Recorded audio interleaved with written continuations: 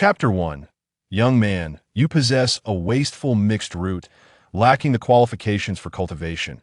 Elder Qing Feng remarked, his gaze fixated on the crystal ball before him, his voice tinged with regret. Elder, I implore you to examine my foundation as well. If I am incapable of refining qi, might I still tread the path of martial arts? Xiang Yun produced a string of copper coins from his bosom, totaling 501, and presented them to the attending disciple standing nearby. The disciple accepted the coins, casting a helpless glance at the elder. With a sigh, Elder Qing Feng extended his hand, gently grasping Xiang Yun's wrist to take his pulse. After a moment, he stroked his grizzled beard and shook his head, saying, "You are already 18, yet your meridians remain largely undeveloped. Your foundation can only be deemed mediocre, and your channels are severely blocked. It appears you suffered a grave illness a year ago. The remnants of that ailment still lurk within your organs. Not only is martial training out of the question, but even prolonged physical labor would be beyond your capacity. To be unable to refine qi or practice martial arts means you are essentially wasted." Upon hearing this, Xiang Yun's face flickered with surprise and despondency as he silently withdrew from the testing platform. He pondered to himself, recognizing the elder's remarkable ability to discern his condition with such accuracy. Recalling the events of a year prior, he had been engrossed in playing League of Legends, savoring watermelon, and enjoying the cool breeze of air conditioning, when suddenly a bolt of lightning struck. He had traversed realms, inhabiting the body of a youth named Xu Zhuang, who had just succumbed to illness. His soul did not inherit the original owner's memories, but rather the frail body of Xu Zhuang. Xu Zhuang's parents, overwhelmed with joy and sorrow at the loss of their son, refrained from probing the amnesiac Xu Zhuang too deeply, and instead patiently guided him in learning the language of this world, aiding his readjustment to life. This world bore resemblance to ancient China, with slight variations in culture and language. After 6 months of recuperation and study, Xiang Yun had become proficient in the local tongue. Just as his health was gradually improving and communication ceased to pose an obstacle, he learned of an upcoming event, the disciple selection of the Qingchuan sect, which would take place in half a year in Qingshan City. This revelation prompted a swift change of heart for Xiang Yun. As the saying goes, the pleasures of life pale in comparison to the distant path of immortality. Thus, he journeyed to Qingshan City, initially earning a living by chopping firewood, only to soon discover his body could not endure the strain, leading him to take on errand work instead. After 6 months of relentless effort, he had managed to save 2 guan of money. Now, having failed both the spiritual root and foundation tests, which had cost him 1 guan, Xiang Yun had no choice but to step aside, signaling for his younger sister Su and I to approach the platform for her examination. Here are 2 taels of money. First, give 1 tael to the disciple in charge of the spiritual root test. If that fails, use the other tael for the foundation test, Xiang Yun instructed. Su and I, in the midst of losing her baby teeth, flashed a gap-toothed grin and playfully replied, "Got it, brother." As he watched his sister ascend the high platform, a wave of anxiety washed over Xiang Yun. All his funds had been exhausted on the tests, and procuring food had become a pressing issue. Perhaps he could borrow a few coins from the Ergu to buy some buns to stave off hunger. Having already vacated the modest dwelling he rented outside the city, he was left pondering his uncertain future. Without any startup capital, everything would have to begin anew, working to save money, all in pursuit of the dream of wealth. This ancient life is truly arduous. I toil all day for a mere 101, and after rent and food, hardly any remains. Did I cross over just to become a beast of burden? Why do others possess golden fingers and systems upon their arrival, while I have nothing? Even a divine wealth system would suffice. Hey, system, are you there? Xiang Yun called out loudly in his mind, having done so for an entire year without receiving any response. Just as he was lost in a whirl of chaotic thoughts, a dazzling blue light erupted from the high platform. Wow, an exceptional mutated ice spiritual root. Elder Qing Feng exclaimed. The crowd gathered around the platform erupted in excitement. Whose child is this? They are bound to prosper. With such an exceptional spiritual root, joining the Qingchuan sect will surely make them a direct disciple truly. One person ascends, and their entire family rises with them. No wonder the little girl is so adorable. Turns out she is a little fairy. Hurry and inform the other sects. Let them come and compete with the Xu Zhuang sect for this talent. There are rewards for providing information. A suggestion from the crowd sparked a flurry of activity, and many began to leave the square. Qingshan City, the largest city within 1,000 miles, while under the influence of the Xu Zhuang sect, also hosted the powers and industries of surrounding sections. Xiang Yun turned in astonishment to look at his sister, his heart a tumult of emotions. Though I am deemed worthless, my sister is destined to become a celestial being. Perhaps this is not so bad. Once my sister achieves greatness, she might lend me a hand, providing me with the cleansing elixirs to resume my cultivation path. Even if that fails, perhaps some longevity fruit could extend my life by decades. The murmurs of the crowd seemed to resonate with Elder Qing Feng, who lifted Su and I into his arms, inquiring about her family, intending to visit them and take her under his wing. Su and I pointed downwards towards Xiang Yun. My brother is down there. Elder Qing Feng gazed at the stunned Xiang Yun below. Your brother is young and cannot make decisions. Do you have parents? Where do they reside? My parents live in Su family village outside the city, Su and I replied. No sooner had she spoken than Elder Qing Feng soared into the air with Su and I, heading southeast towards Su family village. Wait, I haven't gotten on yet. Xiang Yun shouted anxiously from below. However, how could a celestial being heed the pleas of a mere mortal? He had already transformed into a streak of light across the sky. Left with no choice, Xiang Yun sprinted towards home. As he reached the outskirts, he spotted another violet streak of light darting across the sky, from which 3 figures were faintly discernible. What the hell? Look at those celestial beings. They can effortlessly carry 3 people through the air. Why couldn't Elder Qing Feng take me along for the ride? Xiang Yun muttered to himself, a mix of envy and dissatisfaction swirling within him. As the sun set and night gradually descended, when Xiang Yun finally returned to Su family village, the scene before him filled him with dread. Flames engulfed the village, and anguished screams echoed through the air as livestock fled in panic, trampling the fields in chaotic disarray. The acrid scent of charred remains hung heavily in the air, stirring a sense of foreboding in Xiang Yun's heart as he hastily veered off the main road, racing up the mountain trail to his home. Upon pushing open the courtyard gate, the sight that greeted him shattered his heart. That ethereal Elder Qing Feng lay sprawled in the courtyard, a pool of blood spreading around him. Su father's skull was shattered. Slumped against the grinding stones, Su mother leaned against a pile of straw, her cough mingled with blood foam, on the brink of death. Xiang Yun's eyes reddened as he rushed to embrace Su mother. Mother, what has happened? What transpired? Su mother's dim gaze flickered with the last glimmer of light upon seeing him. It's Zhuang. Your sister has been taken. His mother recounted the harrowing tale. Elder Qing Feng had brought Su and I home, expressing his desire to take her as a disciple, prompting the family to prepare her belongings. As the couple rejoiced over their daughter being chosen by a celestial being, a shard of ice pierced through Elder Qing Feng's back. Subsequently, a man clad in purple, accompanied by 3 disciples, descended from the heavens, seizing Su and I and fleeing. The remaining disciples ruthlessly slaughtered Su father in his attempts to intervene, gravely injuring Su mother, and unleashed a bloody massacre upon Su family village. Fully aware of her impending demise, Su mother summoned her final strength to plead. Zhuang, I know you are no longer the same, but for the sake of all we have done for you, I beseech you save your sister. Please. It turned out that Zu's parents had long sensed the differences in Xiang Yun, but had always regarded him as their own son. Tears streamed down Xiang Yun's face, the love and care of the Su family vividly etched in his memory, leaving him at a loss for how to repay such genuine affection.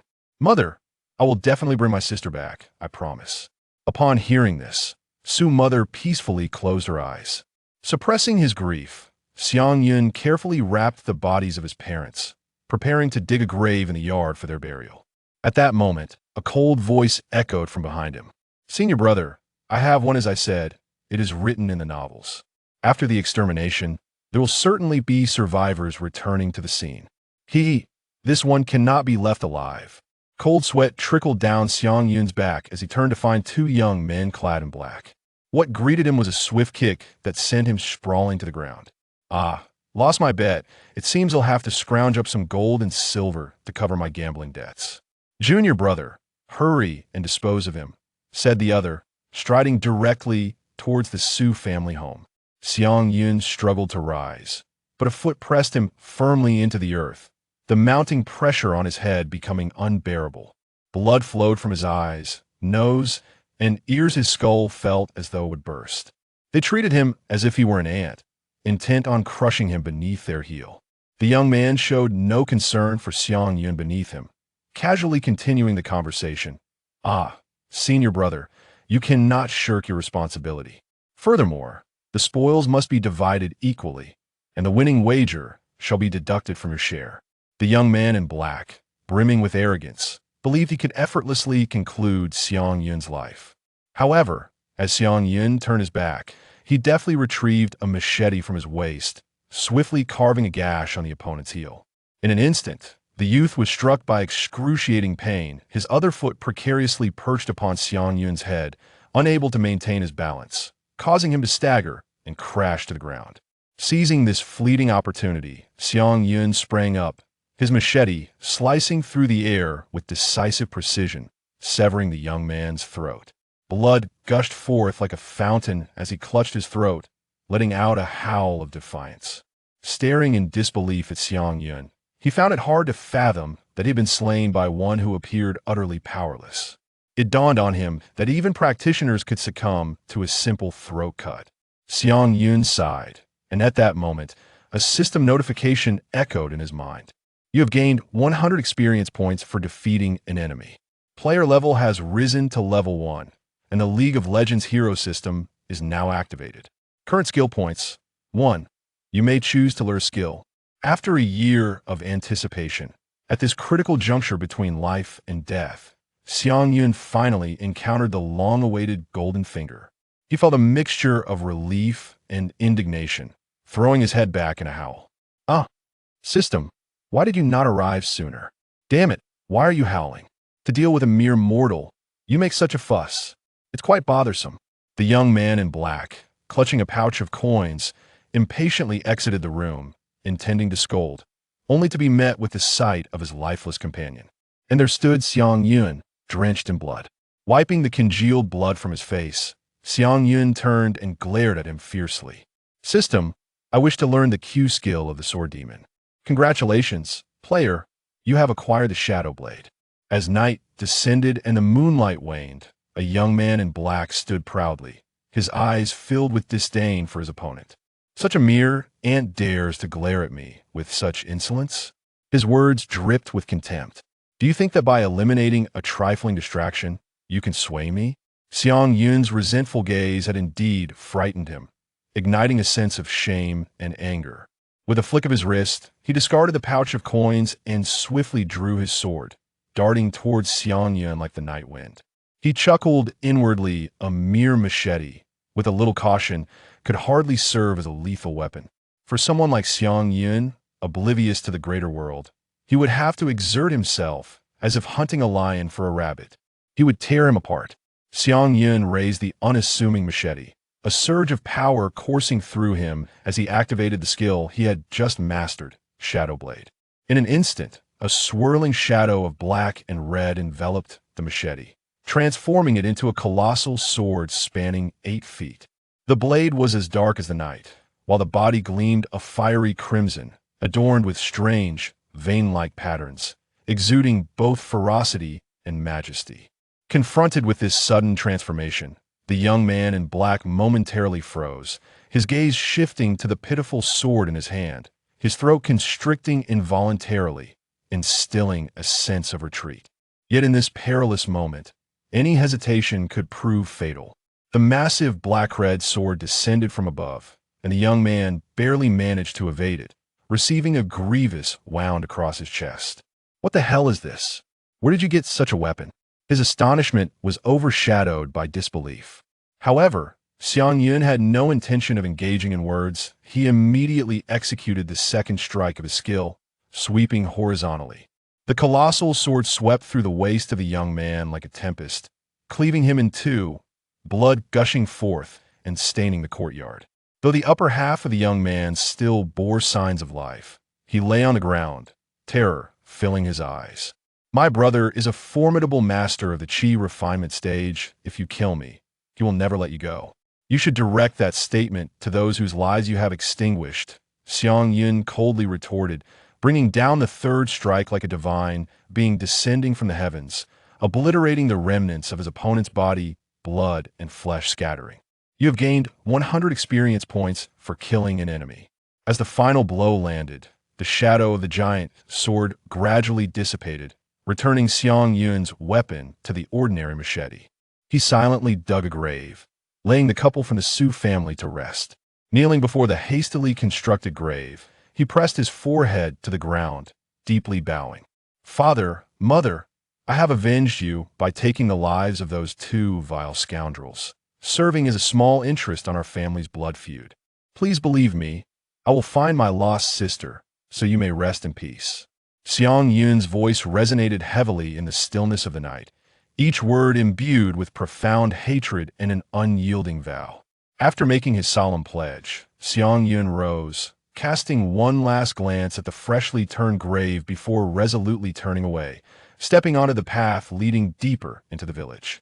In the night, the moonlight cascaded upon his shoulders, seemingly the sole witness from the heavens, illuminating the path ahead.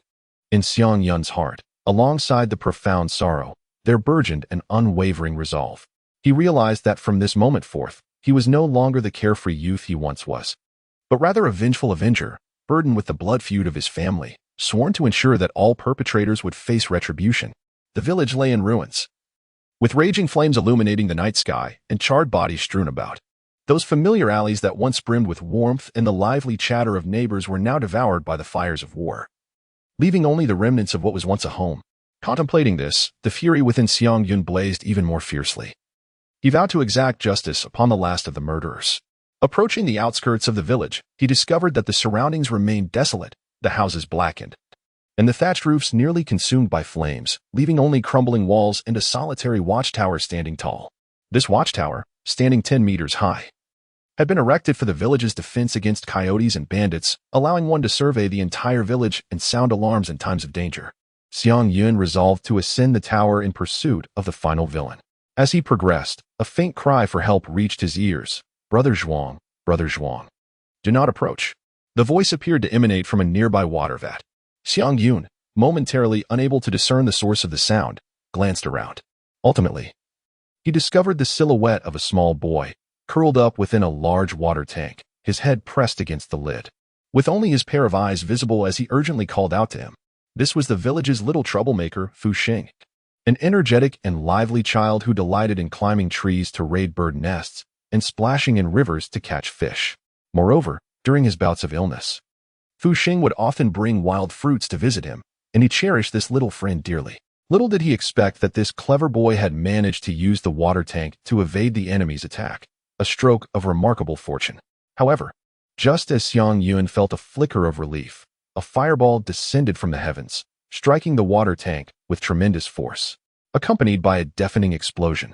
Both Fu Sheng and the tank were obliterated into fragments.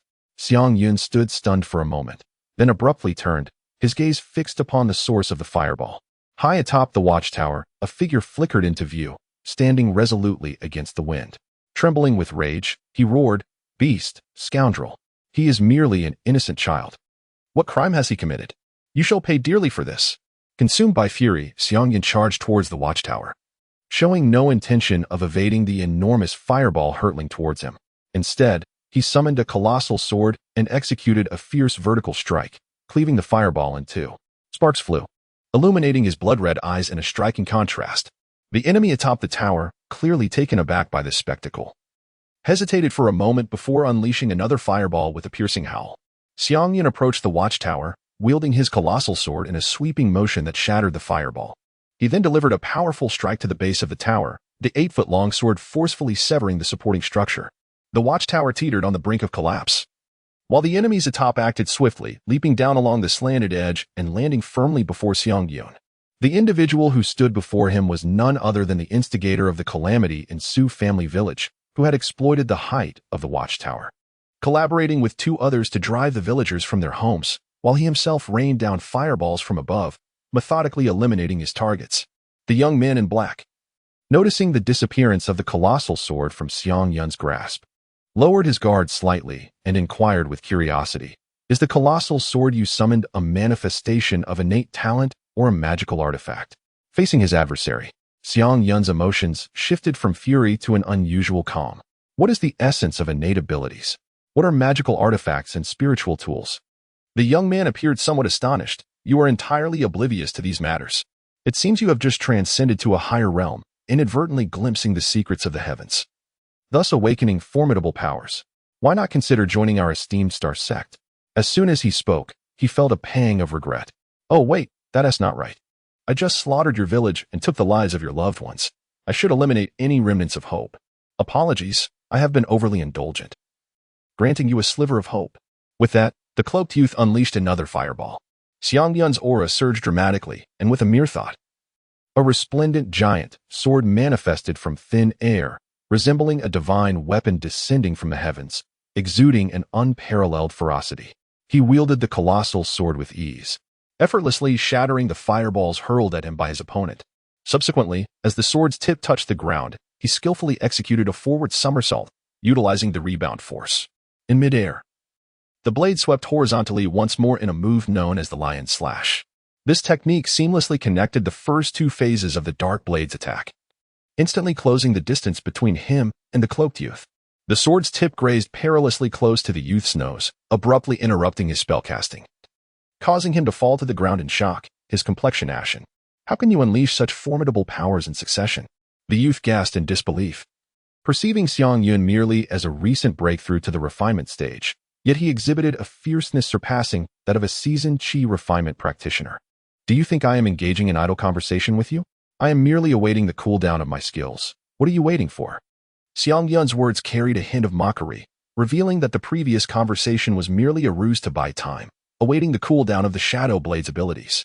In these fleeting seconds of respite, Xiang Yun found himself nearly devoid of combat capability. The young man in black, evidently perplexed by the concept of cooldowns, was on the verge of speaking. Yet, Xiang Yun did not grant the opportunity for words. In an instant, he leapt once more, concentrating all his might in the air, unleashing a final, devastating strike.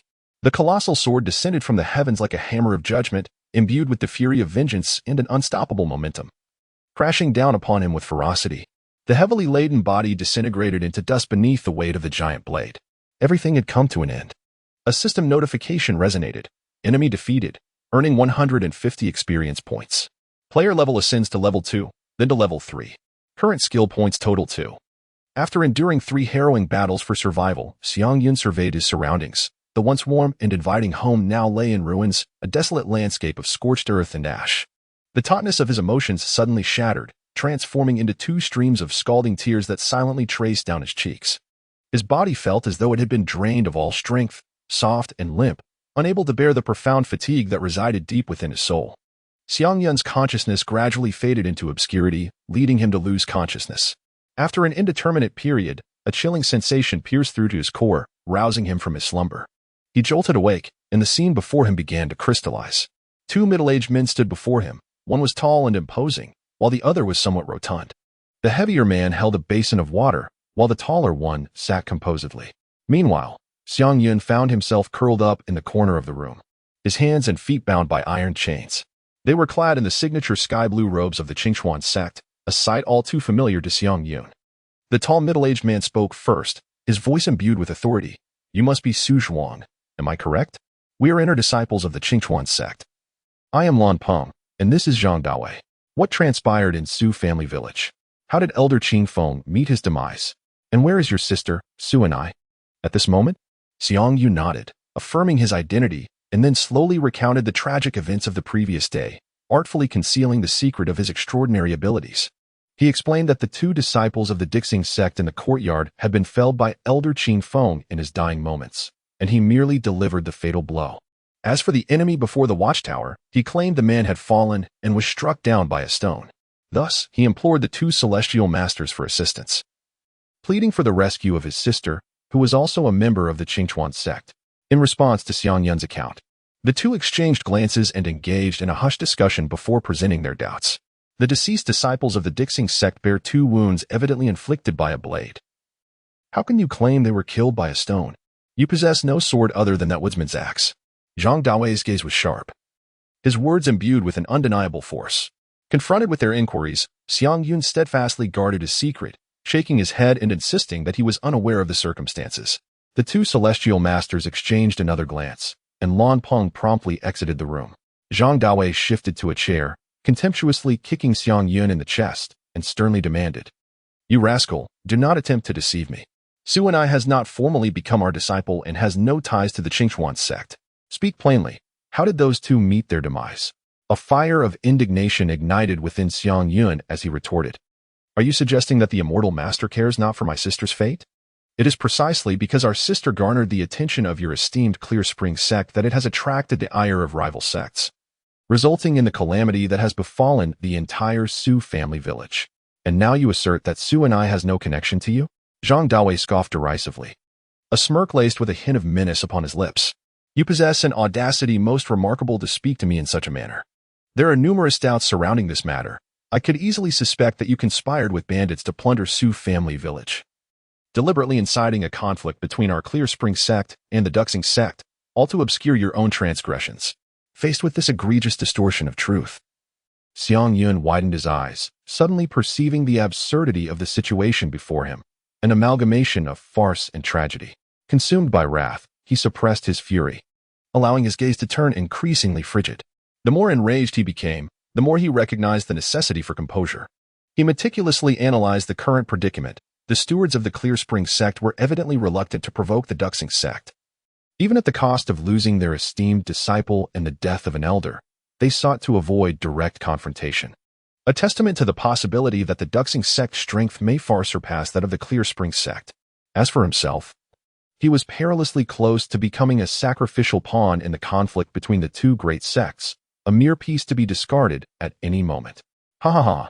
If, according to your reasoning, I were indeed colluding with bandits, how could I possibly possess the capability to slay Elder Qingfeng?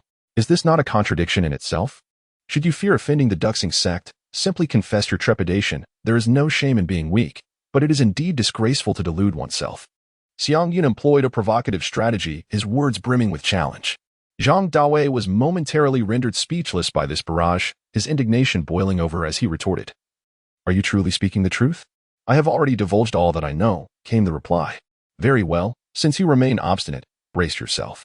When the elders of our sect arrive to wield the soul-searching technique upon you, we shall see if you can maintain your bravado."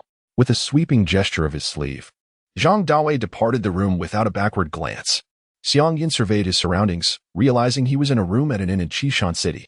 Clearly, the recruitment team from the Qingchuan sect, unable to wait for Elder Qingfeng, had come to Shujia village, discovered him in a state of unconsciousness, conducted their investigation, and subsequently brought him back to Qishan City. Their brutal confinement of him evidently implied a sinister intent to pin the blame for the massacre of his village on him. No, he could not resign himself to such a fate. With the Qingchuan sect proving unreliable, he had no choice but to seek his own salvation. Gazing at the chains binding his hands and feet, a thought crossed his mind, and the shadow blade materialized silently in his grasp. With a gentle stroke, the shackles shattered in response. He rose to his feet and approached the door, only to discover a shimmering golden light enveloping the door panel. Within that luminescence, intricate dragon patterns and bird inscriptions intertwined, indicating that it had been sealed by the Qingchuan sect steward using a spell. Xiang Yun furrowed his brow, contemplating an escape plan. How could he extricate himself from this confined space?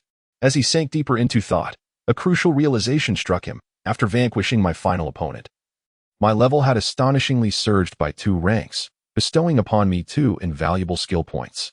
If I could select a skill that would facilitate my departure from this room, all my troubles would be resolved. He swiftly sifted through the possible skill options in his mind. Should he consider learning Blink? No, the cooldown was excessively long, spanning several minutes, which might prove impractical in a moment of urgency. Perhaps Ezreal's Arcane Shift, E-skill, or Kane's wall-passing ability could suffice.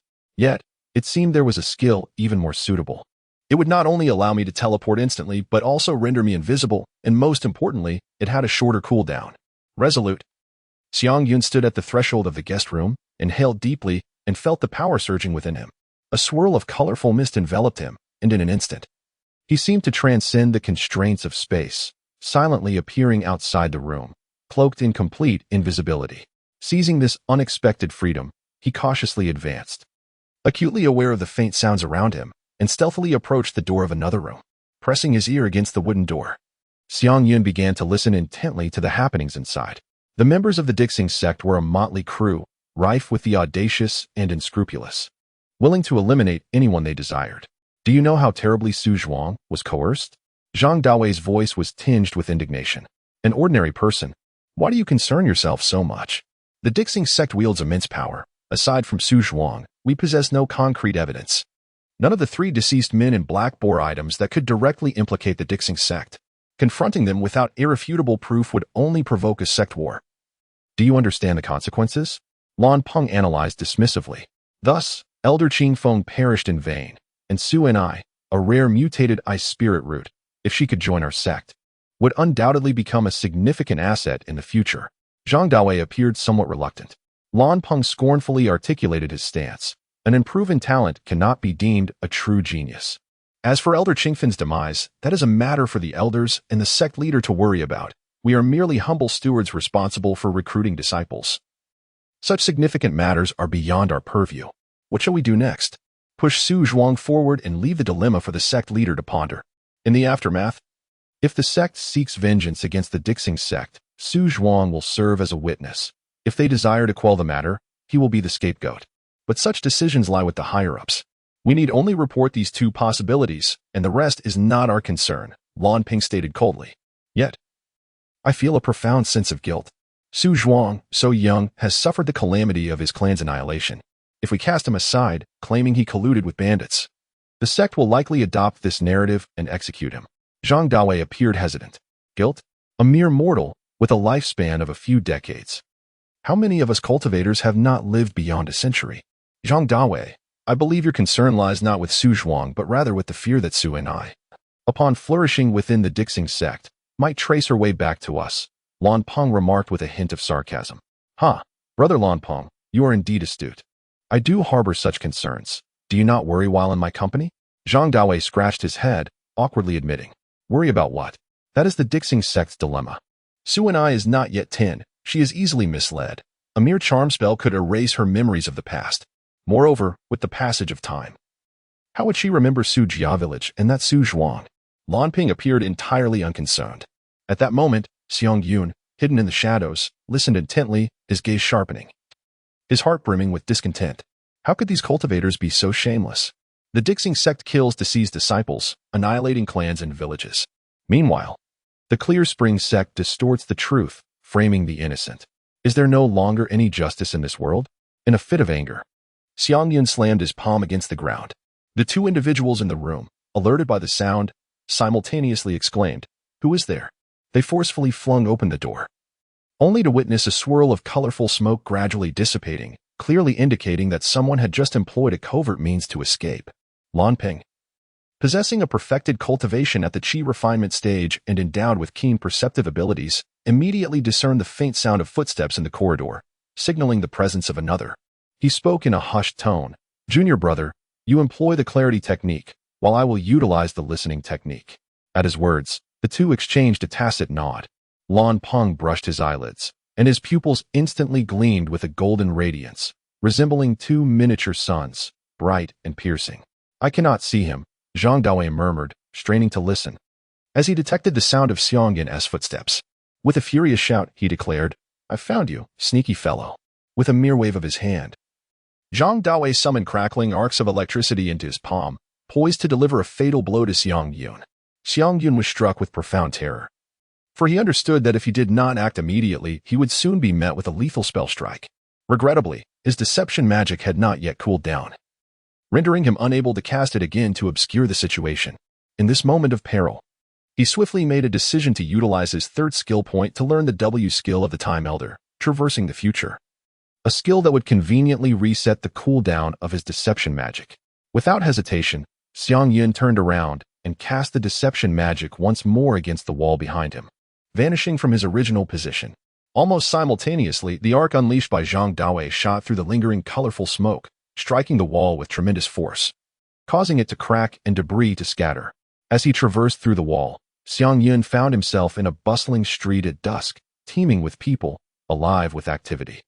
However, a resounding crash shattered the surrounding clamor as Zhang Dawei emerged from the wall, drawing the curious gazes of the passers-by. Xiang Yun was astonished by the Qingchuan sect's deacon, whose power was terrifying, as he shattered the brick wall with a single blow. Fortunately, Xiang Yun was still briefly cloaked in invisibility, but a sudden dizzy spell made him realize he shouldn't linger. He swiftly blended into the crowd, ensuring he remained unseen by Zhang Dawei, and vanished into the tumult. Xu Zhuang was gone. He must have been the one eavesdropping. Lan Peng stood before the breached wall, his face clouded with gloom. Zhang Dawei looked around for Xu Zhuang and asked anxiously, "What do we do now? What else?" "We act preemptively. Spread word that he massacred Xu family village and issue a citywide warrant for his arrest. We also amend the report, deleting any mention of us capturing him, lest we be held responsible for letting a key witness escape," Lan Peng retorted, casting a disdainful glare at Zhang Dawei. How could he possess the ability to turn invisible and pass through walls? Could he truly be responsible for what happened at Xu family village? Zhang Dawei's question further irritated Lan Peng. Lan Peng, at the end of his tether, struck Zhang Dawei's head sharply. "Incorrigible fool. What have you learned from all these years of cultivation?" Xiang Yun must have entered the Tao and inadvertently awakened a divine talent, using that power to murder those people. A divine talent awakened by accident? That's exceedingly rare. He's merely at the refinement realm. How could he awaken a divine power? Does that mean he's an exceptional genius? Like his sister? Zhang Dawei exclaimed in astonishment. Lan Peng shook his head, filled with regret. Alas, had he not concealed his possession of a divine power, I would have certainly brought him into the sect. But now it's too late. He has overheard our conversation, and the seeds of distrust have been sown. We have no choice but to falsely accuse him. Within Green Mountain City, though Xiang Yun had made many acquaintances, only Li Ergu was a true friend, someone he could rely on with his life. Half a year prior, during a winter day, Xiang Yun chanced upon Li Ergu, who had fallen into the moat. Though onlookers gathered, none dared to brave the icy waters to offer assistance. At that crucial moment, Xiang Yun stepped forward, diving into the water without regard for his own safety, and pulled Li Ergu back from the brink of death. Since then, Xiang Yun had become not only Li Ergu's savior but also his closest confidant. Li Ergu took Xiang Yun up the mountains to chop firewood and introduced him to work as a delivery runner in the city. Their friendship was profound. "What? Xu family village was massacred by cultivators, and your sister was abducted?" In a humble, tiled roof house, flickering candlelight illuminated Li Ergu's astonished expression as he heard of Xiang Yun's plight. Xiang Yun voraciously devoured the steamed bun, his throat constricted, rendering him speechless. He could only respond with vigorous nods. Hunger and exhaustion, compounded by the sudden devastating news, brought him to the brink of collapse. After 2 consecutive days and nights without sustenance, each morsel seemed to fill the immense void within his body. Observing this, Li Ergu quickly extended a bowl of water towards him, urging, "Take your time, no one is competing with you." Xiang Yun gratefully accepted the water, swallowing it down alongside the steamed bun until he felt a slight fullness in his stomach. Only then did he let out a long sigh. "Thank you, Ergo. What are your plans next? Will you remain in Qingshan City to continue working, or?" "I intend to search for my sister, Ergo. These past few days, I would appreciate your help in inquiring about the precise whereabouts of the Dixing sect in the city." Xiang Yun's expression was filled with urgency. Li Ergo furrowed his brows upon hearing this. "They are celestial beings, lofty and untouchable. What difference would it make if you were to find them? Furthermore, your sister may have already been accepted as a disciple. Even if you do locate her, what then? Will you ask her to leave the sect and return to the countryside as a mere wild girl?" Upon hearing these words, Xiang Yun felt a sharp pang in his heart, as if doused with cold water from the harsh reality. For a moment, he stood there in a daze, at a loss for what to do. Reason dictated that Li Ergu's words held merit. The vendetta for the slaughtered village had been avenged, and his sister might acquire unparalleled cultivation resources at the Dixing sect. Yet, on an emotional level, how could he betray the promise made to Mother Xu and disregard his sister's well-being? Noticing Xiang Yun's silence, Li Ergu let out a gentle sigh. "I shall retire for the night. Tomorrow, I will help you gather information." Ponder well whether you truly wish to retrieve your sister and the cost that entails. With that, the candlelight within the room extinguished, leaving Xiang Yun enveloped in darkness as he wrestled with this perplexing choice. Xiang Yun lay upon a makeshift wooden bed, his thoughts swirling like a tempest, tossing and turning restlessly. Time slipped away, and his consciousness began to fade. In a hazy reverie, amidst the winter's wind and snow, a young girl named Shuni stood in the snow. Her smile, missing a front tooth, exuded an innocent charm. In her eyes sparkled an unwavering reliance on Xiang Yun. "Brother, let us build a snowman together," she urged. "For of us, father, mother, brother, and I, our family of 4. Her voice rang clear as a mountain spring, and tears streamed down Xiang Yun's face uncontrollably. Suddenly, the dream transformed. Shuni was being swept away by a figure cloaked in black, soaring through the sky. Her tiny hands reached desperately towards Xiang Yun, her cries piercing through the howling wind and snow, burrowing into his heart. "Brother, save me. I want to go home. I do not wish to cultivate immortality. I only want to be with my family." In his dreams, Xiang Yun ran with all his might. Yet he could only watch helplessly as his sister's figure receded into the distance, the overwhelming sense of powerlessness nearly engulfing him. Time flowed like a swift river. And many years later, Xiang Yun had married and started a family. One day, his grown sister, Su and I, suddenly appeared in their home, wielding a long sword, its tip aimed directly at his throat. Her voice was cold and resolute. "Why did you not heed our mother's words and bring me home? These years have been so bitter for me." Overwhelmed with anguish, Xiang Yun lamented the loss of his parents, a void that rendered him without a place to call home, his familial haven forever gone. Suni's gaze, laden with reproach, conveyed her sentiments. Even amidst such desolation, "You should not have compelled me to remain in the proximity of our adversaries. At the very least, I deserve to be informed, to exercise my prerogative of choice." A single, decisive strike sealed her fate. Xiang Yun abruptly awakened, drenched in cold sweat, realizing the night outside had deepened into darkness. What a tormenting dream it had been. As the first light of dawn began to grace the horizon, Xiang Yun extricated himself from his heavy thoughts and gazed toward the gradually brightening window. The figure of Lier Go, who occupied the east wing, had long since vanished, presumably having set out to gather intelligence regarding the Dixing sect. In the west wing, a faint snoring emanated from Lier Go's father, a night watchman from Qingshan City, who had just returned from his nocturnal duties and was now sound asleep on his bed. Lier Go's existence was fraught with difficulties.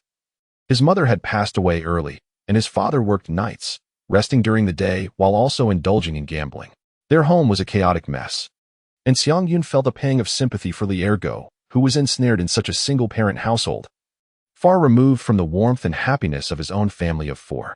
Yet, in contrast, Lier Go at least possessed a small tiled house in the bustling Qingshan City, a semblance of a complete family, and the comfort of having his father nearby. Seated in the living room, Xiang Yun sighed deeply, pondering the uncertain path that lay ahead. The art of war teaches us, know yourself and know your enemy, and you shall never be defeated. Lier Go had ventured out to seek news of their adversary's sect. But what of his own circumstances? Since his arrival in this world a year ago, he had yet to uncover the whereabouts of the elusive Golden Finger, until recently, when an unexpected act of violence had finally bestowed upon him some experience points. Was the sole means of enhancing his strength to perpetually engage in slaughter? As a person with a wasted spirit root, coupled with mediocre martial lineage, the prospect of rapidly augmenting his power seemed to hinge solely on that sudden appearance of the Golden Finger. Yet, the notion of trading lives for growth weighed heavily on his conscience. Every life is precious. He could not regard the innocent as mere vessels for experience. Reflecting on the past year, even acts as trivial as killing a chicken had not yielded any experience points, perhaps due to the chicken's inherent weakness, rendering it insufficiently hostile in the eyes of the system. Perhaps hunting more formidable creatures could grant him the experience he sought. Thus, becoming a butcher, processing pigs and sheep, might serve as a viable path. If all else fails, he could seek out an executioner as a mentor. He had read tales of protagonists in web novels gaining abilities through collecting corpses. Perhaps he could acquire his powers through the execution of death row inmates. Xiang Yun self-deprecatingly mused that perhaps abstaining from indiscriminate slaughter was the only option left to him, temporarily setting aside the issue of experience points. He proceeded to examine his skill panel. He vaguely recalled that in his previous life game, the Jester's deceptive magic, Q skill, had an exceedingly brief invisibility duration at level 1, yet here, this ability boasted an impressive 3.5 seconds of concealment. The Elder's time warp had an astoundingly short cooldown of merely 6 seconds. It appeared that the darkened blade, deceptive magic, and time warp were 3 skills that could be elevated to level 5 with just a single skill point. However, this was accompanied by a steep mana cost, which elucidated the dizziness he had experienced after casting 3 consecutive spells the day prior. To enable frequent usage of his abilities in the future, it seemed prudent to acquire mana regeneration skills akin to clarity, ensuring he could maintain his spell casting without succumbing to unconsciousness. Moreover, the system allowed him to view skills, but not his personal health and mana values. Recalling a post he had perused in his previous life on Jihu, which discussed traversing to an apocalyptic realm and the selection of 3 League of Legends skills, he reflected on the most practical combinations. The answers in the post varied widely. Some leaned towards survival and self-sufficiency, suggesting the Captain's Oranges, the Drunken Barrel's Drink, and Bard's Cake, forming a culinary survivalist strategy. Others advocated for mastering Silas's ultimate, Echo's ultimate, and Kiana's ultimate, creating a strategy that could steal enemies' ultimate abilities while granting him an immortal state. Even more audacious suggestions included learning the Jester's boxes, Teemo's mushrooms, and Jin's traps, culminating in a trap strategy that was as distasteful as it sounded. Among the myriad of responses, the most acclaimed combination featured Xiang's Soul Furnace W skill, Thresh's passive ability, and Senna's passive, establishing a build that could infinitely stack passives. Additionally, the suggestions encompassed the Little Mage's Q, the Dog-Headed Champion's Q, the Little Fire Dragon's Q, the Great WRM's R Feast, and various abilities of the Dragon King, all belonging to the category of skills that became increasingly potent over time through accumulation. Xiang Yun wholeheartedly agreed, planning to embark on mastering these skills once he had resolved his own mana supply issues. When these skills were layered upon one another to the extent of thousands, he might possess the formidable power to rend celestial beings asunder and devour demons with his bare hands. At that juncture, annihilating the Dixing sect and rescuing his sister would be as effortless as plucking a flower. Moreover, following 3 ascensions, Xiang Yun perceived that his body was undergoing an unprecedented transformation. The ribs, once prominently displayed due to long-term malnutrition, were now gradually being enveloped by layers of newly formed, robust muscle as his gaunt silhouette was being supplanted by the contours of strength. Not only was his physique evolving, but even his height had subtly increased without his notice. The once baggy old shoes now felt slightly constrictive. All these changes silently attested to the rapid metamorphosis of his physique.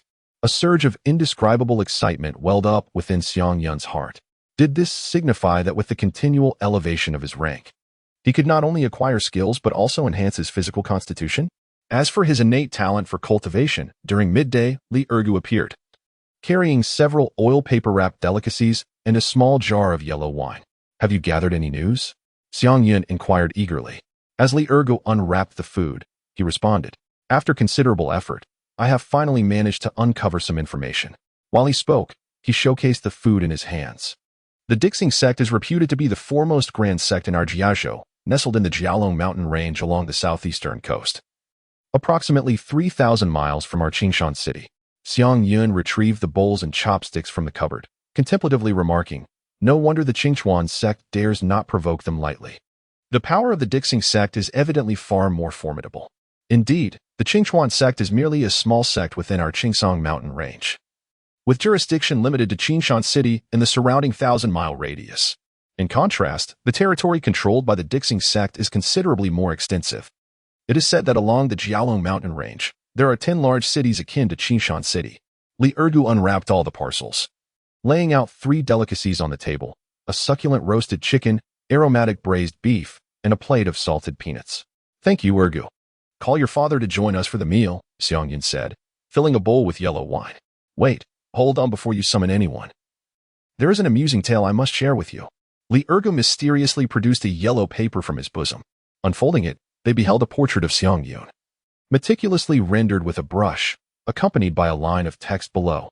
"Xu Zhuang colluded with bandits, committing the crimes of village slaughter and robbery, and is now wanted. A reward of 10 guan will be given for providing valid information, and 100 guan for direct capture."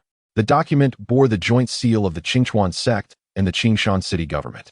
Xiang Yun inhaled sharply, taken aback by the swift reaction of the Qingchuan sect.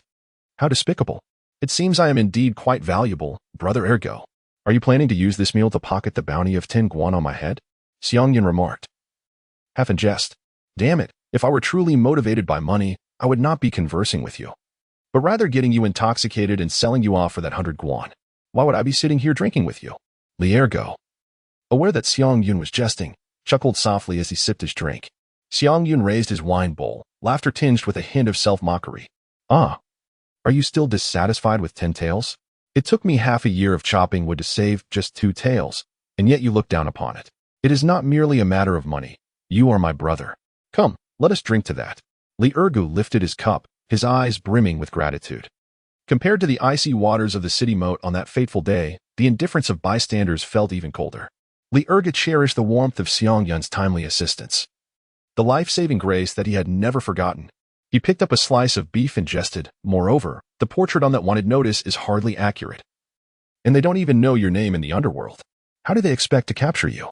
In his daily life in Xishan City, Xiang Yun is known by his original name, Xiang Yun, only using the name Xu Zhuang at home and during talent assessments. Consequently, the members of Qingchuan sect are unable to locate Xiang Yun under the name Xu Zhuang. The two bowls gently clinked together, producing a crisp sound. Perhaps the conversation was too lively, disturbing the resting Li father, who slowly appeared at the door of the west room. His gaze fell upon the sumptuous dishes on the table, and he feigned surprise, saying, "Oh, we have guests at home. Such a lavish spread. And you didn't even call for me. Uncle, we just finished setting the table and we're about to invite you to join us," Xiang Yun quickly explained. However, Li Ergu shot an annoyed glance at his father, slamming his bowl down heavily on the table, his tone laced with reproach. What's the point of calling? You said yourself that you must not be disturbed during your rest, no matter the time or matter. Since the incident of falling into the water, Li Ergu's attitude towards his father has undergone a profound transformation. Months ago, Li father was severely punished by gamblers due to debts, but fortunately, Li Ergu arrived just in time to repay the debts and save his father from greater calamity. However, following this incident, Li father was left with lingering ailments, bedridden for half a month. It was only thanks to the alternating night watches of Xiang Yun and Li Ergu that he managed to retain his position. Since then, Li father's health has steadily declined. Though not yet 60, he appears as if he were in his twilight years, no longer capable of exerting the same physical force upon the young Li Ergu as he once did. Seizing this opportunity, Li Ergu transformed from a state of passive endurance to become the true pillar of the family and a devoted son. "Uncle, let us dine together." Xiang Yun attempted to ease the slightly awkward atmosphere. Li Ergu glanced at his father and, for the sake of brother Yun, relented. "Fine, let us eat."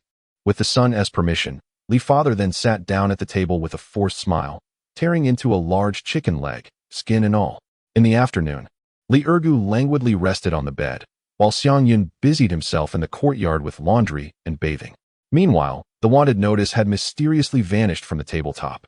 As Li Ergu yawned and organized his belongings, he turned to Xiang Yun and said, "I'm about to head out to work. Do you have a plan in mind? What are your intentions moving forward?" Xiang Yun gazed towards the southeastern sky, resolved that regardless of the outcome, he must personally visit the Dixing sect to convey everything to his sister, allowing her to make her own decision. If she wished to leave the Dixing sect, that would be ideal. However, if she chose to stay, he would respect her choice. At the very least, when she grew older, she would not hold it against him, her elder brother, for not having made an effort. With these thoughts, his determination deepened further. Hearing this, Li Ergu nodded gently and gave Xiang Yun's shoulder a reassuring pat, encouraging him to speak up if he needed any assistance. Xiang Yun smiled and shook his head. "No need, my brother. Once my clothes dry, I shall set off. The matters on the road are manageable for me. What sense is there in embarking on a journey without provisions?" With that, Li Ergu pulled out 2 coins from his pocket, the total amounting to exactly 1 guan. In days gone by, this sum would have taken Xiang Yun 3 months of diligent saving to accumulate. Xiang Yun, half joking and half serious, remarked, "Hey, when did you become so affluent? Why not save that money for an opportunity to test your aptitude at the Clear Spring sect? Who knows, you might be chosen." "Heh, I have already been selected, 3 mid-grade spiritual roots, just yesterday. Before long, I must report to the Clear Spring sect. When we meet again, I shall be a cultivator," Li Ergu proclaimed, thumping his chest with unwavering confidence. Xiang Yun sincerely felt happy for him. "Congratulations. However, you cannot possibly continue to use the name Li Ergu in the future, can you? If this name were to spread, it would indeed be quite embarrassing." Li Ergu chuckled awkwardly, scratching his head. "Well, my old man thinks this name makes it easier to raise a child, so it was settled like this. Now that you mention it, It does seem somewhat rustic. Since you are well-read and cultured, could you assist me in choosing a new name?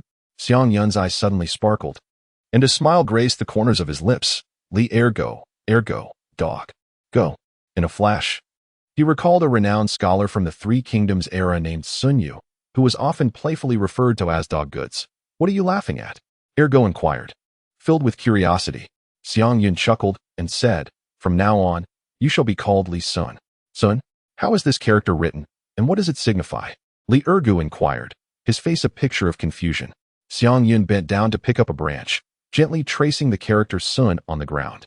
In ancient times, there existed a great sage named Xuanzi, who posited that human nature is fundamentally flawed, and that through transformative education, one could amend the inherent vices of mankind.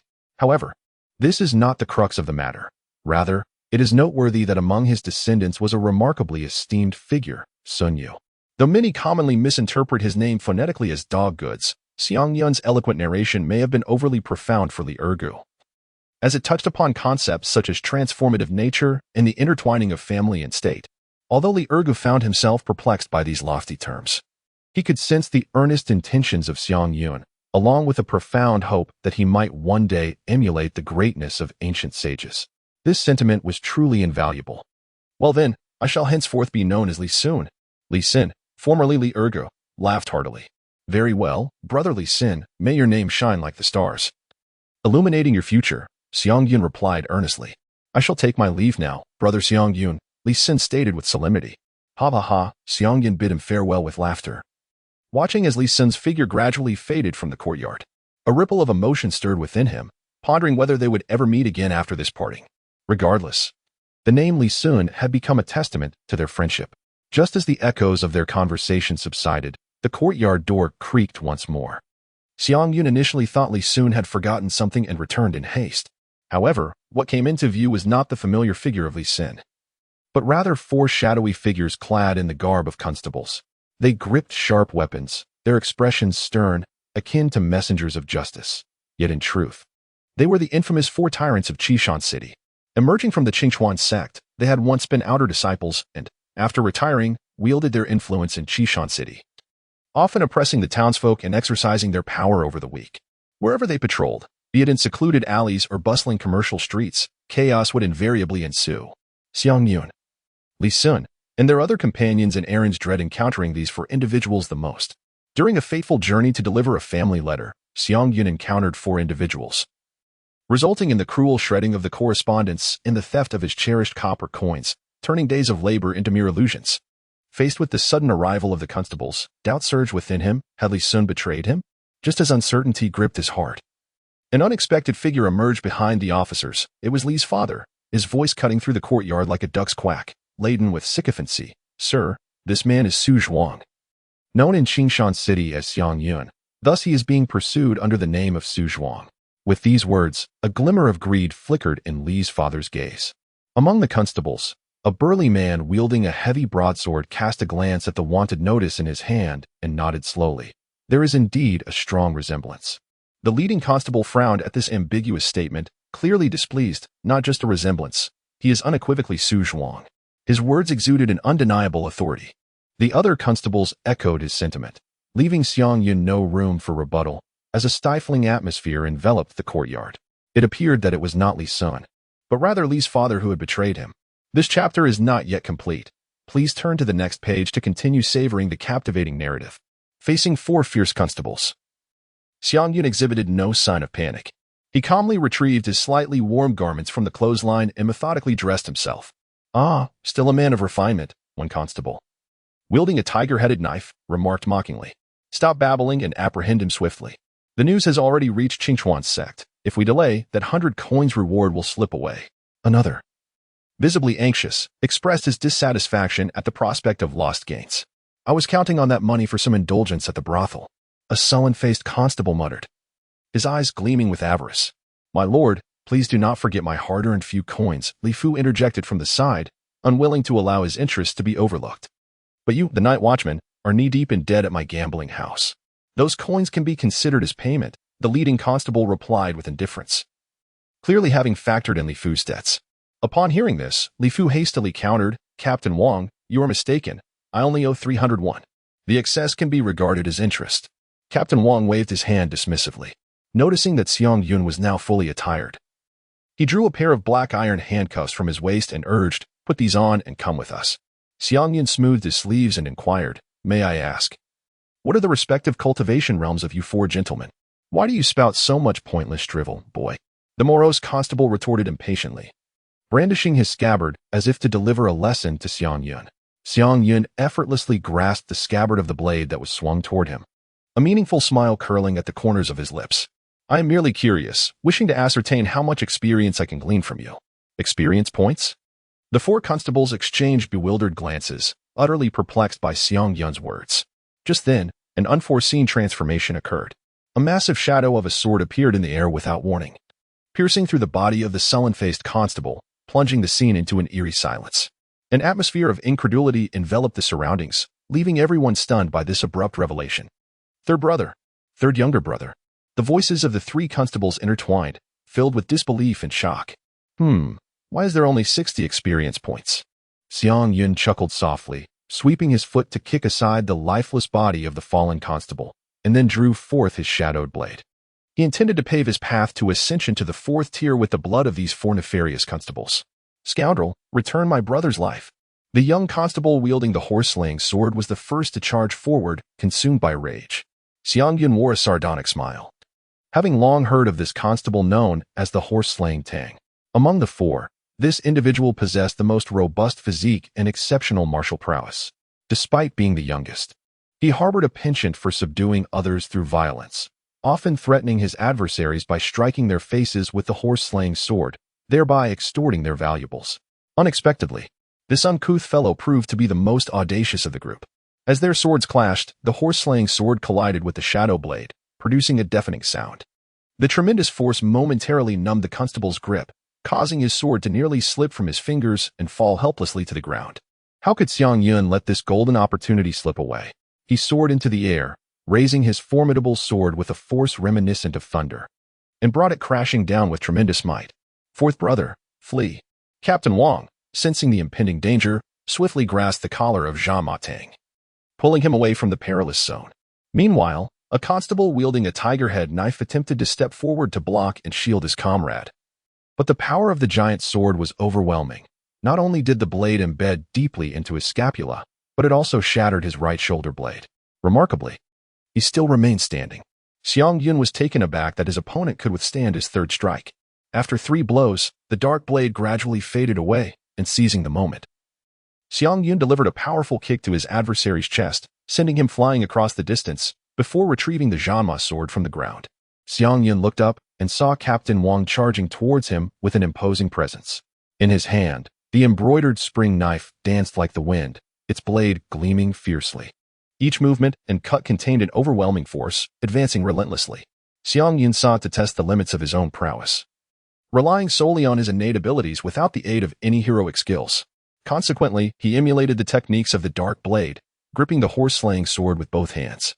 He leaped into the air, executing a powerful downward slash aimed directly at Captain Wang. However, the tip of the horse-slaying sword was deftly deflected amidst the swirling blades of the Sichuan knife. Captain Wang approached like a tempest, relentlessly closing the distance, forcing Xiang Yun to retreat repeatedly, momentarily losing the advantage. The technique he had imitated lacked the fearlessness and ferocity exhibited by the sword demon, rendering it easily countered. With a swift shift of thought, Xiang Yun transformed into a wisp of smoke, vanishing from sight in an instant. Captain Wang, having swung his blade through empty air, was perplexed by the whereabouts of his opponent when suddenly a searing pain pierced his chest, revealing the tip of the Zhanma sword emerging from his back. In disbelief, he turned to look, his eyes filled with incredulity. "How could you be behind me?" Xiang Yun's lips curled into a subtle smile as he effortlessly split Captain Wang's body in two with a mere flick. "Just a trivial trick," he remarked nonchalantly. As Captain Wang collapsed lifelessly to the ground, the remaining 3 individuals were thrown into a state of panic, scattering in all directions. At that moment, a notification echoed in Xiang Yun's ears, indicating the acquisition of 80 experience points, yet he still fell short of the requirements for an upgrade. He promptly activated the ability to traverse the future, resetting the cooldown of his skills, and once more employed the art of deception, swiftly catching up to the injured constable. With a single, chilling strike, he executed the kill, thereby earning an additional 100 experience points. Xiang Yun disregarded the old manly, quickening his pace to pursue the defenseless Zhan Matang. Despite the latter displaying remarkable speed in this dire moment, Xiang Yun, wielding a long sword, moved with unwavering steadiness. He was not in a hurry. Instead, he leisurely trailed behind, awaiting the cooldown of the deceptive magic and the ability to traverse the future. Zhan Matang fled to the center of the street, where terrified pedestrians hastily cleared a path for him. The two figures that appeared before him seemed like a lifeline, prompting him to scream at the top of his lungs, "Steward, save me, save me." However, when Lan Peng and Zhang Dawei arrived, they were oblivious to the threat lurking behind Zhan Matang, caught in a moment of confusion. Suddenly, a sound pierced the air, and a sword tip emerged prominently from Zhan Matang's chest. The figure of Xiang Yun appeared ominously behind him, as if everything was within his grasp. The system's voice resonated at the opportune moment, accompanied by a gentle chime. Eliminate the enemy to earn 120 experience points. Player level elevated to level 4. At the moment of ascension, Xiang Yun felt a significant alleviation of dizziness as his augmented mana replenished. His entire being transformed, becoming more resilient and powerful. Indeed, I have grown stronger. It's you, Xu Zhuang. Zhang Dawei exclaimed in astonishment, not missing the chance to mock. You dare to commit murder brazenly in broad daylight. Ha! What a foolhardy little rascal. Lan Ping sneered contemptuously, his words dripping with disdain. Now, faced with both of us, what do you intend to do to escape? Xiang Yun's gaze sharpened as he recognized the newcomers. It was none other than the despicable minions of the Qingchuan sect. Humph, boy. If you know what's good for you, surrender without resistance, Zhang Dawei bellowed. Meanwhile, Lan Ping, fully aware of Xiang Yun's ability to traverse walls and conceal himself, hastily cautioned, "Junior brother, be wary of his supernatural powers and prepare yourself." However, this time, Xiang Yun chose not to flee. He yearned to test whether he could contend with these two powerful enforcers after his recent upgrade. He believed that these two were unlikely to be much stronger than the black-clad youth who had unleashed fireballs, summoning the dark blade. A black-red light swiftly enveloped the Zhanma sword, causing its original 5-foot length to swell and transform into an imposing 8-foot sword. Master, there is more to this chapter. Please click the next page to continue reading. The excitement only intensifies. This fellow has mastered 2 forms of supernatural abilities. Zhang Dawei marveled as he watched Xiang Yun conjure the dark blade out of thin air and turned to Lan Ping, asking, "Senior brother, should we not consider silence? At such a moment, we cannot afford to entertain such thoughts. Today, we must eliminate him without leaving any survivors. Otherwise, we will face dire consequences," Lan Ping replied darkly, his heart swelling with an indescribable loathing. He secretly lamented how advantageous it would have been had they recruited this exceptionally gifted young man as a disciple earlier. Yet, as matters stood, this prodigious individual was now their adversary. Xiang Yun swung his colossal sword, striking downward with fierce intensity. Lan Ping reacted swiftly, thrusting his hands forward as a radiant golden light surged forth, forming a barrier that withstood the impact of the massive blade. Xiang Yun narrowed his eyes, fixating on the resplendent golden protective shield enveloping Lan Ping. This was his first encounter with an adversary capable of withstanding the onslaught of the abyssal blades. He intensified his output of power, causing the golden barrier to tremble, gradually fracturing as fissures spread like cracks in parched earth. "I can barely hold on, junior brother. Please lend me your strength," Lan Peng urged anxiously. Upon hearing this, Zhang Dawei swiftly raised his hand, gathering lightning within his palm, and then unleashed a blinding arc of electricity. Knowing the formidable nature of Zhang Dawei's thunder palm, Xiang Yun opted for a stratagem of illusion, dissolving into a wisp of smoke to vanish from sight. "Employ the ripple listening talisman," Lan Ping commanded, his gaze darting about vigilantly, the golden aura surrounding him unwavering. As he urged Zhang Dawei to utilize the talisman for assistance in locating their quarry, Zhang Dawei retrieved the yellow talisman from his person, slapping it firmly onto the ground. As the talisman shattered, a layer of white mist arose, blanketing the earth like a delicate shroud. This was a specialized talisman designed to counter invisibility, capable of revealing the movements of unseen adversaries to a degree. Just as Zhang Dawei completed the incantation, a series of enigmatic footprints materialized within the mist. Without hesitation, Zhang Dawei flicked his wrist, dispatching another thunder palm directly at the imprints. At that very moment, Xiang Yun materialized within the mist, brandishing his great sword in a sweeping counterattack. However, the electric arc coursed through the blade and into his body, paralyzing him as if he were beset by a myriad of ants. an agonizing numbness seizing him. His skin prickling with searing pain, rendering him immobile. An intense impact followed from behind, a golden ray striking him, causing Xiang Yun to spew forth a mouthful of blood. His body collapsing to the ground. "Show no mercy, junior brother, ensure his demise," Lan Ping uttered with ruthless resolve. Upon hearing this, Zhang Dawei clutched his other wrist with a single hand, the thunder palm crackling and pulsating like a caged thunderbird. Having failed to deliver a fatal blow previously, he now resolved to channel every ounce of his power into this thunder palm. Xiang Yun, his mind reeling from successive spellcasting, was jolted into stark clarity by the chilling premonition of death. Trajectory shift. The illusion was invoked almost instantaneously, and Zhang Dawei's full-powered arc of electricity struck the residual smoke, leaving a charred crater, but Xiang Yun was nowhere to be found. Is he dead? Zhang Dawei cautiously peered about, searching for any sign of the aftermath. He lives. Look there, Lan Peng exclaimed, pointing towards a patch of ground where the mist was thinner, revealing an anomaly. It was undoubtedly the location where Xiang Yun was concealing himself with his invisibility technique.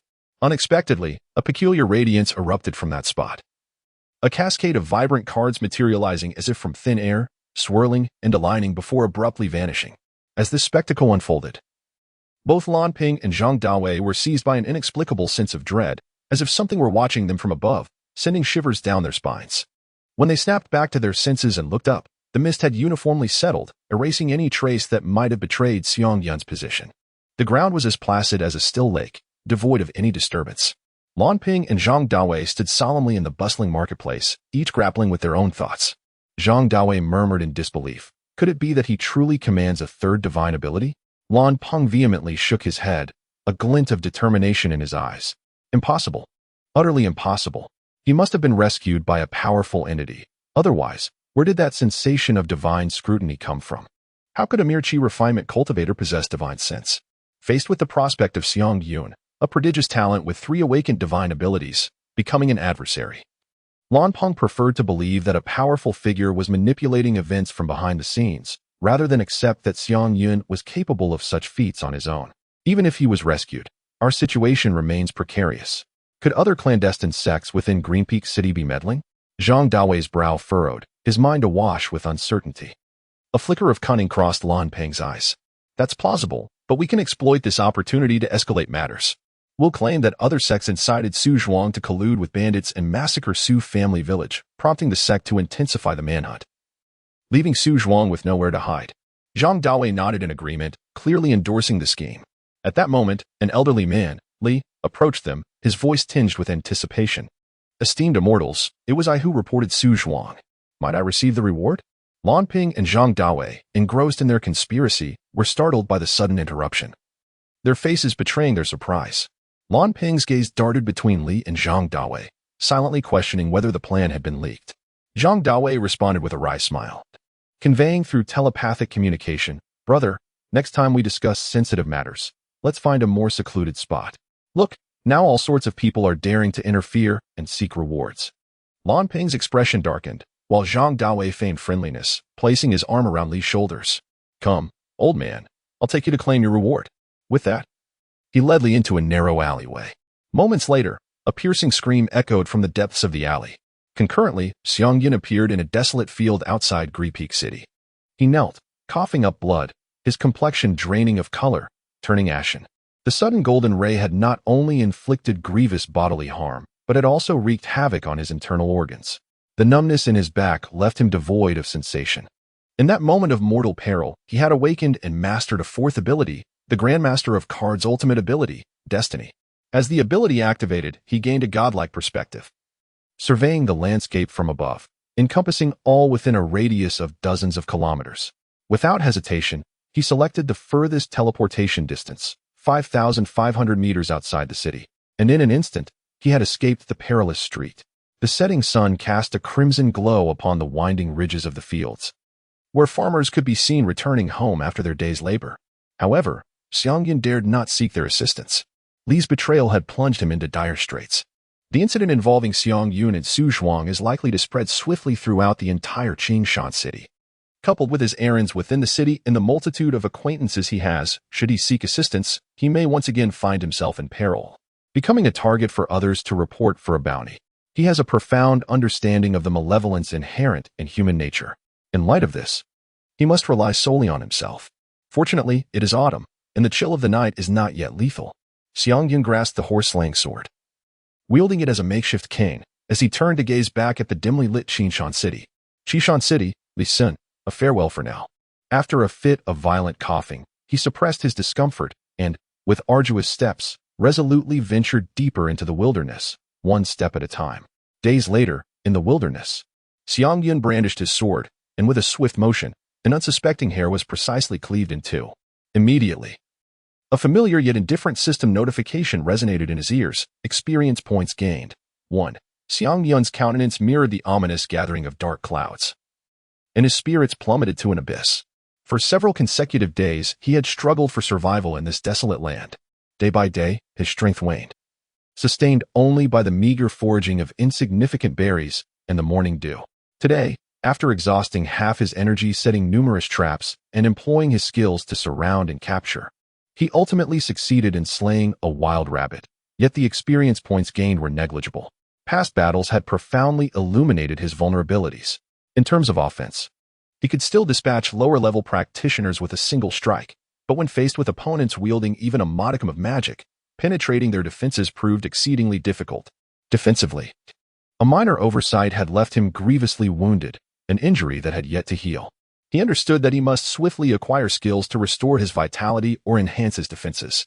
However, the efficiency of experience acquisition through wilderness hunting was astonishingly low, leading him to ponder the duration required to attain level 5.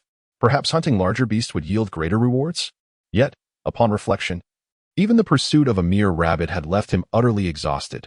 The thought of confronting swifter and more numerous large beasts seemed akin to courting death. Must I truly embark on a path of relentless slaughter? The initial act of vengeance had elevated him by one level, followed by the demise of 2 more foes, one of whom was a senior practitioner, propelling him 2 levels higher to level 3. Just days prior, he had vanquished 4 malevolent hunters, achieving level 4. Yet ascending to level 5 would demand even more bloodshed. Faced with the inefficacy of his hunting efforts and the moral quandaries that plagued him, Xiang Yun found himself ensnared in profound conflict. He violently shook his head, attempting to dispel these dark thoughts. The situation was not yet so dire. He could not allow himself to become a harbinger of death. If he could endure long enough to advance from level 4 to 5, a turning point would present itself. Now, he must enhance his hunting efficiency and learn more effective techniques. As soon as he finished this thought, a violent cough erupted from him, blood once again staining the corners of his mouth. After days of relentless exertion, he had lost count of how many times he had coughed up blood. In the distance, the howls of wolves echoed ominously. As the wolf howls grew closer, a gathering of greedy gazes converged behind Xiang Yun. These wolves, drawn by the scent of his spilled blood, seemed to regard him as a delectable morsel, each one trailing closely behind, yet none were hasty to strike. Xiang Yun sensed a stirring behind him. Turning to glance, he displayed not a hint of panic, but rather a smile of exhilaration. Truly, it was a fortuitous gift of experience points bestowed by the heavens. At long last, he need not remain passive, despite his grievous injuries. As long as he did not pursue his quarry for an extended period, he still possessed the strength to confront them head-on. He calmly settled onto the ground, awaiting the arrival of the wolf pack. Wolves typically employed a collective assault strategy, seldom acting alone. Observing Xiang Yun continuously coughing up blood and appearing feeble, they began to lower their guard, gradually tightening their encirclement.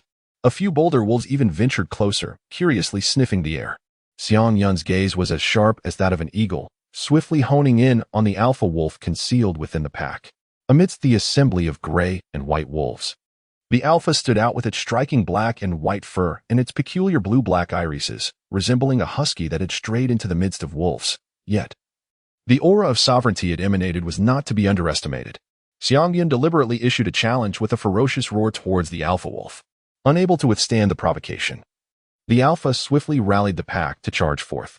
However, in the instant the wolves lunged, Xiang Yun transformed into a mist, seamlessly teleporting to the edge of the pack.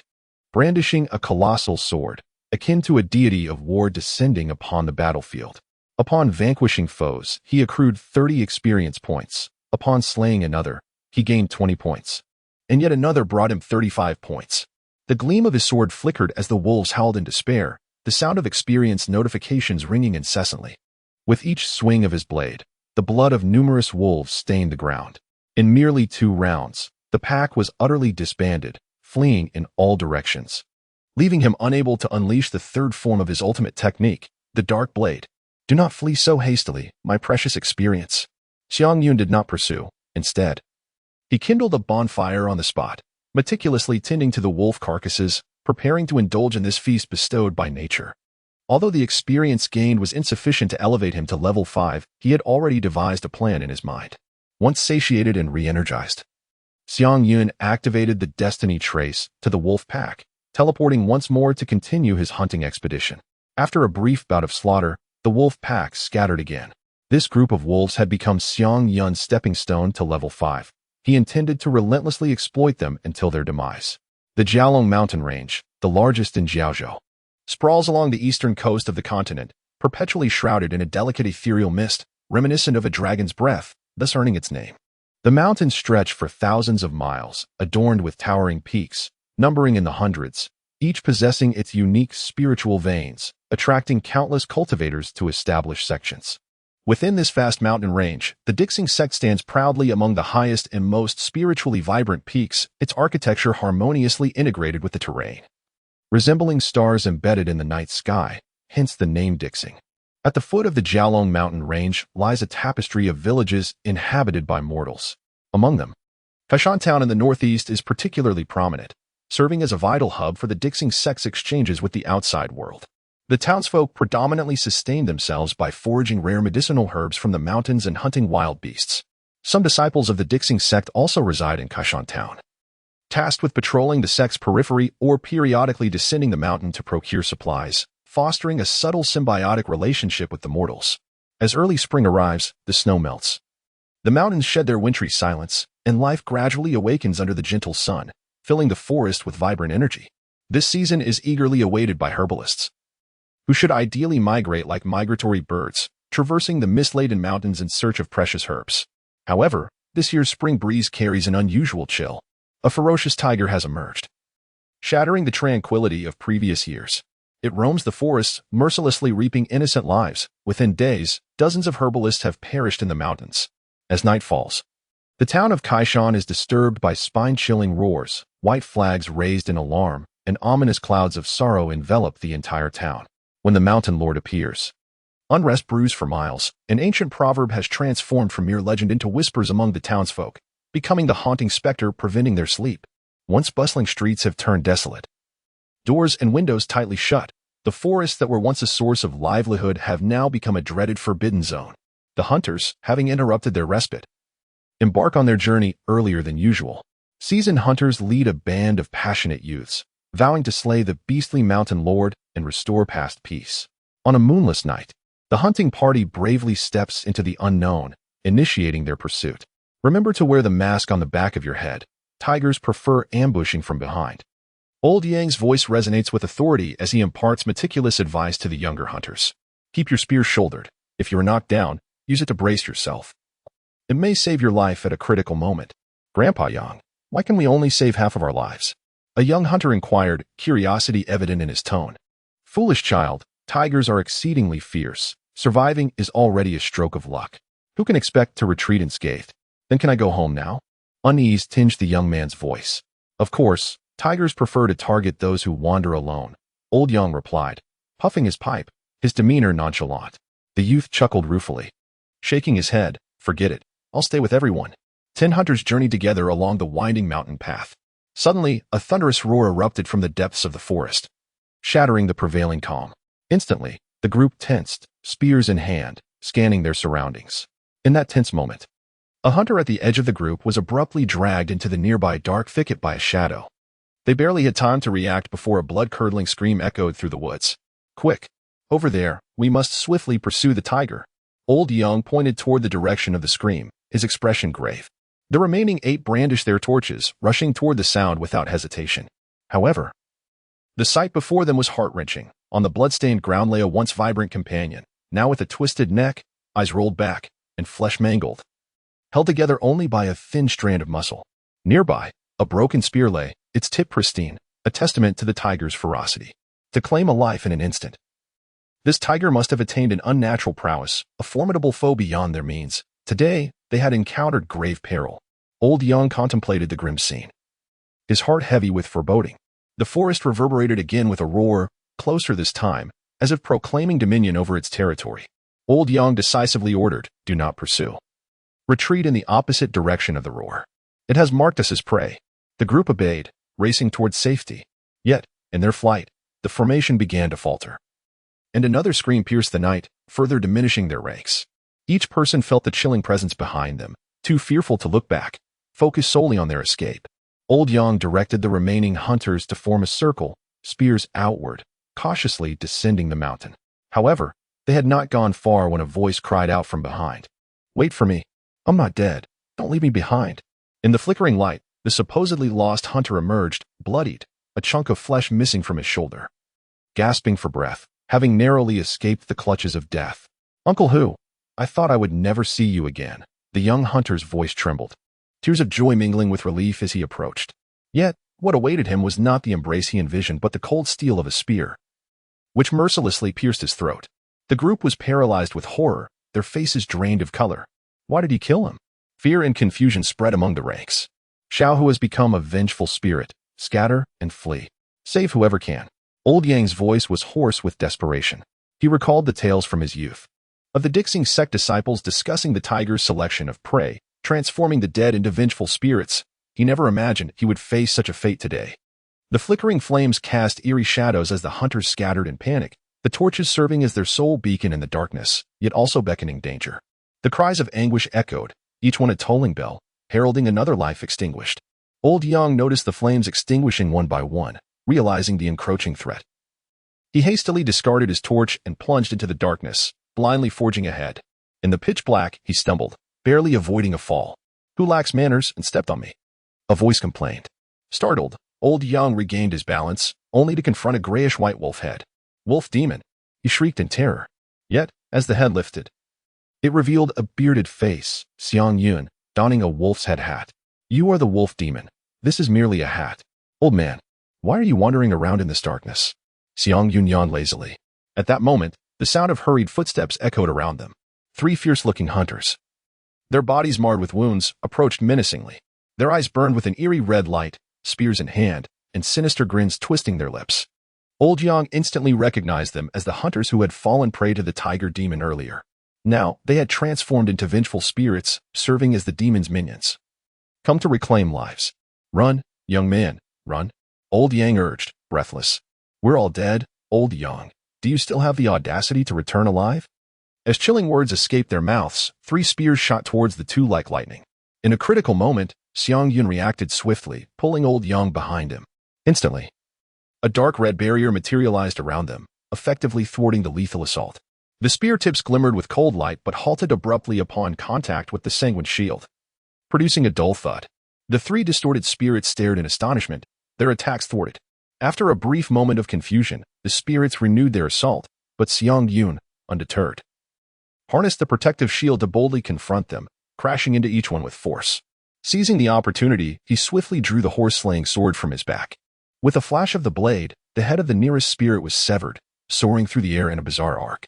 However, an astonishing scene unfolded. The headless spirit did not collapse. Instead, it continued to wield its spear, launching mechanical strikes, though they merely weakly prodded at Xiang Yun's shield. Witnessing this, his astonishment was beyond words. He had never encountered such a bizarre entity before. "What on earth?" Xiang Yun exclaimed. Old Yang, standing nearby, quickly explained. "These creatures were originally killed by the tiger demon, then transformed into vengeful spirits. They cannot be slain by conventional means. You must sever their limbs. Beheading them is utterly ineffective." Upon hearing this, Xiang Yun swiftly regained his composure. Having experienced numerous encounters with headless horsemen in DNF, he was no stranger to the situation. As long as he had health points, he could manage. He quickly delivered a kick to the nearest headless wraith and then dashed forward, deliberately increasing the distance between himself and the elderly Yang to shield the old man from any subsequent explosions. In quick succession, Xiang Yun activated the shield of the soul furnace, and after a burst of dark red light, the shockwave from the explosion rendered the remaining 2 wraiths into a grotesque state of dismemberment. Ultimately, wielding the blade of horse-slaying, his sword flashed like lightning, And with a few swift strikes, the legs of the three wraiths were severed at the roots, leaving them powerless on the ground, unable to struggle further. Seeing this, Elder Yang cautiously approached the incapacitated wraiths. One of them, filled with resentment, exclaimed, "Elder Yang, you scoundrel! Since you were aware of our existence, why did you lead us up the mountain to our doom? You have condemned me to this wretched state." Elder Yang's face was etched with guilt as he replied, "How could I have known that this fierce tiger was no ordinary beast? It has transcended into a demon. Had I known, we should have summoned the celestial masters of the Dipping Star sect, not mere mortal hunters like us." Another wraith shook its head, despair saturating its voice. "You must find a way to save me. My wife, children, and elderly mother are waiting for me to provide for them. I do not wish to become a ghost." Its voice grew increasingly frantic, betraying a profound unwillingness to accept its fate. Indeed, which living being would willingly embrace the reality of becoming a specter? Upon witnessing this, Xiang Yun exclaimed sternly, "Enough. I comprehend now. This is what is referred to as aiding the tiger. Therefore, if we can vanquish that tiger demon, perhaps we can rescue you. Pray tell, where is the tiger at present?" The two specters, upon hearing his words, found them quite reasonable and immediately ceased their wailing. "If you can eliminate that tiger demon and grant us our freedom, I am willing." The specter was about to make a promise when suddenly, its speech became incoherent, and its body began to swell dramatically, resembling a balloon on the verge of bursting, rapidly enlarging. Xiang Yun reacted swiftly, pulling the old man Yang behind him, shielding him with his own body against the impending impact. A resounding crash echoed as the three phantoms instantly transformed into a cloud of sanguine mist. Trembling with residual fear, the old man stammered, "Phantoms would never dare defy the will of the tiger demon. Once their thoughts are perceived by the tiger demon, this is the fate that awaits them, utter annihilation." "What a pity," Xiang Yun murmured softly, a glimmer of regret flickering in his eyes. This regret was not for the three souls lost, but rather for the missed opportunity to personally bring their demise, thus forfeiting valuable experience and a chance to fortify himself. 6 months prior, severely wounded, he had engaged in a pursuit against a pack of wolves, leveraging his sheer willpower and skillful combination of abilities, ultimately achieving a commendable ascension to level 5. He had mastered Mundo's ultimate ability, the maximum dosage, miraculously pulling himself back from the brink of death. Once his injuries healed, Xiang Yun did not rest. He hunted for survival while gradually journeying towards the southeastern Dragon's Nest, the stronghold of the Dixing sect. This journey was fraught with challenges. Yet these very experiences catalyzed his rapid growth. Upon reaching the Dragon's Nest, he had ascended to level 7, with his skill selections consistently aligned with enhancing his core capabilities. Among the plethora of formidable skills, he ultimately chose the W skill, Soul Forge, from Xian as his level 6 ability. The utility of this skill exceeded his expectations, providing not only a crucial protective barrier upon active release but also a passive effect that increased his maximum health with each creature he vanquished. As his vitality surged, his physique underwent transformations akin to leveling up. In just half a year, he evolved from a slender young man of approximately 5 feet 3 inches to a towering figure nearing 6 feet 1 inch. Such stature would undoubtedly evoke envy in Guixiaoxi. Furthermore, his physical prowess experienced a qualitative leap, his body now robust, with well-defined muscles. However, Soul Forge bore its drawbacks. Its active deployment severely drained his mana. With his current level 7 mental state, he could only unleash it about 5 times consecutively before succumbing to dizziness and mana depletion. Fortunately, Xiang Yun acquired a mana recovery skill at level 7, effectively compensating for this shortcoming. "Old man, did you say the Dixing sect is nearby?" Xiang Yun inquired, a hint of surprise evident in his voice, recalling Yang's earlier mention of the sect. "Indeed, the Dixing sect is not far from here. Our mining town was established primarily to supply the sect's needs. Benefactor, this is no place to linger, nor a suitable venue for conversation. We must ascend the mountain." Yang urged, his gaze drifting beyond Xiang Yun's shoulder toward the distant mountaintop, where scattered flames were extinguished one by one, until the entire mountain was engulfed by the encroaching night. An unsettling wave of anxiety and dread surged within him, compelling him to grasp Xiang Yun and hastily depart. Xiang Yun slightly nodded, acquiescing to the elder's intent. Now that the location of the Dixing sect was known, there was ample time to strategize. And there was no need to rush. The two hurried along, but after a short while, a sudden gust of wind, thick with the stench of blood, rushed towards them, nearly blinding the old man Yang. He instinctively sidestepped to evade the fierce wind, only to be astonished to see Xiang Yun brandishing his sword in his direction. In that fleeting moment, An absurd thought flickered through Yang's mind. Could this benefactor before him truly have transformed from a tiger demon? However, in an instant, the sword's edge grazed past Yang's garment, followed closely by a sharp metallic clang. The misunderstanding was swiftly dispelled. It turned out that Xiang Yun had keenly sensed a massive tiger head launching a surprise attack from the shadows, intent on devouring the unsuspecting Yang.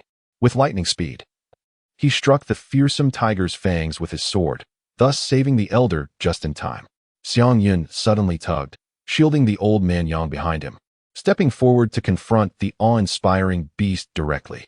Before him stood a colossal tiger, its body measuring nearly 2 zhang in length, with a shoulder height of 5 feet.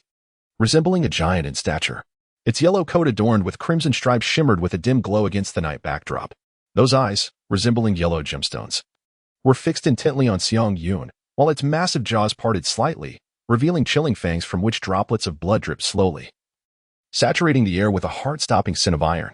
Each breath it took resonated like the sound of thunder, causing the surrounding atmosphere to quiver, fully embodying the extraordinary presence of the King of Tigers. Xiang Yun could not help but marvel internally. This was no ordinary creature. It possessed an imperial essence, exuding an undeniable charisma. What man could remain unmoved by such a formidable beast? If it were a white tiger, it would be even more splendid. Meanwhile, the old man Yang had been utterly overwhelmed, kneeling on the ground, repeatedly bowing his head in supplication. Lord Mountain Lord, please spare us. We meant no offense and were unaware that you had ascended to immortality. We inadvertently trespassed upon your domain. We implore your great mercy to let us go. The tiger spirit appeared to revel in the old man's pleas, a hint of amusement gracing the majestic tiger's visage as it shifted its gaze to the trembling Xiang Yun. It relished observing the desperate, pleading expressions of humans on the brink of despair, a sentiment unique to those who consider themselves the pinnacle of creation. To the tiger spirit, Xiang Yun seemed to be engulfed in sheer terror, his body quivering as if his very soul had been siphoned away by fear. Yet, the reality was starkly different. Xiang Yun was not trembling from dread, but rather from an exhilarating surge of adrenaline coursing through him, a distinct thrill before battle. At that moment, visions of the heroic Wusong battling a tiger from his childhood tales surged through his mind, igniting a fierce desire to emulate Wusong's valor. Tiger spirit, let us see if I can bring you to your knees with nothing but my bare fists. Xiang Yun returned the slashing horse sword to his back, and as soon as he spoke, it was as if he had unleashed a royal flush. The tiger, momentarily taken aback, perceived a fleeting shadow before it dissolved into nothingness. Instantly, it felt a weight upon its back, as Xiang Yun clung to it like a parasite. In that very moment, a torrential downpour of fists descended upon the tiger's head, each strike resonating with a thunderous impact. Bang, bang, bang, bang. The tiger demon desperately shook its massive head, attempting to dislodge this audacious human, yet Xiang Yun's legs clamped down like iron vices, embedding his toes into the tiger's hide, firmly anchoring himself onto its back. This riding technique was honed during his hunts for wild horses, having aided him in conquering countless ferocious beasts. Although Xiang Yun's punches may not inflict fatal wounds upon the tiger demon, the humiliation of being ridden proved far more unbearable than any physical pain. Left with no choice, the tiger demon resorted to rolling onto its side, intent on casting off this vexatious burden. Xiang Yun, with keen eyes and swift hands, leaped to the ground at the very moment the tiger demon was tumbling, landing steadily. As the tiger demon rose again, it lunged fiercely, only to find itself grasping at emptiness once more, for Xiang Yun's figure had mysteriously vanished, reappearing on its back with an even tighter grip. The rabbit unleashed a flurry of punches, its fists raining down like a torrential downpour, delivering a series of devastating blows to the tiger's head. Bang, bang, bang, bang. Once more, the tiger demon's fury reached its zenith, letting out a skyward howl that resonated with the mountain winds, causing the surrounding flora to sway. Xiang Yun felt a fierce gust of wind rush towards him, followed by a sudden chill beneath him as he fell heavily to the ground. Alas, where is my tiger? Xiang Yun, bewildered, touched his rear and gazed around in confusion. Deep within the forest, the branches and leaves danced violently, as if even nature trembled in response. Just as Xiang Yun realized that there was no trace of his opponent, a massive tiger's head suddenly emerged from behind him, its sharp fangs bared, aiming directly for his head. Though Xiang Yun sensed the impending danger, his deceptive illusion spell was still in cooldown, forcing him to rely on his live form to narrowly evade the fatal blow. However, while his head escaped the deadly bite, his left shoulder was not so fortunate. As the tiger demon clamped down with ferocious intensity, A sickening crack echoed as flesh and bone were brutally torn away, the crimson ichor instantly staining the earth beneath. Old Yang, who had been spectating from the sidelines, witnessed this gruesome spectacle, the elation in his heart instantly supplanted by terror, causing him to succumb to unconsciousness. Xiang Yun, enduring excruciating pain, abruptly turned around, only to find his left shoulder a gruesome sight, with a large gaping wound. Had the tiger demon's aim not been slightly off moments ago, he would have already met his demise. Clearly, this tiger demon was no ordinary foe. Its cunning and strength were formidable. In that instant, Xiang Yun activated his 5th-level skill, Mondo's ultimate move, Maximum Dose. A torrent of life energy surged within him, resembling a verdant wave, visibly mending his wounds at an astonishing pace. The flesh and bone that had been torn away astonishingly regenerated, leaving the tiger demon, a witness to this miraculous spectacle, utterly astounded. Such divine prowess! The tiger demon, stunned, finally recognized that its adversary was no mere mortal, possessing extraordinary power beyond comprehension. As a member of the Tiger clan, it wielded 2 formidable abilities, the ability to transform slain beings into obedient corpses and wraiths, and the power to harness the winds to intimidate foes, allowing for swift movement and escape. The flesh of cultivators is the most nourishing. I shall turn you into my wraith, to serve my purposes, the tiger demon proclaimed, its eyes gleaming with avarice and ferocity. Faced with the demon's furious assault, Xiang Yun, taken aback, retorted with a smirk, "Oh, how delightful. A demon that speaks human tongue. This is quite the revelation. Do enlighten me with a couple more phrases." The tiger demon, enraged to the point of laughter, found Xiang Yun's disdain unbearable. "Human, prepare to meet your end." Xiang Yun's lips curled into a playful smile as he corrected, "It is death, not excrement. Do not curl your tongue, the meaning alters entirely. You are not a canine spirit. So why mention excrement?" The fury of the tiger spirit was ignited completely. After a low, rumbling roar, it leapt to the side with a more cunning demeanor, evading Xiang Yun's deceptive magical ride. However, a crisp symphony of metal interrupted its assault. Xiang Yun wielded a colossal shadow of a sword that materialized from thin air, deftly blocking the sharp claws of the tiger demon. In an instant, he retaliated with a swift downward strike, cleaving the demon's forepaw in 2. Before the pain could subside, the tiger demon witnessed Xiang Yun's second move, sweeping across thousands, as the immense sword, with its unparalleled sharpness, became an unstoppable force. In a moment of desperation, the demon invoked wind from the tiger, transforming into a formless gale that pierced through the sword's shadow and leapt high above Xiang Yun's head. There, the tiger demon reformed, opening its cavernous maw to deliver a fatal blow. The mighty tiger descended. Xiang Yun, however, was well prepared. The barrier of the soul furnace emerged in response, and the crimson shield deflected the tiger demon's fangs at a critical moment. Although it lasted only an instant, that precious time was sufficient for him to adjust his stance. He swiftly retracted the shadow blade, nimbly retreating, and then leaped into the air, unleashing the third strike with a thunderous force. The tiger demon, unable to evade in time, suffered a deep gash along its side, a portion of its fur sheared away, blood pouring profusely. The 2 adversaries momentarily separated, as the colossal sword in Xiang Yun's hand gradually dissipated, returning to the void. Meanwhile, the tiger demon, despite its tough hide and resilient flesh, now grimaced in pain from the successive blows, compelled to reassess this human opponent. The tiger demon pondered internally. This individual possesses 3 remarkable abilities: teleportation, rapid healing, and a protective shield, alongside the capacity to summon a formidable giant sword. The ease with which he breached its seemingly impervious hide was indicative of a practitioner of profound strength, a foe not to be trifled with. Realizing the gravity of the situation, it resolved to retreat. In a flash, it transformed into a gust of demonic wind, vanishing into the depths of the forest, leaving behind a series of low growls that seemed to serve as a warning to Xiang Yun. "Just you wait. Alas, do not flee." Xiang Yun observed the tiger demon's retreating figure, silently lamenting. He awaited the cooldown of his skills, yet his adversary offered no opportunity. How could he unlock the achievement of the Tiger Slayer if the creature had already made its escape? Unwilling to concede defeat, Xiang Yun quickened his pace, resolutely pursuing. Even with the continuous use of deceptive magic to close the distance, the disparity in speed rendered the chase exceedingly arduous. The dawn began to brighten, and he gradually realized that relying solely on his legs to catch up with the swiftly moving tiger demon was an exercise in futility. The agile form of the tiger receded further and further, on the verge of vanishing deep within the thicket. Not even the glow of its tail lights remained visible. Xiang Yun halted his steps, a thought igniting within him as he activated the ultimate skill of his card, Fate. In an instant, his eyes shimmered with a golden radiance, and his consciousness soared like an eagle in the vast sky, surveying the earth below. It finally caught sight of the tiger demon, frantically fleeing among the dense thickets. Hundreds of meters away. Anticipating its movements, he locked onto its trajectory, and in the blink of an eye, Xiang Yun vanished, reappearing at the very spot the tiger demon was destined to traverse. The tiger demon, reveling in its perceived success in evading pursuit, smugly thought to itself, such a mere cultivator, what can they possibly do to me? Once I feast upon 100 souls and enhance my cultivation, I shall settle this score with you. However, fate has a way of ensnaring the unwary.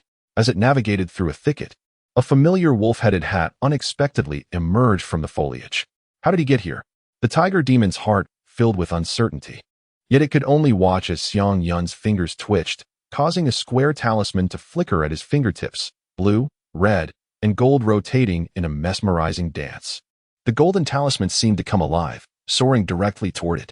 With a soft chime, the tiger demon suddenly realized it was ensnared by several shimmering golden chains, firmly pinning it to the ground, paralyzing its body, rendering it immobile. Subsequently, it could only witness a massive black-red sword slicing through the air, descending upon its head. Everything came to an abrupt halt in that moment. The world of the tiger demon was plunged into eternal darkness. The first ray of sunlight broke through the mist, casting its glow upon the edge of the forest. The system's prompt resonated like celestial music. Kill the enemy to gain 200 experience points.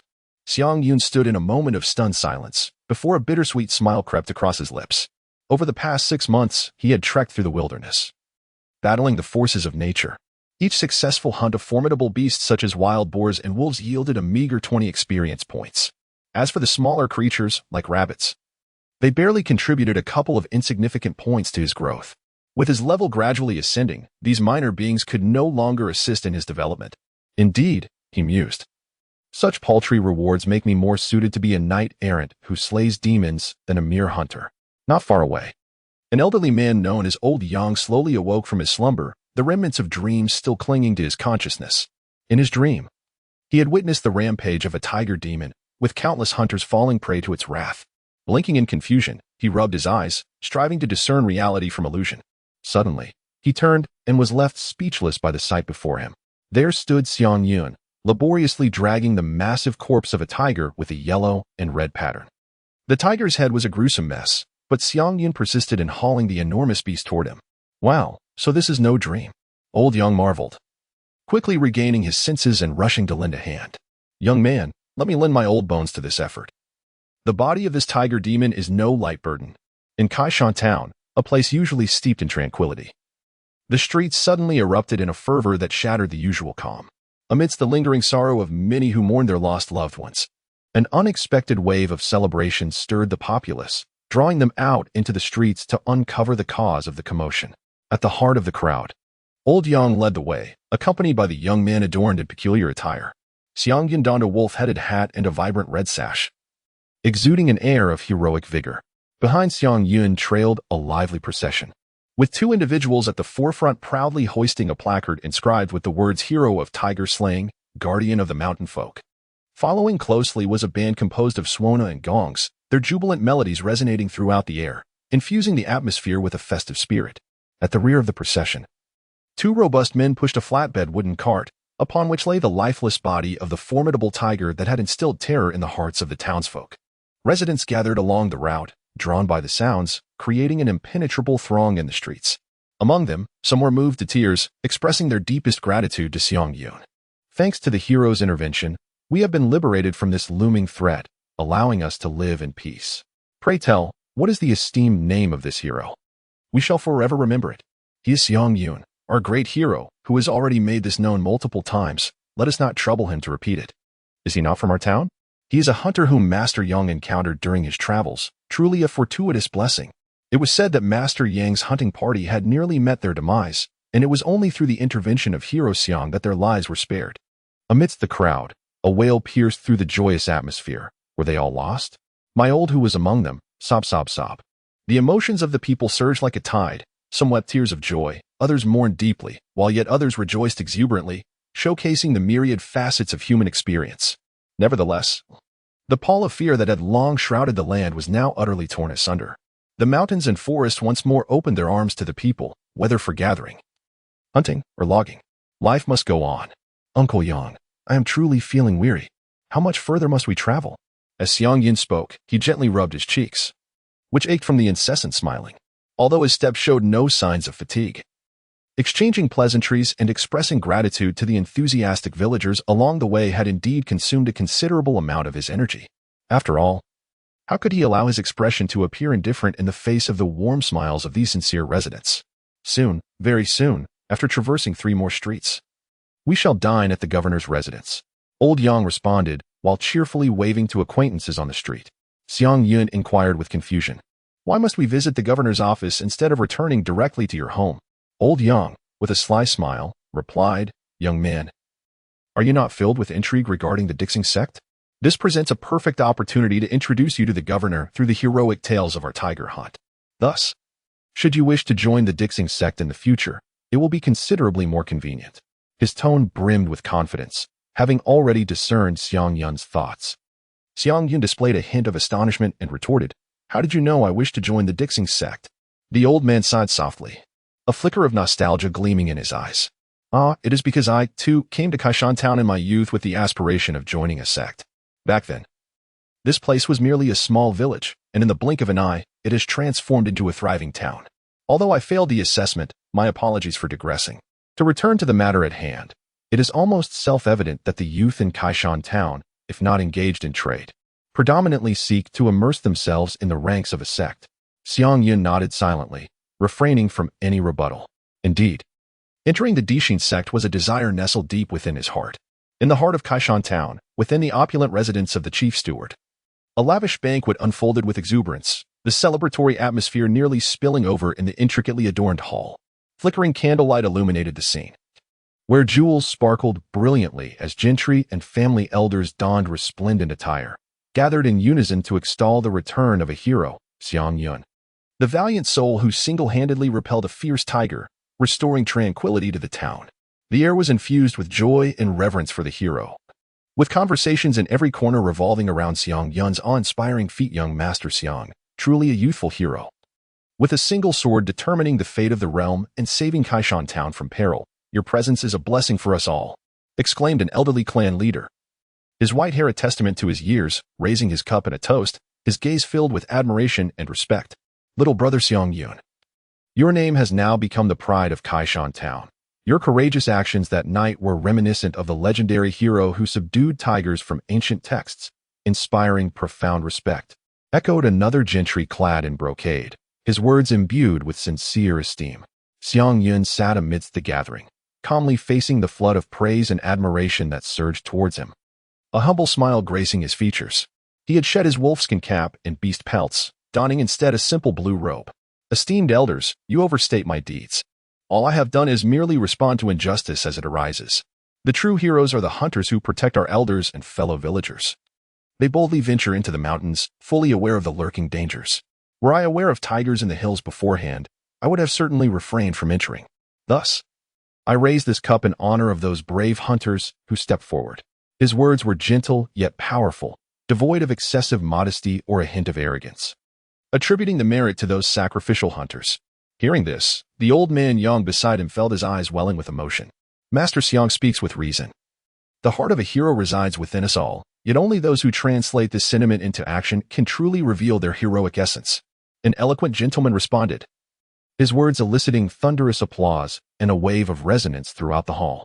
Throughout the banquet, guests took turns to toast Xiang Yun, who graciously returned each gesture, exuding a maturity and composure beyond his years. Amidst the cacophony of accolades, Xiang Yun maintained a clear mind, acutely aware that he must leverage this admiration to elevate his standing in the eyes of the overseer of the Dixing sect, the corpulent middle-aged man whose appearance bore no semblance of a cultivator. He raised his glass and inquired, Young Master Xiang, might you share your origins and what fate has led you to Kaishan Town? Xiang Yun raised his cup in response, his tone remaining humble. I have wandered alone since childhood, possessing a modicum of martial skills. Having heard of the illustrious reputation of the Dixing sect, I yearn to come and seek knowledge. An orphan, endowed with exceptional skills, yet aspiring to join a sect? The chief steward chuckled inwardly, finding it absurd that such an enigmatic outsider would wish to enter the Dixing sect. Did he truly believe he could confront a fierce tiger alone? At that moment, Elder Yang interjected, lifting his cup. What many do not know is that the tiger young master vanquished is no ordinary beast, but a tiger demon capable of transforming into a malevolent wind, turning the slain into vengeful spirits. The mention of the tiger demon sent a collective gasp through the crowd. The stout chief steward quickly urged, "Bring forth the carcass of that tiger demon. Let me behold it." As he examined the colossal tiger's body, its vibrant red stripes, massive claws, and especially the severed head split by a great sword, the stout steward felt a chill of astonishment. "Young brother, what level of cultivation do you currently possess?" he inquired. "Cultivation level? I am uncertain. I only know that my Jama sword ended the tiger demon's life." Xiang Yun feigned ignorance, cleverly concealing his true prowess. This tiger demon was indeed formidable, clearly beyond the capability of an ordinary Qi refinement period practitioner, and it was adept in two formidable abilities. "Young brother, your potential is boundless," the stout steward remarked with admiration. "Let us proceed this way. I will first register you as a servant disciple in my steward's estate, after which I shall report your deeds to the sect. Given your performance, high-ranking practitioners within the sect will undoubtedly descend to take you as their disciple." "How does that sound?" The steward spoke cautiously, fearing the potential loss of this promising talent to another sect. A prodigy capable of slaying a tiger demon with sheer physical strength, if he could forge a connection with Xiang Yun. The steward would surely enjoy protection when Xiang Yun achieved greatness. Truly, the saying goes, once one attains enlightenment, those around them ascend as well. Very well. Xiang Yun had not anticipated such smooth progress. "Then, I must trouble you for the time being, young Master Xiang." With that, the townsfolk of Kaishan rose in unison, honoring Xiang Yun with a toast to celebrate the hero. After the banquet, the residents of Kaishan warmly gifted Xiang Yun a quaint courtyard, conveniently adjacent to Elder Yang's residence. Elder Yang gladly assumed the role of Xiang Yun's guide, leading him to explore the unique cultural customs and charm of Kaishan town. Xiang Yun initially intended to bypass the complexities and directly request a letter of recommendation to gain entry into the esteemed Dixing sect. In response, the plump steward patiently elucidated that the Dixing sect is concealed within the profound depths of the Jialong mountain range, surrounded by intricate formations that safeguard its secrets, making it nearly impossible for outsiders to glimpse its true visage. Even if an outsider were to fortuitously trespass, they would merely be regarded as intruders and subjected to severe punishment. As the chief steward of menial tasks at the mountain's base, he possesses a degree of influence down below, yet upon ascending the mountain, he is rendered akin to a mere servant, devoid of any means to offer assistance. Upon hearing this, Xiang Yun's urgency transformed into composure, leading him to temporarily abandon the thought of ascending the mountains and instead remain in the town. Kaishan town lies serenely nestled within a valley, with a river originating from the mountain stream flowing east to west, serving as the lifeblood of the quaint settlement. Dwellings are situated along both banks, arranged in harmonious disorder. The entire town is naturally divided by the river into 4 distinct regions, where hunters are dispersed throughout. The northeastern area, backed by majestic mountains, serves as a paradise for herbalists, with the fragrance of medicinal herbs permeating the air year-round. In contrast, the northwestern region is located upstream, where terraced fields stretch toward the horizon, representing the realm of diligent farmers who toil tirelessly to provide bountiful sustenance for the townsfolk. To the southeast, the river meanders gracefully, gathering skilled leather artisans whose exquisite craftsmanship yields products sought after far and wide. Meanwhile, the southwestern corner stands as the most bustling locale of Kaishan town, where the merchants' offices and trading markets resonate with lively chatter, bustling with commerce and prosperity. Thousands of households coexist in harmony, unburdened by heavy labor or oppressive taxes. It is precisely for this reason that the townsfolk hold the Dixing sect in high regard. A stark contrast to Xiang Yun's previous notions of it being shrouded in the shadows of a malevolent cult. Here, the Dixing sect stands as a beacon of protection, rather than a dark presence. Ah, how I recall the days when I failed to join the sect, and thus refrained from returning to my hometown.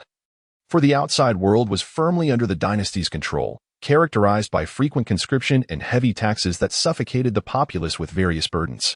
In comparison, life here appears so much more relaxed and free. Consequently, I settled down, marrying and raising children in this place. Old Yang's bitter smile was tinged with a sense of relief as he reminisced about the past, his laughter concealing the hardships endured while simultaneously reflecting his contentment with the present. Xiang Yun and the old man Yang leisurely strolled along the cobblestone path of Kaishan town, flanked by picturesque scenery. He could not help but inquire, "Are you not concerned about the influx of outsiders overwhelming this quaint town?" Upon hearing this, Yang's eyes momentarily reflected a hint of worry, but he soon replied with a smile, "Naturally, there are concerns, yet Kaishan town is surrounded by treacherous terrain. With the nearest herb village 100 miles away, the perilous journey is fraught with ferocious beasts, and the chances of safely arriving here are exceedingly rare, especially for solitary wanderers like yourself." As he observed the bustling residents in the streets, Xiang Yun experienced a unique tranquility. Since the removal of the tiger demon from the mountains, Kaishan town had returned to a state of serenity, with the faces of its people radiating carefree smiles. In stark contrast to the burdened inhabitants of Qishan City, the latter operated under a peculiar dual governance system, nominally under the Great Qi dynasty, yet effectively ruled by the local despots of the Qingchuan sect. The minor officials within the city were predominantly retired disciples of the Qingchuan sect, while the common folk bore the heavy tax burdens imposed by the Great Qi dynasty and were further required to pay protection fees to the remnants of the Qingchuan sect, leading to a life of considerable hardship. As a newcomer, Xiang Yun profoundly sensed the vast disparity between Kaishan town and Qishan City. To his astonishment, a complete rabbit pelt could fetch as much as 200 coins. Amidst the market's clamor, he marveled at how a few ordinary herbs could be exchanged for a pound of grain. In Qingshan City, such items would only yield 10 coins and 2 buns. Goodness! This place truly resembled a secluded paradise, untouched by the outside world. Xiang Yun sincerely marveled as old Yang navigated through the bustling market. His gaze met with simplicity and abundance. The vendors appeared to be quite familiar with Xiang Yun. Eagerly approaching him to present their wares, the Zhang family cheerfully offered a plump duck, claiming it was raised in their own pond. The Wang family cautiously presented a basket of vibrant eggs, freshly gathered that morning. And the matron from the Li family insistently pressed a box of exquisite pastries into his hands, declaring it to be his children's favorite flavor. Most amusingly, upon learning of Xiang Yun's single status, the elder from the Lu family half-jokingly, half-seriously proposed to bestow his daughter upon him, provoking a wave of good-natured laughter from those around.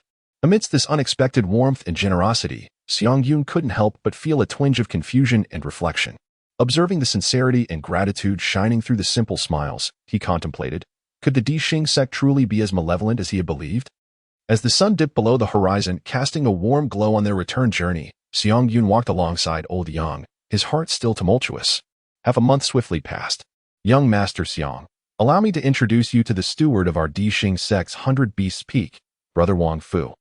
The corpulent steward's voice resonated with a hint of pride as he presented the formidable figure before Xiang Yun. Wang Fu, a towering man nearly 2 meters tall, donned a short shirt that revealed his sinewy muscles and dense chest hair, resembling a moving iron tower. His broad smile, however, bore an undeniable authority, entirely devoid of the ethereal demeanor one might expect from a cultivator. Even from several paces away, Xiang Yun could distinctly sense the powerful rhythm of the elder's robust heartbeat, prompting him to wonder if this veteran might be suffering from a heart condition. The steward continued to introduce Xiang Yun to Wang Fu. "This is young Master Xiang, currently serving as a handyman at our establishment. Just half a month ago, he single-handedly defeated a tiger demon. Though young, he possesses extraordinary martial prowess, a truly rare talent." Wang Fu's gaze fixed upon Xiang Yun, extending his broad hand, intending to gauge the strength of this young hunter through their handshake. Xiang Yun, undaunted, fully aware that this was a test, responded with composure. After half a month of practical training, he had ascended to level 8. His internal soul furnace reinforced by the numerous beasts he had hunted. As their hands clasped, a subtle contest of strength ensued. After a brief stalemate, Wang Fu nodded in satisfaction, seemingly impressed by Xiang Yun's performance. What a delightful surprise it was. He had intended merely to take a cursory glance at the spring market in Kai Mountain Town, yet unexpectedly encountered such a valiant young man. "I wonder, how did you handle the remains of that tiger demon?" Wang Fu's words revealed a hint of curiosity. Xiang Yun contemplated in silence, although the tiger demon had perished. Its remains had become treasures in the eyes of the villagers and gentry. The bones were used to brew wine for warmth, while the tiger's hide was fashioned into luxurious blankets, and old Yang was particularly eager for the tiger's tail. After presenting a portion to old Yang, it was said that his tempestuous wife's temperament had notably improved. It appeared that Wang Fu shared a similar interest. Indeed, men have an undeniable fascination with tigers. Even in death, Brother Wang, the tiger meat has long been distributed among the neighbors, leaving only a tiger skin and some bones. If you are interested, you may come to my home, Xiang Yun said. Upon hearing this, Wang Fu's expression shifted slightly, yet the smile remained. As he gestured for Xiang Yun to lead the way for a closer look, the plump steward, realizing their intentions, understood that this endeavor was likely to succeed and refrained from following. Upon entering the humble abode, Xiang Yun pointed to the tiger skin blanket draped over the grand armchair in the living room, displaying a striking pattern of red stripes on a yellow background, epitomizing the wild beauty of its former owner. This is the skin of the tiger demon. Please take a look, brother. Witnessing the tiger skin, Wang Fu's demeanor changed dramatically. His eyes ablaze with fervor, and his breath quickened, as if profoundly moved. But why is there only the tiger skin? Where is the tiger's head? Wang Fu's voice trembled slightly. Upon witnessing this, Xiang Yun smiled and explained, the tiger's head has been cleft in twain by my sword. It is unsuitable for preservation as a specimen, hence I only took the tiger's pelt, leaving the head behind. What do you mean by cleaving it with your sword? Is it this very blade upon your back? Wang Fu clenched his fists, his body trembling slightly in disbelief. Indeed, might I have the honor of beholding this sword? Wang Fu gazed intently at Xiang Yun, his tone brimming with curiosity. Upon hearing these words, Xiang Yun slowly drew the broadsword from his back, placing it between the two with its blade reflecting a faint, cold light. Wang Fu carefully examined the broadsword in his hand, his fingertips lightly grazing the edge. With a gentle flick, he confirmed it to be merely an ordinary weapon. His heart somewhat steadied, he exhaled a long breath. In truth, Wang Fu was no ordinary being, but a tiger demon transformed atop the 100 Beasts Peak. Half a month prior, his yet-to-be-fully transformed young son had run away from home, and he suspected the boy had ventured into the realm of mortals. Initially, Wang Fu harbored little concern, believing it to be nothing more than a replay of his own youthful adventures, devouring some mortal creatures and thereby enhancing his vitality. However, the sect received word from the errand workers of Kaishan Town, claiming a young martial artist had defeated a tiger demon. Since then, Wang Fu's anxiety grew, prompting him to leave the peak and arrive at Kaishan Town ahead of the sect's disciple recruitment officials, seeking an audience with the tiger-slaying hero, Xiang Yun. The tiger's red-striped hide bore a resemblance to his son, yet the mortal weapon in Xiang Yun's grasp had easily breached his young one's defenses. Wang Fu pondered. It seemed this mortal was merely boasting, using the death of a common tiger to masquerade as a slayer of demons, a fraud indeed. How could one of the perfected refining essence realm slay a being comparable to his own son, who had reached the pinnacle of the Qi refining realm? As these thoughts swirled, Wang Fu's frown eased, a heavy weight lifting from his heart. Alas, within the tiger demon's skull lay an object his senior brother might wish to examine. This was the fabled demon core. Just as Wang Fu's thoughts meandered, Xiang Yun withdrew a blood-red, perfectly round crystal from his bosom, interrupting his reverie. What? How could a common tiger possess a demon core? I must investigate further. Wang Fu eagerly took the crystal, bringing it to his nose for a deep inhalation, a familiar scent washing over him, causing his eyes to well with tears. Sobbing, he was unable to contain his grief. The crystal not only contained the essence of the demon clan, but also bore the aura of his son. In that moment, the truth became painfully clear, and Wang Fu was engulfed in sorrow. Upon observing Wang Fu's unusual demeanor, Xiang Yun mistakenly assumed he had discovered a coveted treasure and laughed heartily. It seems that Brother Wang has a particular fondness for this precious item. Therefore, I shall generously bestow it upon you. But wait, there is more. Behold, another rare curiosity. Wang Fu, consumed by sorrow, was unable to utter a word. Xiang Yun reached once more into his robe, producing an object wrapped in crimson cloth. Gently unveiling it, he revealed an 8-inch-long, dried tiger whip. The influential figures in town, long envious of this prized possession, had never succeeded in acquiring it. Today, it is offered alongside this crystal core as a tribute to Brother Wang. Upon seeing the belongings of his beloved son, Wang Fu could no longer contain his fury. Rage boiled within him, nearly causing him to grind his teeth to dust. Abomination! He bellowed, shattering the crystal in his grasp. In an instant, his visage contorted, his beard morphing into stripes, as his entire form became cloaked in tiger patterns, transforming him into a fearsome beast that was half man, half tiger. Goodness! To shatter the crystal and assume the form of a tiger-headed man? Such extraordinary abilities! Truly, Brother Wang possesses remarkable powers. Xiang Yun, bewildered, could only admire Wang Fu's imposing demeanor, involuntarily raising a finger in praise. Little did he know, A fierce battle was imminent. In the face of Xiang Yun, Wang Fu unleashed a ferocious claw strike, delivering a devastating blow to Xiang Yun's chest. His body was hurled back several dozen meters. Ribs shattered, teetering on the brink of death. Xiang Yun, you have harmed my kin. Today, you shall pay with your blood. Wang Fu roared, advancing relentlessly. At that moment, Xiang Yun suddenly comprehended that Wang Fu was not merely a formidable figure, but rather the true form of a tiger demon, with his life hanging by a thread. An extreme surge of vitality ignited within Xiang Yun, miraculously restoring his chest in the blink of an eye. Such astonishing vitality. Yet you would wield it to slay my son. If I were to crush your skull, could you be revived? With that, Wang Fu swiftly approached, delivering a powerful punch aimed directly at Xiang Yun's crown. Xiang Yun let out a sharp shout, summoning a colossal sword that radiated a chilling brilliance as it cut through the air, aimed directly at Wang Fu's fist. However, just as the blade was about to make contact, a golden halo suddenly erupted around Wang Fu, forming an impenetrable shield that withstood the forceful blow. The ability to summon divine weaponry reveals how my child's defenses were so easily breached. Wang Fu's gaze sharpened as it fell upon the dark-hued giant sword in Xiang Yun's grasp. The jade pendant hanging from his waist emitted a dazzling golden light, triggering its protective mechanism, thus averting the impending crisis.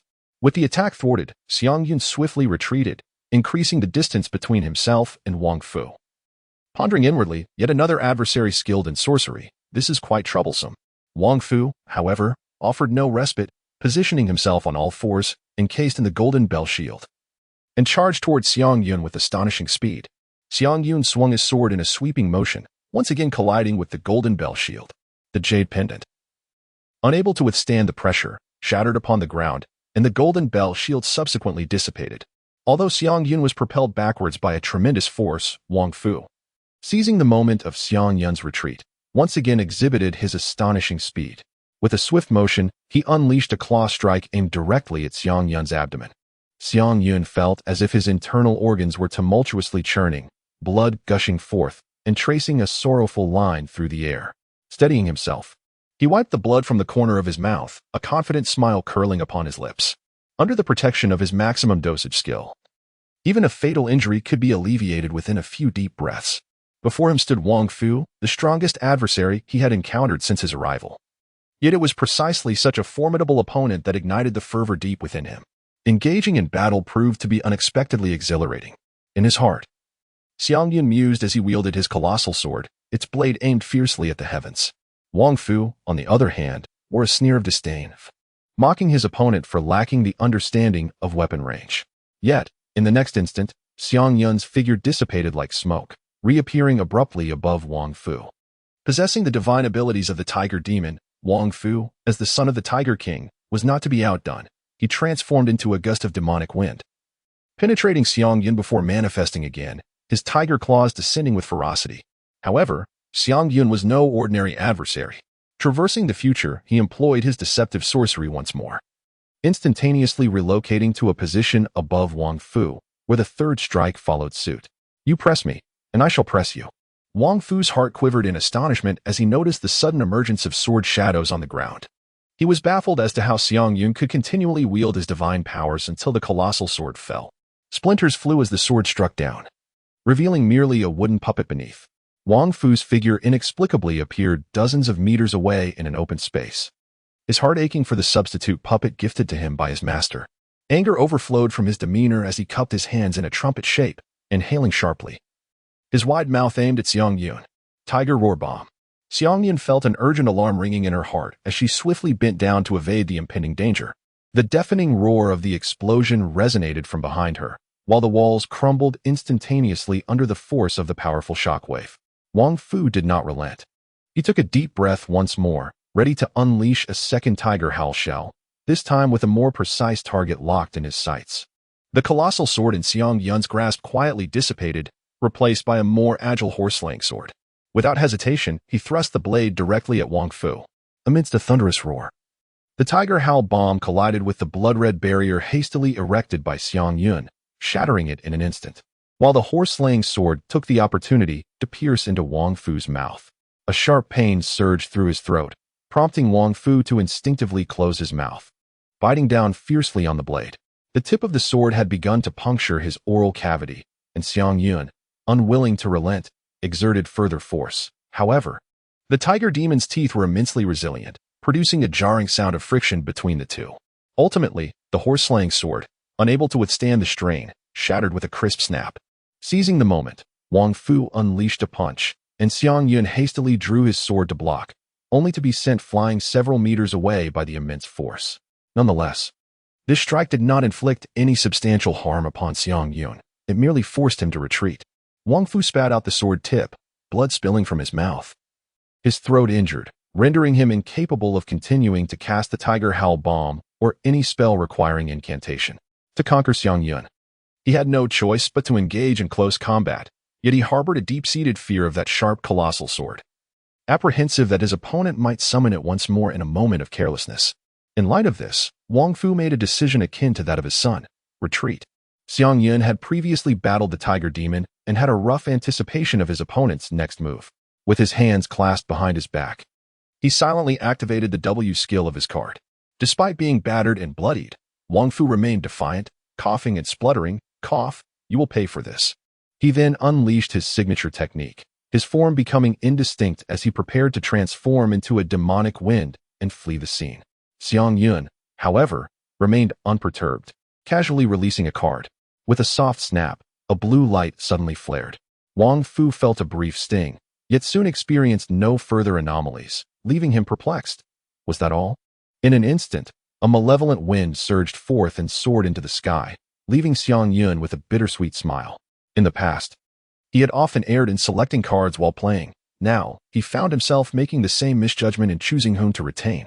Xiang Yun was filled with frustration, realizing that had he known this day would come, he should have opted for a more stable control skill rather than being lured by the mana recovery offered by the blue cards. Exasperated, he shook his head and, in resignation, activated his fate. His consciousness soared like a hawk, surveying the entirety of Kaishan town in search of Wang Fu's whereabouts. Meanwhile, the townsfolk of Kaishan, both ordinary citizens and cultivators like the stout steward, felt an invisible pressure, as if a pair of eyes were scrutinizing them from above. A woman sampling pastries at the market furrowed her brow in displeasure, muttering, "Which cultivator is so rude as to blatantly inspect me with their divine sense?" She glanced upwards, noticing a sudden gust of eerie wind, and her instincts sharpened. There is an ominous wind. It must not be allowed to wreak havoc in a human settlement. I must uncover the identity of this audacious entity. With that, the woman leaped high, utilizing the nearby signs, banners, walls, and buildings to propel herself toward the source of the sinister wind. "Miss, you haven't paid for your pastries," the vendor shouted, but she had already vanished from sight. Old Yang was strolling with his little grandson when he witnessed the entire spectacle.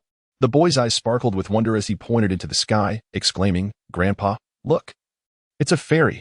Old Yang, wise and experienced, replied nonchalantly that is merely lightness skill, requiring external assistance. It is not a celestial being but rather a martial artist. "She is a captivating martial artist," the grandson sighed dreamily. "You little rascal," Old Yang chuckled affectionately, his eyes filled with warmth. Wang Fu struggled to reveal himself from the malevolent wind, collapsing awkwardly onto the desolate wilderness. Heart-pounding, he could hardly believe he had encountered such a formidable adversary. Xiang Yun, seemingly an ordinary martial artist in the refinement realm, possesses a myriad of astonishing abilities. Apart from the slightly inferior blue talisman, each of his moves is imbued with incredible power, catching his opponent off guard. Returning to the Beast Peak, he intends to summon his master for assistance.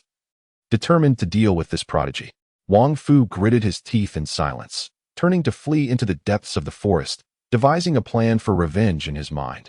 Just as he believed he was on the verge of escape, a colossal sword abruptly materialized in midair, blocking his path, its razor-sharp blade mercilessly cleaving him in two. Xiang Yun, wielding a colossal sword, revealed his imposing figure and coldly uttered, "Do you still wish to summon reinforcements?" Wang Fu, having lost all combat capability, lay on the ground, desperately pleading, "Brave warrior, spare my life. I am a disciple of the Dixing sect. Do you not desire to join our esteemed order? I could introduce you to my master, who might accept you as his apprentice." Upon hearing Xiang Yun's words, a sardonic smile graced his lips. "I had initially entertained such intentions.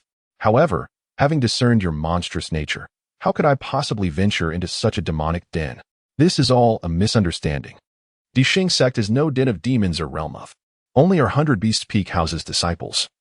While the majority of disciples from other peaks within the sect are human, we are a great sect that embraces all, regardless of origin.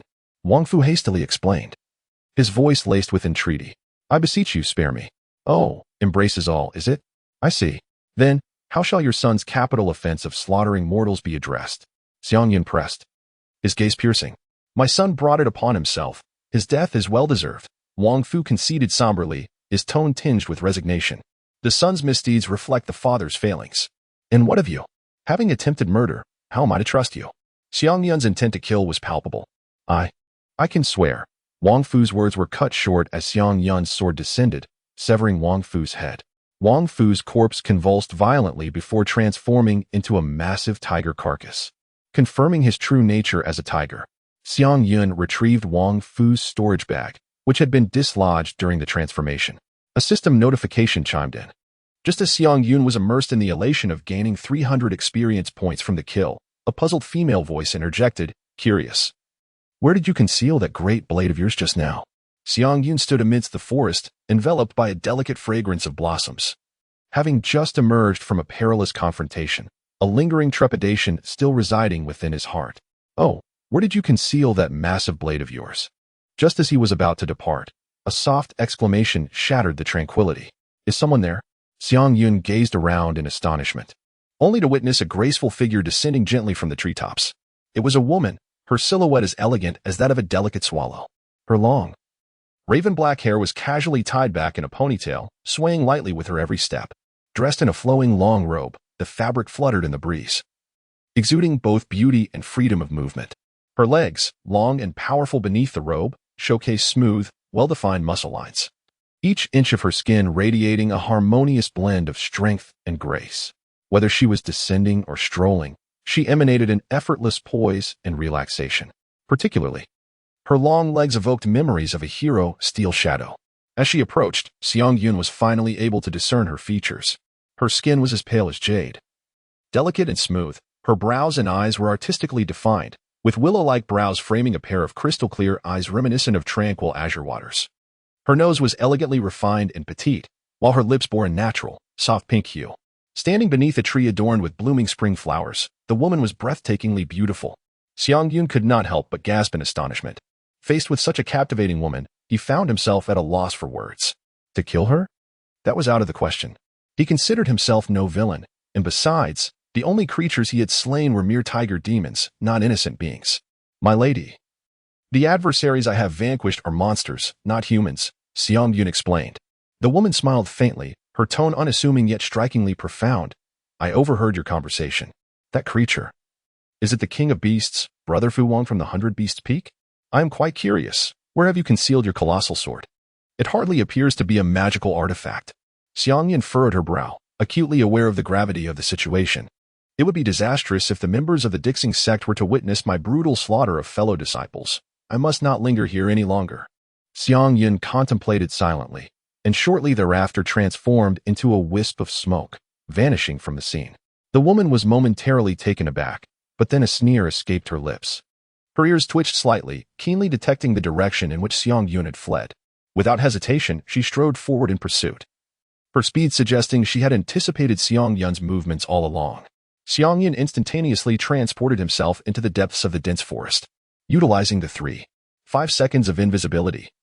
He exerted every ounce of his strength to flee, desperately attempting to escape the woman's line of sight.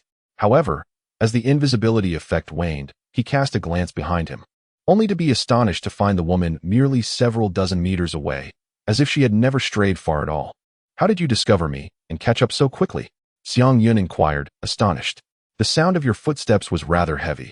I followed the noise, the woman replied, a natural smile gracing her lips. Are you still going to run? Is it enough just to have feet? Her words were light-hearted and humorous. Yet they left Xiang Yun feeling somewhat exasperated. Having just employed his abilities of future traversal and deception, he was left waiting for his skills to cool down, preparing to escape her pursuit through a series of agile leaps. However, he was reluctant to simply bide his time, so he retorted, the great sword was summoned. Not hidden away, you know. Why did you kill Wang Fu? The woman shifted to a more intriguing line of questioning. His son is a tiger demon who has slaughtered many residents here. I killed his son, and he sought revenge. Ah, so you, as his fellow disciple, wish to aid him in avenging his son? Xiang Yun probed tentatively. To his surprise, the woman's response was unexpected. Oh, I see. I have no fondness for demonkind. If what you say is true, I would not assist him in revenge, even as a fellow disciple. However, I do require your cooperation. Before she could finish, Xiang Yun transformed into smoke once more, vanishing into the air, leaving the woman standing alone, dejectedly pouting. Such a slippery fellow, she murmured, laced with a hint of resignation.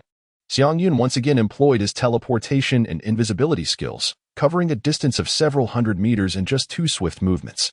Breathing heavily, he materialized, only to find the woman still steadfastly blocking his path. Her expression remained calm, her breath steady, completely unfazed by the earlier chase. My dear lady, I advise you to cease this pursuit. The fact that your son was devoured by a tiger demon is well known throughout the town, and you have witnessed his demise with your own eyes. There is no need for further verification. Xiang Yun gasped. If you do not intend to help him avenge, then kindly step aside. Should you continue to obstruct me, I shall not hold back. The woman tilted her head with a smile, her eyes glimmering with anticipation. Let me see how you intend to be unyielding. He replied, I have never been one to strike a woman unprovoked, but if you invite it upon yourself, do not blame me for being merciless. As soon as Xiang Yun's voice faded, he charged forward unarmed. It was evident that he harbored no intention to kill and refrained from wielding his saber, hoping instead that the woman would retreat in light of the challenge. However, her movements were equally swift. Xiang Yun recognized her prowess and anticipated her imminent release of skills. He launched 2 punches, first feigning with a straight jab, followed by a sweeping strike aimed at her abdomen. The woman regarded Xiang Yun's advancing jab with a scornful smile, recognizing it as a mere ruse even before it approached her. Ignoring the straight jab, she slightly turned her body and effortlessly evaded the subsequent sweeping punch. With a graceful gesture, she extended her delicate hand, gently pushing against Xiang Yun's neck while simultaneously tripping him with her foot. This combination of push and trip caused the towering man, nearly 6 feet tall, to fall backward onto the ground. Xiang Yun hastily rose to his feet, while the woman refrained from launching another attack, merely standing there silently, her gaze piercingly fixed upon him. Xiang Yun pressed forward once more, unleashing a flurry of punches. Yet the woman adeptly evaded each strike, occasionally pushing aside his arms with her palms, causing his punches to twist and distort, no matter how Xiang Yun threw his fists. She effortlessly sidestepped, intercepted, or blocked his attacks, as if she could foresee his every movement. After an intense exchange, Xiang Yun found himself utterly fatigued, supporting himself on his knees, gasping for breath. The woman, however, remained composed, offering a calm assessment. Your stamina is commendable, but alas, you rely solely on brute strength, lacking the finesse to harness your energy effectively. Are you attempting to feed me your moves? Xiang Yun inquired, puzzled. No. I merely wish to ascertain how you could possibly slay Wang Fu, she replied. It appears that without that indomitable greatsword, neither your technique nor your strength would suffice to defeat him alone. Tell me, was he already gravely injured by another before you merely delivered the final blow? Who are your accomplices? Accomplices? Nonsense. The feat of single-handedly slaying a tiger is solely mine. Do not tarnish my achievements with false accusations, Xiang Yun retorted, somewhat irked. Humph. Then prove your worth with some genuine skill, the woman taunted. You fight unarmed while I wield a weapon. Are you certain this is fair? Xiang Yun countered. Who said I am unarmed? She replied, revealing an odd pair of blades from behind her. These weapons, with their 4 points and 9 edges, were recognizable to Xiang Yun.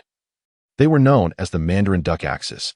Very well, allow me to demonstrate the true sort of a man, Xiang Yun declared, drawing forth the horse-slaying sword.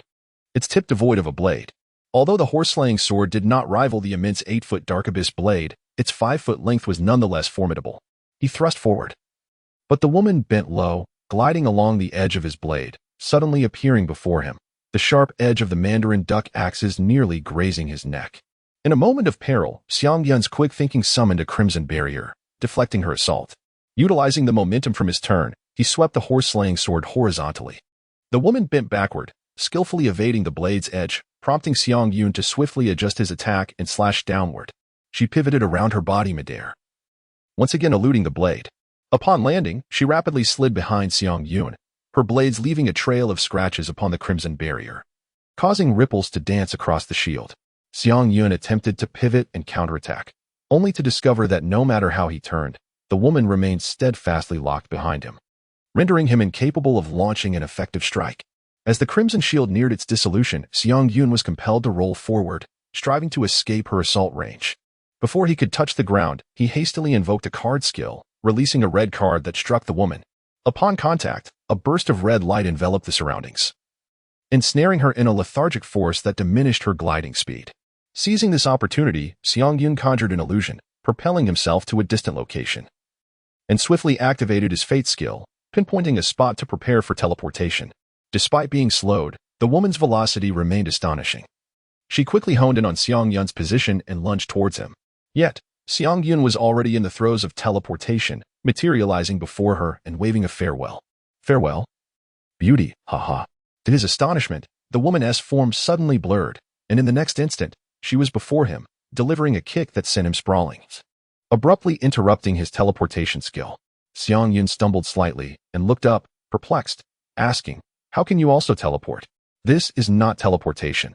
It is a technique of shrinking distances," the woman elucidated. "It is not only you who possesses extraordinary abilities. I do as well. Since you insist on preventing my departure, do not blame me for being ruthless." Xiang Yun struggled to rise, summoning the blade of the abyss, his eyes brimming with murderous intent. Leaping into the air, the colossal sword, imbued with tremendous force, descended with ferocity, aimed directly at the woman. To his astonishment, she relinquished her weapon and raised a single hand, extending just 2 fingers. With a gentle pinch, she unexpectedly secured the dark crimson sword, rendering it immovable, regardless of Xiang Yun's exertion. This marked the first occasion the blade of the abyss had failed to sever an adversary's flesh, facing direct resistance, aside from spells and evasion. It encountered such a predicament for the first time. Upon closer inspection, Xiang Yun discerned that the woman's fingers did not directly touch the massive sword. Rather, they were separated by a layer of translucent airflow, an invisible force impeding the sword's advance. Xiang Yun continuously unleashed a myriad of skills, each casting draining his spirit, especially the recently invoked Fate, which nearly depleted his entire mana reserve. At this moment, he felt dizzy and disoriented. Had it not been for the Darkened Blade, which required no mana, he would have surely found himself in a dire predicament. Nonetheless, even so, the onslaught of the Darkened Blade was deftly countered by the woman. Was it truly necessary to resort to that life-saving skill point? This was the last trump card he had preserved since reaching level 8. Initially intended for use upon attaining level 9 to learn a powerful passive stacking skill. Yet, it seemed he had no other choice. With a resolute decision made, Xiang Yun closed his eyes, and a multitude of skill models surged into his mind. The abilities of champions such as Riven, Garen, Tryndamere, Yasuo, and Sion, each a no-cost hero, flashed by like a revolving lantern, each representing a potential avenue. However, in this moment, what he required was a skill that could instantaneously enhance his attack speed, catching his opponent off guard. That skill was Kled's W ability, Violent Tendencies.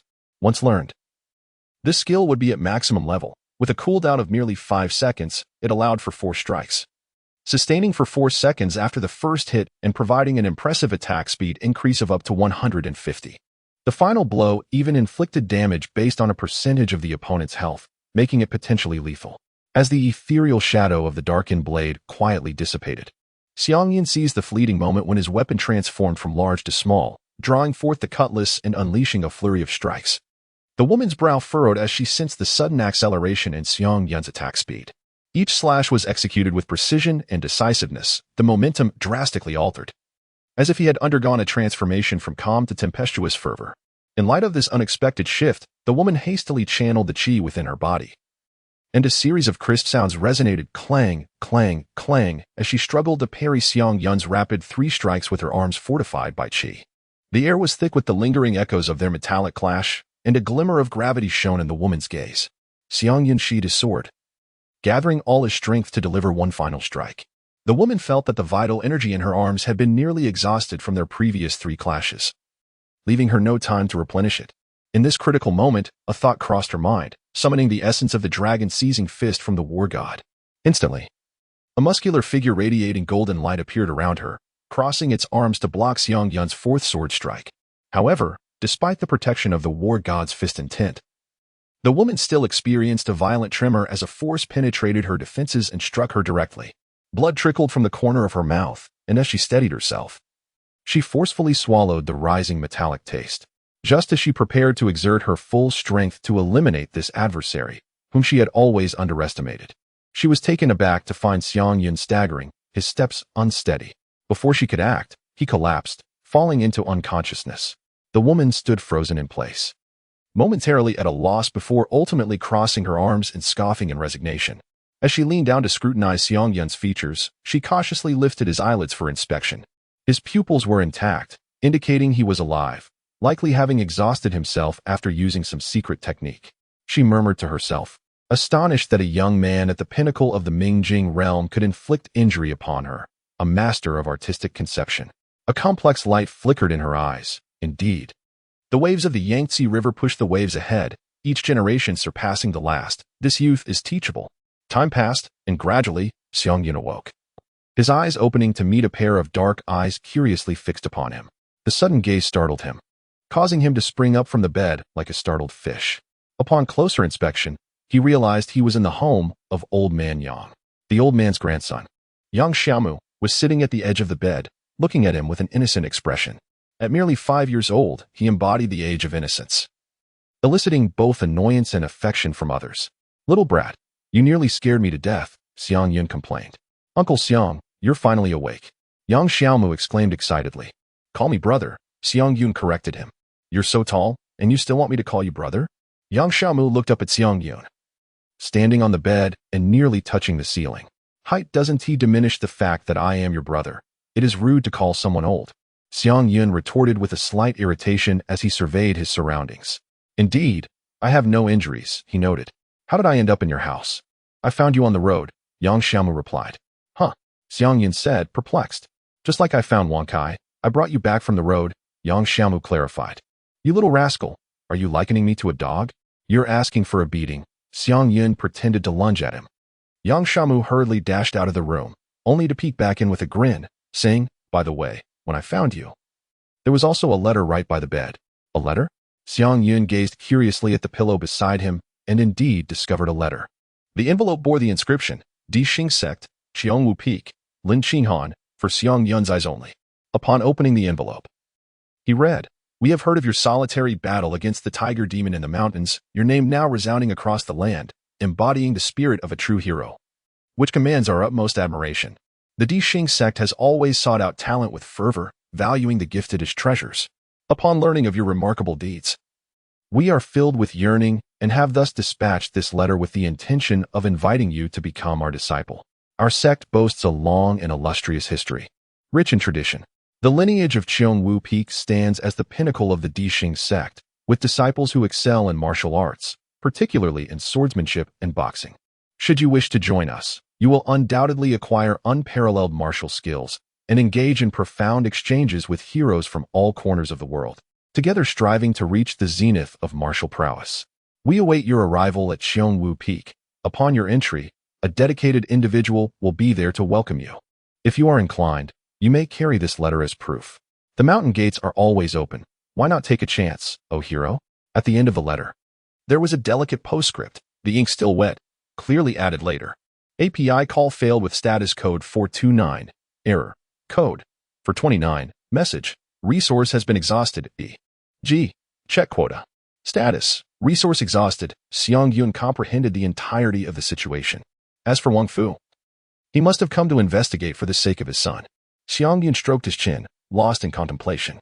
Yet what perplexed him was that when he struck down Wang Fu before Lin Qinghan, she possessed the capability to easily subdue him, yet chose merely to observe, offering no resistance. What could this signify? Several possibilities flashed through Xiang Yun's mind. 1. There might be a personal vendetta at play, or an irreconcilable conflict between Qiong Wufeng and Bei Xiaofeng. 2. Lin Qinghan's words hinted at disdain for Wang Fu's demonic lineage, reflecting the intricate relationships within the Di Xing sect. Perhaps the factional divisions within the sect were severe, with a deeply entrenched hierarchy of contempt. 3. Lin Qinghan did not capture him. Instead, she granted him a letter, inviting him to consider joining Qiong Wufeng. This suggested that she recognized his extraordinary prowess, far exceeding that of an ordinary apprentice. At this thought, Xiang Yun felt a swell of pride. After all, possessing a repertoire of heroic skills undoubtedly rendered him a dazzling presence in the eyes of others. Even the legendary feat of Wu Song slaying a tiger in water margin pales in comparison to his own triumph of vanquishing 2 tiger demons. Not to mention that he had also wounded Lin Xinghan. Strength is paramount. However, beneath this information lay a multitude of unknowns. Why did the Dixing sect choose to accept him as a disciple, particularly in the realm of martial arts, rather than in other branches such as Qi refinement or Taoism? The internal strife within the Dixing sect seemed more intense than anticipated, so severe that outsiders could readily intervene. Did the insiders remain indifferent? Ultimately, Xiang Yun faced a daunting choice. To join the Dixing sect would mean placing his fate in Lin Xinghan's hands. Conversely, refraining from joining would confine him to the role of an outsider, infiltrating the sect to search for his lost sister, a task rendered exponentially more difficult. What a conundrum! Xiang Yun was deeply immersed in contemplation when he was abruptly interrupted by a familiar voice. "It's time to eat, Uncle Xiang," called Yang Xiaomo, whose innocent tone jolted him from his reverie. Realizing the moment, he decided to dine first and inquire about the situation with the old man Yang afterward. "I shall have my meal and then seek answers," Xiang Yun murmured to himself, rising from his seat and exiting the room to enter the Yang family's living room. At the dining table, the steaming dishes emitted an enticing aroma, a delightful scene that Xiang Yun had the pleasure of experiencing almost daily for the past fortnight. Ever since he had heroically rescued the old man Yang 3 times in a row that fateful night, he had become a frequent guest in their home. Initially, he felt a twinge of embarrassment, but the old man Yang always waved his hand with a smile, saying, "Oh, benefactor, what is this mere food? From now on, you needn't trouble yourself with cooking. Come and dine at my home every day." Xiang Yun was inherently a languid individual, accustomed to ordering takeout in his previous life. Thus, he graciously accepted this kindness. Fortunately, the game he brought back from hunting in the mountains compensated for the household provisions, and old Yang's family expressed no grievances whatsoever. At the dining table, Xiang Yun omitted certain details and briefly recounted the letter he received from the Dixing sect regarding discipleship. Upon hearing this, old Yang chuckled heartily and remarked, "Ah, my benefactor, my son, Yang Jinghua, is a disciple at Xiangwu Peak. He speaks highly of his fellow disciples, who are harmonious and united, never engaging in petty squabbles." "Old Yang, you have a son?" Xiang Yun inquired with astonishment. Over the past few days, he had only encountered old Yang's family of 3, along with the occasional visit from a married daughter, and had never heard mention of a son. "Uncle Yang, without my father, how could I exist?" Yang Xiaomu pouted defiantly. "Did not your grandmother say you were found in a cave? Otherwise, why have we never seen your mother?" Xiang Yun jested. In response, Yang Xiaomu widened his eyes and turned to his grandmother, her gaze filled with curiosity and confusion. Old Granny Yang cast a sidelong glance at Xiang Yun, her tone laced with mild reproach. "Pay no heed to his nonsense. Your mother passed away from illness when you were young, and your father returned last year. When he mentioned you being found in a cave, that was merely an expression of my frustration at your mischief." "Humph." Yang Xiaomu, hearing her grandmother's clarification, let out a cold huff toward Xiang Yun, clearly displeased by his earlier jest. "Ha ha ha, you actually believe it." Xiang Yun laughed, tearing a chicken leg from the platter and gently placing it in Yang Xiaomu's bowl, diffusing the awkwardness that had arisen. Returning to the topic of the Dixing sect, Xiang Yun continued to inquire, "What level has your son attained? And how long has he been practicing in the mountains?" "My son has been cultivating for 6 years. When he returned last year, he joyfully informed me that he had reached the dark energy level, claiming that with a few more years of practice, he would achieve something significant." Old Yang replied with pride, "Dark energy level? Is that a designation within the martial arts hierarchy?" Xiang Yun pondered silently, finding this realm of existence reminiscent of the martial arts principles from his past life. In the world of cultivation, the question arose, could martial practice also extend one's lifespan? This contemplation ensnared his thoughts, for he had no desire to merely live a century before succumbing to age. "But, dear sir, is it not possible for your son to cultivate qi and pursue immortality? Is the Dixing sect not a sect of cultivation?" Xiang Yun inquired further. Old Yang explained. That rascal Jinghua was assessed as possessing inferior 5 spirit roots during his testing, and cultivating qi demands a staggering amount of resources and time. Though our family is relatively well off, we cannot bear such exorbitant costs, and thus he was encouraged to pursue martial arts instead. Moreover, the Dixing sect is the premier sect in our Jiaozhou, offering various paths of cultivation, including Taoist methods, qi refinement, talismans, stargazing, and martial arts. As long as one possesses sufficient talent, they may learn upon entering the mountain gates. Xiang Yun's curiosity deepened. Are there other children from the town in the Dixing sect then? Indeed, though they are few. Most who enter the sect can only serve as ordinary menial disciples. Those fortunate enough, like the plump steward, may descend the mountain to become a purchasing steward. The less fortunate merely earn a meager income and return to their hometowns as they age, Old Yang reminisced. Only those with exceptional talent or the children of local gentry who can afford it become outer disciples. My child possesses considerable potential and physical aptitude, which is why he was taken by Qiangwu Peak. At that time, other peaks were also recruiting disciples, but only a handful caught their attention. Oh, I see now. Xiang Yun nodded in realization. It was no wonder that during the Tiger Plague, Kaishan Town had merely dispatched hunters to confront the threat. The true experts were not on the mountain, but rather within the sect. Those who ascended the mountain were either lowly disciples or individuals of mediocre strength. Benefactor, since you have resolved to join Xiangwu Peak, might you also assist me by bringing some items to my son? Grandmother Yang's eyes glimmered with anticipation, her words imbued with warmth. Clearly, the Yang family had placed their unwavering trust and high hopes in Xiang Yun's decision to join Xiangwu Peak. Xiang Yun had already formulated a plan in his heart. He resolved to join the Qiangwu Peak of the Dixing sect. Very well. I shall make the necessary preparations and ascend the mountain in 3 days, he solemnly agreed. However, just as he was about to rise and take his leave, a perplexing thought suddenly surged within him. Wait a moment, if Yang Jinghua ascended the mountain 6 years ago, how could Yang Xiaomu be only 5 years old? Xiang Yun's gaze shifted towards the old man Yang, his eyes reflecting astonishment. Is he still as vigorous as ever? In the span of 3 days, Xiang Yun had numerous tasks to attend to.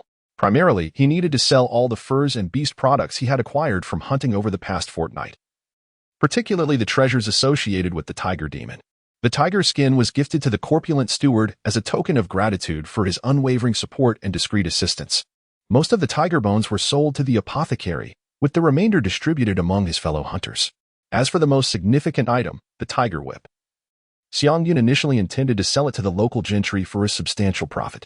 However, upon learning of this, the old man Yang approached Xiang Yun first, surreptitiously slipping him over 10 taels of scattered silver, clearly sacrificing all he had.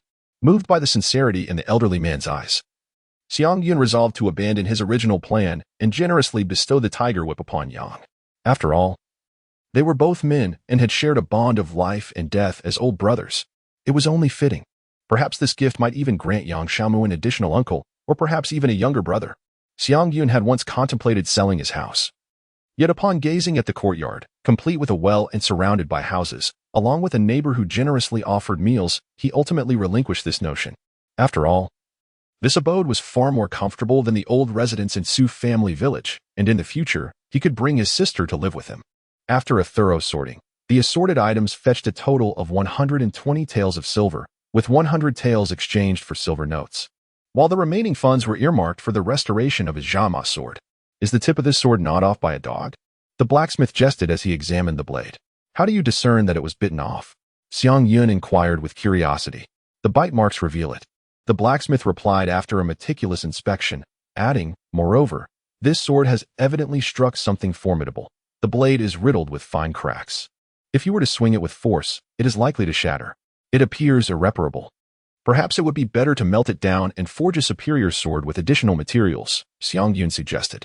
What would that cost? He asked the blacksmith. 20 taels would suffice only to create a new sword of the same specifications as the original. The blacksmith chuckled in response. Master, this is the sword I used to vanquish the tiger demon.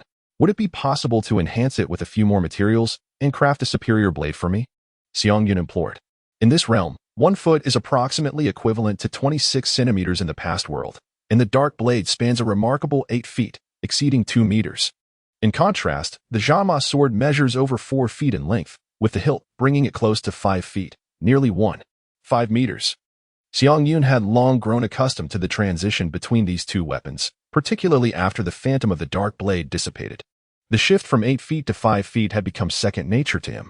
In contrast, should he wield an ordinary weapon measuring only 2 or 3 feet, the adjustment would be exceedingly challenging. Crafting a sword of 8 feet in length would pose considerable inconvenience, even for someone of Xiang Yun's stature, standing nearly 6 feet 3 inches tall. Thus, the more manageable 5-foot-long broadsword became his weapon of choice. Ah, so you are the legendary hero who slays tigers, exclaimed the blacksmith, pointing at Xiang Yun in astonishment. Indeed, that would be me, Xiang Yun replied with a hearty laugh. However, that will require an additional fee. The blacksmith stated without hesitation. Xiang Yun's spirits plummeted instantly. In the realm of commerce, after all, it is merely a transaction, devoid of personal sentiments. For a cost price of 100 taels, I can forge for you a fully equipped, top-tier horse-slaying sword, but I have a stipulation. The blacksmith crossed his arms confidently and declared, "What is your condition?" Upon hearing the cost price of 100 taels, Xiang Yun perked up, curiosity piqued. "This sword must bear my name," the blacksmith stated plainly. "May I inquire as to your esteemed name?" Xiang Yun asked politely. "I am Wang, the blacksmith from Kashan Town, commonly known as Zhang Matzi." The blacksmith proudly introduced himself. Observing the black spots on the blacksmith's face, remnants of years spent at the forge, Xiang Yun couldn't help but swallow hard. The name Matzi sword was indeed somewhat difficult to accept. Oh well. Xiang Yun clutched his sword, turning to depart. "Oh, do not leave, valiant hero. I am Zhang Mu Yun," the blacksmith called urgently, watching Xiang Yun's retreating figure. Upon hearing the blacksmith's plea, Xiang Yun halted his steps and turned back. "The Mu Yun sword sounds rather appealing," he remarked, subsequently relinquishing the weapon into Zhang Mu Yun's hands. Grasping the long sword firmly, Zhang Mu Yun held on to a 100-tael silver note, his heart a tumult of emotions. To ascend as a renowned master craftsman, one requires not only exquisite skill and substantial resources to forge extraordinary weapons, but also a luminary and a tael to champion one's creations. This heroic figure, Xiang Yun, was precisely the illustrious spokesperson he had long desired. Disciples, bring forth the precious East Sea secret silver and the celestial meteorite iron I have cherished for so long. Zhang Mu Yun instructed his apprentices with fervor, preparing to dedicate his utmost efforts in the coming days. He was resolute in his ambition to transform the Mu Yun sword into a legendary blade. Meanwhile, Xiang Yun had already exited the blacksmith's forge, entirely unaware of the lofty expectations placed upon him. As he walked, he lamented, "After toiling for half a month, I have earned merely 120 taels. I intended to spend a fraction on a sword, yet now I am left with only the remnants." As he touched the meager coins at his waist, a pang of sorrow struck him. Suddenly, a subtle vibration emanated from the storage pouch at his side. Xiang Yun lowered his gaze and discovered that it was the storage bag left to him by Wang Fu that was stirring. This storage bag did not possess a dimensional space capable of holding countless items. Rather, it was merely an ordinary pouch. Inside, it contained a rectangular piece of white jade, some fragments of silver, and an empty wooden box, which was carved with a human-shaped recess, seemingly intended for housing a substitute puppet. The vibrations emanated from the jade tablet. Xiang Yun picked up the tablet and gently caressed it, causing it to fall silent. Just then, the tablet emitted a voice once more. "Hey, Fu, are you there?" Xiang Yun was taken aback. Could this possibly be a telephone from the realm of immortals? He brought the jade tablet close to his ear, mimicking the modern method of conversation, and tentatively replied, "Hello, hello, Wang Fu is not here. May I ask who you are?" "I am Wang Fu's master, the true man of 10,000 beasts." "Young one, who are you, and why do you possess my disciples soon?" The voice on the other end was evidently that of a tiger demon's master, imbued with an air of authority and curiosity. It turned out that the communication device in the world of cultivation was known as the Sun. With a playful smile gracing his lips, Xiang Yun decided to tease the master of the tiger demon. "Ah, I am Qin Shi Huang," he proclaimed. "I found this soup pie by the roadside." Qin Shi Huang. Which dynasty's emperor would dare adopt such an audacious name? Furthermore, how could you possibly know my disciple's name if you merely stumbled upon the soup pie? The skepticism in the opponent's voice was palpable. "I killed your disciple, and the fell to the ground. How could I not know his name after picking it up?" Xiang Yun replied nonchalantly. "You dare to harm my disciple?" No wonder Fu's substitute puppet was shattered. "If you have the courage, reveal your location to me." Came the furious roar from the other end of the soup pie. "Merely a tiger demon. I am occupied with state affairs and have no time to entertain you. If you fail to grasp the implications of my words, I shall terminate this conversation. I am exceedingly busy." Xiang Yun deliberately distanced himself from the jade slip, allowing his voice to gradually diminish, creating an illusion of disconnection. "Hello?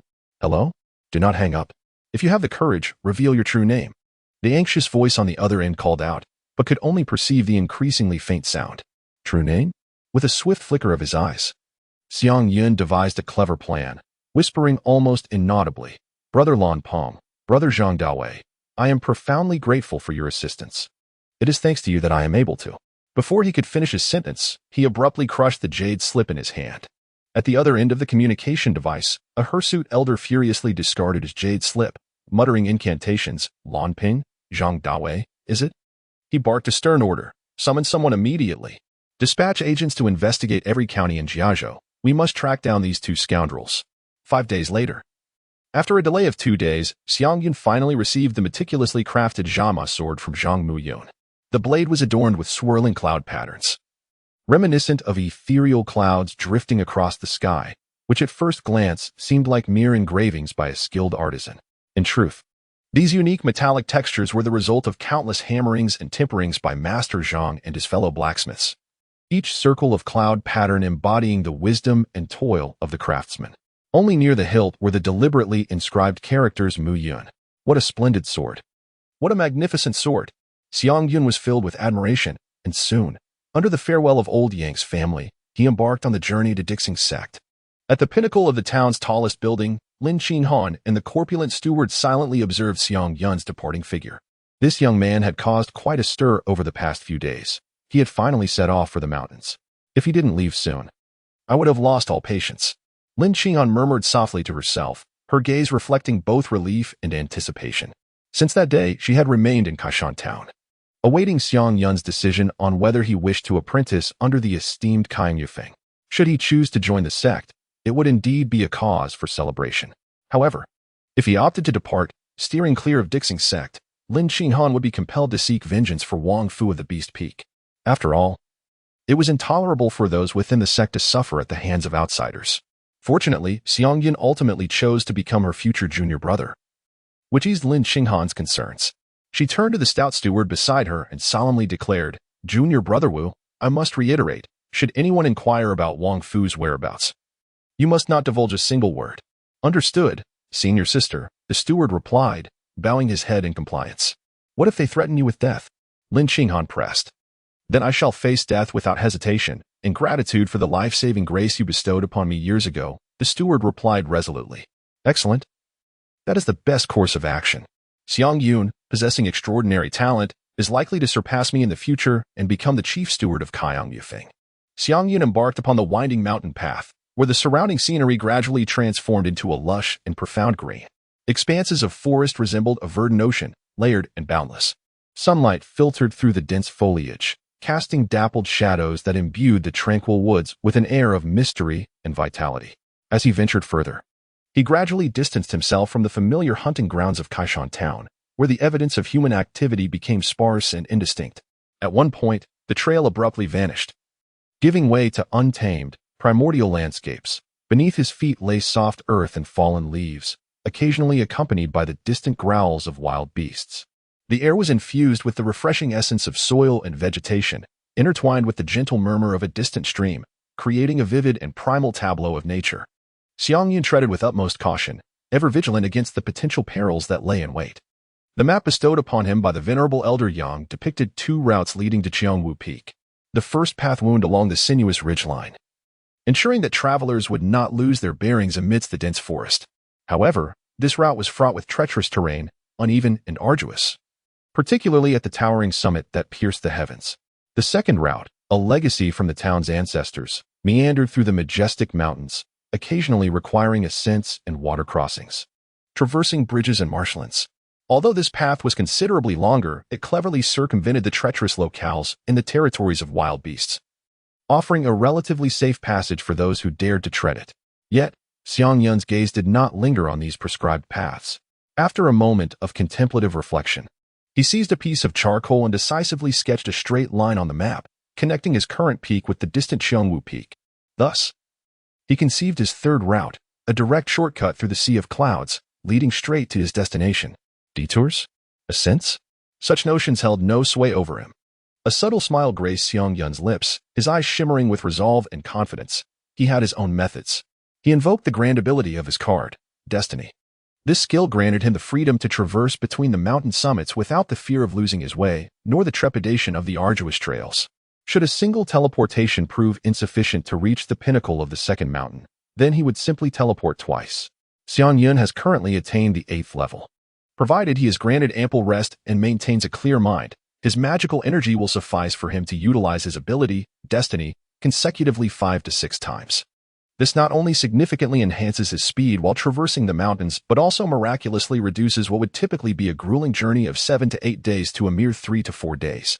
As Xiang Yun performed Destiny at the mountain summit, skillfully weaving through the peaks with this enigmatic power, Lin Qinghan, who was making her way back down the mountainside, once again sensed the familiar feeling of being observed, as if invisible eyes were piercing through the thick fog, watching her every move. Initially, she presumed that this sensation stemmed from the scrutiny of a formidable practitioner. It was only when she recalled Xiang Yun's prior use of this technique in her presence that she realized it was, in fact, the unique power he employed to trace Wang Fu. Alarm surged within her as she chastised herself for neglecting to advise Xiang Yun against the indiscriminate use of such a technique. Lin Qinghan recognized that Xiang Yun's frequent invocation of destiny was intended to hasten their journey, as he ventured deeper into the depths of the Jiaolong mountain range. The number of mystical creatures and beasts began to swell. While ordinary beings or wild animals might passively endure his probing consciousness, those with cultivation, especially the seasoned elders from various sects, would not easily tolerate the sensation of being spied upon. Even before officially entering the fray, this young man had already stirred up such a tempest. It was indeed a source of exasperation. With her thoughts racing, she quickened her pace, striving to catch up with Xiang Yun. Yet, despite having attained a profound mastery in the realm of martial arts, she found it impossible to match Xiang Yun's teleportation speed at the mountain peak. After all, martial artists cannot soar through the skies as cultivators do. If only my martial prowess were to reach the realm of distant travel, perhaps I could harness the winds to bridge the gap between us, Lin Qinghan pondered, feeling the distance between herself and Xiang Yun growing ever wider, which only heightened her anxiety. On the first day of their journey, Xiang Yun, employing his skill, teleported 5 times, crossing 4 mountain peaks, feeling like an untroubled celestial wanderer, which brought him great satisfaction. However, by the second day, as he continued his teleportation, circumstances began to shift. Each activation of his skill seemed to provoke the very nerves of nature. The animals atop the mountain became alarmingly alert. Flocks of birds took flight in panic, emitting piercing cries. Wolves and bears emerged, roaring their territorial claims. Even stranger creatures, previously unseen by Xiang Yun, appeared, including a colossal moose cloaked in moss, a stout-armed white monkey, little green beings capable of merging with the foliage, and red-winged crows that could mimic human speech. Faced with this gathering of mountain spirits, Xiang Yun endeavored to approach them, particularly those enigmatic little green beings, filled with curiosity and eager to greet them.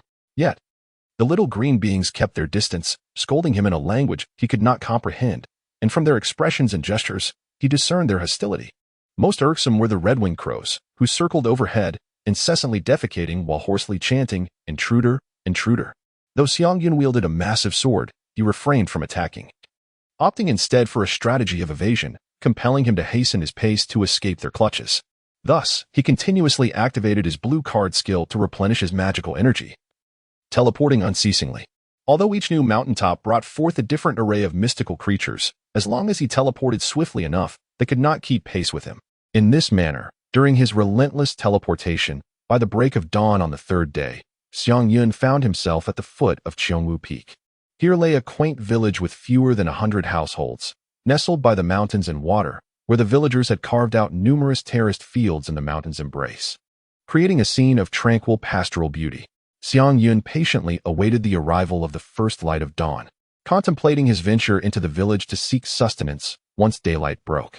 Just as the horizon began to brighten, an unexpected scene unfolded before his eyes. Groups of young disciples, clad in training attire, descended the mountainside in 2 distinct lines, one of men and the other of women. Each individual carried 2 large water buckets, their bases tapering to a funnel shape.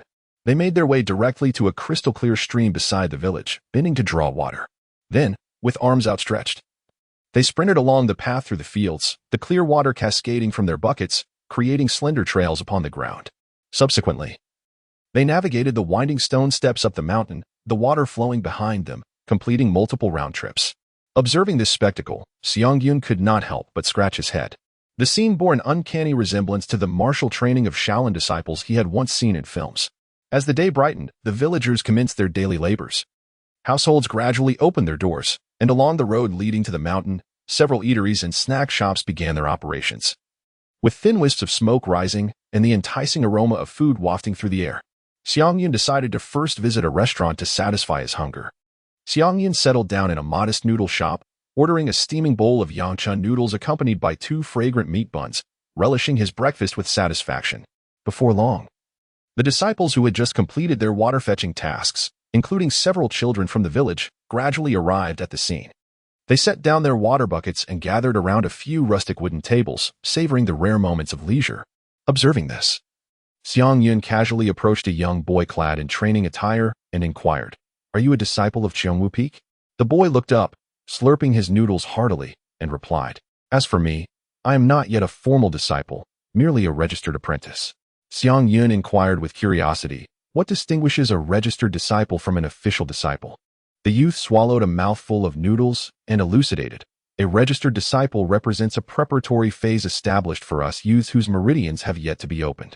To formally join Xiongwu Peak, one must undergo 3 months of rigorous training to solidify the foundation.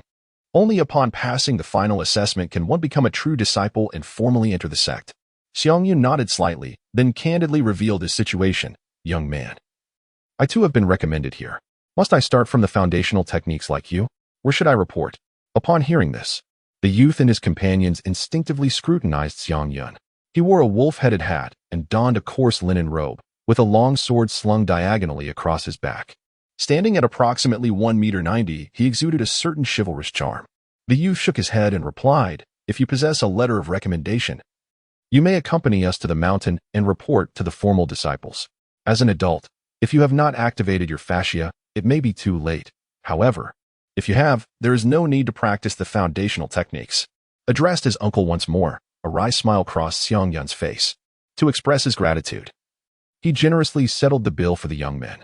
Subsequently, under their guidance, the group embarked on the path up the mountain, heading deeper into the heart of Xiongwu Peak. As they bypassed the training halls and living quarters of the youths, a magnificent mountain gate came into view. Before the gate, a massive stone bore 3 powerful and vigorous characters, Xiongwu Peak. These characters seemed not to have been chiseled, but rather hammered into the stone with a fist. Exuding a bold spirit, standing before the colossal stone, Xiang Yun could feel a robust and valiant aura enveloping him. As he immersed himself in the grandeur before him, 2 figures approached from within the gate. One was a middle-aged man, while the other appeared to be in his 20s. The middle-aged man accepted the letter of recommendation Xiang Yun extended, reading it with great seriousness.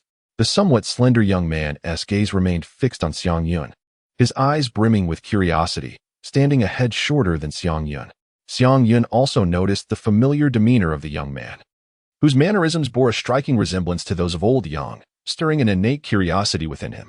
Sensing Xiang Yun's scrutiny, the youth felt a twinge of apprehension. Yet he quickly recognized that, as a senior brother, he must not lose face before his future junior disciple. Thus, summoning his courage, he provocatively inquired, "What are you staring at?" Xiang Yun instinctively retorted, "What are you looking at?" This remark instantly ignited a flame of anger within the young man's heart. "How dare you be so arrogant upon entering? Today, I shall teach you a proper lesson, little brat." With that, he prepared to take action. Xiang Yun, undeterred, retorted fiercely, "You brat, I am your uncle." He had already surmised that the individual before him was likely Yang Jinghua, the eldest son of the old man Yang. Yang Xiaomu's father? "You are courting death." Yang Jinghua's fury reached its zenith, and a confrontation seemed inevitable. At that critical moment, a middle-aged man, who had been observing from the sidelines, intervened promptly, grasping Yang Jinghua's arm to prevent an unnecessary altercation. "Why are you so impulsive?" he implored. Yang Jinghua, exasperated, exclaimed, "He dares to look at me and calls me his uncle. I cannot abide this. A martial artist must uphold a clear heart and an open mind. Even if he is my future junior, he must not disregard the rules of respect, honoring the elders and cherishing the young." As soon as he finished speaking, Yang Jinghua attempted to break free from his restraint, eager to demonstrate his prowess to Xiang Yun and assert his dominance. However, Xiang Yun remained unfazed. Instead, he produced a letter from his breast pocket and held it before Yang Jinghua. Upon closer inspection, Yang Jinghua took the letter and began to read. To his astonishment, it was indeed penned by his father. The letter spoke of the hero who slayed tigers, the life-saving grace, and addressed Xiang Yun as brother Xiang, each word striking Yang Jinghua's heart like a hammer. After finishing the letter, Yang Jinghua's demeanor shifted to one of respect, as his earlier arrogance and anger dissipated like mist. He managed to muster a sycophantic smile and respectfully called out to Xiang Yun, uncle. Hearing a young man of Yang Jinghua's age address him as uncle filled Xiang Yun with an unprecedented sense of satisfaction, even surpassing the joy he felt when Yang Xiaomu referred to him as brother. With a smile, he replied, "Good nephew, this is a gift from your uncle." He then revealed a package of specialty products from the Yang family and generously handed it over to Yang Jinghua. As Yang Jinghua unwrapped the package, he discovered pastries, mushrooms, dried vegetables, meat jerky, tiger bones, and a handful of silver coins, each item a nostalgic taste of home that warmed his heart. My lord, this chapter has more to offer. Please click to the next page to continue reading. The following parts are even more thrilling. He recognized that these were carefully prepared gifts from his family. Yet he could only respond with a wry smile. "Thank you for the gift, uncle." Upon hearing this, Xiang Yun scoffed and remarked, "Once I have entered the mountain gate, we shall each follow our own paths. You shall call me uncle, and I shall address you as senior brother." Yang Jinghua, feeling resigned, could only continue to smile wryly.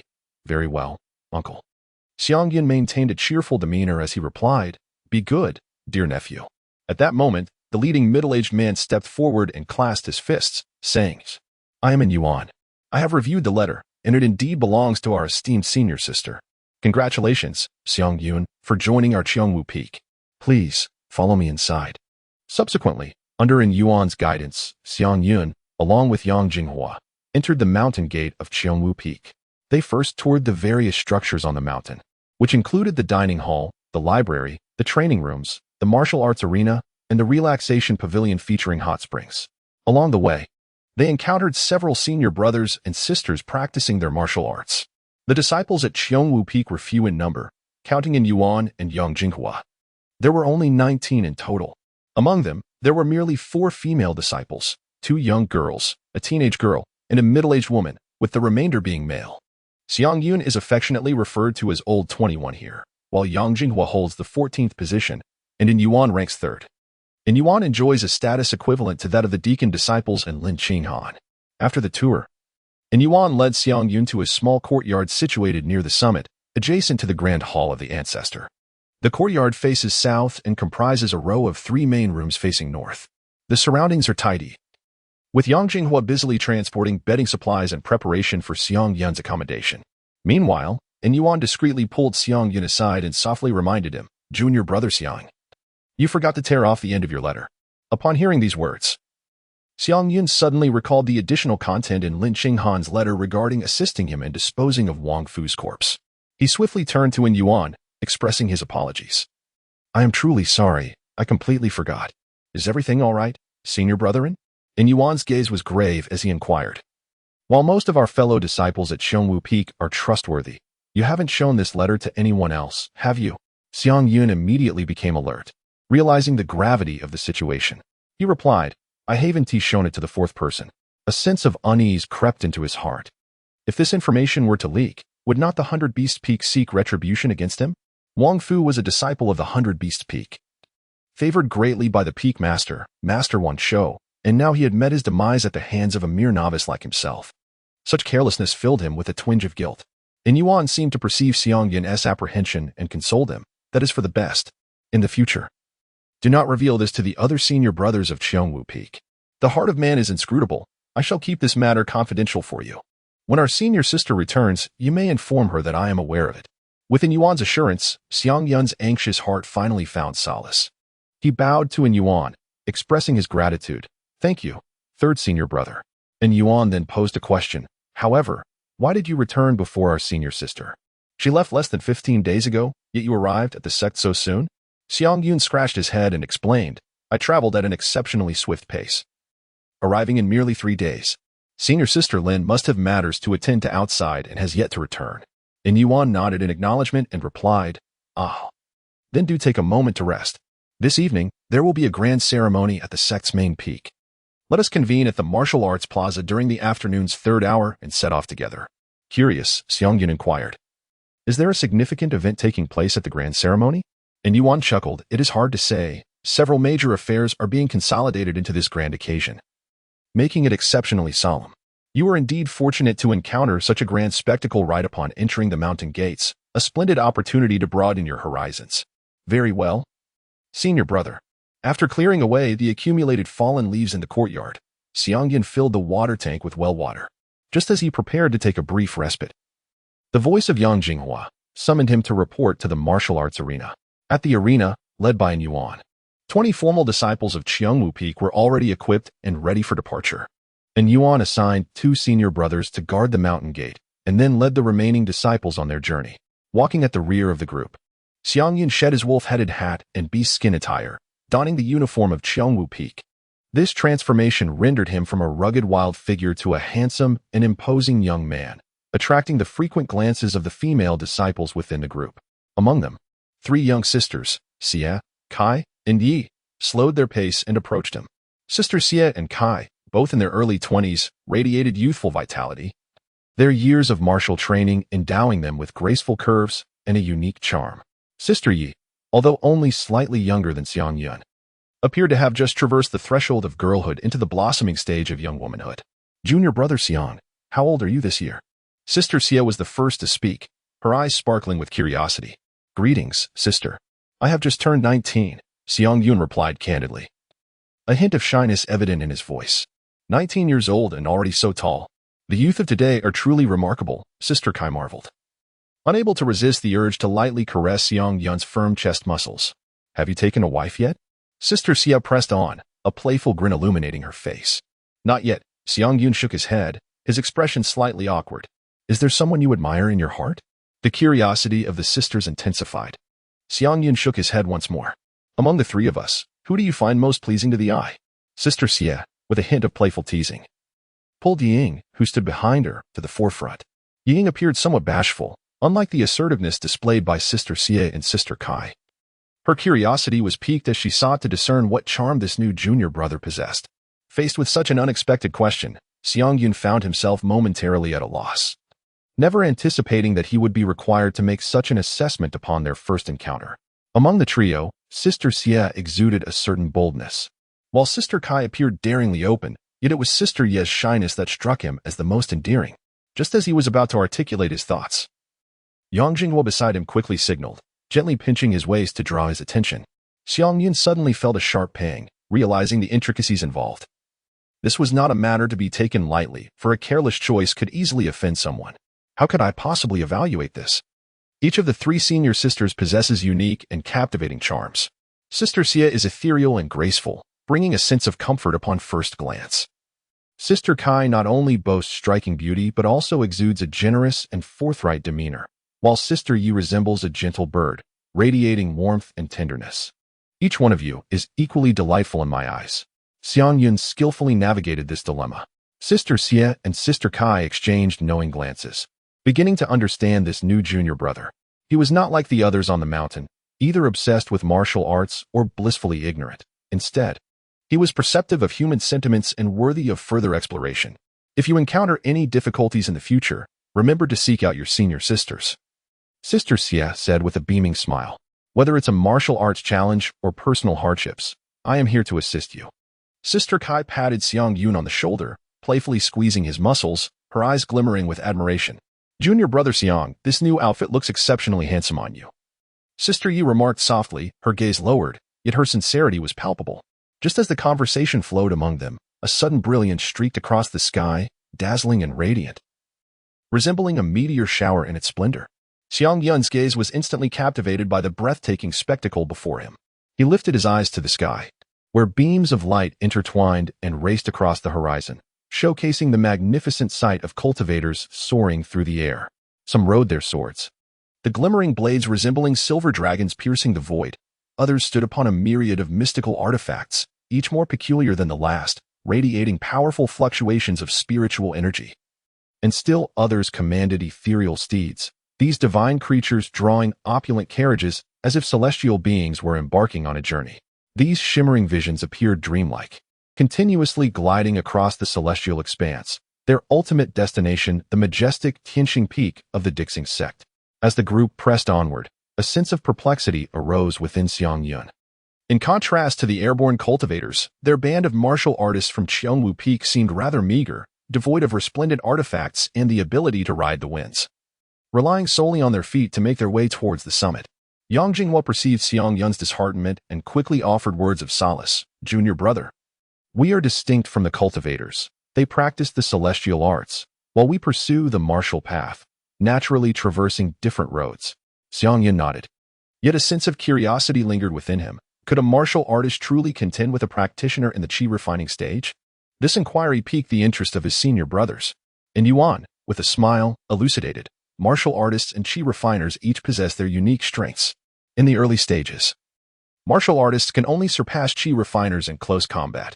However, as they progress to the mid-stage, chi refiners gain the ability to soar through the skies, thereby overpowering martial artists. Yet, in the later stages, those martial artists who master the art of wind manipulation and the essence of their fists can, in turn, dominate the chi refiners. Xiang Yun inquired, then why can we not ride the wind? Upon uttering these words, the group fell into a profound silence. Yang Jinghua gently patted Xiang Yun, signaling him to refrain from further questioning. However, and Yuan candidly replied, on Xiongwu Peak, apart from our master and senior sister, we have yet to master the art of wind riding. Therefore, we must diligently cultivate our skills to realize the dream of soaring with the wind. Much like those adept in chi refinement, freely traversing the realms of heaven and earth. Master? Indeed, I have yet to meet our master, Xiang Yun suddenly realized. Reflecting that since his arrival at Xiongwu Peak, he had never encountered this legendary figure. Outside, it was Lin Qinhan who welcomed him, while within, it was senior brother in Yuan who attended to his needs. The master roams the world, rarely returning to the mountain. Not just you. Most of us disciples seldom have the opportunity to see the master. Rather than saying we are the master's disciples, it would be more accurate to say we are under the tutelage of senior sister, and Yuan remarked with a hint of self-deprecation. Xiang Yun raised his gaze towards the heavens, witnessing the celestial beings arriving on the wind, an endless stream soaring towards Tianqing Peak. How many mountains does our Di Xing sect possess? It seems there are numerous individuals. If each peak accommodates more than 20, there must be at least 100 peaks. And Yuan looked up at the sky and sighed. The Di Xing sect comprises 10 peaks, with 4 belonging to the inner sect and 6 to the outer sect. Xiongwu Peak, being the least populated among the outer disciples, has at least dozens of individuals on other peaks, with some exceeding 100. Moreover, many other sects from Jiaozhou have come to witness this grand ceremony, resulting in the impressive spectacle of myriad immortals paying homage. After enduring over 2 hours of arduous travel, the group finally arrived at Tianqing Peak. This peak, the most magnificent of the Di Xing sect, not only towered into the clouds but also sprawled across a vast expanse. Adorned with countless, hidden within the forest were numerous palatial structures, contrasting sharply with the simplicity of Xiongwu Peak. Along the way, they encountered disciples clad in North Dipper robes, adorned with high hats, their demeanor solemn. Furthermore, numerous servant disciples busily scurried about, maintaining the daily operations of Tianqing Peak. Faced with the grandeur of Tianqing Peak, the disciples of Xiongwu Peak couldn't help but feel a twinge of sorrow. In stark contrast to Tianqing Peak's opulence, their own residence was exceedingly humble. The group arrived at the plaza atop the peak. Here, a pristine white jade floor extended, covering an expansive area of several thousand square meters. To the north of the plaza stood a magnificent white jade platform, serving as the focal point of the gathering. In the distance loomed the awe-inspiring ancestral hall of Tianqing Peak, overlooking all like a guardian deity. The plaza was adorned with tables laden with various delicacies and spiritual fruits, their enticing aromas wafting through the air. Nearby, a fountain continuously sprayed exquisite nectar, and the clear liquid shimmered enticingly under the sunlight. As the group entered the ceremonial venue, the sight before the disciples of Xiongwu Peak ignited a spark of excitement, revealing their eager expressions. Everyone, remain calm. Do not lose the dignity of Xiongwu Peak. Brother in Yuan, the highest-ranking member of the group, reminded them at the opportune moment. He surveyed the restless disciples around him, instructing them to disperse into the crowd. Savor the delicacies while maintaining decorum, and avoid gluttony to preserve the reputation of Xiongwu Peak. In the event someone accuses us of rudeness and inquires about our sect, simply state that we are colleagues from Baisho Peak. This remark left the disciples present momentarily stunned, only to be followed by an inexplicable wave of amusement swelling within them. Xiang Yun was filled with confusion, pondering, this is hardly a grand ceremony. It appears to be more akin to a buffet party. Very well, let's split up and commence our tasks.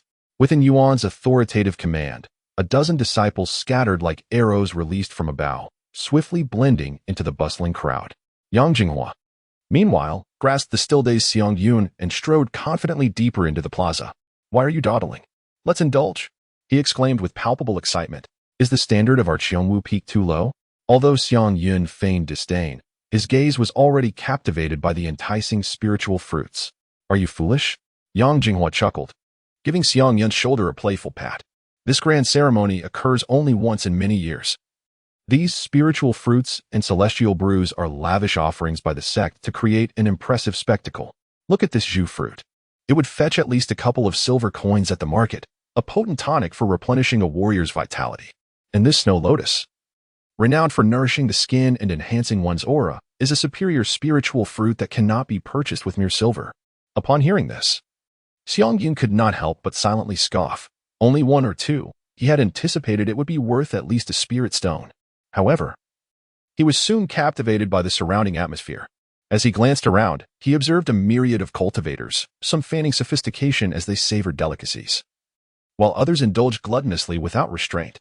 Not far off, a youth adorned with antlers leaned over a fountain, fervently consuming celestial brew, his carefree demeanor drawing the attention of those nearby. With a sense of curiosity, Xiang Yun inquired, "Dear nephew, which family spirit creature do you suppose that is?" Yang Jinghua cast a fleeting glance and replied with a smile, "Without a doubt, it must belong to the beast peak. They are, after all, creatures that hatch from wet eggs. It is only natural for them to lack ambition." Upon hearing this, Xiang Yun felt his burdens lift and began to indulge himself in the sumptuous feast before him. He picked up a translucent spiritual fruit and took a gentle bite. Instantly, a cascade of sweet and refreshing juice burst forth in his mouth, invigorating his senses. As the grand ceremony progressed, the disciples of Qiongwu Peak gradually immersed themselves in the lavish gathering. They engaged in exchanges and friendly contests with disciples from other sects or continued to savor the delightful array of delicacies. At the commencement of the celebration, a breathtaking display of song and dance unfolded upon the elevated stage. The moonlight cascaded like water, illuminating the meticulously arranged stage and casting a serene glow over the ambience. A dozen enchanting figures, tall and graceful, adorned in flowing garments, elegantly entered the center of the stage. Their attire billowed like the wings of celestial beings descending from the heavens. As the music began, melodious and soothing as a mountain stream, the celestial maidens circled the stage, presenting a splendid feast of aerial dance. Their movements were as light as a swallow's flight, their forms as graceful as blooming lotus flowers, radiating vibrant colors into the air. The fluttering ribbons swayed with the breeze, dazzling like colorful clouds, harmonizing beautifully with the moonlight. In the midst of the dance, the maidens twirled and soared, their bodies seamlessly merging with the air around them. Captivated by such exquisite beauty, the audience instinctively set aside their delicacies, wholly engrossed in the performance. Yang Jinghua, eyes fixed on the stage, murmured softly, "The senior sisters of Tianqing Peak in the Foundation Establishment realm are not merely dancing. They are showcasing their prowess." Xiang Yun inquired curiously, "What does that mean?" Yang Jinghua elucidated, "To ascend to the skies, a qi refiner must at least reach the Foundation Establishment stage, where the qi sea is perfected, and the ren and du meridians, along with the bai wei point, are thoroughly opened, allowing for the communion with the spiritual energies of heaven and earth, thus enabling one to soar. Just within our Tianqing Peak, there are so many female disciples capable of flight. This is clearly a display of strength to other factions." "Ah, I see." Xiang Yun nodded, then asked, "What realm must we martial artists achieve to fly?" Yang Jinghua held up her fingers and counted carefully. The qi martial system is divided into 5 stages: refining essence, refining qi, innate, long journey, and the realm of intent. We must at least attain the long journey realm to fly. Is the classification of realms like this? Isn't it that after refining qi, one moves to foundation establishment? Is there another system beyond the qi martial framework? Xiang Yun's brows furrowed, clearly puzzled by the intricacies of these systems. The initial realms of qi refining and martial refining are indeed the same. However, subsequent paths diverge under different names. Yang Jinghua patiently explained. For instance, the most common path for qi refiners is the Yangshin path, which delineates realms as refining essence, refining qi, foundation establishment, golden core, and nascent soul. Within the martial arts, there are also various systems, such as the strength martial system, which includes clear strength, hidden strength, transformation realm, and realm of intent, ultimately converging into the same realm of intent, albeit via different paths. Upon hearing this, Xiang Yun couldn't help but marvel at the intricate and elaborate classification within the realms of qi cultivators and martial artists. Slightly vexed, he inquired, "Which martial art system do you practice?" With a proud expression, Yang Jinghua replied, "As a genius, I naturally cultivate both qi and strength." As the dance concluded, a colossal humanoid manifestation suddenly emerged, slowly materializing above the platform, towering at several dozen zhang in height. It was an elderly man in a white robe, his long white beard nearly grazing the ground, exuding an aura of ethereal grace and benevolence. "Who is he? How can he grow so large?" Xiang Yun asked in astonishment, feeling a mix of curiosity and confusion at the spectacle before him. While savoring a crystal-clear grape, Yang Jinghua chuckled and explained, "That is the avatar of our esteemed sect leader, Tian Shuzi, from the Dixing sect. The grand ceremony is commencing. He speaks his part while we indulge in our feast." This remark transported Xiang Yun back to the annual company meeting of his past life, where the high-ranking executive spoke from the stage while he discreetly relished the delicacies below. A surge of inexplicable familiarity welled up within Xiang Yun, rendering the spiritual fruit in his hand exceptionally fragrant and sweet. With a satisfying crunch, he bit into half of the celestial pear, the flavor intoxicatingly delightful. Subsequently, Tian Shuzi commenced his address, although his words were lengthy. The essence was the proclamation of a significant announcement. A sect named Yunfu sect had resolved to merge with Dixing sect. He urged everyone to warmly welcome the new members. Soon after, the leader of Yunfu sect, Fa Xiang, appeared on the high platform, evidently having entered into a sacred pact with Tian Shuzi. Through the ritual of burning the treasure gem to consecrate the heavens, the covenant was established, and Yunfu sect officially became a part of Dixing sect, adopting the name Yunfu Peak. Lastly, the peak master of Yunfu Peak, Fu Danqing, joined the ranks, standing beside Tian Shuzi. At this moment, there were 11 individuals in the formation. Among them, senior brother An Yuan represented Xiangwu Peak. It became clear that this grand ceremony was held to celebrate Yunfu Peak's induction into the sect, hence the elaborate arrangements. Yang Jinghua whispered from the side, and Tian Shuzi's voice resounded once more, this time announcing a significant initiative known as the Exchange for Growth Program. Li Yu, the disciple from Xiaoyao Temple, would study at Tianqing Peak. Lei Mingming, the saintess from Xinxiao sect, would study at Dilu Peak. Xian, the monk from Jingang Temple, would study at Linshan Peak, and Pei Donglai, the disciple from the Sword sect, would study at Hanjian Peak. This marked a vital cultural exchange between Dixing sect and the 4 major sects, aimed at fostering mutual understanding and collective advancement. Dixing sect warmly welcomed the 4 prodigies from the 4 sects for their exchange of knowledge and learning. Li Yu, clad in a black and white taiji robe. The blue-clad young woman Lei Mei, the fair-haired gentleman Xian dressed in white, and the young swordsman Pei Donglai in coarse linen robes were each greeted by the elders of Tianqing Peak, Dilu Peak, Linshan Peak, and Hanjin Peak, respectively. Xiang Yun inquired with curiosity, "Dear nephew, these 4 peaks are indeed the 4 peaks of the inner sect, are they not?" Yang Jinghua shook his head and elucidated, "Not quite. Linshan Peak belongs to our outer sect, while the other 3 are part of the inner sect. Xingui Peak has not been included this time, however. Linshan Peak practices the Buddhist path, making it the most formidable among the peaks of our outer sect." As he spoke, he gestured towards the purple-clad elder beside the small leg of the celestial figure, stating, "He is Elder Zihan, the head of Xingui Peak."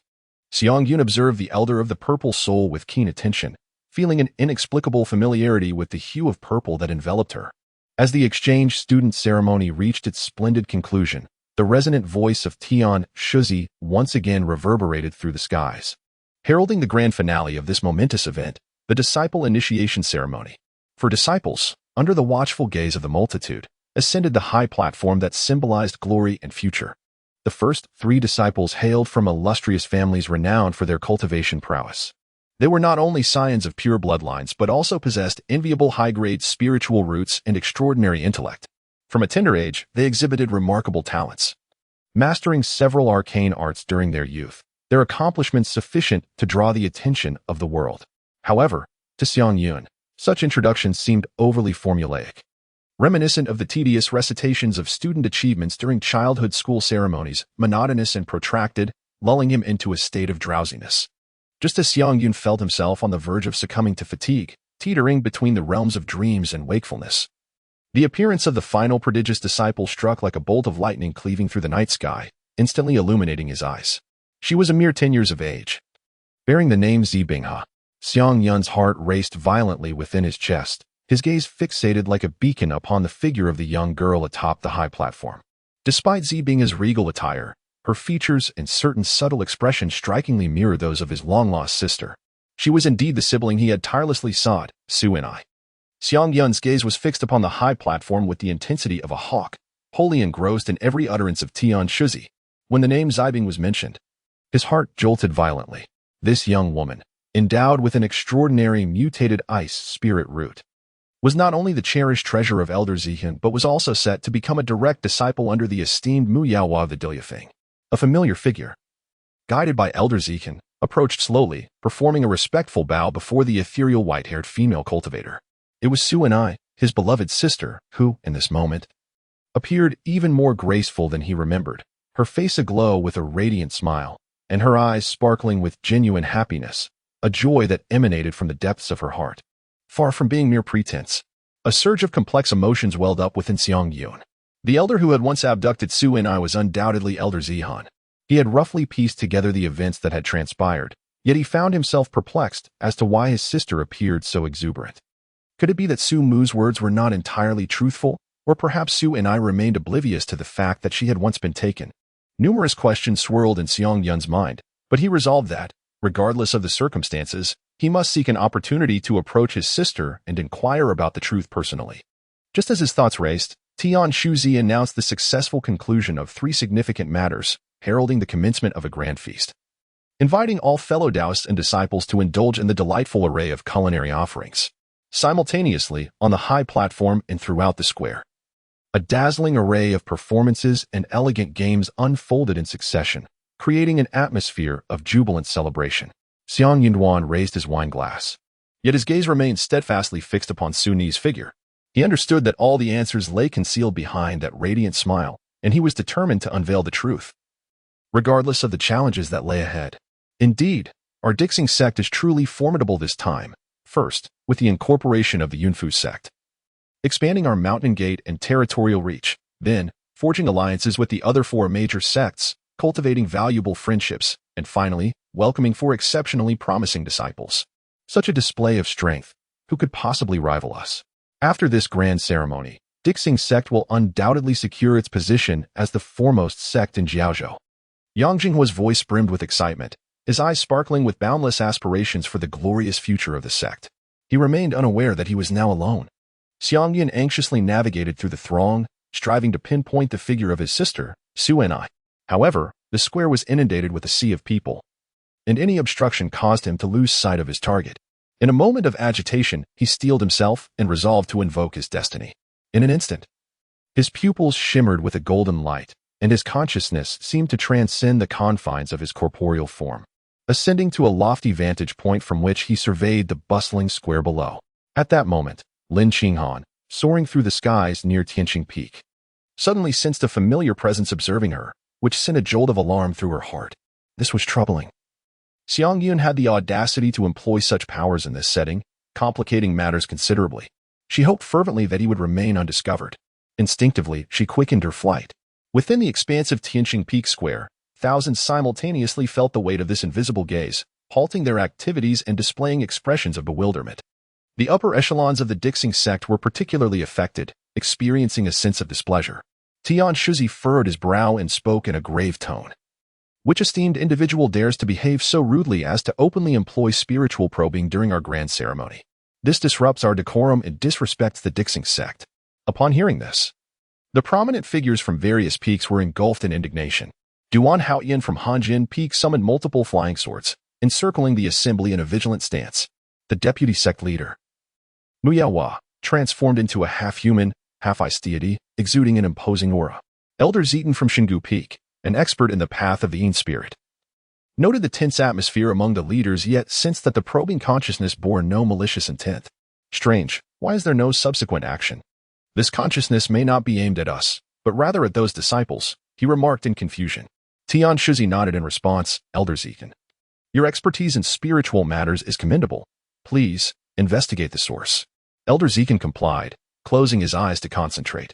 He summoned his Yin spirit, which slowly rose from his Bai point, drifting above the square to scrutinize everything below. At that juncture, Xiang Yun, utilizing the power of destiny. Quietly transported himself near Suinai. Suinai? Suinai, why have you changed your name? He halted the girl, his heart brimming with confusion as he addressed Zibing. Zibing tilted her head slightly, a look of bewilderment adorning her face, as if countless question marks floated above her. Suinai? She repeated the name, clearly devoid of any recollection. Standing beside Zibing was a tall young woman, appearing to be around 16 or 17. With a hint of displeasure, she interjected, "Friend, you must have mistaken her for someone else. This is my sister, Zibing."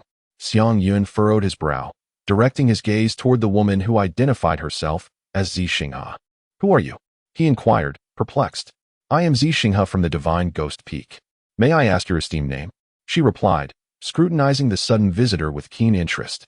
"Hee, dear sister, how could I possibly mistake you? I am your elder brother." Xiang Yun chuckled lightly, his words laced with a hint of sarcasm. Zibing had gazed back with an expression of innocence, her eyes brimming with confusion. "But I do not know you, big brother. This is truly our first encounter." Her voice was as clear as a pristine spring, devoid of any pretense. Xiang Yun was taken aback, incredulously circling around the purple ice river. Her tone, smile, appearance, hair color, and voice were all unmistakably reminiscent of his sister, Shuni. He whispered in disbelief, "How can this be? You are clearly my sister, Shuni." A profound anguish pierced his heart. How could his own sister have forgotten him? What had transpired? Zixing cast a sidelong glance at the purple ice river before turning to the astonished Xiang Yun, a subtle curve forming at the corners of her mouth. About half a year ago, their grandfather, Zitan, had brought back a comatose little girl, claiming she was the granddaughter born of a mortal bloodline left behind years ago. From that day forth, Zitan tended to her day after day, until she finally awoke from her long slumber 2 months later. However, upon awakening, she had lost all her memories. Consequently, Zihan requested Zixing and other disciples of the Divine Ghost Peak to impart various common knowledge and skills to her, personally naming her Purple Ice River. Today, Zihan even recommended Ice River to the master of the Dufall Peak, who was also the vice master of the Dixing sect, Muyawa, as her direct disciple. Thus, it was revealed that Purple Ice River was a prodigy discovered by Zihan. Zixing suddenly comprehended the situation and furiously admonished, "You reckless fool. How dare you show disrespect to the vice master's direct disciple, the granddaughter of the Divine Ghost Peak's master? Are you truly tired of living?" However, Xiang Yun disregarded everything and firmly grasped Zibing's wrist. He crouched down, meeting her gaze earnestly as he implored, "Shuni, do you truly not recognize your brother? Take a closer look at me. I am Xu Zhuang. Although I have grown taller, my appearance remains unchanged. Do you remember our Su family village? Do you recall our parents? Do you still remember?" Xiang Yun wept as she recounted various amusing anecdotes from Su Ni's childhood. Yet the response she received was merely Zibing, he shaking her head repeatedly, her eyes brimming with confusion. "How rude." In a sudden burst of anger, Zixing lifted her foot and delivered a fierce kick to Xiang Yun's side. Xiang Yun merely let out a low grunt, his body remaining utterly motionless. He glared coldly at Zixing and exclaimed, "What malevolent sorcery have you wretched fiends employed to ensnare my sister? You seek death." Zixing scoffed derisively, her arms outstretched as several ethereal black skulls materialized behind her, swiftly charging toward Xiang Yun. In that moment of peril, Xiang Yun tightly embraced Zibing, and a crimson barrier surged around them, repelling the onslaught of skulls. He then forcefully propelled Zibing to safety, while he himself leapt into the air, summoning the abyssal blade. As he prepared to strike down upon Zixing, her astonished gaze met his. "No!" Zibing cried out in terror. This scene left the numerous cultivators, who were indulging in the feast, utterly astounded. With a resounding crash, the abyssal blade was seized by an invisible black spectral hand.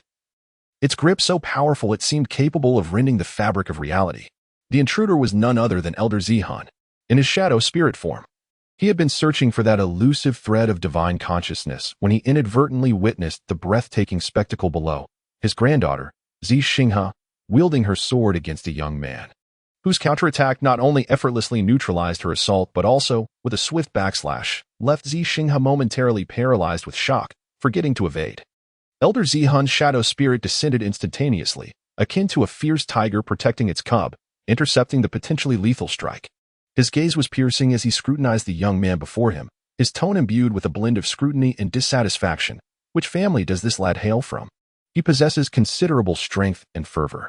Uncertain of the young man's origins, yet recognizing that his granddaughter had initiated the attack, Elder Xiang refrained from making overly harsh remarks. Xiang Yun exhibited no fear, his voice resolute and clear. Qishan City, Xu Family Village, Xu Zhuang. Despite the slightly blurred visage of the purple soul due to the lingering effects of the shadow god state, he was certain that the figure before him was indeed the purple soul, the orchestrator behind his sister's abduction. The elder of the purple soul, upon hearing this, displayed a flicker of surprise in his eyes. Xu Family Village, the settlement he had ordered to be annihilated 6 months prior for concealing the identity of Xibing. He recalled that after that operation, the disciples responsible and 2 auxiliary members had failed to return for their report, and due to his busy schedule, he had gradually allowed this matter to fade from his memory. The old man of Xu Family Village does not recognize you, the elder of the purple soul stated, his tone laced with a hint of dissimulation and coldness, attempting to dissociate himself from that infamous past. However, Xiang Yun was undeterred. He fixed his gaze on the elder, keenly perceiving the subtle shift in his expression. He dismissed the colossal sword in his hand, directing it at the fallen Xibing, whose countenance was fraught with complexity, and proclaimed loudly across the square, "Do you not recognize? Surely you must know Xu and I, the one whose memories you maliciously altered through dark sorcery, transforming her into your granddaughter, Xibing." At this revelation, an uproar ensued in the surroundings. The cultivators converged, buzzing with curiosity about this sudden entanglement of grievances. Xiang Yun stood resolutely in the center of the square, undeterred by the imposing presence of Elder Xihan and the pressure surrounding him.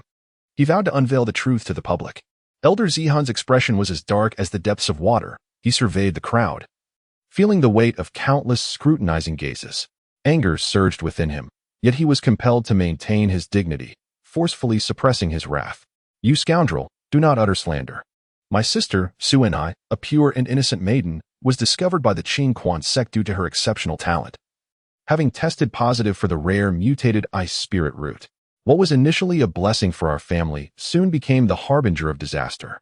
The elder Qing, who conducted the test, personally escorted her home to share the joyous news, only to be stalked and ambushed by Xihan, who subsequently assassinated Elder Qing and kidnapped my sister Xu and I, now known as Xibinghe. Yet even this did not satiate him to conceal his crimes.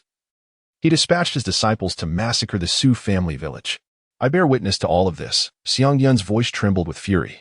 His words echoed through the square, each syllable striking like a hammer upon the hearts of those present, exposing the heinous acts of Elder Xihan to the glaring light of day. The atmosphere in the square became palpable, shifting from initial shock to a tide of anger and discontent. The Dixing sect, the foremost sect of Jiaozhou, harbored such despicable deeds. The expansion of the Dixing sect over the years had evidently been fueled by the absorption of malevolent forces, and the Shengui sect, notorious for their amusement in manipulating spirits, had infiltrated as well. Truly disgraceful.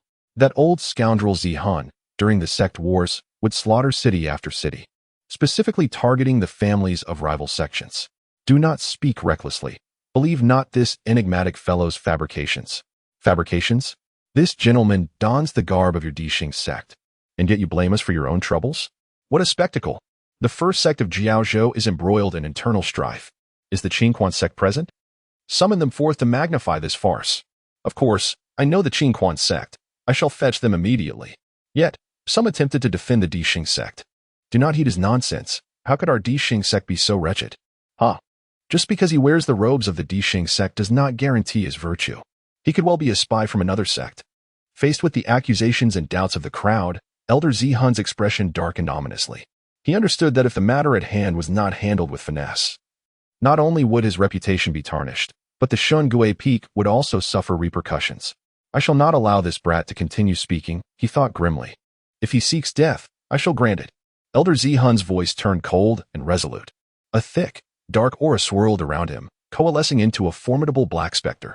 The specter's armor resembled intricately carved jet, shimmering with a chilling sheen, while the steed beneath him bore a mane as dark as night, its eyes ablaze with eerie green flames. The spear it wielded glinted ominously, poised to rend the very air itself. Xihan is about to strike. A voice whispered amid the crowd.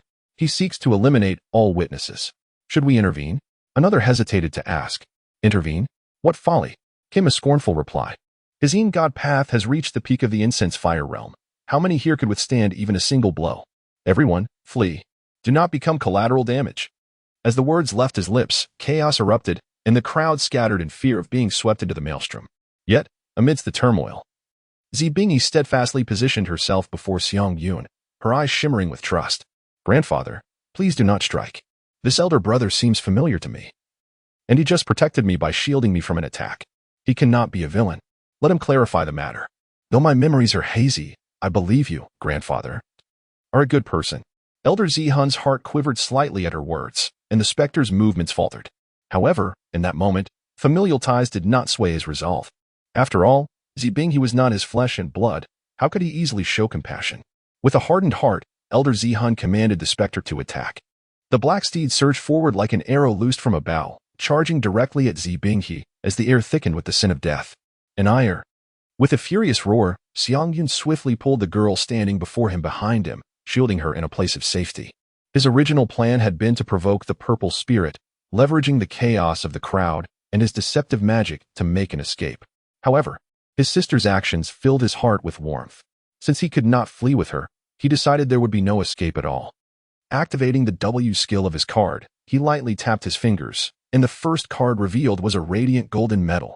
A brilliant beam of golden light shot forth like a meteor, piercing through the darkness and striking true into the body of the Ghost General. Instantly, several resilient golden chains erupted from the Ghost General's form, ensnaring it as if in a cage, rendering it immobile. Divine ability? Gasps arose from the surrounding crowd. Goodness. This lad from the refinement realm possesses a divine ability, and a talismanic one at that. Could he be a reincarnated immortal? One marveled. He must be a celestial master descended from the sun god, another speculated. How else could an ordinary talisman so effortlessly bind a Ghost General of the incense spirit realm? A handful of onlookers, eager for excitement, began to fervently discuss the unfolding spectacle, their voices brimming with curiosity. Here they come, the high-ranking members of the Dixing sect. Someone announced. Not far away, Tian Shuzi and Mu Yaohua, the primary and secondary leaders of the sect, arrived together, accompanied by the prominent figures from various peaks. An imposing presence indeed. Upon witnessing this, Elder Zihun felt a surge of urgency and hastily dispersed the Ghost General. Pulling from his sleeve a black banner adorned with sinister patterns that exuded a chilling aura, he brandished the banner forcefully towards Xiang Yun and Zibingyi, each swing stirring a subtle shift in the very fabric of the world. As the banner danced, the colors of the world transformed abruptly, and a myriad of ghosts manifested, their spirits swirling like countless tiny black serpents, densely packed, and rushing towards them with a swiftness that was almost deafening, enveloping the entire space in a suffocating chill of ghostly energy. Xiang Yun felt an unprecedented weight of pressure. He realized that even with the use of teleportation, he could not escape the relentless onslaught of the phantoms surrounding him. Thus, he turned his head and embraced Zibingyi tightly. A bitter smile gracing his lips as he said, "I am sorry, dear sister, it seems I have escalated matters, and you may have to endure the fate of accompanying me to death." Although Zibingyi had not fully grasped the situation at hand, the gentle gaze and warm embrace of the person before her instilled a long-lost sense of security within her. Nestling in Xiang Yun's arms, she closed her eyes, an instinct deep within whispering that this man was indeed her brother, someone worthy of her trust. Just as the dark clouds roiled and the phantoms were about to engulf them, a sudden burst of dazzling golden light descended like the dawn's first light, piercing through the heavy darkness and illuminating the space shrouded in malevolence. A colossal divine figure manifested in the air, its presence akin to a towering mountain, suppressing the chaos around it. The deity transformed into 8 powerful arms, each robust and unyielding like the roots of a mountain. Each arm wielded a unique artifact, a sword, an axe, a whip, a pestle, each weapon radiating with a sacred brilliance under the golden light. The deity's eyes blazed like the sun, emitting piercing beams that scanned the writhing phantoms within the dark clouds. With a thunderous roar that reverberated through the air, the sound seemed to harbor supreme authority and power, instilling fear in all malevolent spirits. Then, the deity swung its 8 arms with both speed and precision, each strike imbued with the force of a tempest. A sword cleaved through the sky, its aura like a dragon, severing any approaching phantoms in twain. The axe fell heavily, each impact resonating like the tremors of the earth, cleaving the ground and sending the malevolent spirits plummeting into the abyss. The whip lashed out like lightning, leaving trails of golden light, dispersing the encroaching evil. The pestle struck with the force of a landslide, each blow triggering small explosions that repelled the surrounding phantoms. The deity relentlessly captured and shredded the phantoms and malevolent spirits emerging from the dark clouds, with each attack forcing the dark power to retreat step by step. Ultimately, the dark clouds began to dissipate, and the phantoms howled as they fled back into the banners. Lin Xing'an, arms crossed, stood like an insurmountable mountain, steadfastly shielding Xiang Yun and Zi Binghe. Her figure shone magnificently under the golden light. As the darkness receded, Xiang Yun, holding his sister, barely caught a glimpse of the imposing figure standing before him. Lin Xing'an, bathed in the divine glow, radiated brilliance. "Senior sister." She turned to Xiang Yun with a wry smile. "You truly are remarkable, returning to the sect only to stir up such considerable trouble." Xiang Yun awkwardly scratched his head, a shy smile spreading across his face as he felt remorse for the chaos he had caused. At that moment, Tian Shuzi and a host of prominent figures from the Dixing sect formed an invisible barrier between Lin Xing'an and Elder Zihan. With narrowed eyes, Tian Shuzi scrutinized the situation with fierce intensity and exclaimed, "What on earth is happening? How dare you engage in a brawl during our Dixing sect's grand celebration? What a disgrace!" The onlookers, having gathered once more, began to murmur among themselves. "Tian Shuzi, the Elder Zihan of your Xingue Peak is truly outrageous. First, they annihilated an entire clan of prodigies, then lured their daughter to become a granddaughter, and now her brother has come seeking justice. Xingue Peak has sown chaos for years and is finally reaping what it has sown. This young man is also a remarkable talent. He just unleashed 3 formidable techniques, revealing an unfathomable strength. It has been said that he might be the reincarnation of a celestial being from the Yang God path. Otherwise, how could he wield such extraordinary powers?" The weight of this information, though overwhelming, helped Tian Shuzi piece together the events at hand, as they pertain to the reputation of the sect, especially in the sacred grounds of the sect itself. He manifested the majestic form of a celestial being clad in white. With a sweeping motion of his sleeve, he invoked his powers, drawing all relevant parties into the confines of his sleeve universe. In an instant, they found themselves within the grand hall of the Ancestors' Hall. After releasing everyone, Tian Shuzi's expression turned grave, his voice deep and resonant. "Now, each of you must clarify what transpired here." Though Lin Xing'an was not fully aware of the particulars, her intuition led her to believe that Xiang Yun was the true victim. She cast him an encouraging glance, silently urging him to recount the events. Xiang Yun strode forward with a resolute and steady demeanor, vividly presenting the entire sequence of events from his sister's selection by the Qingchuan sect to the bloody massacre that befell Su family village. Elder Zihan attempted to interject several times, but was silenced by the indifferent gaze of Tian Shuzi, who dared not interrupt. As Xiang Yun's narrative deepened, the crowd gradually grasped the intricacies of the situation, and their glances towards Elder Zihan became increasingly complex, tinged with disdain. This was particularly true for Deputy Sect Master Mu Yaohua, who had just taken Zi Binghe as her disciple and was understandably engulfed in rage at the unfolding calamity. "Your words are merely fabrications, lacking any corroborative evidence," Elder Zihan protested desperately, yet his voice betrayed a hint of insecurity. "Without proof, why did you resort to silencing others in public? Not only did you choose to silence them, but you also employed the soul-devouring flag, sparing even your own granddaughter. What more evidence do you require?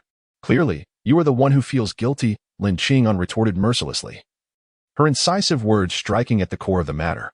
Having already offended the Shengweifeng due to Xiang Yun, Lin Xing'an resolved to no longer conceal her stance, decisively aligning herself with him and offering unwavering support. As a woman, she deeply empathized with Xiang Yun's plight, her compassion arising instinctively. Lin Xing'an stood firmly by Xiang Yun, both in principle and nature. Her declaration caused Tian Shuzi considerable distress, for he recognized that today's events could not be easily resolved.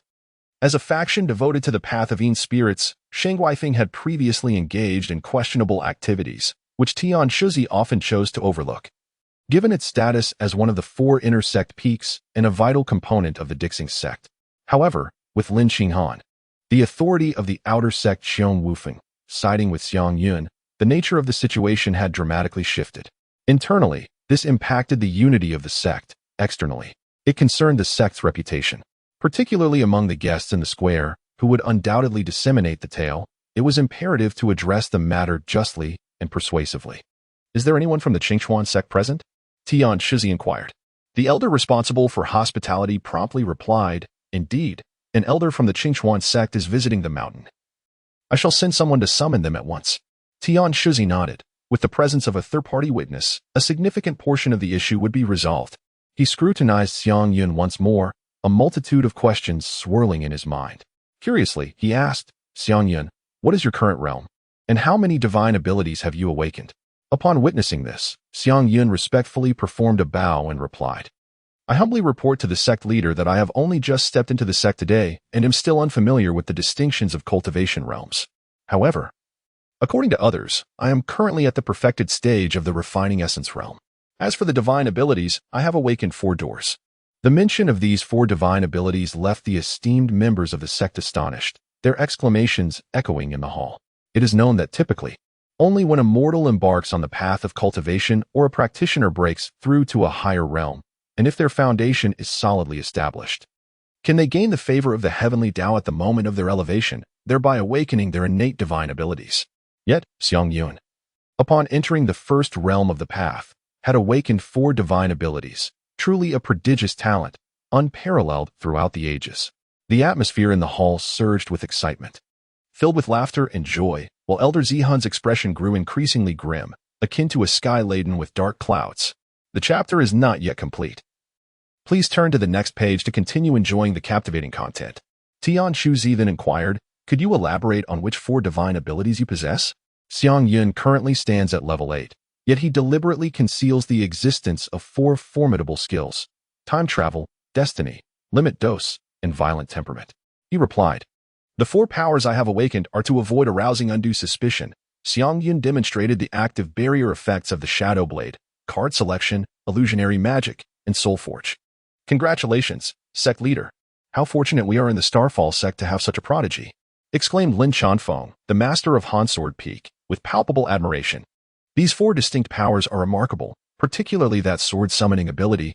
I believe it holds great potential.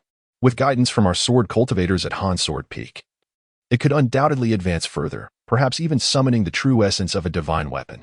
Duan Haotian, the master of Han Sword Peak, regarded Xiang Yun with keen interest, his gaze ablaze with the thrill of discovering a rare treasure. Xiang Yun's card selection ability, inherently a foundational skill of talisman mastery, allows him to restrain Brother Zihun's ghostly general despite several realms of disparity. I believe you should come to our Yun Talisman Peak for cultivation. Fu Danqing, the recently integrated master of Yun Talisman Peak, stroked his beard in contemplation, audibly extending an invitation for Xiang Yun to join their peak. Tian Shuzi smirked inwardly, thinking, Fu Danqing, having just merged into the sect, dares to vie for disciples with us. How utterly presumptuous. I believe Xiang Yun's extraordinary innate powers merit his entrance into our Tianqing Peak for study. With proper guidance, he could very well evolve into our holy son.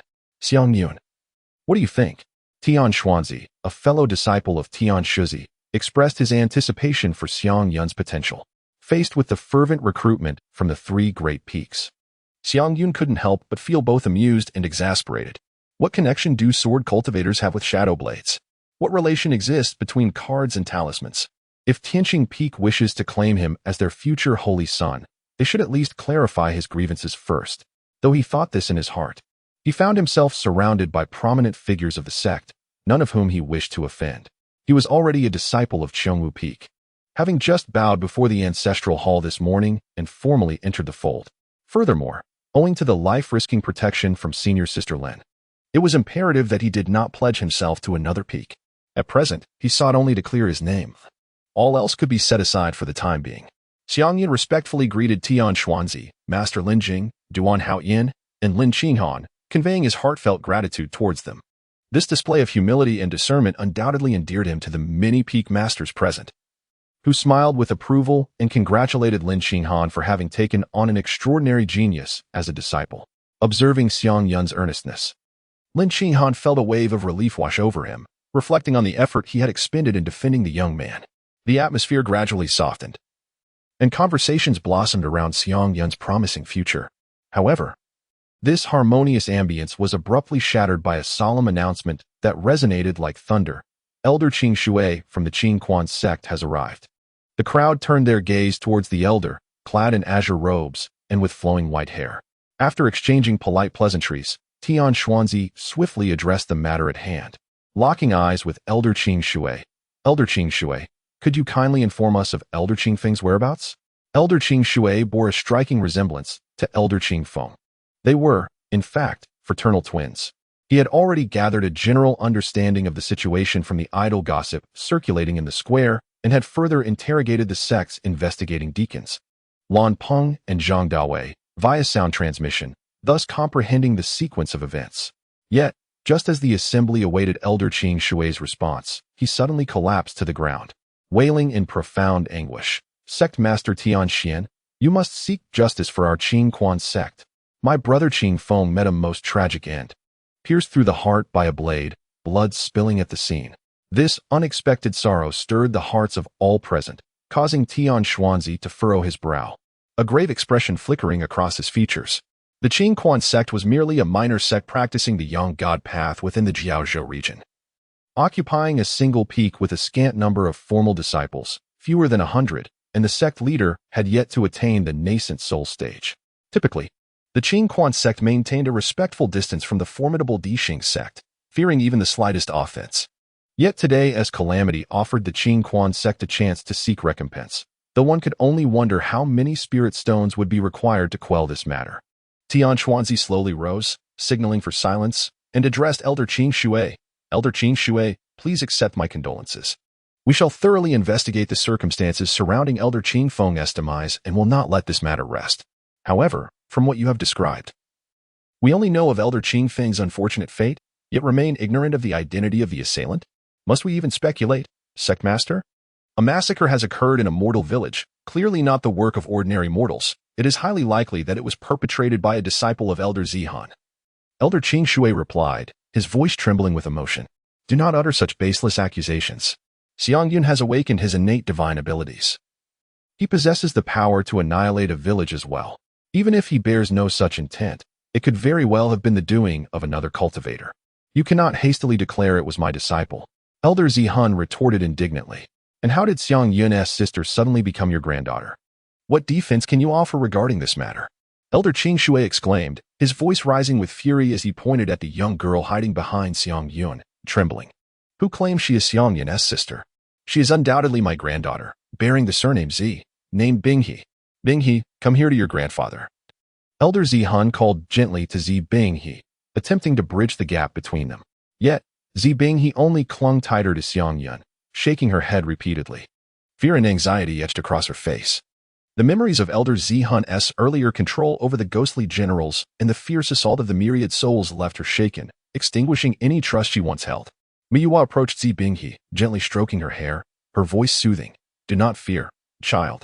Even if he is not your biological grandfather, you still have me as your master. From this day forth, regardless of whether your surname is Su or Zi, you shall be my disciple. And I will protect you unwaveringly. This declaration was not only a promise to Zi Binghe, but also a proclamation of her position and resolve to all present, as well as a clear stance from Di Lu Peak regarding the unfolding events. She is my sister. You may cast aspersions upon my words. Although Su family village has been decimated, many in Qingshan City have seen my sister, and disciples of the Qing Quan sect have witnessed her take the stage to test her talents. Speak, Zihan. What dark sorcery did you employ to erase my sister's memories, transforming her into the person she is now? Xiang Yun gently patted his sister's trembling back. His gaze sharp as a sword, piercing directly at Elder Zihan. How could you betray us after all the effort Grandpa poured into raising you? Elder Zihan faced Xiang Yun's stern interrogation, his complexion dark as thunder, hands clenched into fists. Despite his unwillingness, he could find no strong rebuttal, only releasing a powerless roar.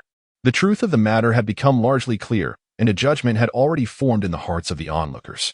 However, how to deal with Elder Zihan posed a complicated dilemma for Tian Shuzi. On one side stood the major shareholder, Shen Guifeng, with vast power and deep roots. On the other, the minor shareholder, Xiong Wu Feng, though weaker, could not be overlooked. And then there was Xiang Yun, this prodigy, who was not to be underestimated. Additionally, the second largest shareholder, Mu Yaohua, seemed to lean towards Xiang Yun's side. Please, Elder Qing Shui, take a moment to rest at the Yingxian Pavilion. The scenery there is delightful and may provide you some relief. Tian Shuzi's voice was gentle yet resolute. And Xiang Yun, you should also wait outside with your sister. The other peak masters remained. As Tian Shuzi implied the need for a closed-door meeting to address the matter concerning Shen Guifeng, a decision he could not make unilaterally. It required collective discussion and consensus. Outsiders and juniors were asked to leave, and the grand hall's doors were shut. Tian Shuzi tore away his usual amiable faade. His fury ignited as he pointed an accusing finger at Zihun, shouting, "Zihun, you scoundrel! We, the Dixing sect, hold such a grand ceremony. And you engage in such despicable acts behind our backs. How will the other sects in Jiaozhou perceive us now? I have always advised you disciples of the Inshun Dao to maintain a low profile, yet you not only ignore this counsel, but grow increasingly arrogant, exterminating entire families at a whim. Have you forgotten that our Dixing sect is not a demonic sect and cannot indulge in such indiscriminate slaughter?" Elder Zihun, sounding like a wronged woman, muttered under his breath, "Sect master, I was merely captivated by a rare talent in the 5 elements Dao. She possesses an anomalous spiritual root, much like the deputy sect master. In a moment of selfish desire, I brought her back to the sect, intending to cultivate her into a prodigy. Then I must thank you. I owe you a favor," mocked Mu Yao Hua, her tone dripping with disdain. "It was meant to be this way." Elder Zihun continued to grumble softly. "It was merely the death of some mortals. What is the big deal? They are but insignificant ants, living a few decades. How can they be compared to us practitioners? Bringing that young girl back for cultivation, even if she regains her memory, she should still be grateful to us." Elder Zihun's words surprisingly elicited nods of agreement from some peak masters present, as if they endorsed his reasoning. "Shameless. You slaughter entire families, abduct innocents to become your disciples, and expect gratitude in return. When did our Dixing sect fall to such depths? If we do not punish you severely today, how shall we face the world as reproach?" Lin Han exclaimed, filled with righteous indignation. This was her first time attending such a closed-door meeting. Although she understood that everyone had their own considerations, she did not anticipate that once the door was shut, these individuals would reveal such true colors. No wonder her master chose to wander the world alone, leaving a mess for her to handle. Did these Qi refiners not regard mortals as human? Their attitude towards them was utterly different from that of warriors from the secular world. Lin Jing, the monk who had practiced Buddhism for years, could no longer contain himself. "Little Lin is right. You and your Shun Gui Feng have already tarnished our sect's reputation, which concerns us all and could lead to the sect's downfall. This must be addressed with utmost seriousness. If this matter is allowed to slip away, I will reconsider whether Lin Chan Peak is suitable for the ethos of Dixing sect and whether I wish to continue associating with you." His words were not only reasonable but also significantly serious. Tian Shuzi looked at Lin Jing with a helpless smile. "Very well, let it be as she suggests. I propose that Elder Zihun be removed from his position as the head of Xingui Feng, that the internal resources of Xingui Feng be suspended, and that the sect be ordered to rectify its internal issues and correct its unjust practices. As for compensation to Elder Qing Feng of the Qingquan sect, it should be borne by Elder Zihun personally. Now, let us proceed to a vote." "I second that." Lin Qinghan was the first to raise his hand. "I second it." Lin Jing followed suit, raising his hand as well. "I second it." "I second it." In the reception hall of Dilu Peak, soft light fell upon the exquisite furnishings, and a faint fragrance permeated the air, creating a tranquil yet solemn atmosphere. What? Just removing him from his position? And compensating the Qingquan sect with spirit stones? What about the bloodshed of the Su family? And why not restore my sister's memory? Xiang Yun confronted the outcome with a furrowed brow, his tone laden with dissatisfaction and anger. He found it difficult to accept that Elder Zihun had received only a minor reprimand, while his family had endured a grievous cost without receiving due compensation. Mu Yaohua delicately sipped her celestial tea, the corners of her mouth curving into a faint smile. "This is the result of the sect's deliberation. Our 3 peaks, Dilu Peak, Linchan Peak, and Xiongwu Peak, have exerted every effort to apply pressure on your behalf.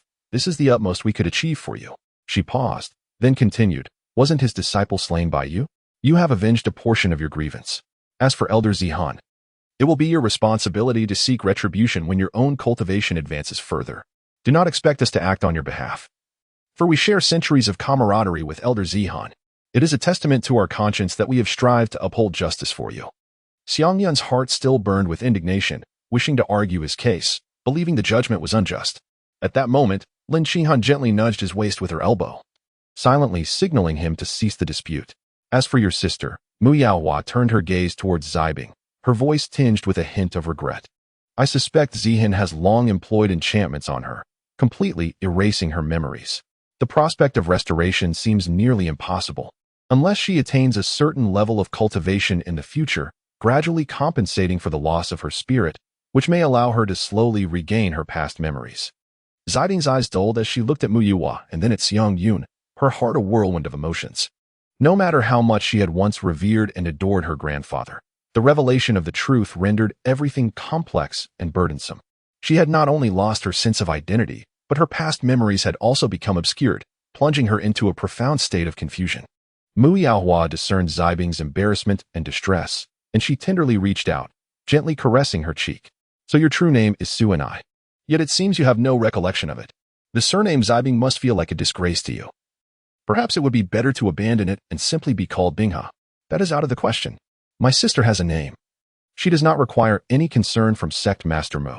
Xiang Yun felt a surge of vigilance in his heart, sensing that Mu Yaohua intended to keep his sister close, which unsettled him.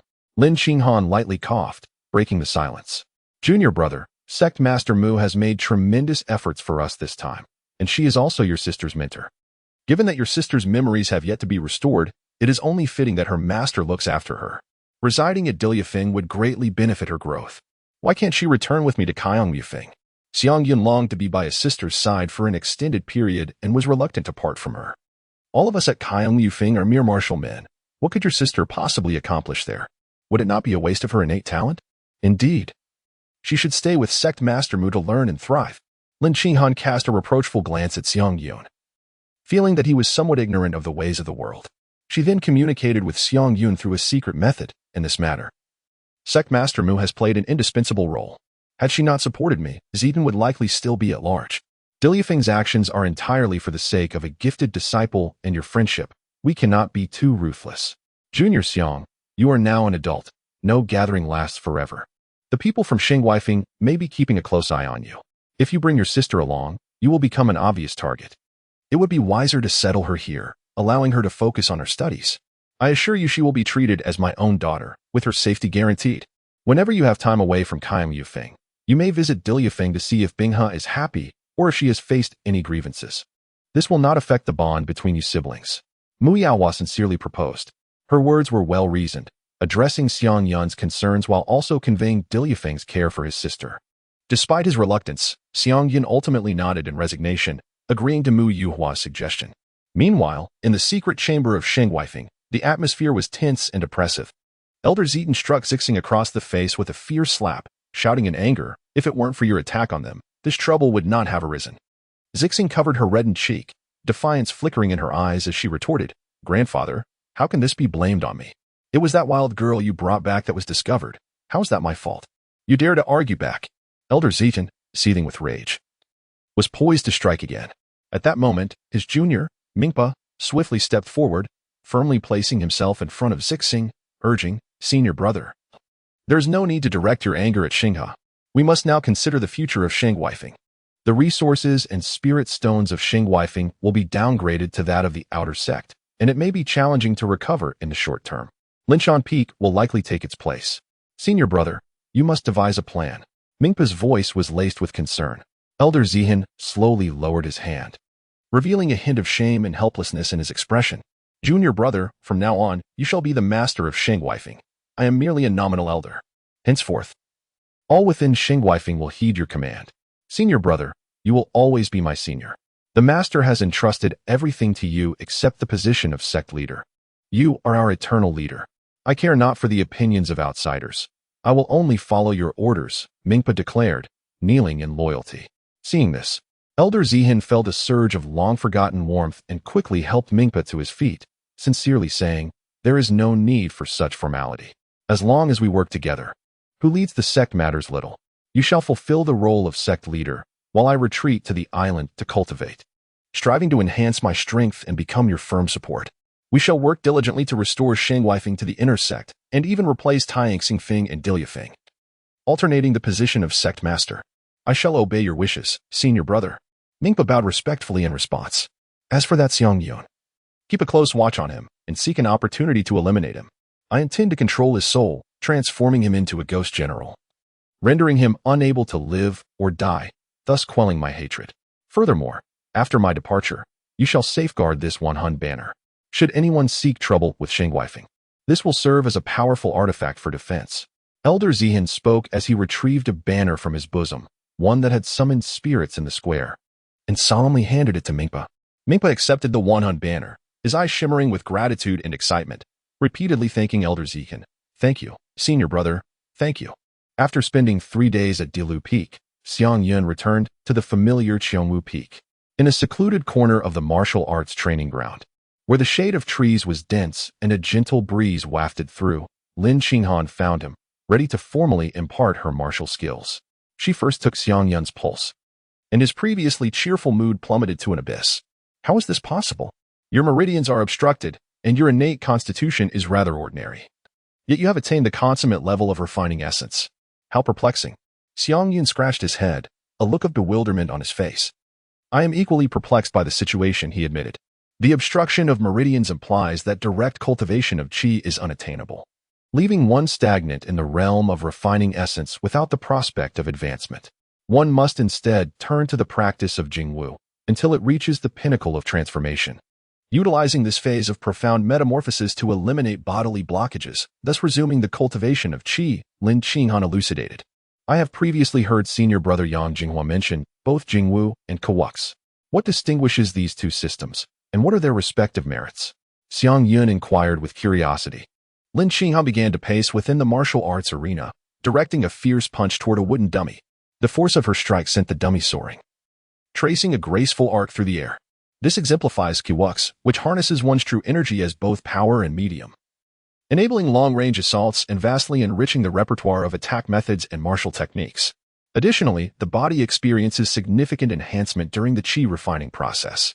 She then glided effortlessly to the wooden dummy's front, delivering another punch that struck it with tremendous force, causing splinters to erupt from its rear. This is Jingwu, which relies on the explosive power of the entire muscular system to exert direct force upon an object, facilitating the attack. Practitioners of Jingwu gauge their mastery based on the efficiency of their muscular application. When cultivated to perfection, it can transform one's physique, achieving the effects of the I Ching's marrow cleansing and a complete rebirth. Do you comprehend now? Lin Qinghan paused, her gaze fixed on Xiang Yun, awaiting his response. Xiang Yun nodded thoughtfully, grasping the essence of the matter. It became clear to him that Jingwu emphasizes the enhancement of physical prowess and direct force exertion, while Kewol focuses on the utilization of vital energy and capabilities for ranged attacks. Each discipline possesses its unique merits, however, during the cultivation process. Kewol seemingly places greater emphasis on internal development and overall harmony. Lin Qinghan, satisfied, nodded in approval and remarked, Indeed, you have comprehended it profoundly. Jingwu and Kewol each have their strengths, but true masters often cultivate both systems, blending their advantages to attain a higher realm. Now, let us commence your training in Jingwu. Xiang Yun scratched his head, feeling that the martial arts of this world bore a striking resemblance to the national arts of his previous life. Although formidable, it seemed rather simplistic within the context of a realm dedicated to cultivation. He pondered whether he could consume some miraculous elixirs, undergo a transformation through the I Ching, and then directly cultivate qi martial arts. Tentatively, he inquired. Lin Qinghan chuckled softly, finding the young man's thoughts to be quite naïve and romantic. Where could one find elixirs capable of facilitating a transformation so profound that it would lead to rebirth? Even among the demon race, one must traverse the realms of illusion and transformation before they can begin to cultivate qi. With your current aptitude, there is no way to cultivate qi directly without first reaching the realm of energy transformation. Xiang Yun pondered for a moment and found Lin Qinghan's reasoning to be quite astute. If everyone could effortlessly become a qi refiner, the world would not be rife with mortals regarded as mere ants by those practitioners. Thus, he continued to inquire, what distinguishes a qi refiner from a qi warrior? Are they not both engaged in the refinement of qi? You are indeed clever to pose such a question, Lin Qinghan replied with a nod of appreciation. A qi refiner, upon advancing to the later stages of their cultivation, learns to communicate with the heavens and harness the spiritual energy present in the world for their own use, ultimately achieving enlightenment and ascension. In contrast, a qi warrior draws their energy from their daily breath and sustenance, cultivating their own true qi, which does not merge with the spiritual energy of the cosmos, but forms an independent energy system. Is it not preferable to utilize the external spiritual energy? Moreover, it appears that qi refiners enjoy significantly longer lifespans than warriors, Xiang Yun pressed curiously. Lin Qinghan elucidated. Who says that a qi refiner's lifespan is necessarily longer than that of a warrior? Once a warrior reaches the realm of perfected qi, they become self-sustaining, and their lifespan is not shorter than that of a Qi refiner of the same level. Qi refiners, by relying on external forces, naturally face risks and costs. For instance, practitioners of the Yang God path who ascend to the Yuaning realm must endure tribulations such as lightning strikes. Thereafter, every few centuries, they encounter various disasters, like fire, wind, or thunder. Failing to survive these trials results in demise. These are the tests posed by the heavenly Tao and highlight the flaws within the Qi refiner system. And what of the warriors? Xiang Yun inquired further. Warriors consistently rely on their own Qi, and thus, they are not subject to the backlash of the heavenly Tao. They can maintain their strength regardless of location or circumstance, possessing a power that is entirely their own, a significant advantage for them, Lin Qinghan explained. After absorbing the numerous advantages of warriors, Xiang Yun couldn't help but express his skepticism. Are warriors truly that formidable? Yet, there must be drawbacks. Otherwise, why would the number of Qi refiners in the Dixing sect far exceed that of warriors? Lin Qinghan chuckled wryly, acknowledging, drawbacks certainly exist. Generally, warriors of the same level find it challenging to defeat Qi refiners, and advancing in rank is considerably more arduous for warriors than for Qi refiners. More crucially, the path of the warrior remains incomplete. One might say it is a dead end. A dead end? Indeed. The path of Qi warriors encompasses several major realms: refining essence, refining Qi, innate, long journey, and intent realm. In contrast, the Yang God path consists of stages such as refining essence, refining Qi, foundation establishment, golden elixir, Yuaning, and Yang God. The distinction lies in that once a Qi refiner reaches the Yang God stage, they may ascend to the celestial realm, sharing longevity with the heavens. For warriors, however, the state of unbreakable serves as their terminus, with no clear path beyond that. Then, senior sister, is there still a chance for me to transition to Qi refining? Xiang Yun asked, his expression tinged with resignation. Lin Qinghan shook her head solemnly. Your situation is unique. Your meridians are congested, and your aptitude is unremarkable. You must first complete the path of the Qi warrior to have an opportunity to approach the threshold of Qi refining. Furthermore, even if you manage to cultivate Qi in the future, your starting point will be significantly lower than others, necessitating greater effort on your part. Therefore, the most pressing concern now is to concentrate on your training in Qi warrior cultivation and enhance your own strength. This is your most pragmatic choice at present. Gently patting his head, Lin Qinghan continued. Once you undergo a transformative process and achieve perfection in Qi refining, should you choose to open the Baihui acupoint, you will break through to the foundation establishment realm. If you opt not to open the Baihui acupoint, but instead explore other acupoints and Qi reservoirs within your body, you will enter the innate realm. At that time, should you wish to change your path, I will have no objections. Really? Xiang Yun's eyes lit up with curiosity. Indeed. For now, begin by learning to adopt my stance, Lin Qinghan instructed, settling into a stable, rock-like posture of the Hunyuan Taiji stance beneath the shade of a great tree. Under the meticulous guidance of Lin Qinghan, Xiang Yun imitated her movements and settled into a horse stance.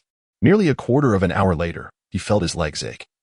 His waist stiffened, and a tingling sensation spread across his back, rendering his entire body uncomfortable and nearly unbearable. Persevere a little longer. This is to strengthen your core strength, she encouraged. In human physiology, there exist two primary systems of energy generation. One is the spine, which we refer to as the great dragon. The other is the hips and legs, known as the fierce tiger. The waist and abdomen serve as the intersection of these two forces. Mastering this area allows one to harness a significant portion of their strength, thus transcending the stage of manifest energy and entering the realm of latent energy. Xiang Yun gritted his teeth and persevered, beads of sweat rolling down his forehead and soaking his clothing. It was only when he was drenched in perspiration that Lin Qinghan signaled for him to cease. From this day forth, he was to practice the stance daily for no less than an hour each session. Subsequently, I shall impart to you the intricacies of techniques and practical combat skills.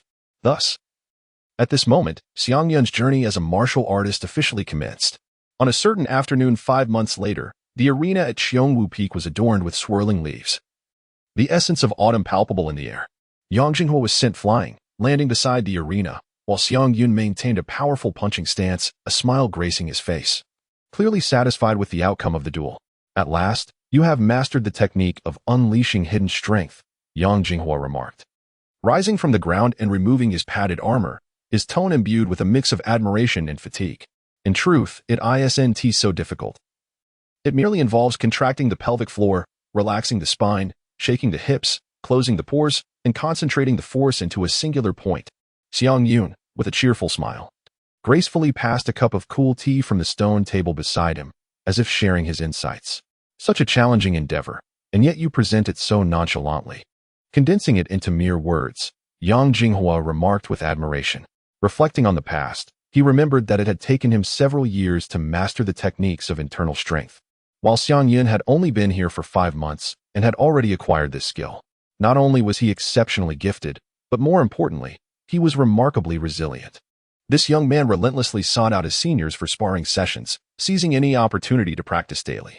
After training with him for a while, Yang Jinghua found himself short on funds for purchasing ointment for his bruises. It seemed like it was time to request reimbursement. Make sure to settle the expenses for the medicinal soup. This month it totals 30 taels of silver. Upon hearing this, Xiang Yun promptly withdrew the teacup he held, sipping it quietly as if he had not heard a word. Are you unwilling to pay? Yang Jinghua asked, both amused and exasperated. With a resigned gesture, Xiang Yun spread his palm and sighed, my dear nephew. You are well aware that I have offended the divine ghost peak and have been evading them for several months now. 3 months ago, when I ventured down the mountain for a simple bowl of noodles, I was apprehended by the locals, leading to a conflict. Currently, I find myself in dire straits, devoid of funds even to reimburse you for your medicinal expenses. My only means of survival has been hunting on the mountain, but after months of venturing on Chongwu Peak, I can no longer even find a trace of a rabbit. Therefore, when you practice your rapid and slow punches next time, do refrain from applying such excessive force. It is exceedingly difficult for anyone to withstand the impact of your fourth punch during sparring. Yang Jinghua gently tapped Xiang Yun's chest. Ever since Xiang Yun mastered the violent temperament of Krell's W skill, every time he engaged in combat, be it unarmed or with weapons, he unleashed 4 consecutive strikes within a span of 5 seconds, each with a staggering speed of 150, sustained for 4 seconds. This passive skill operates beyond his conscious control. The abrupt acceleration in his attack pattern, followed by a return to normalcy, has earned the title of rapid and slow punches among the disciples of Chongwu Peak. The most challenging aspect to defend against is the 4th strike, which inflicts damage based on a percentage of the target's health. Even Lin Qinghan, when personally engaging, activating his vital energy and martial divine fist intent, would sustain injuries if struck by the 4th attack. Consequently, this 4th punch has garnered the illustrious moniker Piercing Might. This has inevitably led to injuries for those who practice sparring with Xiang Yun, turning what was initially a delightful task of guiding the junior disciple into a burdensome chore. After several encounters, the senior brothers and sisters have begun to voice their grievances. Xiang Yun once sought assistance from Lin Qinghan, who responded that providing sufficient herbal medicine fees to the senior brothers after each training session would suffice. However, where could Xiang Yun find the means? To cover the costs of the herbal remedies, he resorted to hunting and foraging for mountain delicacies to present to his fellow practitioners. Now, there are scarcely any wild animals left on the entire Chongwu Peak for him to pursue. Xiang Yun rummaged through his pockets and discovered merely a handful of copper coins. Perhaps you should seek out your sister and borrow some money, Yang Jinghua suggested. Otherwise, you will find yourself without anyone to practice with and enhance your strength in the future. Xiang Yun shook his head, a look of sorrow etched upon his face. My sister has already lost her memory, and when I visited her at Dilu Peak last time, I borrowed 2 spirit stones with great reluctance. Yet I have squandered them in less than 2 months. If I were to ask her for money again, what would she think of me as her brother? She might mistakenly perceive me as a person with a gambling addiction. Those 2 spirit stones could be exchanged for 200 taels of silver. Over the past 2 months, Xiang Yun's expenses for sustenance and clothing were modest, but the costs incurred from damaged training equipment and the medicinal fees paid to his senior brothers amounted to a considerable sum. Dear nephew, how do you usually earn a living to cover your daily expenses? Xiang Yun inquired curiously. I possess the skill of leatherworking, and my family provided the capital. I own a leather workshop in Tianqing Town, located beneath Tianqing Peak. Once a month, I collect the payments, and I use these earnings to support my daily needs for training, including food and medicinal baths, Yang Jinghua elucidated. As for the other senior brothers, some come from affluent families, while others, like me, possess skills or businesses. For instance, Sister Kai is a top-notch tailor in the market, and she can earn several spirit stones by crafting a splendid outfit. So it is essential to have one's own skills and enterprises. Xiang Yun remarked with a hint of frustration. But I possess none. In this life, apart from chopping wood and hunting, I have not learned any other craft. In my previous life, however, I acquired a multitude of skills such as cartography, editing, writing, and various encyclopedic knowledge, particularly delighting in the so-called dragon-slaying techniques. Alas, these are but ephemeral skills, unable to manifest their worth in this world. What are the principles behind the production of soap, glass, and white sugar? Xiang Yun murmured to himself, recalling the specialized skills often employed by traversers to build their fortunes from scratch. If he could transform the knowledge from his previous life into practical techniques in this world, perhaps he could carve out a path for his livelihood. This notion illuminated his mind. It might be worthwhile to attempt to introduce these seemingly simple crafts into this realm, thereby forging an entirely new avenue. Hearing Xiang Yun's soliloquy, the well-informed Yang Jinghua chuckled and remarked, "It's quite straightforward. Soap is crafted from a mixture of lard, plant ashes, and some soapwort fragrance. Glass requires sand and high-temperature crucibles for fusion, while the production of white sugar is even simpler. One merely needs to melt it and add bone charcoal to absorb the pigments." As Xiang Yun reminisced about his past knowledge, Yang Jinghua's words startled him. "Ah, how do you know all this? Are you also?" In Tianqing Town, there are workshops dedicated to the production of soap, glass, and white sugar. Isn't that common knowledge? Yang Jinghua blinked, wearing an expression that suggested, "Don't you know this?" Xiang Yun swiftly retracted the nearly uttered words transmigrator, swallowing hard. It was alarming to discover that such skills existed in this world. Indeed, the technological advancements of the cultivation realm surpassed what he had envisioned of the ancient era. Alas, my plan for wealth. Is there no other means to earn a fortune? Must I resort to farming or labor? Xiang Yun inquired, undeterred. Farming and labor are hardly the only options. Whether mortal or cultivator, the pursuit of great wealth typically adheres to a few principles: scarcity, the generation of wealth from wealth, the sale of a single item in multiple ways, and market monopolization. The latter requires robust connections, while generating wealth and selling a single item in various ways necessitates capital and skill. However, as cultivators, our capabilities are inherently scarce. Yang Jinghua elucidated. Are you suggesting I resort to robbery? Such nefarious deeds are beneath me. I am a good person. I study martial arts to protect myself, not to oppress the weak. Xiang Yun frowned. Yang Jinghua laughed heartily. I have not proposed any wrongdoing. Rather, we can earn money through virtuous deeds. There exists a task board at Tianqing Peak, where one can accept various assignments from within the sect, and upon completion, earn contribution points. At the foot of Dilua Peak, there is an open guild that accepts commissions. Fulfilling these tasks yields substantial rewards. Many senior brothers and sisters make a living this way. For instance, Sister Xia often takes on missions at Dilua Peak. Sister Xia. I saw her earlier this morning. I shall consult her. Thank you, dear nephew. When I earn money, I shall treat you to a fine medicinal broth. Xiang Yun said joyfully as he departed the training grounds.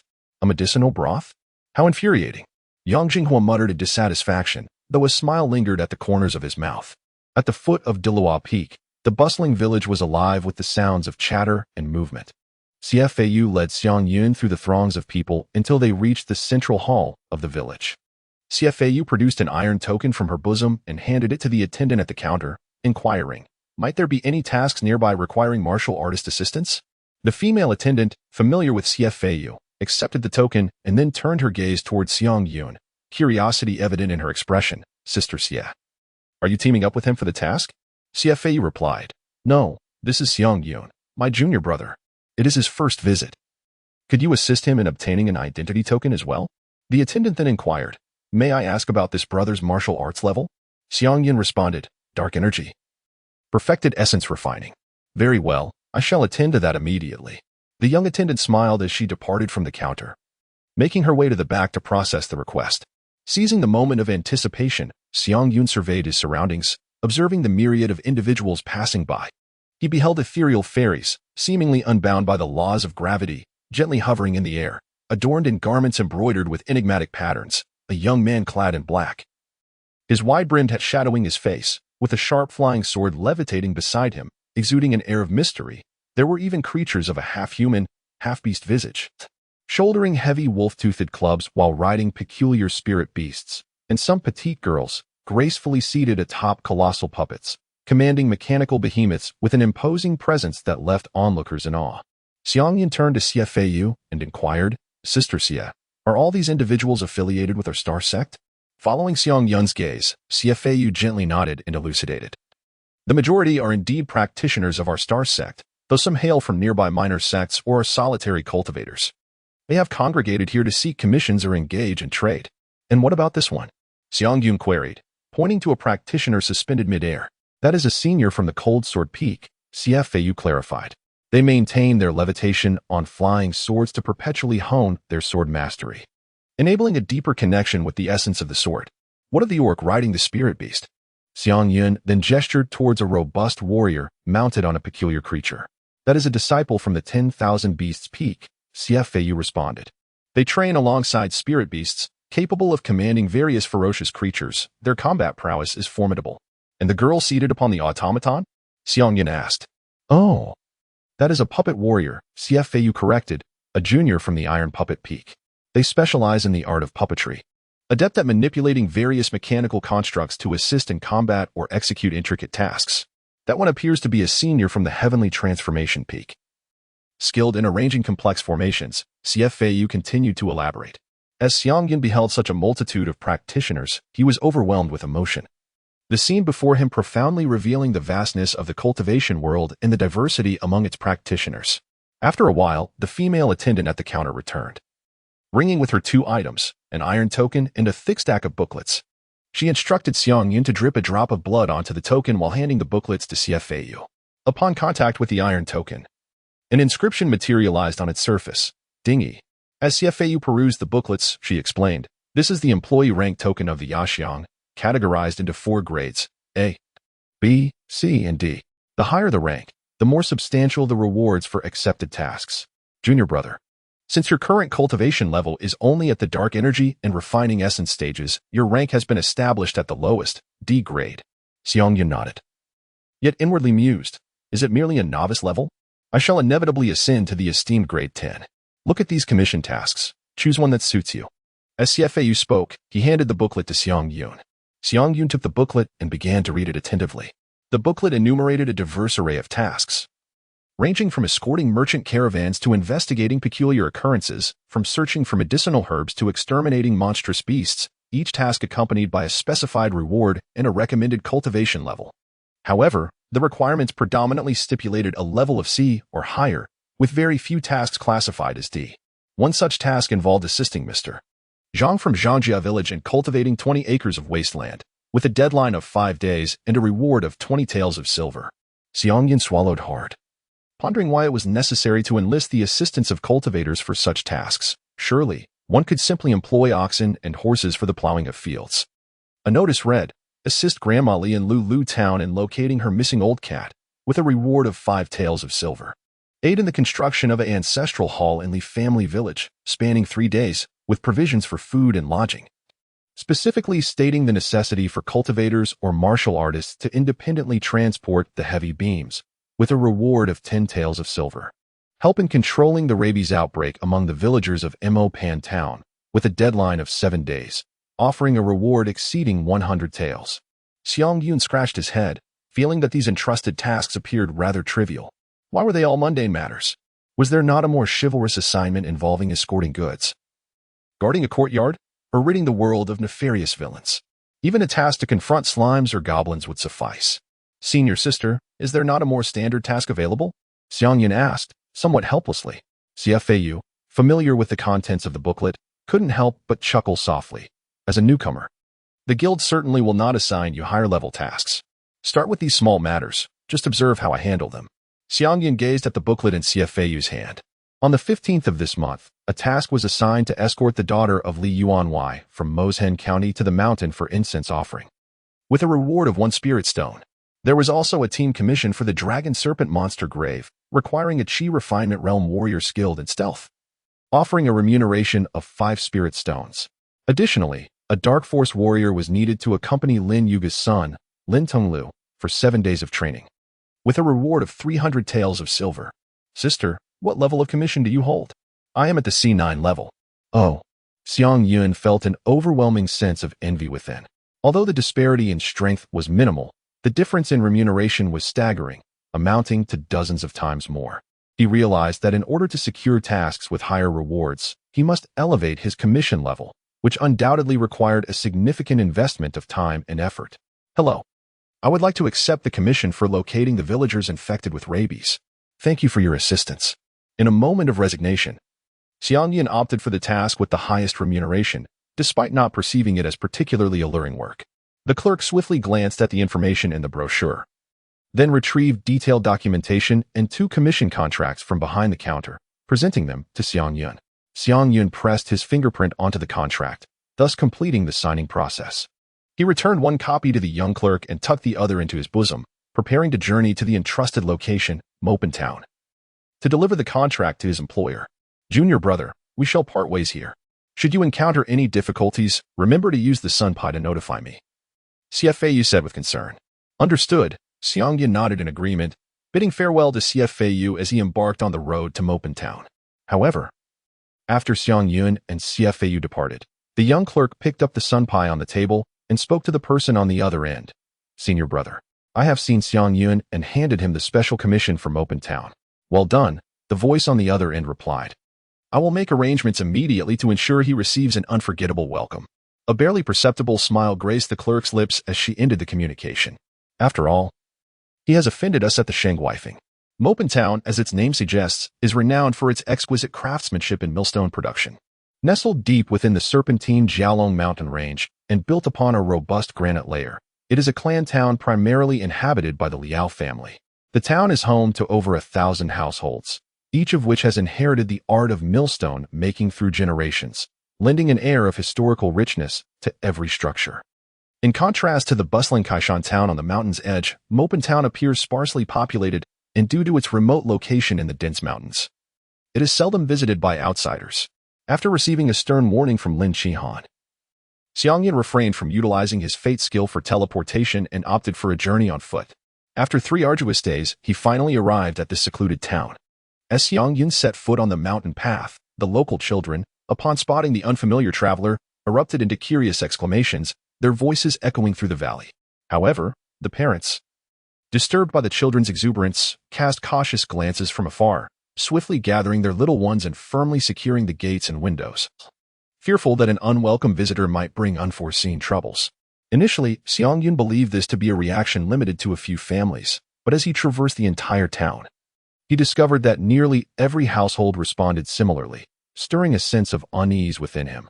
In search of guidance, Xiang Yun attempted to inquire about the chieftain's residence from the locals, yet he found himself standing outside the walls of several homes, calling out loudly before anyone would respond through the tightly shut doors and windows, directing him to the chieftain's abode. Despite the cold reception, Xiang Yun remained steadfast in presenting his intentions to the chieftain. After a patient wait, he finally secured an audience with the chieftain. O revered master, you cannot fathom the suffering our town has endured, the chieftain lamented. By night, no one dares to step outside, even during the day, if the sky is overcast. As it is today with no sunlight, the villagers are consumed by anxiety, fearful of once again falling prey to the madness of rabies. The chieftain, an elderly man in his 50s, faced the imposing figure of Xiang Yun with palpable emotion, his face etched with sorrow as he recounted the town's tragic plight, wiping away the tears and mucus that flowed incessantly from his eyes and nose with the back of his hand. Xiang Yun's heart brimmed with compassion as she gently patted his frail shoulder. It transpired that on the night of last month's full moon, coinciding with the town's late summer festival, a grand bonfire dance was underway, with laughter and merriment filling the air as the townsfolk reveled in the joyous celebration. However, just as harmony reigned, the town's dogs inexplicably lost their senses, driven by some eerie force. They surged from their homes, launching frenzied attacks on the townspeople. In the face of this sudden upheaval, the men of the town reacted swiftly, seizing nearby farming tools such as poles and hoes, bravely combating the rabid pack. Although they ultimately managed to subdue the rampaging dogs, many were bitten amidst the chaos. The injured villagers promptly took emergency measures, washing their wounds with clean water and applying strong alcohol for disinfection, believing this would safeguard them from rabies. Yet, contrary to their hopes, merely days later, those bitten began to exhibit bizarre behavior. As if possessed, their eyes bloodshot, they growled and darted about, attacking everyone they encountered. This sudden calamity cast a pall of fear over the once peaceful town, shattering many families, with some losing every member. As the majority of the afflicted were able-bodied men, the town's labor force dwindled drastically, plunging daily life into disarray. By day, the rabid individuals hesitated to emerge in the sunlight, but as night fell, They roamed the woods like specters, howling in terror, which plunged the townsfolk into panic. Every household barred their doors, unwilling to venture outside, transforming the town into a desolate ghost town. The clan leader, along with the townspeople and young men from neighboring villages, had banded together multiple times in an attempt to eradicate the threat lurking in the woods. They wielded torches and rudimentary weapons, searching for the deranged afflicted in the darkness. Despite successfully taking down some, many others were unfortunately bitten in the process, and within days, these individuals too succumbed to madness, joining the ranks of the wanderers in the hills. After several unsuccessful attempts, the community began to recognize that such violent measures could not eradicate the issue, only resulting in greater casualties. Consequently, they adopted a more passive approach, choosing to evade rather than confront, hoping that the deranged individuals would eventually perish on their own. However, a month slipped by unnoticed, ushering in autumn, and from the hundreds of frenzied individuals, only a handful remained, still haunting the woodlands. With the harvest season approaching, if these maddened beings were not dealt with properly in the coming days, the food supply for the following year would be gravely jeopardized, potentially leading to famine. Xiang Yun keenly sensed the anomaly. According to his knowledge from a previous life, once humans contracted rabies, it was nearly impossible for them to survive in the wild for more than 30 days. However, in this world, these afflicted individuals had evidently defied convention and endured for such an extended period. A flicker of curiosity ignited within him. He yearned to obtain some samples for research. Have all the rabid dogs been dealt with? Xiang Yun inquired, hoping to uncover some clues. Indeed, there is not a single shadow of a dog left in the town, replied Chief Liao, a hint of helplessness etched upon his face. Upon hearing this news, Xiang Yun felt a pang of disappointment. He had originally intended to capture a dog and send it to the sect's Baichao Peak, where adept alchemists among his peers might discover a remedy for rabies. In his previous life, rabies was virtually incurable save for the method of preserving brain tissue at low temperatures. Yet in the realm of cultivation, such preservation could be entrusted to those well-versed in the elemental arts, particularly those proficient in ice techniques. Additionally, practitioners dedicated to concocting elixirs of immortality might possess the means to address this dilemma. Regrettably, without samples for study, all remained shrouded in uncertainty. What a pity! In light of this, let us concentrate our efforts on dealing with those deranged individuals, he proposed. I suggest we initiate action tonight. Xiang Yun smiled faintly, understanding that as a newcomer, it would be challenging to earn the trust and respect of others without demonstrating his capabilities. Thus, he walked steadily toward the center of the courtyard, where a stone mill comprising 2 grinding discs was situated. He regulated his breathing, focused his mind, and in an instant, all the pores of his body closed. A powerful inner force surged from his abdomen, coursing along his spine to his arms, ultimately converging in his tightly clenched fist. With a resonant shout, Xiang Yun struck out with a punch that, while appearing effortless, concealed a profound martial foundation. The upper grinding disc remained as steadfast as a mountain, utterly unyielding, while the lower disc shattered into countless fragments as if struck by an invisible blow, scattering slowly to the ground amidst a cloud of dust. This technique, known as striking the cow across the mountain, is one of the fundamental applications of martial arts subtle energy, requiring exceptional precision and force application to achieve a shattering effect without direct contact with the target. Witnessing this spectacle, the crowd was left in astonishment, gaining a more visceral understanding of Xiang Yun's prowess. So you are indeed a martial arts master. With you here, we can rest easy, said clan leader Liao respectfully, his tone filled with admiration.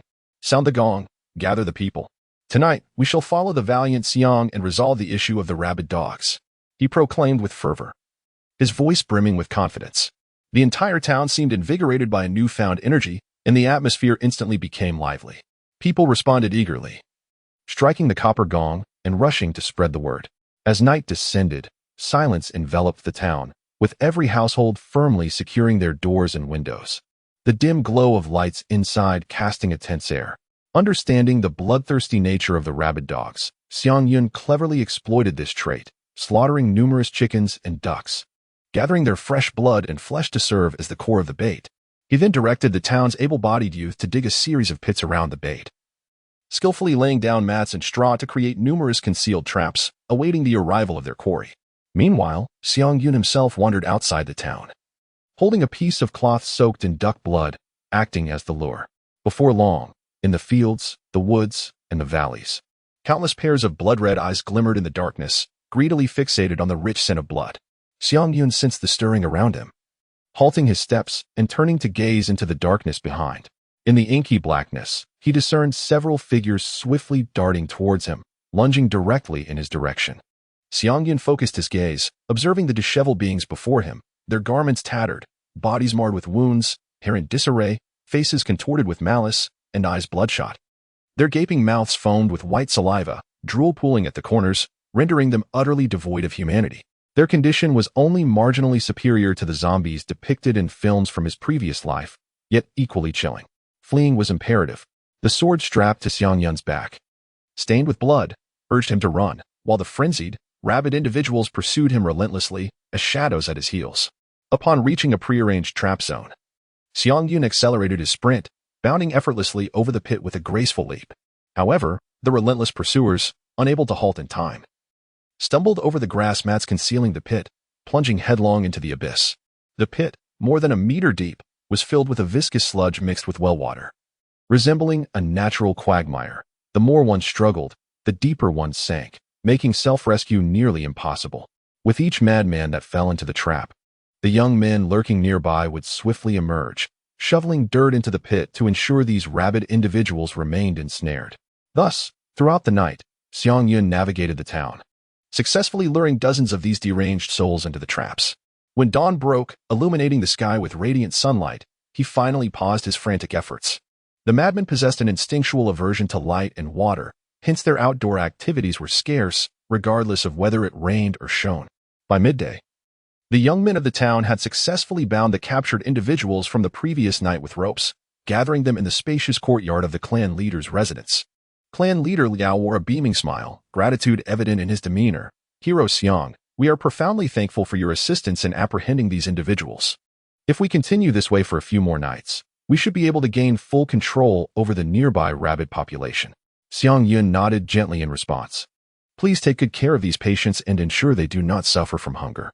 Once everything stabilizes, I will take one patient back to the sect, hoping to develop a curative potion. If a remedy can truly be found, you will indeed be a great benefactor to our millstone town."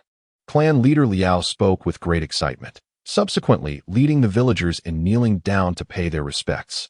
"You must be a celestial being sent by heaven. A compassionate bodhisattva descended upon this world. My son is hope now. Mother, father still has a chance to return to normalcy." The villagers wept tears of gratitude, expressing their profound appreciation. Witnessing this scene, warmth surged within Xiang Yun's heart, yet he remained clear-headed, reminding everyone, "Dear villagers, please rise, please rise. I am here as a hired hand, and the situation remains uncertain. Do not express your gratitude too soon.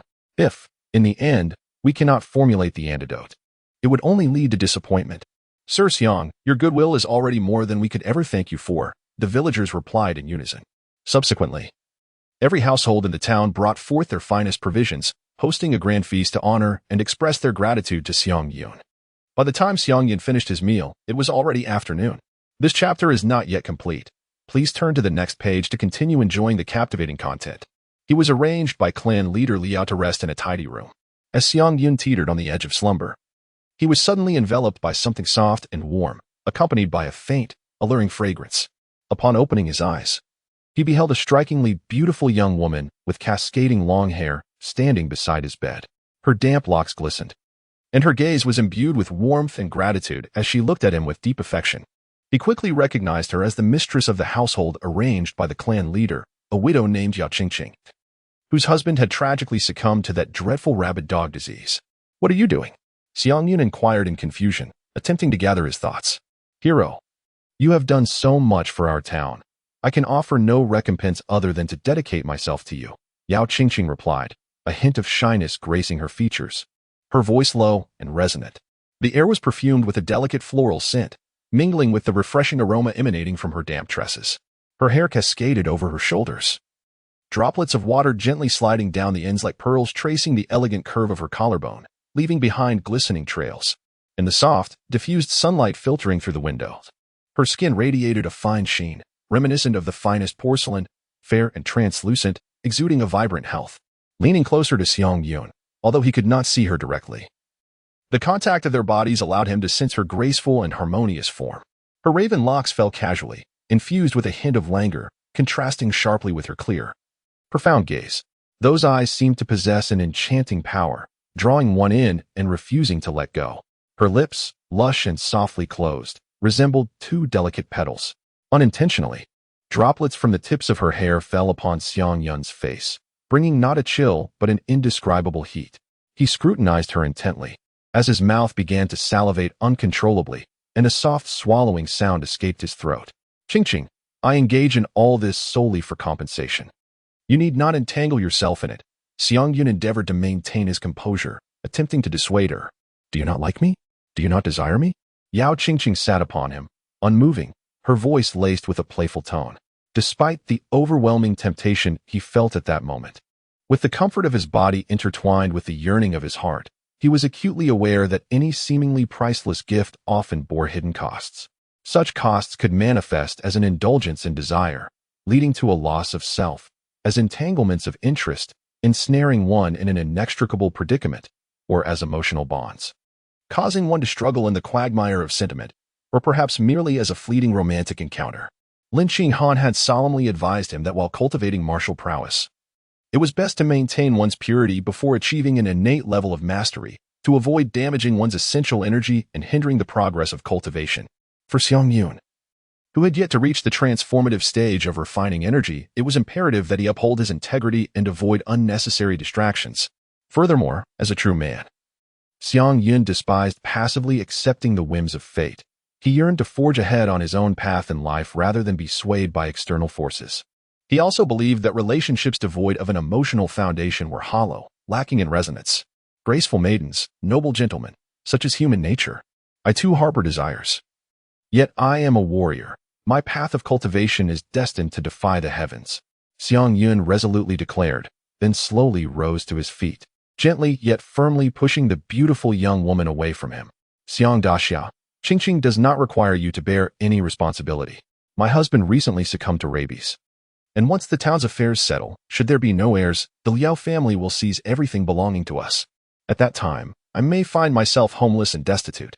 I beseech you, have pity on me and leave behind a child. After uttering these words, Yao Qingqing once more lunged at Xiang Yun, fervently kissing his cheeks, attempting to convey her helplessness and entreaty through her actions. In certain rural areas steeped in clan culture, the phenomenon of complete familial ruin is not uncommon. When a family faces extinction or loses its able-bodied males, orphans and widows often become the objects of the clan's covetousness.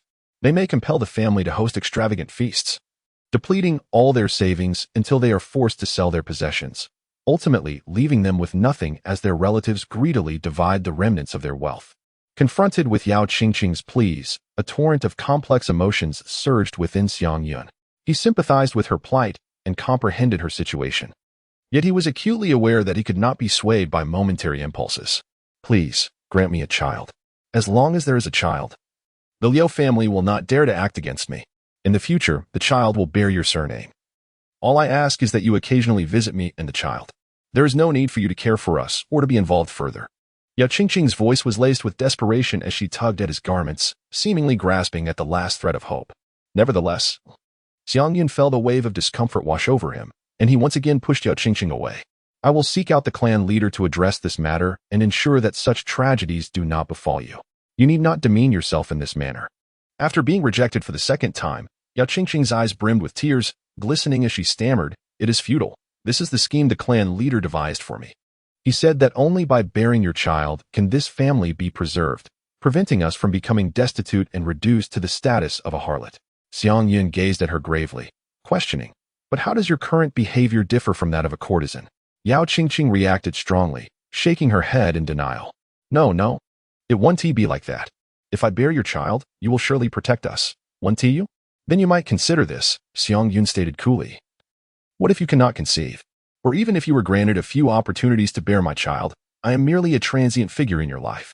Given your flagrant demeanor, I find it difficult to trust your character or believe that you would carry my offspring. Moreover, devoid of emotional ties, I would not visit you out of a fleeting romantic encounter, nor would I intimidate your relatives and townsfolk on your behalf. What then would you do? Would you wander the streets with your child, begging?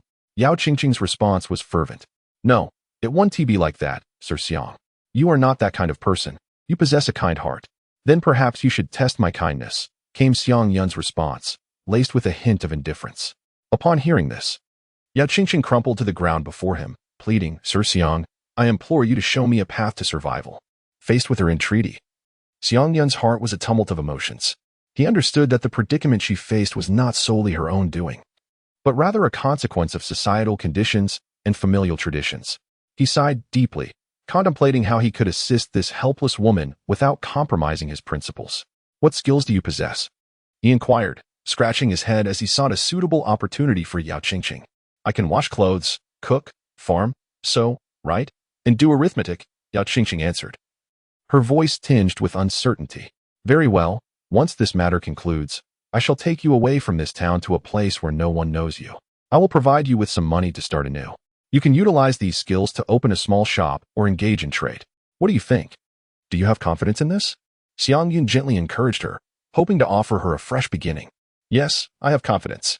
Thank you, Sir Xiang," Yao Qingqing said tearfully, bowing deeply in gratitude.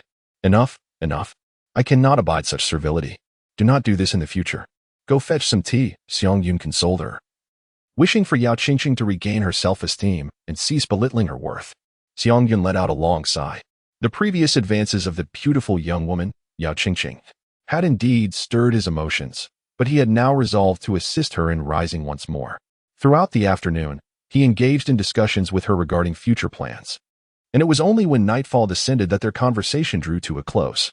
However, just as they had finished their dinner and were preparing to step outside, a piercing howl of wolves suddenly shattered the tranquility of the night. Immediately thereafter, a commotion erupted outside the courtyard as the town's young men rushed in, their voices laced with urgency. "Xiang, something terrible has happened. Those rabid dogs, they have transformed into monsters and are rampaging through the town," a young voice exclaimed in desperation. Accompanied by the cacophony of barking, the entire town was plunged into chaos. Xiang Yun immediately realized that the situation had likely exceeded their expectations. The condition of those rabid patients had deteriorated into something far more ferocious. He swiftly donned his outer garment and seized the Zhama sword. "Qingqing, you stay here, secure the doors and windows, and do not venture outside," he urged intimately in front of others, before dashing out of the house. The bright moon hung high in the sky, unmarred by clouds, and the full moon, at its 16th phase, appeared particularly round and luminous, casting a silvery radiance that illuminated the earth. Xiang Yun hurriedly followed a group of young men towards the street, only to hear a series of high-pitched and terrifying howls in the distance. As he focused his gaze, he beheld dozens of werewolf-like humanoid monsters wreaking havoc on the main street. Their appearance was peculiar. The exposed parts of their skin faintly resembled human features, yet the majority of their bodies were cloaked in dense fur. Their facial contours were grotesquely distorted, with jaws shaped like those of a wolf, pointed ears, and most of their original black hair having fallen away, replaced by a layer of short, thick white fur. These half-human, half-beast creatures ruthlessly tore open the gates of courtyards, launching a bloody massacre against the townsfolk within. A portion of the young men banded together, wielding farming tools in a desperate attempt to fend off the monstrous onslaught. However, the creatures exhibited extraordinary agility and immense strength. A single beast could easily overpower several young men, and when a few of them coordinated their attacks, it was as if they were in a realm devoid of resistance, mercilessly tearing at their prey. A few individuals, relying on their wits, climbed to rooftops, temporarily securing their safety. Yet this high refuge was merely a stopgap measure. Meanwhile, on the street, women, children, and the elderly either hid in terror or were pursued and savaged by the monsters. Mangled corpses lay strewn across the ground. Blood-staining the Xiang Yun cast a fleeting glance at his wound and promptly offered his counsel. First, rinse the injury with clean water. Then sanitize it with strong liquor. Perhaps there remains a glimmer of hope for recovery. Even if complete healing proves elusive, you shall not immediately transform into a monster. The onset of madness typically requires several days, and the metamorphosis may only occur on the next full moon. I shall swiftly eliminate the creature, and then summon the sect's healer to attend to your treatment. Please rest assured, for now, let us assist the other townsfolk together." "Very well. Thank you ever so much for your life-saving grace." The townspeople expressed their gratitude, nodding fervently. Xiang Yun led this hastily assembled squad through the streets of the town, slaying monsters while rescuing trapped townsfolk.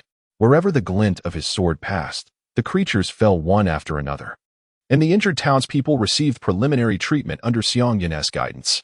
As their numbers swelled beyond 20, Xiang Yun resolved to enhance their efficiency by dividing them into smaller teams.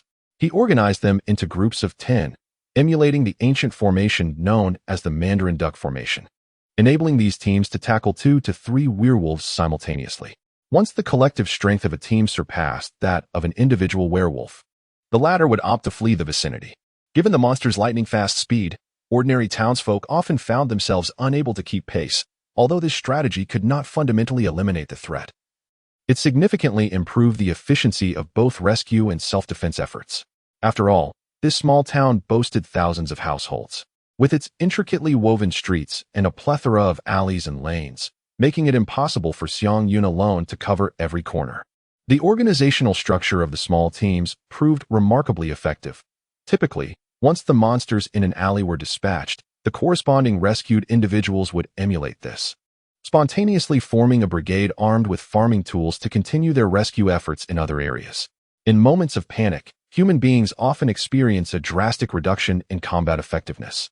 However, once a sound organizational structure is established, they can withstand the tide of fear and swiftly regain their composure, reforming into an effective fighting force. With his extraordinary speed as a martial artist, Xiang Yun pursued the werewolves without hesitation, delivering swift death to his foes. While he might hesitate before those who had not fully mutated and still retained a semblance of humanity, he showed no mercy towards those who had completely lost their human essence and transformed into monsters.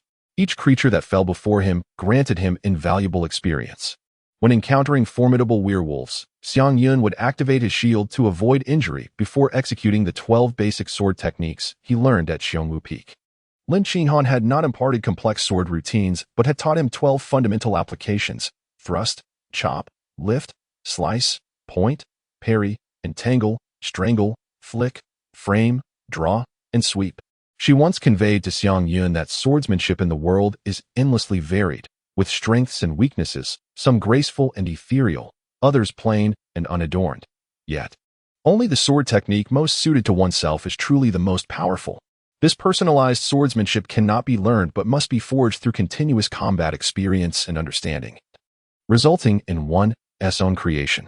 These 12 basic moves form the cornerstone of all sword techniques. Through relentless practice, they can be integrated into muscle memory, continuously refined in actual combat to create a seamless series of strikes, thus showcasing one's unique style, which constitutes a self-created sword technique.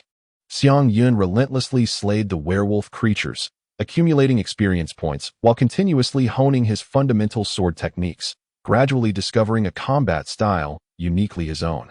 It resembled a novel swordsmanship akin to the swift and slow punches of martial arts. The howls of wolves, the clamor of battle, cries for help, and the cacophony of slaughter intertwined, echoing from the depths of night until the break of dawn. Xiang Yun and the townsfolk ultimately united to eradicate the werewolf creatures both within and outside the town. After a night of fierce battle, Xiang Yun ascended to level 9. The streets were littered with the corpses of over 100 werewolves, and Xiang Yun deliberately preserved a small werewolf, confining it within a cage for future study. To prevent the spread of disease, the remaining bodies were incinerated. Although most of the townspeople were injured, fortunately, the casualties were not as dire as anticipated. However, it was with great sorrow that they learned of Elder Liao's unfortunate demise amidst the chaos of the previous night, leaving behind only his eldest son, Liao Gong. Liao Gong recounted the events in detail. On the night of the full moon, the town's rabid patient suddenly let out a howl, and soon after, all the afflicted began to scream.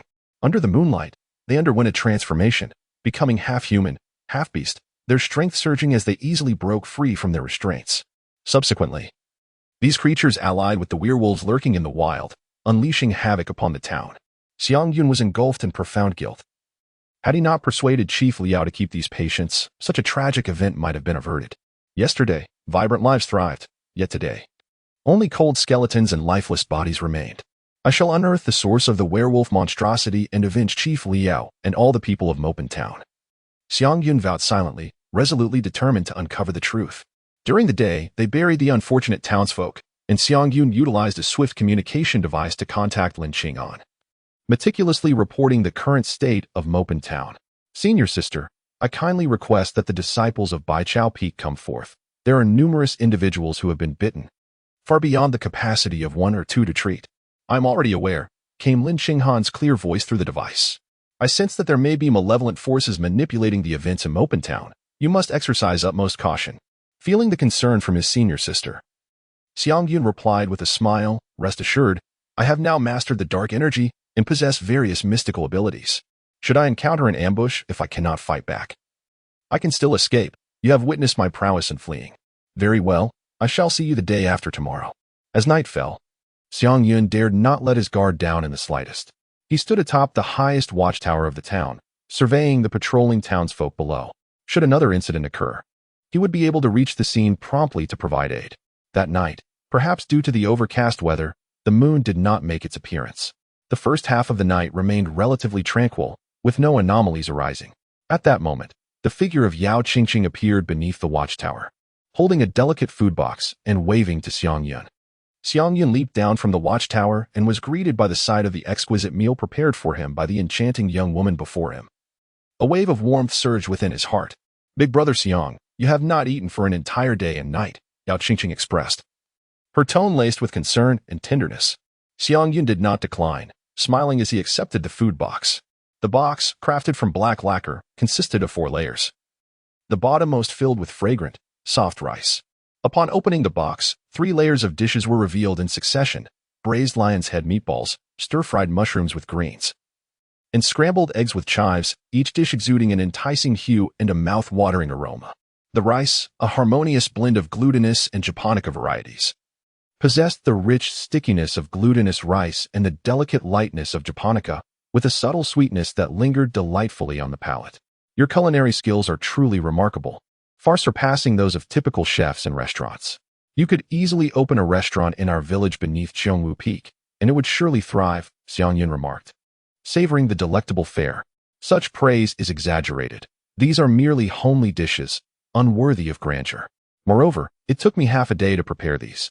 If I were to work as a chef, I would surely be overwhelmed, Yao Qingqing replied, a bashful blush blooming on her cheeks as she observed Xiang Yun relishing the meal. Being slow in the kitchen is no issue. You could hire a few helpers to assist with meal preparations and ingredient gathering.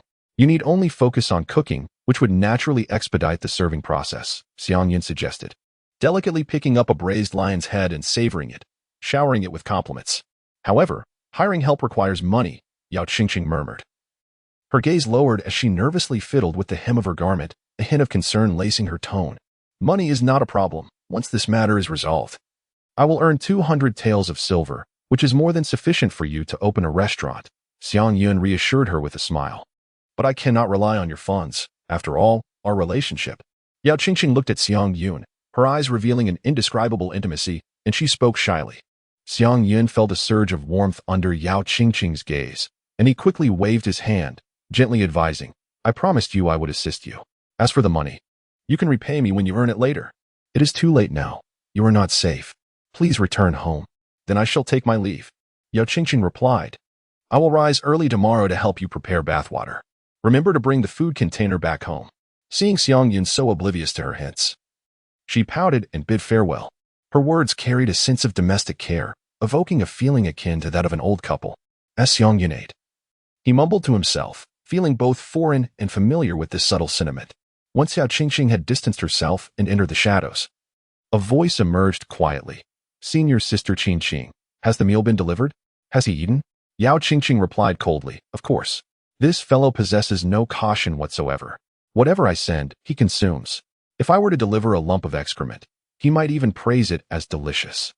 Why did you not poison the food with lethal toxins, but rather with a sedative? Would it not be more satisfying to directly eliminate him and avenge our master? The master values his innate abilities. While it is easy to kill him, the master desires him alive, to harness his skills. The plan is to refine his soul into a ghostly general and his body into a zombie, explained the male voice from the shadows. How ruthless.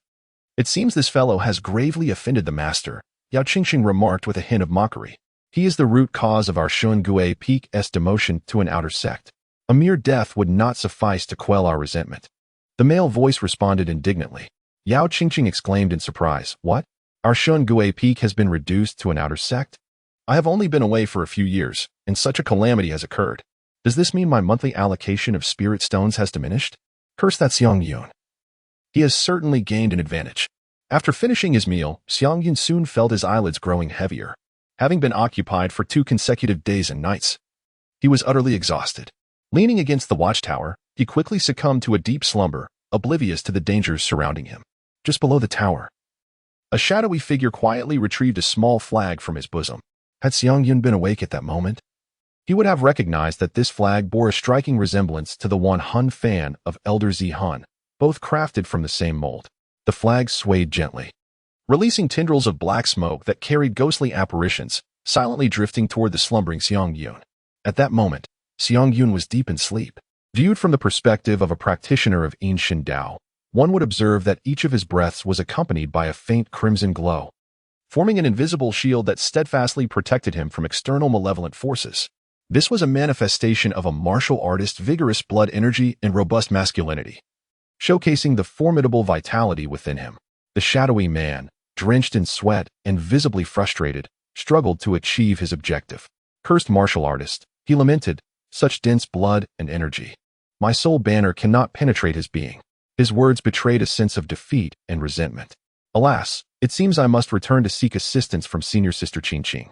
He sighed in resignation. Then his figure flickered and vanished into the night, leaving no trace behind.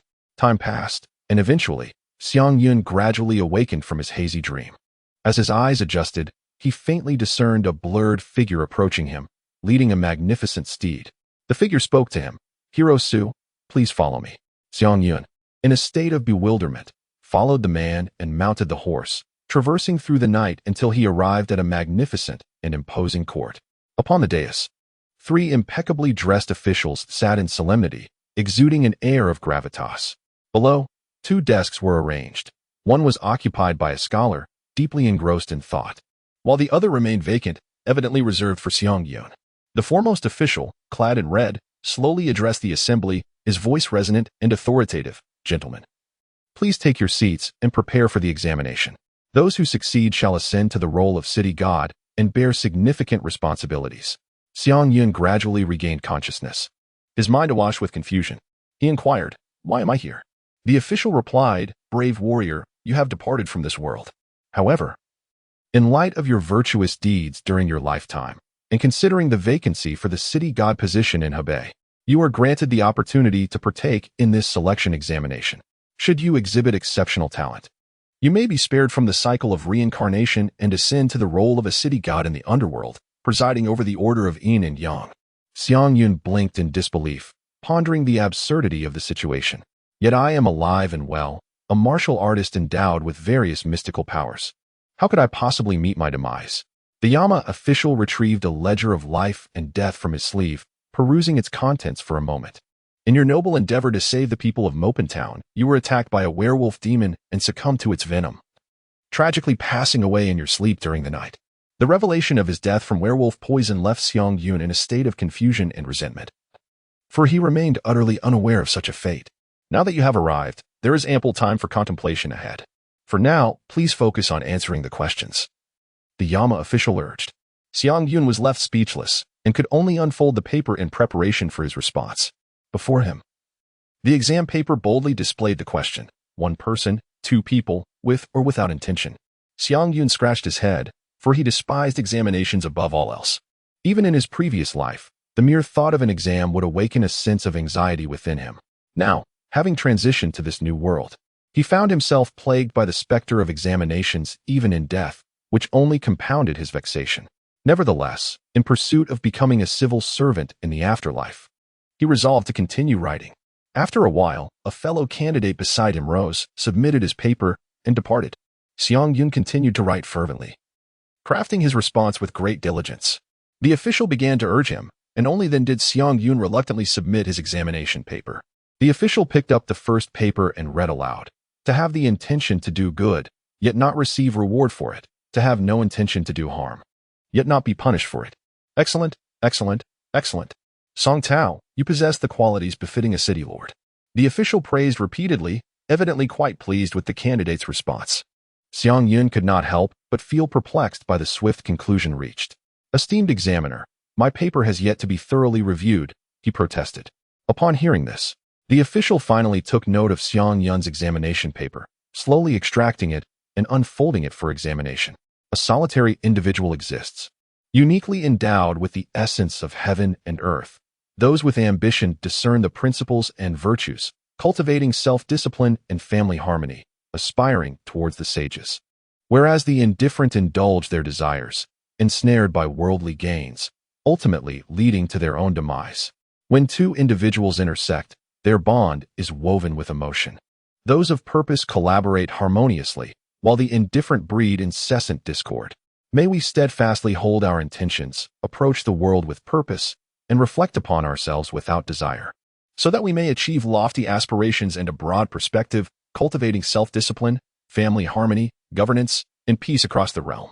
As the official recited these words, the expressions of the three officials grew increasingly solemn, the leading official murmuring, "Cultivate oneself, harmonize the family, govern the nation, and bring peace to the world."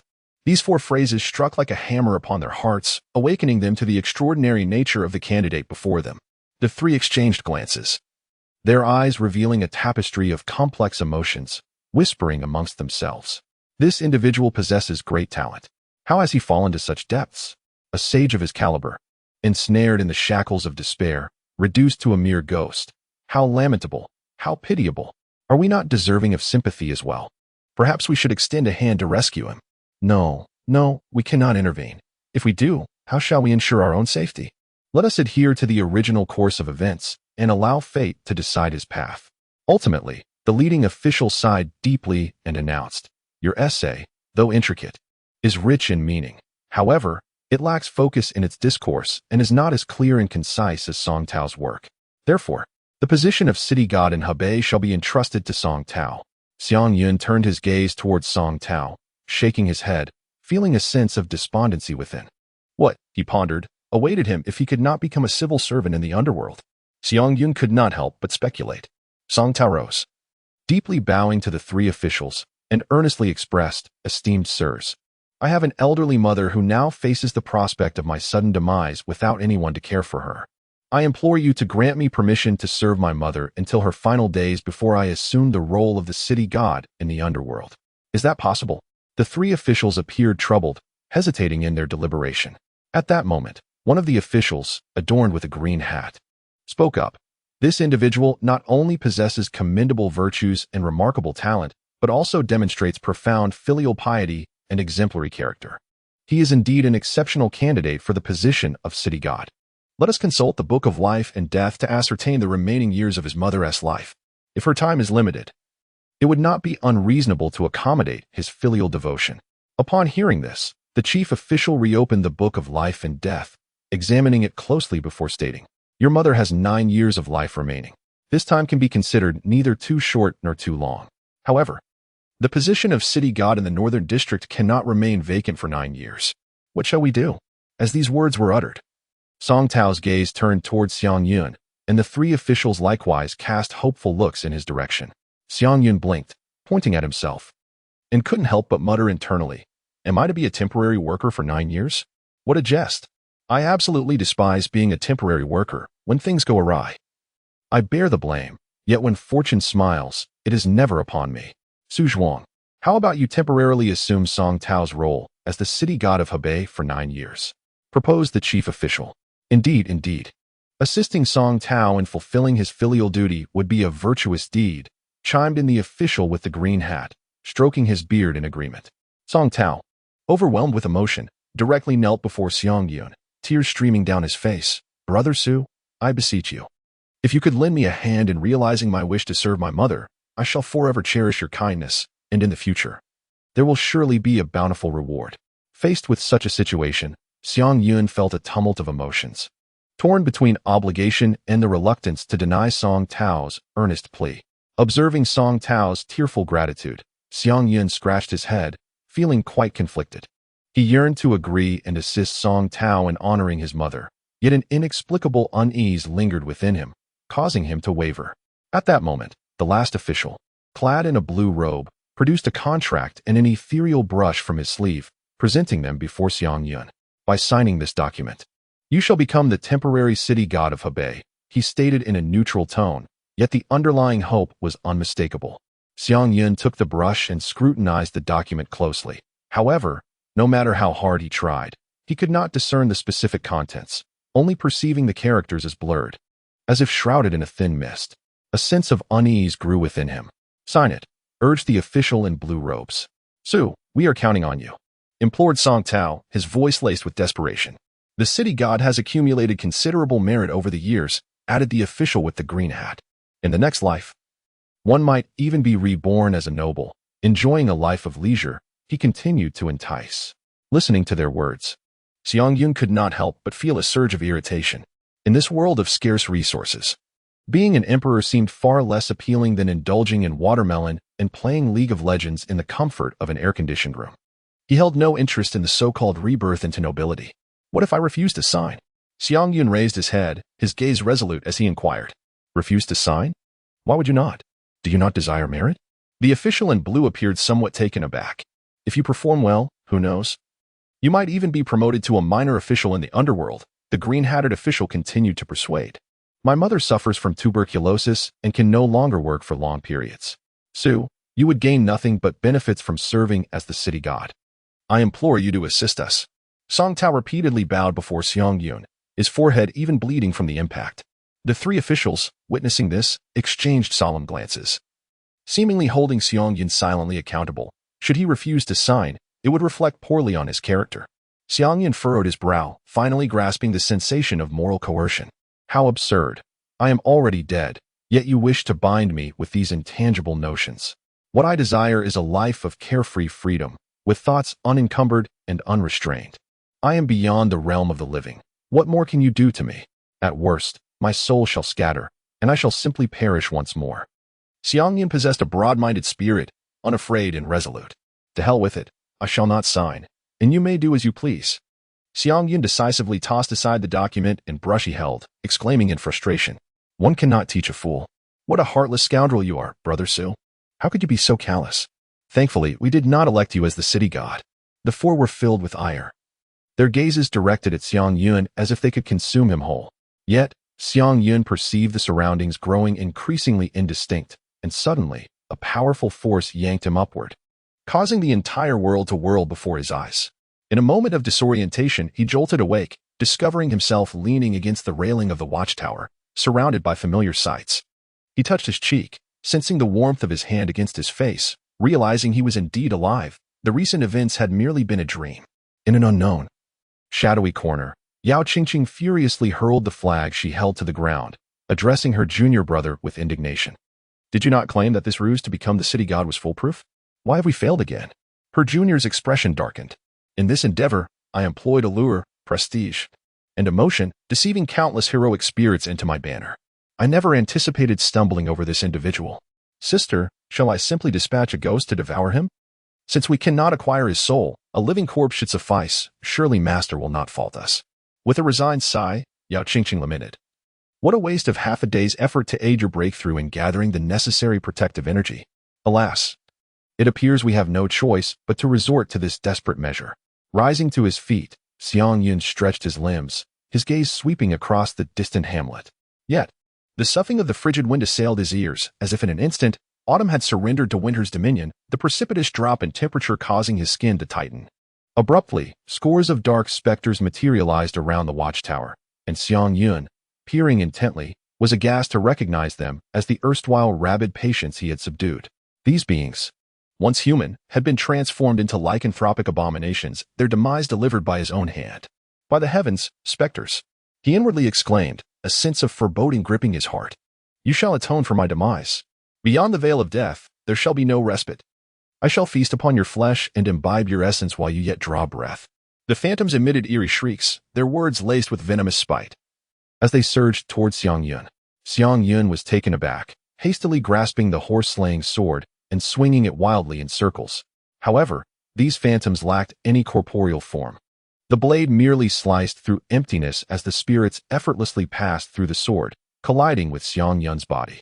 With each impact, he felt a chilling wave wash over him, the warmth of his body swiftly dissipating into a frigid void. In a state of panic, he swiftly cast a deception spell, teleporting away from the watchtower in an attempt to evade the relentless pursuit of the specters. Yet, upon dashing several dozen meters away and glancing back, He saw that the apparitions atop the tower had evidently reacted, rapidly honing in on his new position and hurtling towards him with alarming speed. The phantoms, lacking physical form, moved with astonishing swiftness and could seamlessly traverse obstacles, swiftly closing the gap between them and Xiang Yun. They struck fiercely at his back. To them, he was encircled by a red aura, which diminished with each assault. This chapter is not yet complete. Please turn to the next page to continue indulging in the captivating narrative. Once this aura vanishes entirely, the spirits will be able to penetrate Xiang Yun's flesh, directly possessing him and subjecting him to further torment. Xiang Yun hastily unleashed the protective shield of the Soul Forge, simultaneously quickening his pace in an attempt to distance himself from the pursuing specters. He cast forth a card, yet it only ensnared a single ghost, rendering his efforts nearly futile in the grand scheme of things. The relentless phantoms trailing him showed no mercy, repeatedly colliding with the shield, causing ripples that threatened to shatter it at any moment. As Xiang Yun sprinted, thoughts raced through his mind. What should a warrior do when confronted by an ethereal entity? Faced with such an intangible adversary, his martial prowess and skills seemed insufficient. Although his cards could be employed, they were limited to targeting a singular foe. Deceptive magic might offer a means of escape, yet its speed was constrained. His fate skills had no opportunity to manifest, and physical attacks such as the Dark Blade, the ferocious temperament, and the martial arts he had recently acquired, boxing, swordsmanship, and dark energy, were utterly futile against the specter. Nevertheless, he recalled the teachings of Lin Qinghan, who had once enlightened him on how warriors could combat spiritual foes. The image of Lin Qinghan flickered in Xiang Yun's mind, her voice resonating in his ears. The reason these spirits are termed Yin is due to their fear of the yang. In this world, apart from the midday sun, only thunder embodies such essence. Thus, when warriors encounter Yin entities, we must emulate the heavens and unleash a thunderous roar, while simultaneously stirring the yang energy within us, condensing it into power to expel against the spirits. With newfound determination, he began to regulate his breathing, accelerating the flow of qi and blood within, striving to gather the yang energy to its utmost potential.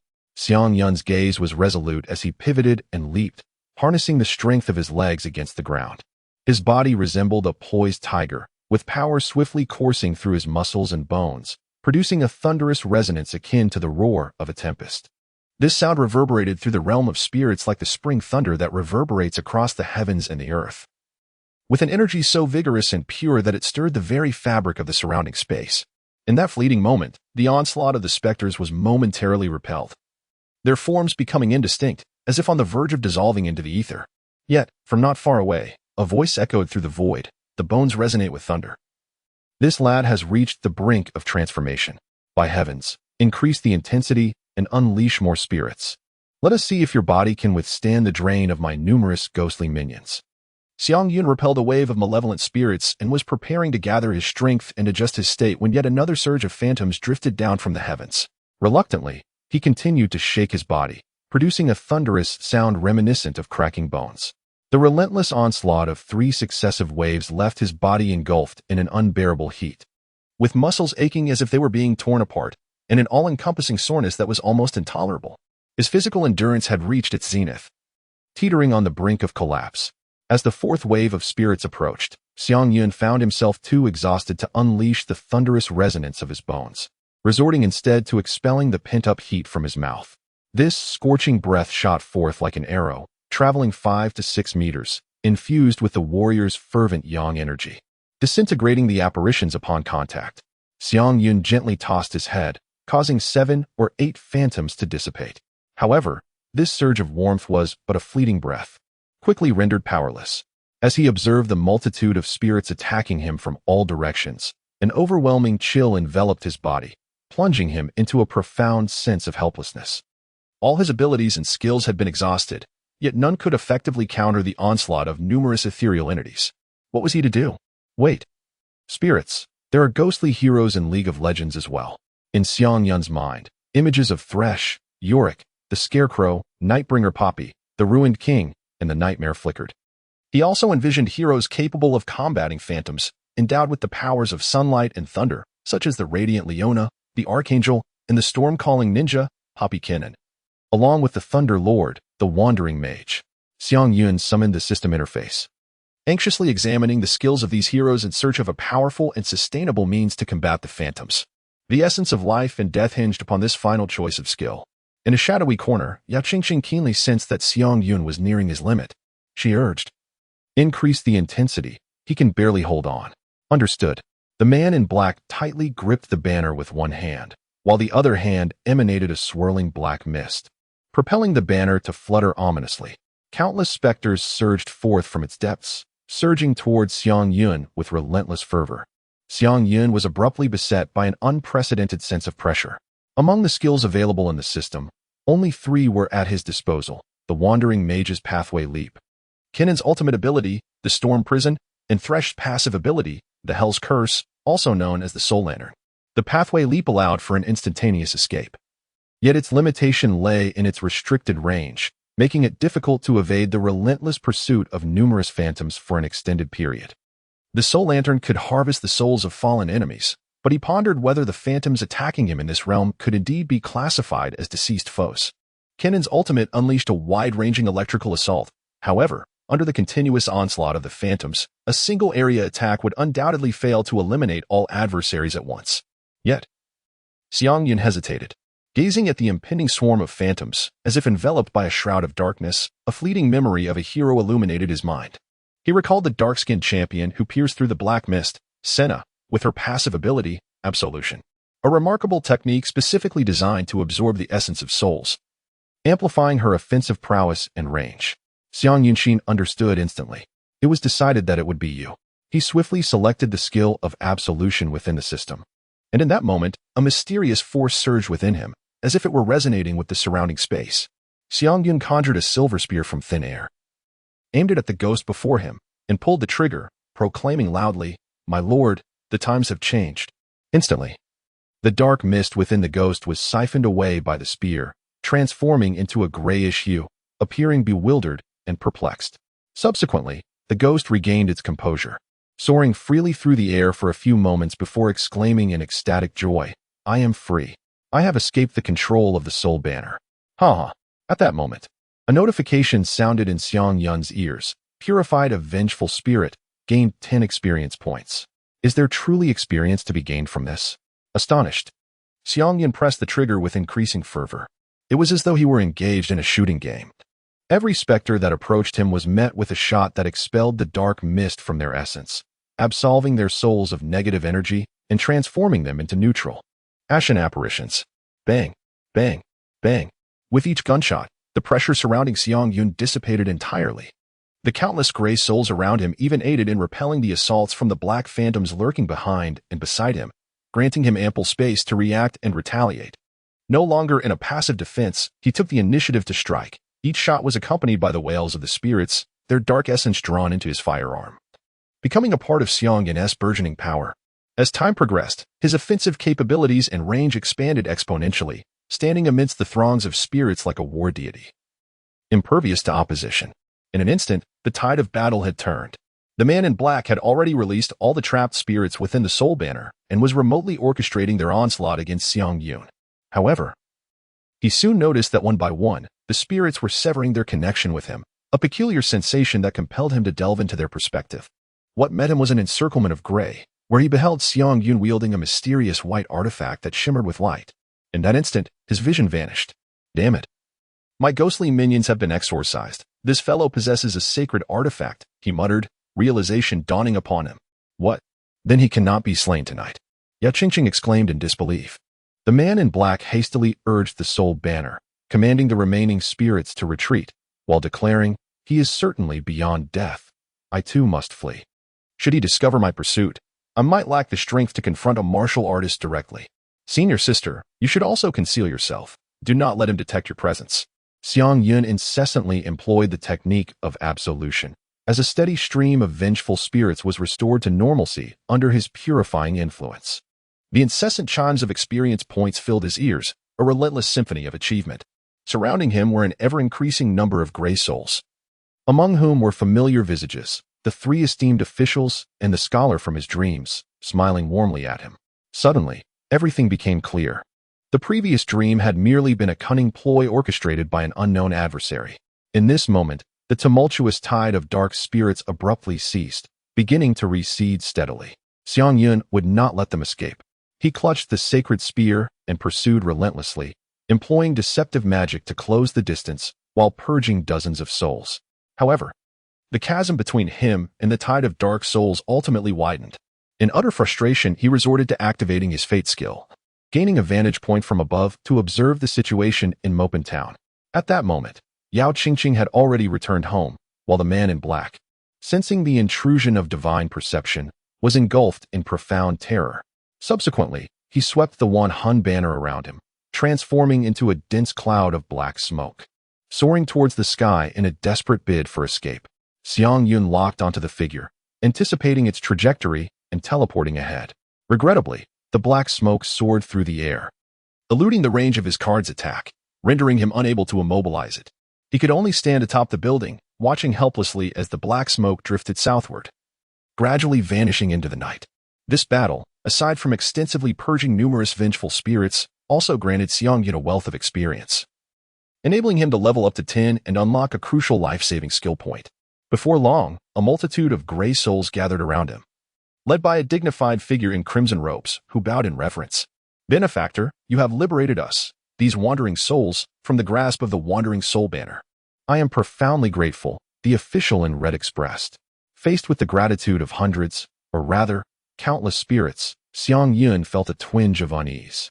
Since acquiring the skill of absolution, ghosts had transformed in his perception from indistinct wisps of smoke into distinct, corporeal forms, their facial expressions and gazes unmistakably clear. Unbeknownst to him, Xiang Yun appeared to have gained the ability to see the invisible realms, akin to possessing the yin-yang eye. "I ask you, do you know the identity of the master of the Wandering Soul Banner?" Xiang Yun inquired, his heart brimming with curiosity and caution. "He is a disciple of the Divine Ghost sect, the apprentice of Elder Zihan, named Niugue," the red-clad official replied. "I was the first soul he gathered within his Wandering Soul Banner, originally an elder spirit of the banner, later transferred to Niugue, becoming the foremost soul within his collection." "What? The Divine Ghost Peak?" Xiang Yun exclaimed, his astonishment beyond words. He had never anticipated that the machinations lay within his own sect, having thought he was being prudent by avoiding the world for half a year. He found it unfathomable that during his first venture out, their minions were scheming behind him. "I must inform my senior sister and urge her to report this to the sect leader," Xiang Yun resolved, determined that such treachery and conspiracy must be unveiled. "The Divine Ghost Peak? Indeed, it is the Divine Ghost sect," the red-clad official corrected, addressing Xiang Yun's slip. "But why did you deceive me in my dream regarding the position of city god?" Xiang Yun pressed on, disregarding the distinction between peak and sect. Upon hearing this, the gazes of the many spirits turned toward the official with less friendliness, tinged with resentment. "Deceiving you about the city god was a ruse frequently employed by Niugue. He lured you into a dream, orchestrating a performance with us spirits. Once you signed the contract, following us to become the city god, you would have effectively entered into a master-servant soul contract with the Wandering Soul Banner, thus becoming yet another trapped spirit within it," the red-clad official elucidated. Xiang Yun inhaled sharply, relieved that he had not been ensnared by moral coercion or tempted by greed to become the local deity, narrowly escaping the trap set by Niugue. "Does anyone have news of Niugue? Have any souls recently fallen under his dominion?" the official in red inquired. At that moment, several spirits drifted forth from the throng of ghosts. They were the werewolf monstrosities that Xiang Yun had vanquished the previous day. "Benefactor, after being slain by your hand, we transformed into vengeful spirits and were subsequently subjugated by Niugue. Those of us who were possessed by the madness of rabid dogs can be found not only in this grinding mill town, but also in the southern Buffalo Village, Chushi Village, and Donghai Town." As the spirits provided more information, Xiang Yun gradually pieced together the truth of the situation. Wherever Niugue went, he would unleash dark sorcery, driving the local dogs into a frenzy to attack the residents. If the inhabitants were injured, and their wounds went untreated or were too grievous, they would succumb to rabies. They either perished at the hands of the locals, starved to death, or, under the full moon, transformed back into werewolf monstrosities to assault the townsfolk again. Ultimately, the fate of these individuals was always death. After their demise, Niugue would appear, making pacts with these vengeful spirits, deceiving them into entering the Soul Banner. Those newly deceased, shrouded in fear and resent Xiang Yun's valiant achievements, cannot be fabricated. His strength and courage have garnered universal acclaim. To face 100 foes alone, Brother Xiang is truly remarkable. The fellow disciples raised their thumbs in admiration, their respect palpable. Having just tested the combat prowess of the werewolf creatures, it was evident that with their capabilities, they could manage only a one-on-one confrontation. While Xiang Yun could contend against 100, a feat that elicits awe. Is Qiongwu Peak truly this formidable? Might I abandon medicine to pursue martial arts? Senior Sister Lin. Do you still accept disciples? One disciple from Baichao Peak exclaimed, his eyes gleaming with aspiration for martial mastery. His words resonated with the sentiments of others, who expressed their reverence for Qiongwu Peak. Amidst the disciples' astonishment and envy, Lin Qinghan smiled appreciatively, nodding towards Xiang Yun. Yet, Xiang Yun was untroubled by the praises and indignation. He exclaimed, Senior Sister, the disciples of Shengweifeng indulge in the slaughter of living beings, trampling upon human life, and deceive souls into the soul-collecting banner. Can these two crimes not bring them down? Lin Qinghan shook her head and replied slowly, I fear that is not feasible. I am familiar with the name Niugui. He was a disciple of Xingweizong before its merger with Dixingzong. 10 years ago, due to insufficient cultivation, he severed ties with Shengweifeng. Although he is nominally one of us at Dixingzong, in reality, the sect has long since lost control over him. Are we to allow him to rampage unchecked, slaughtering the innocent? Xiang Yun pressed, unwilling to concede. What alternative do we have? Lin Qinghan replied calmly. Once a cultivator leaves the sect, their power is entirely dictated by their personal character in the mortal realm. Some choose to benefit the community, while others opt to exploit the vulnerable. Such occurrences are commonplace. Her words carried a tone of resigned familiarity, for similar situations are not rare in the realm of cultivation. Small-scale persecution of the populace and the deception of souls into banners is merely the tip of the iceberg. She had witnessed entire cities decimated, their populations turned into flesh and blood arrays, a grisly scene that instilled terror. Upon hearing this, Xiang Yun recalled the remnants of the Qingchuan sect in Qishan City and the actions of the 4 captors of Qishan. He came to understand the harsh reality of the world. The strong prey upon the weak, a brutal hierarchy where the law of survival reigns supreme. Indeed, this realm of cultivation mirrors the narratives portrayed in online novels, a zero-sum game rife with power struggles and the division of interests, a shadowy underworld. The strong remain strong, while the weak remain weak. What then is the purpose of my martial studies? Is it merely for self-preservation? A wave of bitterness surged within Xiang Yun. Even if he were to become a powerful master of the realm, akin to his senior sister, the prospect of disciples like Niugui remaining by his side might impose some restraint. However, once they wandered beyond his sight, it would be akin to the emperor being distant from the mountains. They could potentially misuse the skills he imparted, wreaking havoc in their wake. Contemplating this, a profound sense of helplessness and fury flooded his heart. His fists clenched tightly, his nails almost piercing his palms, yet he felt no pain whatsoever. His gaze sharpened, as if to penetrate the injustice of this world. He inhaled deeply, attempting to calm his tumultuous emotions, but the flames of indignation within him refused to be extinguished. He once believed that through the mastery of martial arts, he could protect the vulnerable and uphold justice. Yet now, he began to question whether such ideals were naively optimistic in the face of reality. He recognized that the issues within the cultivation sects, particularly in a large sect like the Dxing, were far more intricate than he had imagined, and the repercussions on the mundane world were far more profound than he had anticipated. Xiang Yun could even envision a future where Su and I, upon maturing into an elder, might resort to actions akin to those of Elder Zihan, slaughtering the Su family village in a bid to seize a talented disciple from another sect. Yet, there is no need for such excessive contemplation. Focusing on our own affairs suffices. If one truly wishes to oversee the actions of others, immense power is a requisite. Lin Qian seemed to perceive the turmoil within Xiang Yun's heart and couldn't help but sigh. In her youth, she too had encountered similar predicaments, feeling equally powerless. In the face of the world's injustices, sometimes mere fervor is woefully insufficient. Xiang Yunxing was enveloped in a cloud of discontent. He felt that the world ought not to be this way.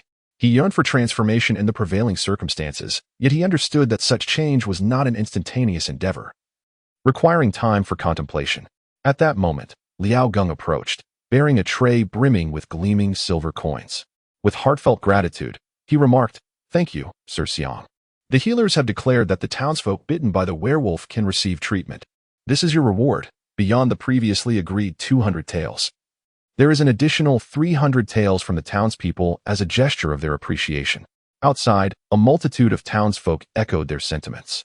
"Young master, there is more to this chapter. Please turn to the next page to continue reading. The excitement only intensifies. Sir Xiang has saved our entire Mopen town. My entire family was bitten and on the brink of death.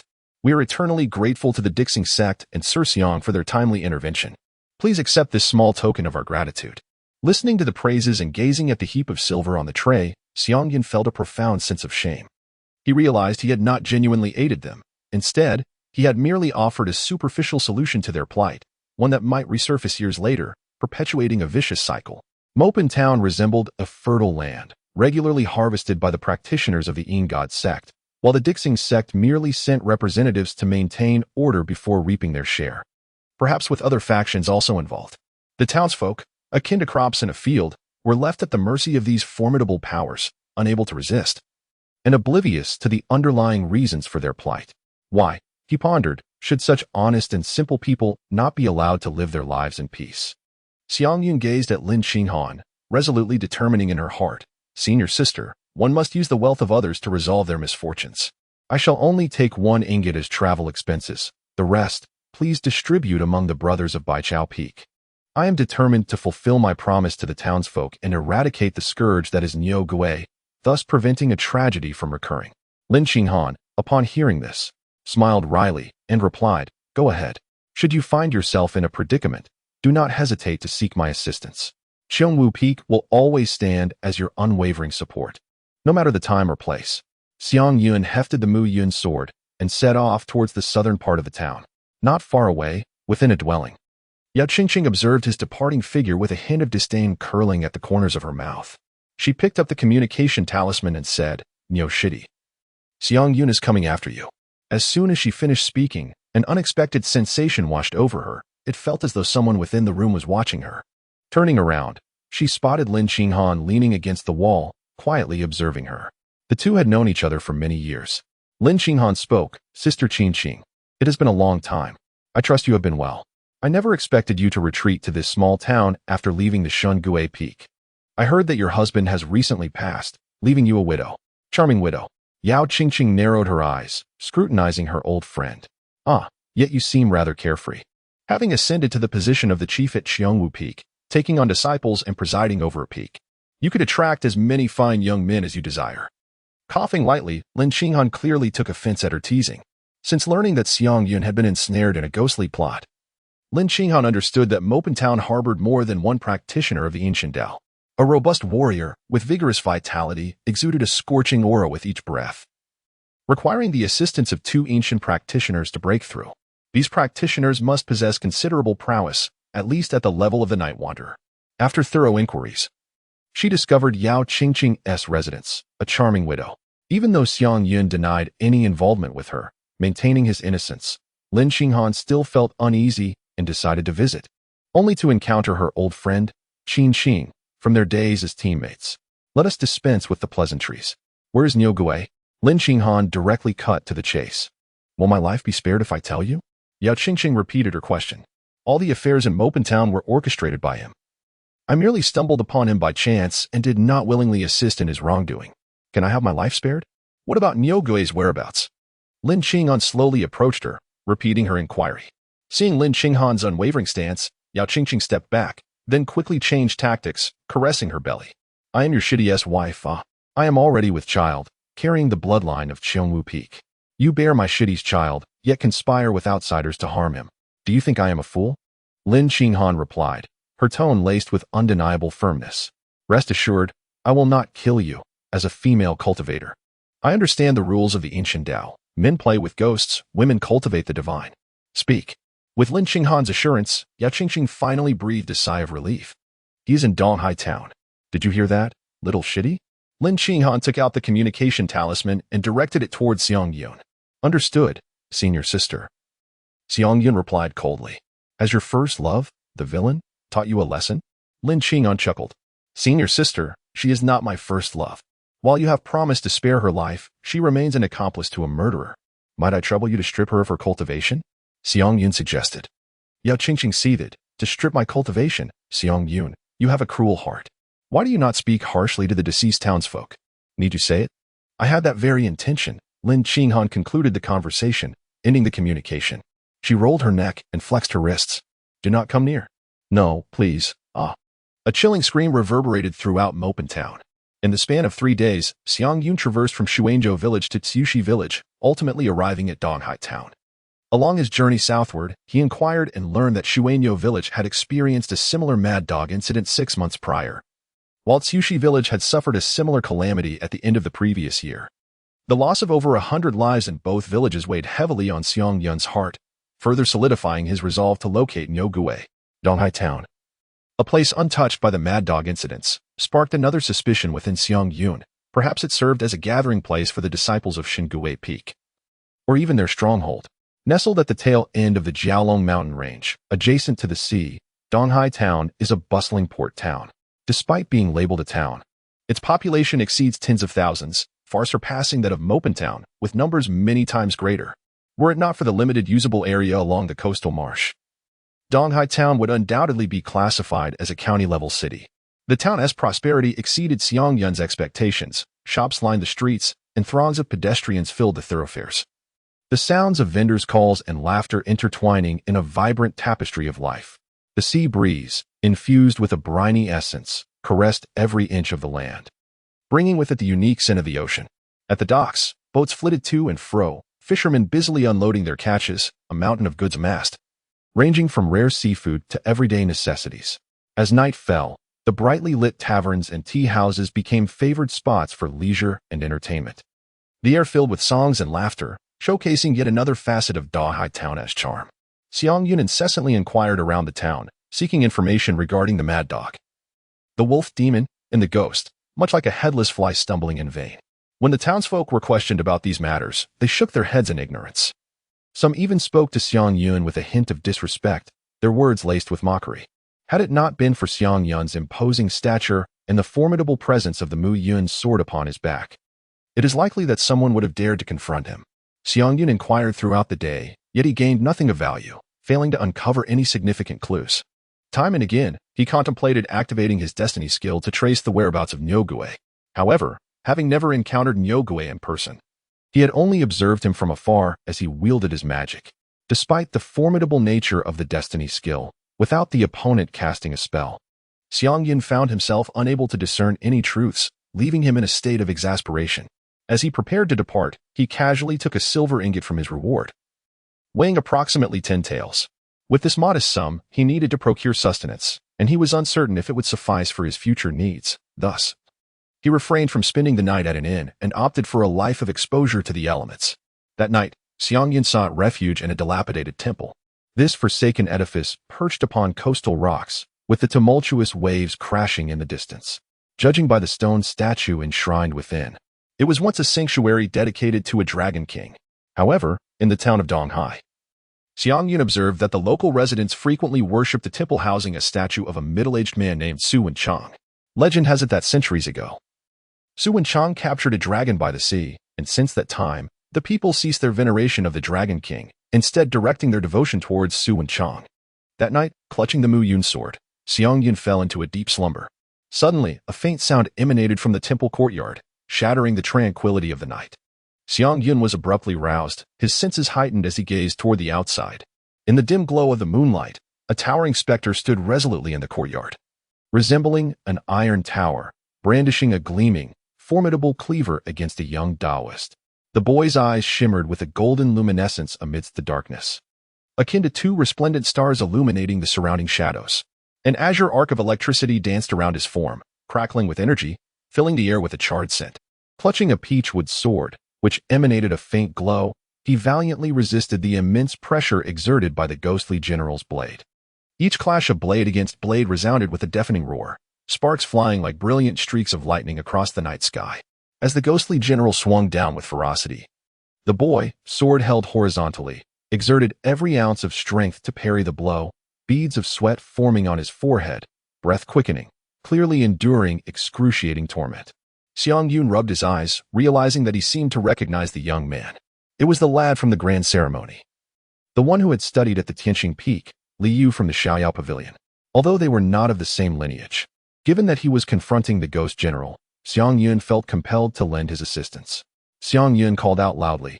This exclamation startled both the ghost general and Li Yu.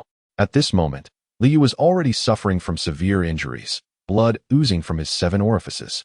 Upon hearing the voice, the youth's first instinct was not to seek help but to issue a warning. Benefactor, I am contending with the ghost general of the netherworld, not a mere mortal who can assist. You must flee, seek refuge in a crowded place, or else, after it slays me, it will pursue you as well. The youth's words stirred something within Xiang Yun, prompting a swift recollection of the term brotherhood. With a flick of his wrist, Xiang Yun activated the illusionary magic. Teleporting from the temple to the courtyard outside, he drew the Mu Yun sword and unleashed a flurry of 4 swift strikes against the ghost general. Unlike ordinary specters, the ghost general was a tangible entity formed from the essence of the netherworld, possessing formidable lethality against physical beings. Xiang Yun's 4 swords ignited a flurry of sparks in the courtyard, each stroke embodying the fierce precision of the Mu Yun sword. The ghostly general, caught off guard by this sudden onslaught, found its armor shattered, particularly from the 4th strike, which obliterated a portion of its torso, exposing a ghastly expanse of white bone. The ghostly general rapidly retreated, retracting the massive blade that loomed over the young Taoist, preparing to counter Xiang Yun's 5th strike. However, this 5th sword did not arrive with the anticipated swiftness. Instead, it was met by a colossal dark red blade that advanced with deliberate slowness. This sword, immense and powerful, stood in stark contrast to the previous agile and fierce technique, wielding a weighty force that cleaved through the tip of the great blade and shattered the chest armor. The erratic tempo of the swordplay incited the ghostly general's fury, unleashing a surge of ghostly energy that stirred ominous winds throughout the courtyard, thickening the atmosphere with an eerie presence. Taking advantage of the moment, Xiang Yun swiftly led the exhausted young Taoist away to evade the vengeful onslaught of the ghostly general. The ethereal essence of the underworld enveloped the specter like thick ink, and in the blink of an eye, its wounds and the marks of battle were mended. Simultaneously, it sprouted 3 heads and 6 arms, each wielding formidable weapons such as long swords and vajras, each radiating a perilous aura of the netherworld. The ghostly general charged towards the 2, each of its steps causing the ground to tremble, exuding an overwhelming presence. Xiang Yun, undeterred and resolute, leaped high into the air, executing the 2nd form of the dark blade's sweeping strike, which carved a flawless arc in the sky. The 8-foot-long blade clashed violently with the weapon of the ghostly general, producing a thunderous sound that resonated through the air, accompanied by a shower of sparks. The atmosphere was thick with the potent essence of the netherworld and the metallic scent of their confrontation. The force of the impact sent both combatants reeling apart. Seizing the opportunity, Xiang Yun opened his mouth and unleashed a torrent of pure, scorching young energy in the form of a heat arrow. This primal force, embodying the essence of a warrior, directly struck the ghostly general's face, momentarily blinding him. The general's free hand instinctively reached for his eyes, desperately attempting to dispel the searing heat and restore his sight. Xiang Yun recognized the fleeting opportunity and activated his ability to traverse time, resetting the cooldown of his skills. He swiftly executed the art of deception once more, teleporting directly above the ghost general. In quick succession, he unleashed the 3rd strike of the Shadow Blade, delivering a powerful blow. With a resounding thud, the attack shattered the ghost general's arms and the formidable weapon he wielded, the Vajra staff. As the severed limbs and weapon fell to the ground, they disintegrated into dust, scattering with the whisper of the wind. The ghost general emitted a piercing wail of agony. Yet when he opened his eyes, what met his gaze was the rapidly approaching Mu Yun's sword. The blade moved with the swiftness of lightning, unleashing a flurry of 4 consecutive strikes. The 1st strike precisely severed the wrist of the ghost general's right hand. The 2nd cleaved through the back of his left hand, sending the long sword tumbling to the ground. The 3rd strike targeted the forearm of his right hand, which held a large knife, forcing it from his grasp. Finally, the last strike, infused with all of Xiang Yun's dark energy and a percentage of weapon damage, pierced through the ghost general's armor, driving the sword deep into his chest. Reaching the heart, Xiang Yun twirled the Mu Yun sword, its tip stirring with a fierce energy that utterly shattered the heart of the ghost general. In an instant, the formidable creature lost its vitality, collapsing to the ground, followed by the thunderous disintegration of its massive form into a cloud of dust, dissipating into the atmosphere. It was transforming into a spirit. One must be cautious not to fall victim to its possession, the young Taoist cautioned urgently. The martial figure before him possessed extraordinary prowess, having effortlessly vanquished the ghost general's corporeal form, which had entangled him for the better part of the evening, in mere moments. Yet, The martial artist was not versed in the arts of exorcism. Without a warning, should the malevolent spirit seize control, it could spell disaster for him, the youth pondered. From the swirling dust, a robust and ominous spectral figure gradually emerged, swirling ominously within the courtyard. As the haze began to settle, it fixed its gaze upon Xiang Yun and lunged toward him with great ferocity. However, Xiang Yun's Mu Yun sword abruptly transformed into a gleaming silver spear, pointing directly at the ghostly apparition. With a resounding crash, accompanied by the sudden contraction of dark mist, the soul of the ghost general seemed to shed its malevolent shroud, revealing the true hues of gray and white beneath, a tranquility cleansed of all embellishments. In its eyes, the ferocity faded, replaced by a long-lost serenity and acceptance. Gradually, it took the form of a middle-aged general clad in armor, bowing deeply to Xiang Yun. "I am profoundly grateful to you, valiant warrior, for your timely intervention, liberating me from suffering and restoring my clarity." Xiang Yun turned to the young Taoist and said, "Young brother, please come here and inquire about his condition." Upon hearing this, Liu felt both astonished and bewildered. How could a warrior so effortlessly purify a ghost? Could it be that Xiang Yun was not an ordinary person, but rather a concealed master of Buddhist martial arts? "Thank you, benevolent brother, for your timely rescue. I am Liu from the Xiaoyao Temple." Xiang Yun smiled in response. "There's no need for formality. I am Xiang Yun of the Dixing Sect's Zhongwu School. I encountered you 6 months ago at the grand ceremony." "Oh, I recall now. You are the one who wielded a massive sword and struck down the elder sister at the venue." Liu's eyes brightened as he remembered Xiang Yun's valiant display at the gathering. "Ahem, I targeted only the wicked." Returning to the matter at hand, he inquired about the ghostly general. "Pray tell, who is your master?" The ghostly general respectfully clasped his fists and replied, "My former master never disclosed his name. All I know is that he is a middle-aged man with long black hair and a prominent nose resembling an eagle's beak. Within his One Hun banner, he has imprisoned numerous infant souls alongside me. He commanded me to teach them martial arts, but the infants lack intelligence and are filled with resentment, rendering them impossible to educate." Liu furrowed his brow and asked, "How many of these infant souls are there?" "There are approximately several thousand, nearing 10,000. The ghostly general responded solemnly. "When were you and these infant souls imprisoned within the One Hun banner?" The ghostly general pondered for a moment before slowly speaking. "I was slain in battle several decades ago and was subsequently collected by that cultivator into the One Hun banner. He promised to care for my wife and children, and in exchange, I would serve him in battle for a century before I could reincarnate. As for the infants, they were gradually confined within the One Hun banner over the past decade." At this point, Xiang Yun interjected, "Did any of the souls imprisoned by your former master die from rabies, or were they once officials?" "No," the ghostly general shook his head. "In his One Hun banner, I am the only adult soul. For many years, he focused on cultivating me, assisting me in refining my yin energy." At this juncture, the ghostly general appeared to harbor no significant resentment towards his former master, falling silent thereafter. Liu and Xiang Yun exchanged glances, clearly indicating that the shadowy cultivators they were investigating were not the same individual. Upon further questioning, the ghostly general did not provide any additional valuable information. As the first light of dawn broke over the horizon, Xiang Yun, feeling exasperated, permitted the ghostly general to depart, returning to the underworld by way of the Nai River. Xiang Yun subsequently elaborated to Liu about his commission to treat the villagers who had been bitten by a rabid dog, as well as how he uncovered clues linking the entire incident to the practitioners of the Shadow God sect. Xiang Yun recounted in detail to Liu his experiences, including how he received the commission to treat a rabid patient and the various bizarre phenomena he encountered during his investigation. Upon hearing this, Liu shared his own ordeal. "I undertook a commission at Tianqing Peak, tasked with assisting Crystal County in dealing with a malevolent entity known as Baiying. In my pursuit of this apparition, I tracked it all the way to Donghai Town, where I recently vanquished a ghostly general, only for it to ultimately escape here.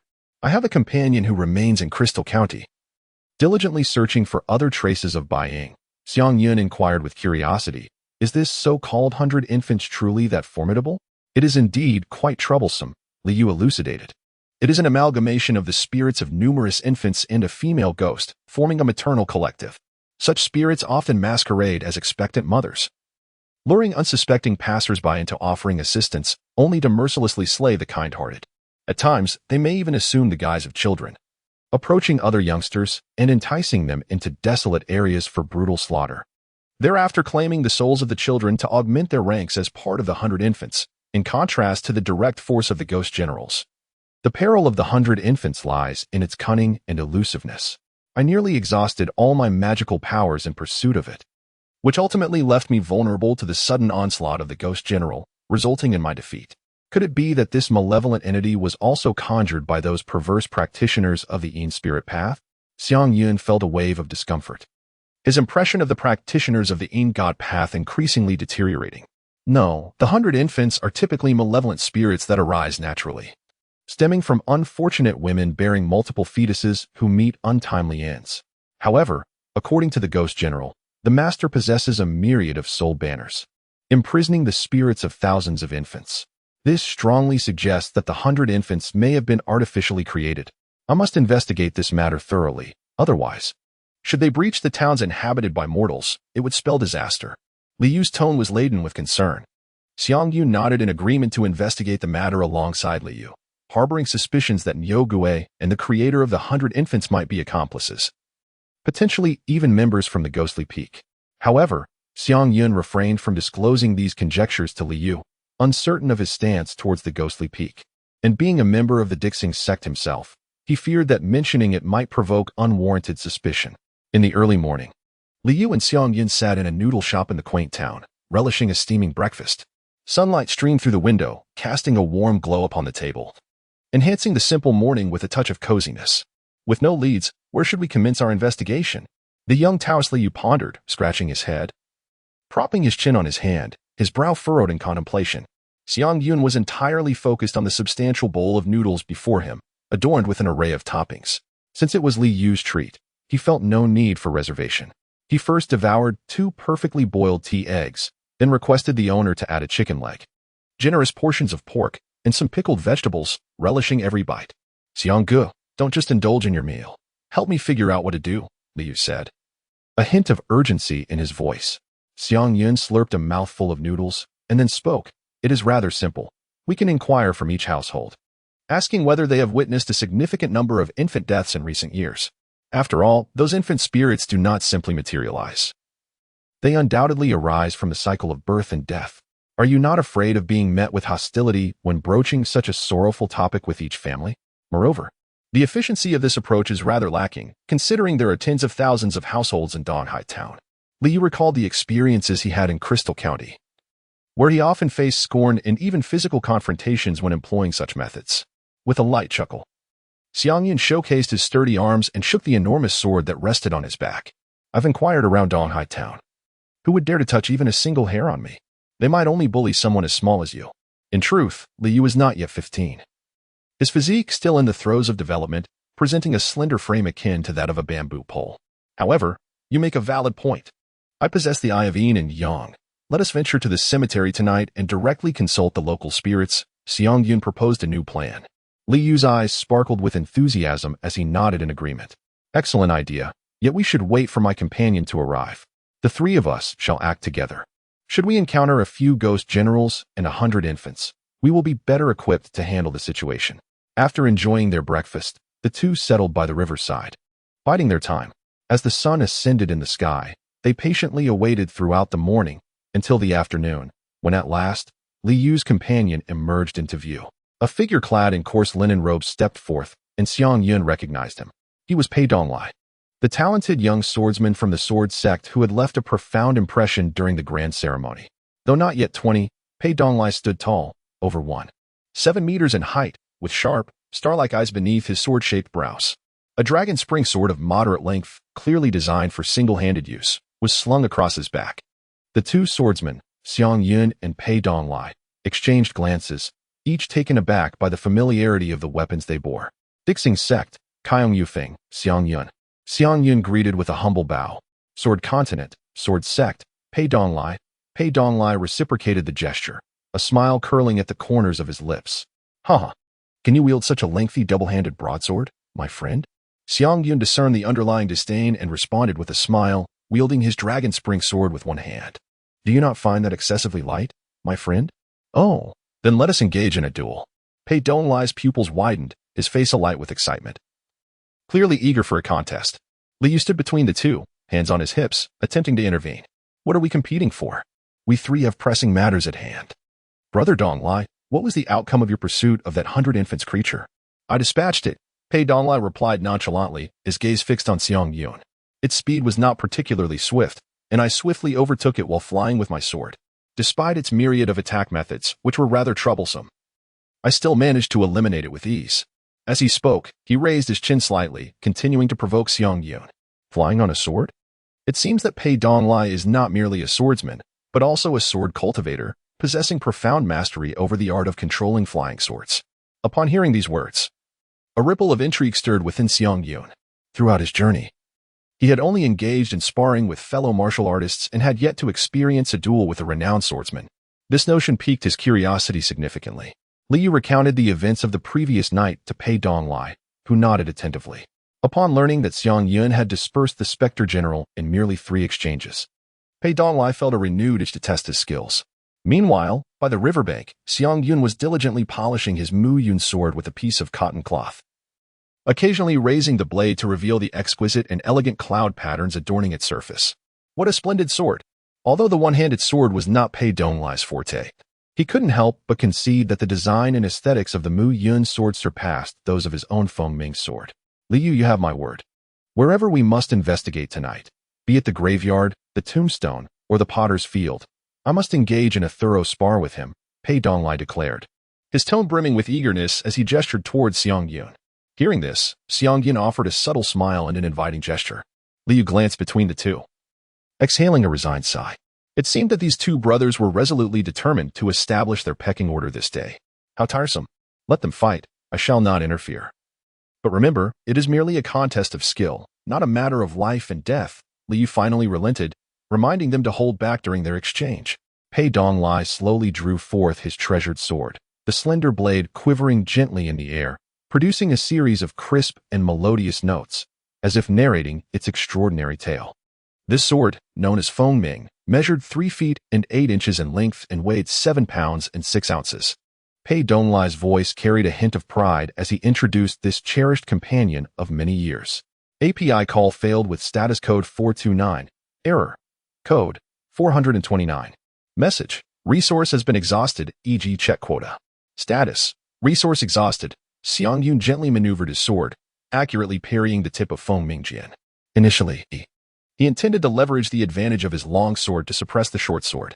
However, upon learning of Pei Donglai's mastery in swordsmanship, he refrained from underestimating his opponent. He resolved to first neutralize the initial wave of attacks before contemplating his next move. Suddenly, Pei Donglai's other free hand struck the ground with force, using the momentum to redirect his assault. Following the guidance of the sword tip, he swiftly darted past Xiang Yun's side, simultaneously aiming his sword directly at Xiang Yun's hind leg. Xiang Yun swiftly plunged his sword into the ground, forcefully deflecting the strike. The blade scraping against the earth emitted a sharp, piercing sound. A flicker of astonishment flashed across Pei Donglai's gaze. This massive double-edged sword had proven to be as swift as a single-handed blade, capable of reacting and executing a rapid block in such a brief moment. He realized that his prior underestimation of Xiang Yun had been a grave error. As they passed each other, Pei Donglai straightened his form, dragging the sword's edge, his silhouette like a flash of lightning, carving a grand arc of sword light. Arc shadow sword, Pei Donglai intoned, as the wind-whispering sword left behind brilliant trails in the air, resembling a crescent moon, enveloping Xiang Yun. The tip of the arc precisely aimed at Xiang Yun, its speed so tremendous that his figure became a mere blur, nearly indistinguishable. Xiang Yun no longer hesitated over whether he could see clearly. He directly advanced towards the shimmering blade with his own sword raised. As yet another crisp sound of metal colliding echoed, although the attack was successfully parried. The sword energy contained within seemed to possess a life of its own, disregarding the sword's body and continuing its assault on Xiang Yun. The sword energy swept through like the chilling winds of winter, tearing the fabric of Xiang Yun's sword arm and leaving behind a series of minute wounds from which blood subtly oozed. Pei Dong, observing this scene, couldn't help but wear a confident smile. Though your sword speed may be swift, what does it matter? Behold my sword energy. Xiang Yun propelled the blade of the Mu Yun sword with a powerful kick, simultaneously lifting it upwards in an attempt to counteract Pei Donglai's offensive momentum. Pei Donglai, wielding his sword horizontally, leveraged the upward force to leap high into the air.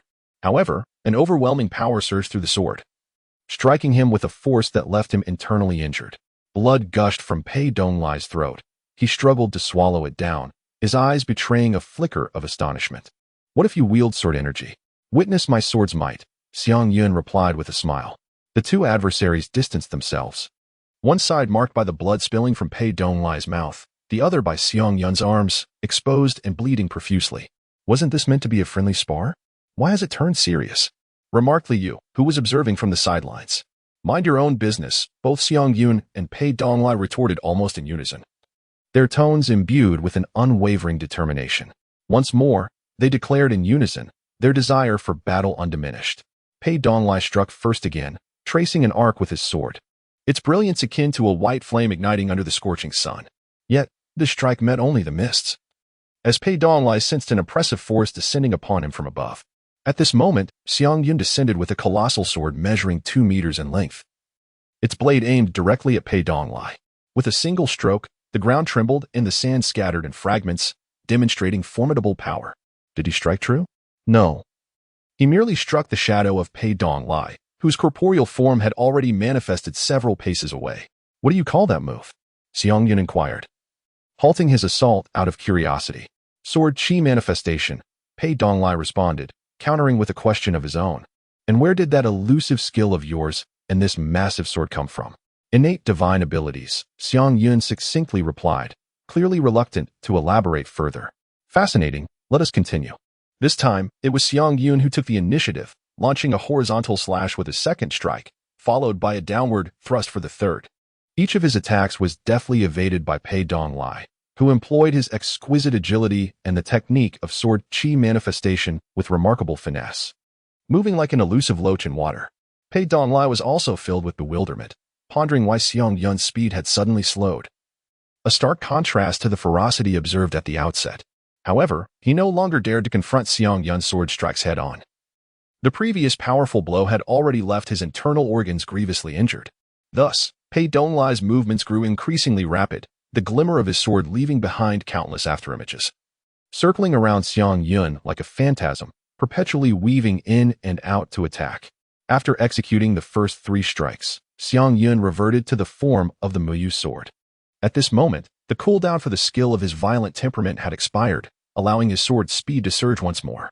However, he dared not employ the middle section of the blade to assault Pei Donglai, wary of his opponent's detached sword energy. Instead, he resorted to sweeping with the tip of his sword, seeking to uncover a weakness. Upon completing his 4th strike, Xiang Yun activated the ability to traverse the future, refreshing the cooldown of his violent temperament and maintaining a high attack speed.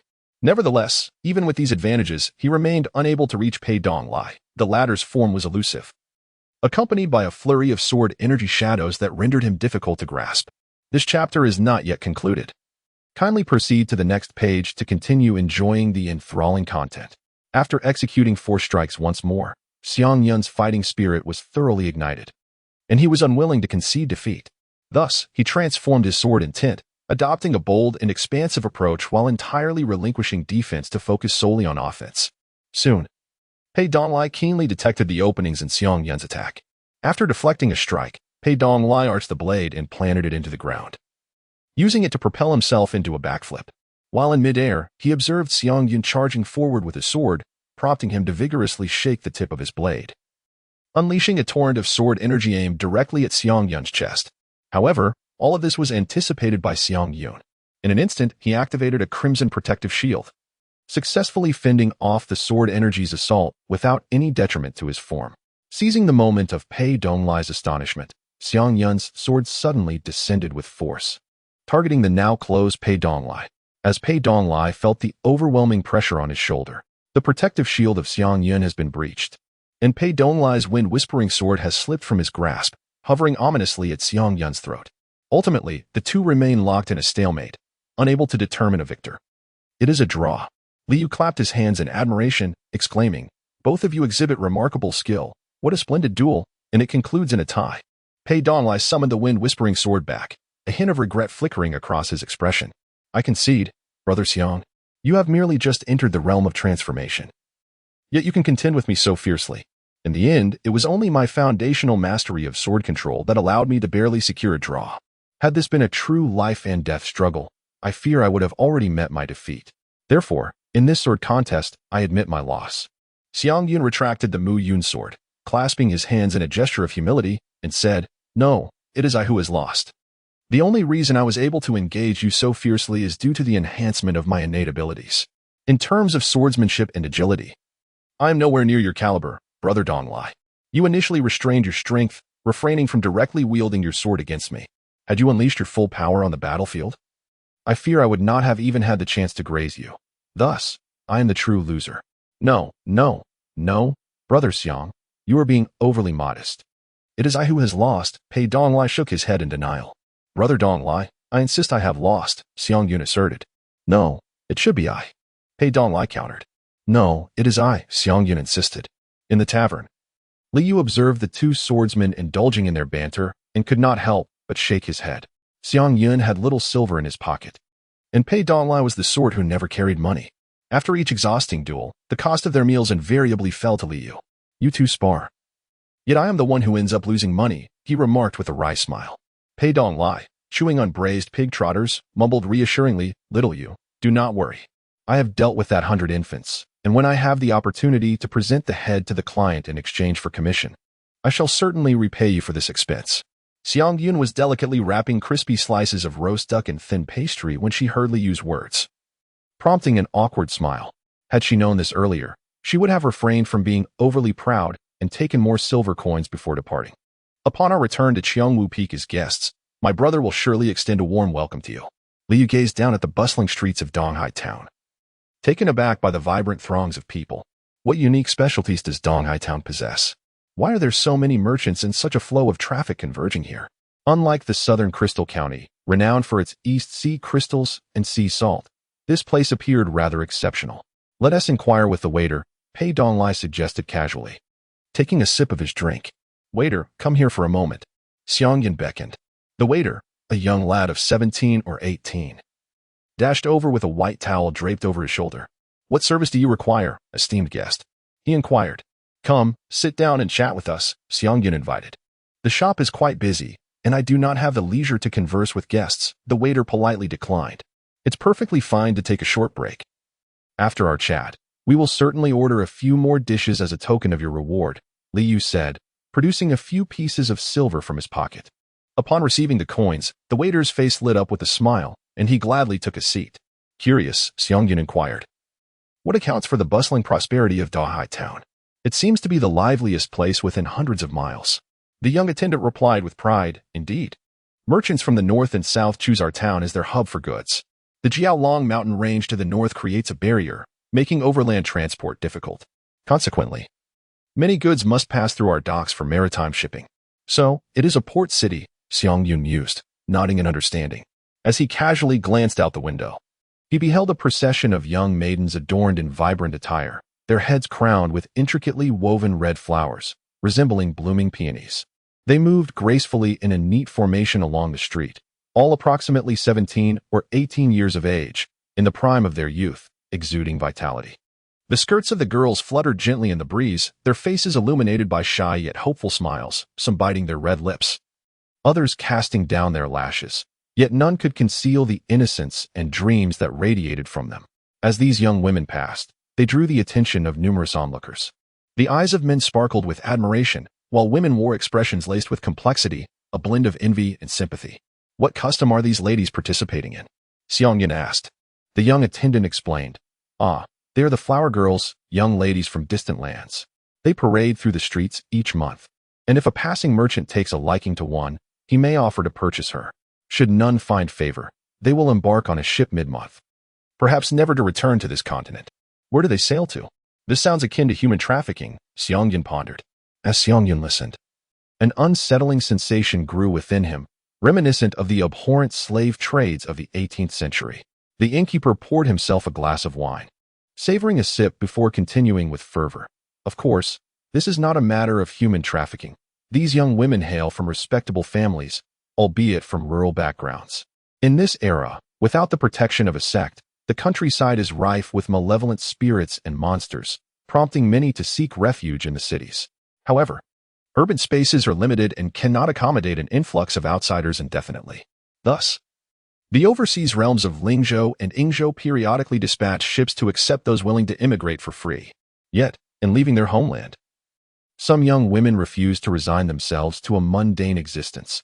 They adorn themselves beautifully and parade through the streets. Should a merchant take notice, they may be purchased, becoming concubines, or, in fortunate cases, be selected by an immortal master to become disciples of a cultivator.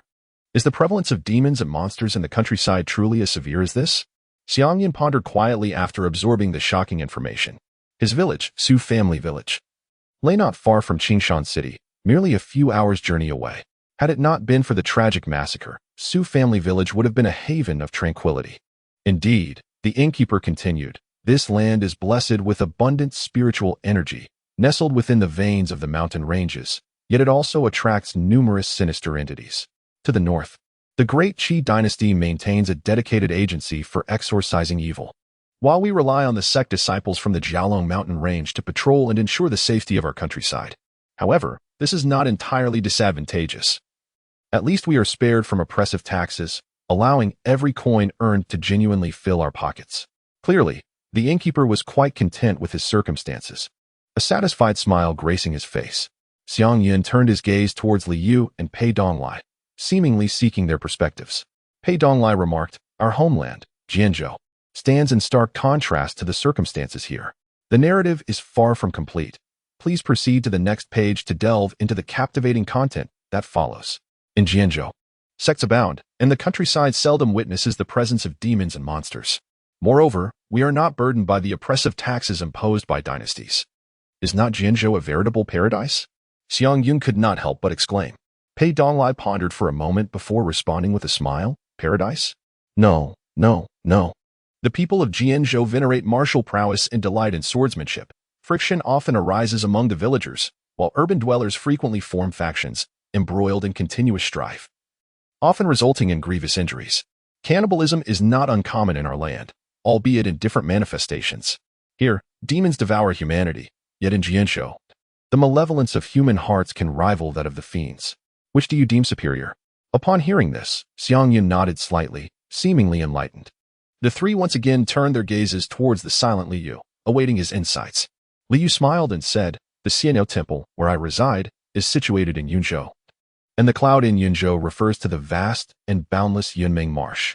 Yunzhou is essentially an archipelago formed by a series of mountain peaks. However, the Yunming Marsh is perpetually shrouded in thick fog, miasma, and clouds.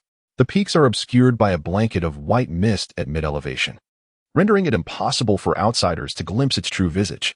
As people are unable to descend from the mountains, over time, the inhabitants have developed a relatively isolated societal environment, leading to a distinctly simple and honest way of life. The mountains are home to spiritual beasts and mountain spirits, yet their temperaments are rather gentle, maintaining a delicate balance with humanity, and instances of man devouring man or demons feasting on humans are rare. However, the clouds ebb and flow like the tides, and it is not uncommon for the tides to rise and fall with the seasons. When the tide rises, it can engulf entire mountain summits, causing the residents at the peaks to be swept away into the enveloping mist, facing imminent peril. Thus, in Yuzhou, those of higher status often choose to reside atop the loftier peaks to evade potential dangers. It appears that each region has its own unique challenges, Xiang Yun remarked, gaining a deeper understanding of the disparities in lifestyles across different locales. The innkeeper, noticing the three seemed to have concluded their conversation, smiled and greeted them before retreating to attend to his duties. In the deep of night, the moonlight was hazy, casting a silvery glow over the vast, boundless fields of Donghai town. Xiang Yun, Pei Donglai, and Li were traversing the fields, seeking traces of the grave, hoping to uncover clues that would unravel the mystery. The evening breeze gently caressed the land, stirring the waves of wheat as if it were the breath of the earth. Accompanying this scene were flickering green will-o'-the-wisps dancing amidst the fields, like ethereal spirits, adding an air of enigma and intrigue to the tranquil night. Xiang Yun's gaze fixated on a particularly dense cluster of ghostly flames. Pei Donglai jested, both Li Yu and I are cultivators of the Foundation establishment realm, having opened our yin-yang eyes to perceive these phenomena. How is it that a mere refining essence martial artist like you can also awaken such vision? Divine talent? Xiang Yun replied with a hint of pride. Just how many divine abilities have you truly mastered? Do you have any notion of the arduous effort we invest in learning a single spell? Your mere phrase divine talent sounds as if bestowed by the heavens. Liu could not help but retort. Haha, what does it matter how many divine abilities one possesses? With my mixed spiritual roots, the 5 elemental pathways are destined to remain closed to me. As a mere chi cultivator, my meridians are already obstructed. You too, so young, are already capable of soaring through the skies on your swords, and yet you still envy me? Xiang Yun's tone was laced with self-mockery. Pei Donglai, at 19. And Li Yu, aged 15, contrasted sharply with Xiang Yun, who was on the cusp of 20. Li Yu is a prodigy of our sect. How can he be compared to us? Pei Donglai mused. Are you not also a prodigy? Aren't you both esteemed talents sent by the sect to study at the Xingzhou? Even with a 4-year gap, you are still remarkable, Xiang Yun remarked. Pei Donglai's expression dimmed slightly in the night, his subtle emotional shifts almost imperceptible in the darkness. I am different. I am not a prodigy but a discarded disciple. My acupoints are flawed, and I am destined to forever remain at the golden core stage. If I wish to advance, I must transition to a different cultivation system. Perhaps I shall study martial prowess with you at Qiongwu Peak in the future. With a dismissive tone, Xiang Yun clearly did not believe him. Really? Then I would have gained an additional junior brother. Hee hee. Quiet down, everyone. Be cautious not to alert the spirits, Li Yu instructed, signaling for silence. At that moment, the trio had stealthily infiltrated a sparse grove. Shadows dancing as the moonlight dappled the ground. Scattered throughout the forest were hundreds of graves, and between them floated ethereal green ghostly flames, akin to stars dotting the night sky. On the outskirts lay a cluster of fresh graves, conspicuously adorned with pristine paper offerings, gently swaying in the breeze. A toothless ghost of an elderly man sat upon a tombstone, propped up by an imaginary cane, engaged in idle conversation with a child ghost from a neighboring grave. Oh, Uncle Air, how did you meet your demise? The child ghost inquired with innocent curiosity. The old ghost replied gruffly, with age, the body inevitably fails, little lamb. Were you not the one who drowned while playing in the river last summer? It's been 49 days. Why have you not reincarnated yet? I was dragged under by the river ghost, becoming its sacrificial substitute. Hence, I cannot reincarnate, the child ghost explained, gesturing at the Nai River above. A bittersweet smile on its face. I must find someone to take my place to depart this world and be reborn. But wasn't your body already retrieved? You've been buried. Why do you still seek a substitute? The old ghost questioned, filled with sympathy for the child's plight. The child ghost's expression turned somber. My parents were reluctant to spend money on a proper retrieval, so they merely erected a simple grave for me, leaving me unable to reincarnate. With the recent ghost festival, I can only come here at night to absorb some incense offerings. What a pitiful child, the old ghost sighed, a glimmer of sorrow flashing in his eyes. Indeed. If it must be so, next summer, I shall drag your grandson into the water as a substitute, allowing him to reunite with you.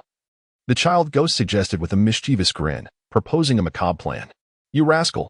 Even in death, you plot mischief, tormenting my grandson. I shall return to give him a dream warning to never approach the river, the old ghost huffed, his beard bristling with indignation. With that, the old ghost transformed into a wisp of blue smoke, drifting towards his home, leaving the child ghost alone atop the grave. At that moment, Xiang Yun and his companions encountered the old ghost head-on. The old ghost, initially thinking these were troublemaking juniors sneaking into the cemetery for offerings, paid them little mind and prepared to ignore the unexpected guests. Li reached out to stop the fleeing old ghost, politely inquiring, Sir, have you encountered the 100 infants female ghost or the dog and wolf demons? The old ghost was startled by this sudden inquiry, scrutinizing Li Yu, who donned a blue robe, exuding an otherworldly aura. An exorcist has come to banish ghosts, the old ghost exclaimed, turning to flee in a state of panic. Xiang Yun grasped the collar of the old man firmly, attempting to soothe him. Do not be afraid, good sir. However, Xiang Yun had not anticipated that his formidable and young energy was far beyond what an ordinary ghost could endure. Ouch, you burn like fire. Do not touch me. I feel as though I shall perish from the heat. Ancestors, come help me. I am being bullied by an outsider. The old ghost felt as if his neck were aflame, and he quickly let out a wail of despair. Soon, a multitude of spirits began to drift into the graveyard, encircling the 3 individuals, a chilling aura permeating the air. Pei Donglai, with keen perception, noticed that a small fraction of these apparitions were dark spirits, imbued with resentment and hostility. He drew his sword, readying himself for any potential conflict. Please do not be angered. We are merely travelers and cultivators passing through, harboring no ill intentions. We simply wish to inquire if there are any peculiar occurrences nearby. Liu addressed the multitude of spirits with calm assertiveness, striving to alleviate the mounting tension. Do you truly not seek to subdue us? The old ghost asked with curiosity, a hint of skepticism gleaming in his eyes. Why would I wish to subdue you? You are merely spirits who have departed this world without malice. You are meant to report to the Niha River in due course. Liu replied, gesturing towards the faintly visible river in the night sky, his tone soothing, seemingly comforting the agitated souls. So you intend to trouble us then? Interjected a water ghost child, his words resonating with several spirits, including those of a more menacing nature. Some of the ghosts extended their long tongues, evidently vengeful spirits who had met their end by hanging, their eyes filled with unyielding bitterness. Others, hunched and emanating a chilling aura, were those who had succumbed to illness after prolonged suffering. There were also those who were grotesquely bloated, manifesting as malevolent beings, poised for confrontation. Perhaps due to the low sense of danger that Xiang Yun and his companions presented, the spirits displayed none of the fear exhibited by the old ghost earlier. Liu exchanged a wry smile and a nod with Xiang Yun, signaling their mutual understanding. Xiang Yun, undeterred, summoned his white spear and gently squeezed the trigger towards the wraiths. Bang, bang, bang. At the sound, the spirits scattered in disarray. Simultaneously, Liu swiftly formed a hand seal, conjuring a protective barrier that effectively restrained the fleeing specters. Those few vengeful spirits, upon contact with Xiang Yun's weapon, transformed from a dark gray to a pale hue, their malevolent energy dissipating entirely, and their once fearsome visages returning to that of ordinary humans. I have returned to normal. I can finally see the river of the underworld. No longer must I drag others into the depths as substitutes for the dead, exclaimed a child spirit, his voice brimming with the joy of newfound existence. Is it truly so? I too can see the river, responded several other spirits, their tears of elation flowing freely. Thank you, Celestial Master, for purging the sins from my being, expressed one spirit gratefully. We are indebted to the three immortals, another spirit echoed. You're most welcome. May I inquire if you have encountered a dog demon or the vengeful spirits of the 100 infants? Xiang Yun asked solemnly, his gaze sweeping across the faces of the spirits. Not I. I am but a child and have only recently become a spirit. So I have yet to encounter such entities. How about you? The child spirit inquired of the others.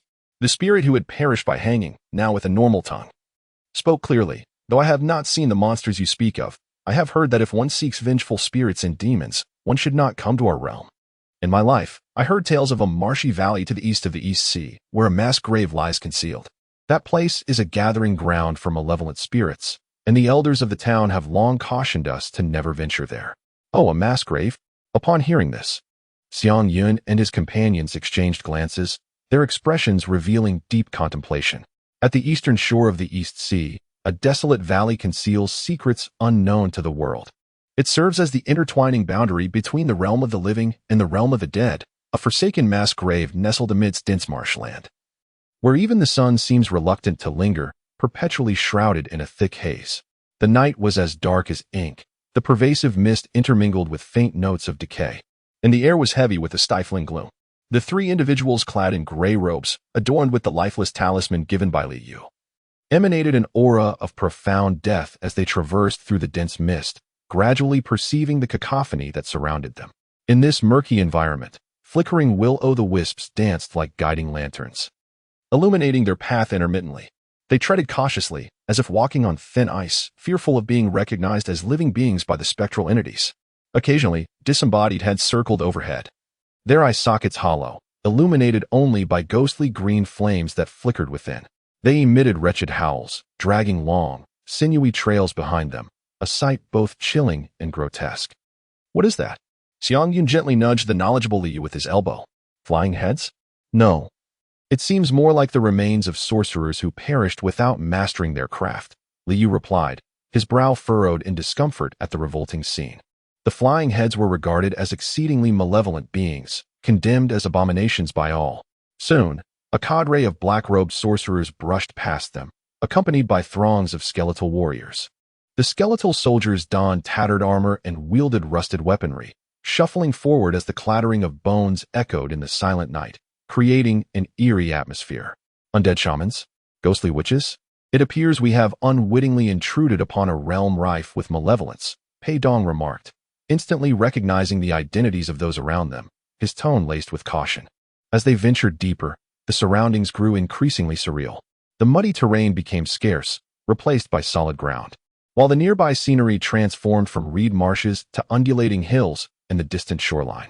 Occasionally, corpses would leap from the pits within the mounds, their skin a ghastly shade of bluish-gray, muscles decayed, and exposed bones glinting coldly in the moonlight. These aimless souls wandered blindly through the graveyard, seeking a long-lost home that existed only in the recesses of their memories.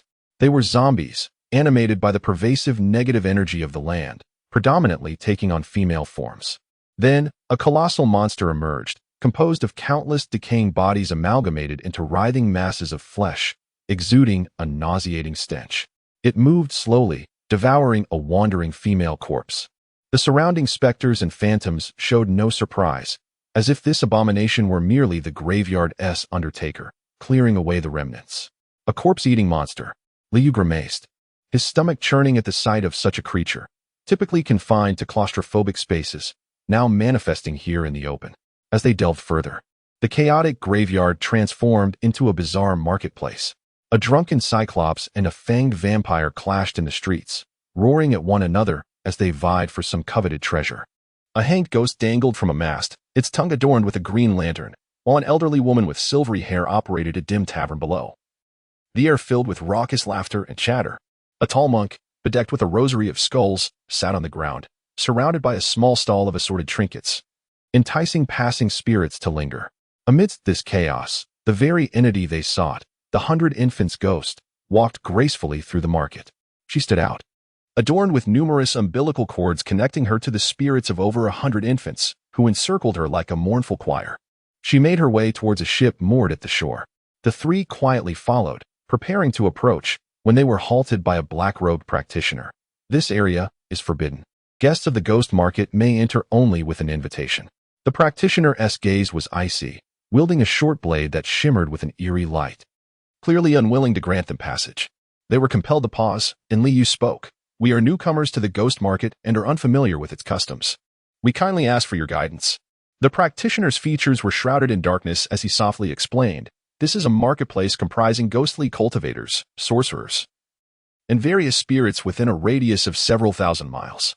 Whatever you seek, be it spirits, corpses, bones, or souls, can be found here through trade. Transactions may occur via barter or with spirit stones. As the overseers of this realm, we require that upon completing a transaction, if you wish to depart, you must acquire a ghost lantern from me. Without it, you cannot navigate through the mist safely. Naturally, this lantern comes at the cost of one spirit stone."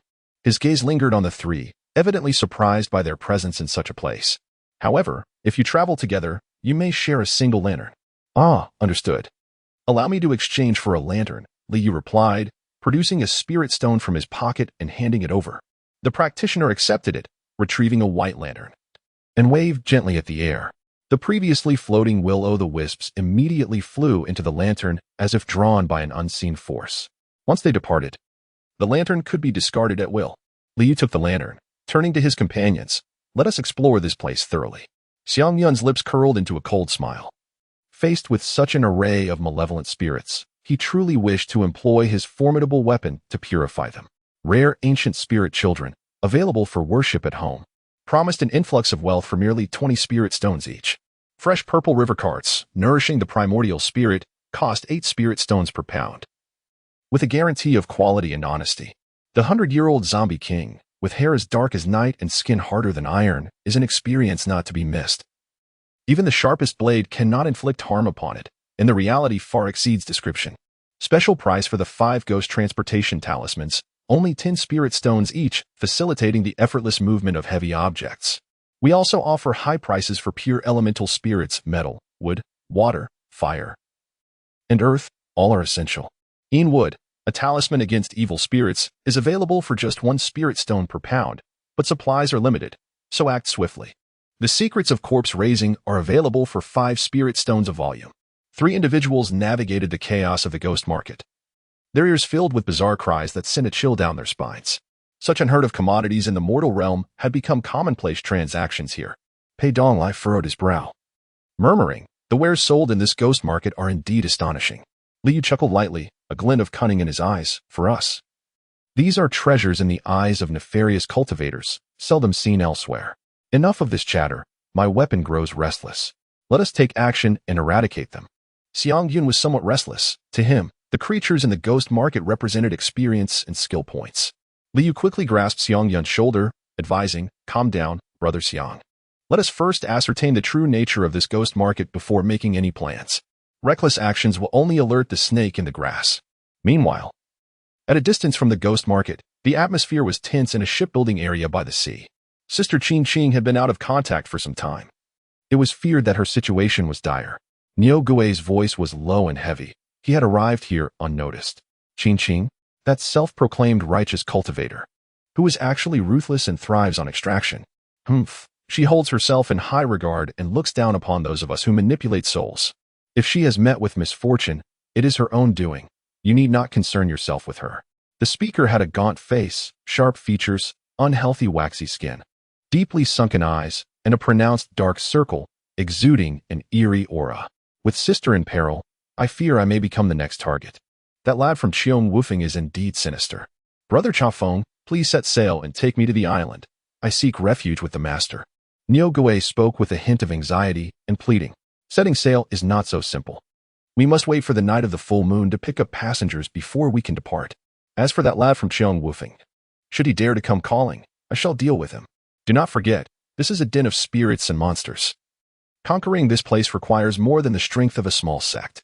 Zicha Feng shook his head dismissively, his tone laced with confidence and arrogance. Niu Gui shook his head repeatedly, fear evident on his face, but Xiang Yun wields a Buddhist artifact specifically designed for purifying spirits. The myriad soul flags I painstakingly gathered, originally housing thousands of spirits, now only count in the hundreds after facing him. No matter how many spirits you possess here, they cannot withstand the purification of that artifact. I am well aware that a Buddhist artifact can purify spirits. However, my subordinates rely not solely on spirits but also on powerful monsters. Zichangfeng smiled slightly and gestured. Come, let me show you my treasure. Guided by Zichangfeng, a pale, twisted female corpse slowly came into view, her abdomen connected to multiple umbilical cords, each tethered to the bodies of infants, presenting a horrifying sight. This is the 100 infants corpse evil. Brother Cha Feng, you have actually forged such a terrifying treasure. Where did you procure so many materials? Niu Gui's eyes widened as he beheld the 100 infants corpse evil, nearly drooling with desire. In his limited understanding, even the most ordinary 100 infants corpse evil possessed strength comparable to a foundational cultivator, let alone the extraordinary specimen before him. Ah, you are unaware of this. This is a special benefit brought by the night sailing ship each time it docks. I painstakingly forged two, but unfortunately, due to recent misfortunes, two powerful cultivators targeted me and destroyed one. Since you admire it so, I shall gift this one to you. How can I accept such a generous offer? Though Niu Gui protested, his gaze remained fixed on the 100 infants corpse evil, unwilling to look away. Do not be modest. Our sect is currently in trouble. Your willingness to assist the master, though not entirely successful, will not go unrewarded. Accept this 100 infants corpse evil, and in due time, we shall journey to the island together to pay our respects to the master. Moreover, I've heard that your wolf demon is female. Why not consider having her breed? Produce a few wolf demon pups for everyone as spirit pets, while also teaching everyone your unique mad dog disease technique to deceive ghosts into the flags. Zichangfeng said with a smile. Brother, I shall gladly comply. Rest assured about the wolf demon breeding. Everyone will surely receive a pup. It is but a small matter. However, I must clarify that while the mad dog disease is effective, it can only be used once in a village every decade, yielding at most 100 souls each time. Overuse can invite unnecessary trouble, as I nearly experienced myself this time. Niu Gui explained, gently kicking the wolf demon beside him. Zichangfeng glanced down to see a large wolf demon, its silver fur glistening faintly in the moonlight, exuding an aura of majesty. It was gnawing on a massive bone, its eyes radiating a wild gleam. Among their peers, Niu Gui's talent in beast taming was unparalleled, a trait he greatly admired. For those who had left the divine ghost peak and practiced the Yin God path, advancing their cultivation typically followed a few paths. Firstly, like Qing, they could enhance their divine soul by absorbing yang energy, though this method was limited to female cultivators and highly controversial. Secondly, one might become a wandering practitioner, redeeming malevolent spirits, a path arduous and often unrewarding, with slow progress over decades. Thirdly, establishing one's own temple to protect a region's tranquility, thereby accumulating merit. Even upon exhausting one's lifespan, they could reincarnate as a local deity. Yet, this route was fraught with challenges requiring recognition from local powers or dynasties, lest they be deemed a vile shrine, facing potential destruction and spiritual obliteration. However, success would prevent them from entering the cycle of reincarnation. Lastly, there were those like Niu Gui, who employed various underhanded means to harm and deceive souls for cultivation. While this method was frowned upon, some cultivators viewed it as a shortcut to rapid advancement. Xi Changfeng dismissed all these methods, for he hailed from a distinguished lineage, his surname carrying extraordinary heritage. Come, Brother Niu, follow my lead. Simply make a small incision on your fingertip and let a drop of blood fall upon the forehead of this 100 infants' corpse evil. Xi Changfeng patiently instructed Niu Gui. Upon following the instructions, the moment his blood fell, an unusual gleam seemed to flash in the eyes of the 100 infants' corpse evil.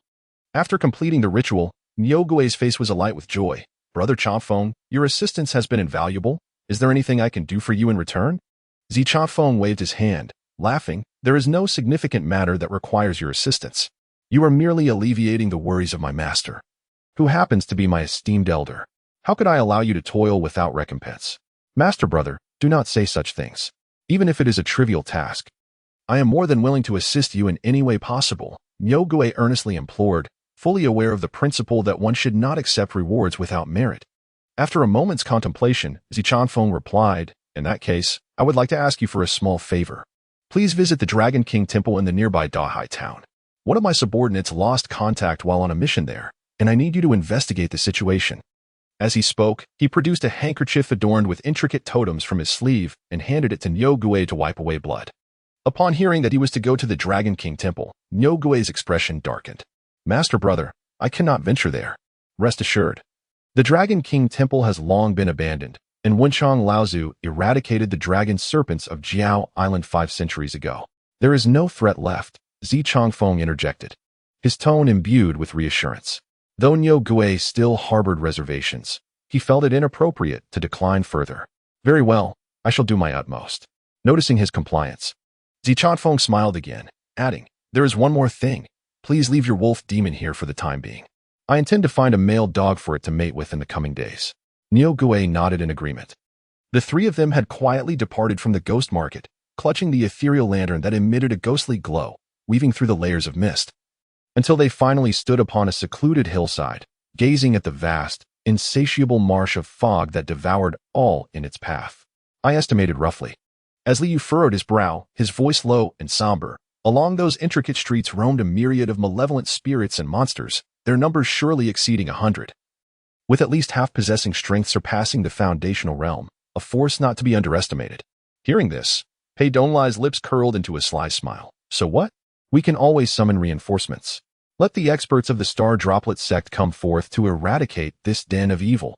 That would be a significant merit indeed. Moreover, this land is inherently theirs, and it is their duty to act. Xiang Yun spoke in a low voice. You are unaware that behind the investigation of the mad dog disease incident lies the shadow of disciples from the Dixing sect.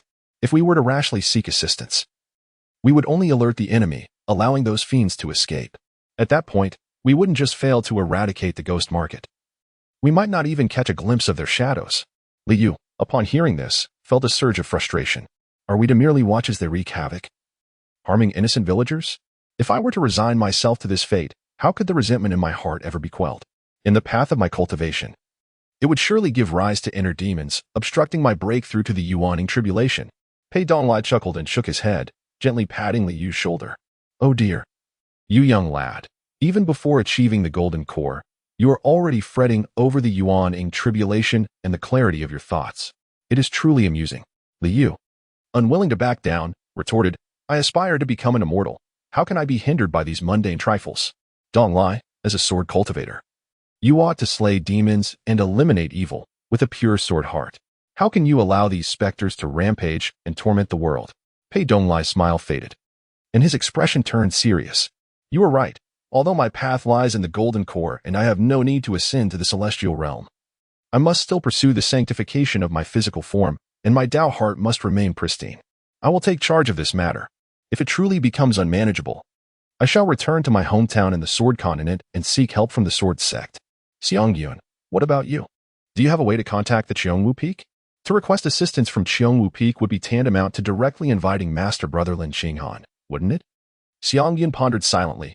Over the past few days, Lin Qinghan had been quietly tidying up the aftermath for him, evoking a surge of guilt within Xiang Yun. Moreover, how could he relish those invaluable experiential gifts while Lin Qinghan was present? Perhaps we should attempt to handle this ourselves? Xiang Yun proposed, his eyes glimmering with excitement. Liu excelled in various forms of Dao, and Pei's swordsmanship was nothing short of exquisite. As for myself, I happen to possess a tracking technique specifically designed for dealing with such troublesome targets. With these hundreds of malevolent spirits and monsters, we can act separately and vanquish them one by one. Should we encounter formidable foes, we can employ a 3-to-1 strategy. This way, we not only safeguard our own peace but also hone our Taoist skills and swordsmanship, elevating our cultivation, while also scavenging spirit stones from these monsters. Isn't this a multifaceted gain? Xiang Yun spoke with increasing excitement, as if envisioning countless experience points and spirit stones soaring towards him. However, Liu appeared more cautious. He stroked his chin and, after a moment of contemplation, remarked, "This plan sounds feasible, yet over time, the ghost market will undoubtedly take notice. Our manpower is limited, and the risks are too great. I believe we should seek some assistance." Seek assistance? But it cannot be from the people of the Dixing sect. Upon hearing this, Pei Donglai furrowed his brow, seemingly deducing Liu's thoughts. Indeed, it is those two individuals. Liu and Pei Donglai exchanged knowing smiles, their understanding palpable. Who are you talking about? Are you two playing a riddle? Xiang Yun asked, confusion evident as his gaze shifted between them. Pei Donglai finally spoke to clarify. Lei Mingming, a lightning cultivator from the 5 elements path. Her abilities possess a natural restraining effect against these malevolent entities. I have no objections to inviting her. However, Xian, that long-haired monk, is notoriously stingy. If we bring him in, I fear we may end up with not a single spirit stone to show for it. The chapter is not yet complete. Please turn to the next page to continue enjoying the captivating content. Xian is the disciple of the Diamond Temple. His Buddhist teachings are profound and unfathomable. If he could lend his support, he would undoubtedly be a significant asset to us. With their assistance, we might even dismantle the ghost market directly, sparing ourselves the tedium of a piecemeal assault, Liu countered. Pei Donglai chuckled lightly, a hint of mockery in his tone. Oh, I almost forgot that as a disciple of the Xian, you are not short of funds. Yet, Xian, the disciple of the Diamond Temple, is famously frugal. I even suspect he may have secretly pilfered gold dust from the statue of his own Buddha, which is why he was sent to the Dixing sect for study. Upon hearing this, Xiang Yun was even more perplexed. Are you referring to those other 2 prodigies we met during our studies abroad? Is this Xian truly so avaricious? Pei Donglai sighed, beginning to recount Xian's transgressions. We met while aboard a transcontinental ferry. This Xian, throughout the journey, not only refrained from spending a single penny, but actually profited handsomely. When a passenger unexpectedly passed away on board, he was always the first to appear, offering his services for a substantial fee. During our shared meals, he never once reached for his wallet. There was even an occasion when I dueled with a swordsman on the ferry. He insisted on placing bets, yet when he won, he did not share a single coin with me. When he lost, he blamed me for not exerting my full strength and demanded compensation from me. This fellow is utterly ensnared by his greed. As Pei Donglai spoke with increasing fervor, he nearly leapt to his feet. At that moment, Liu discreetly adjusted the communication device behind him, simultaneously signaling Xiang Yun to remain silent. Cough, cough, Master Pei. I had no idea you held such a profound misunderstanding of this humble monk. Suddenly, a calm and resonant voice from the communication device interrupted Pei Donglai's tirade. I shall come immediately. Taoistly, may I inquire as to your current location? Wait, you trickster. Pei Donglai abruptly turned, astonished to see the device in Liu's hand, and hurried forward in an attempt to seize it. We await you at the Dragon King Temple in Donghai Town, Liu swiftly replied before hanging up, a triumphant smile adorning his face. You scoundrel, you are insufferably cunning, Pei Donglai exclaimed, exasperation evident as he grasped Liu by the neck. Cough, cough. I acted with the greater good in mind. The more allies we have, the stronger we become, Liu retorted, rolling his eyes as he struggled to explain himself. Xiang Yun gazed at the scene before him, shaking his head in resignation, and then turned his attention towards the mist. Emerging from it was a monk, who approached with measured steps, wielding a crescent-shaped spade. Towering nearly 2 meters, he exuded an imposing presence. Yet, Around his neck hung a rosary made of skulls. A day later, Xiang Yun had parted ways with Li Yu and Pei Donglai, pursuing the towering, sinister monk alone. Li Yu opted to track a group of oddly behaving zombies, while Pei Donglai chose to delve deeper into the trail of the decaying corpses. Xiang Yun, harboring a sense of caution, refrained from recklessly invoking the power of fate to follow, fearing detection by the malevolent monk. Instead, she maintained a safe distance, meticulously trailing behind. After an entire day of pursuit, she finally witnessed the monk entering a serene village. The village was encircled by vast farmlands, and during this golden autumn season, the amber waves of wheat undulated gracefully. It was a time when farmers should have been bustling about in harvest, yet peculiarly, despite the extensive fields still awaiting reaping, the presence of farmers was nowhere to be found. The entire village exuded an unusual tranquility. Upon entering the village entrance, she observed a few men reclining leisurely atop stacks of straw, their legs crossed as they basked in the warm autumn sun, engaging in hushed conversations while soaking in the sun's warmth. The unexpected arrival of Xiang Yun immediately captured their attention. Among them, a man who appeared to be the leader rose to his feet, his gaze laced with scrutiny. He addressed Xiang Yun, inquiring, "Greetings, traveler. What brings you to our village? Carrying such a large sword, you seem quite formidable." Xiang Yun was inwardly astonished throughout his travels in the martial world. His imposing stature of nearly 2 meters and the formidable sword at his back had always evoked a sense of awe or trepidation in others.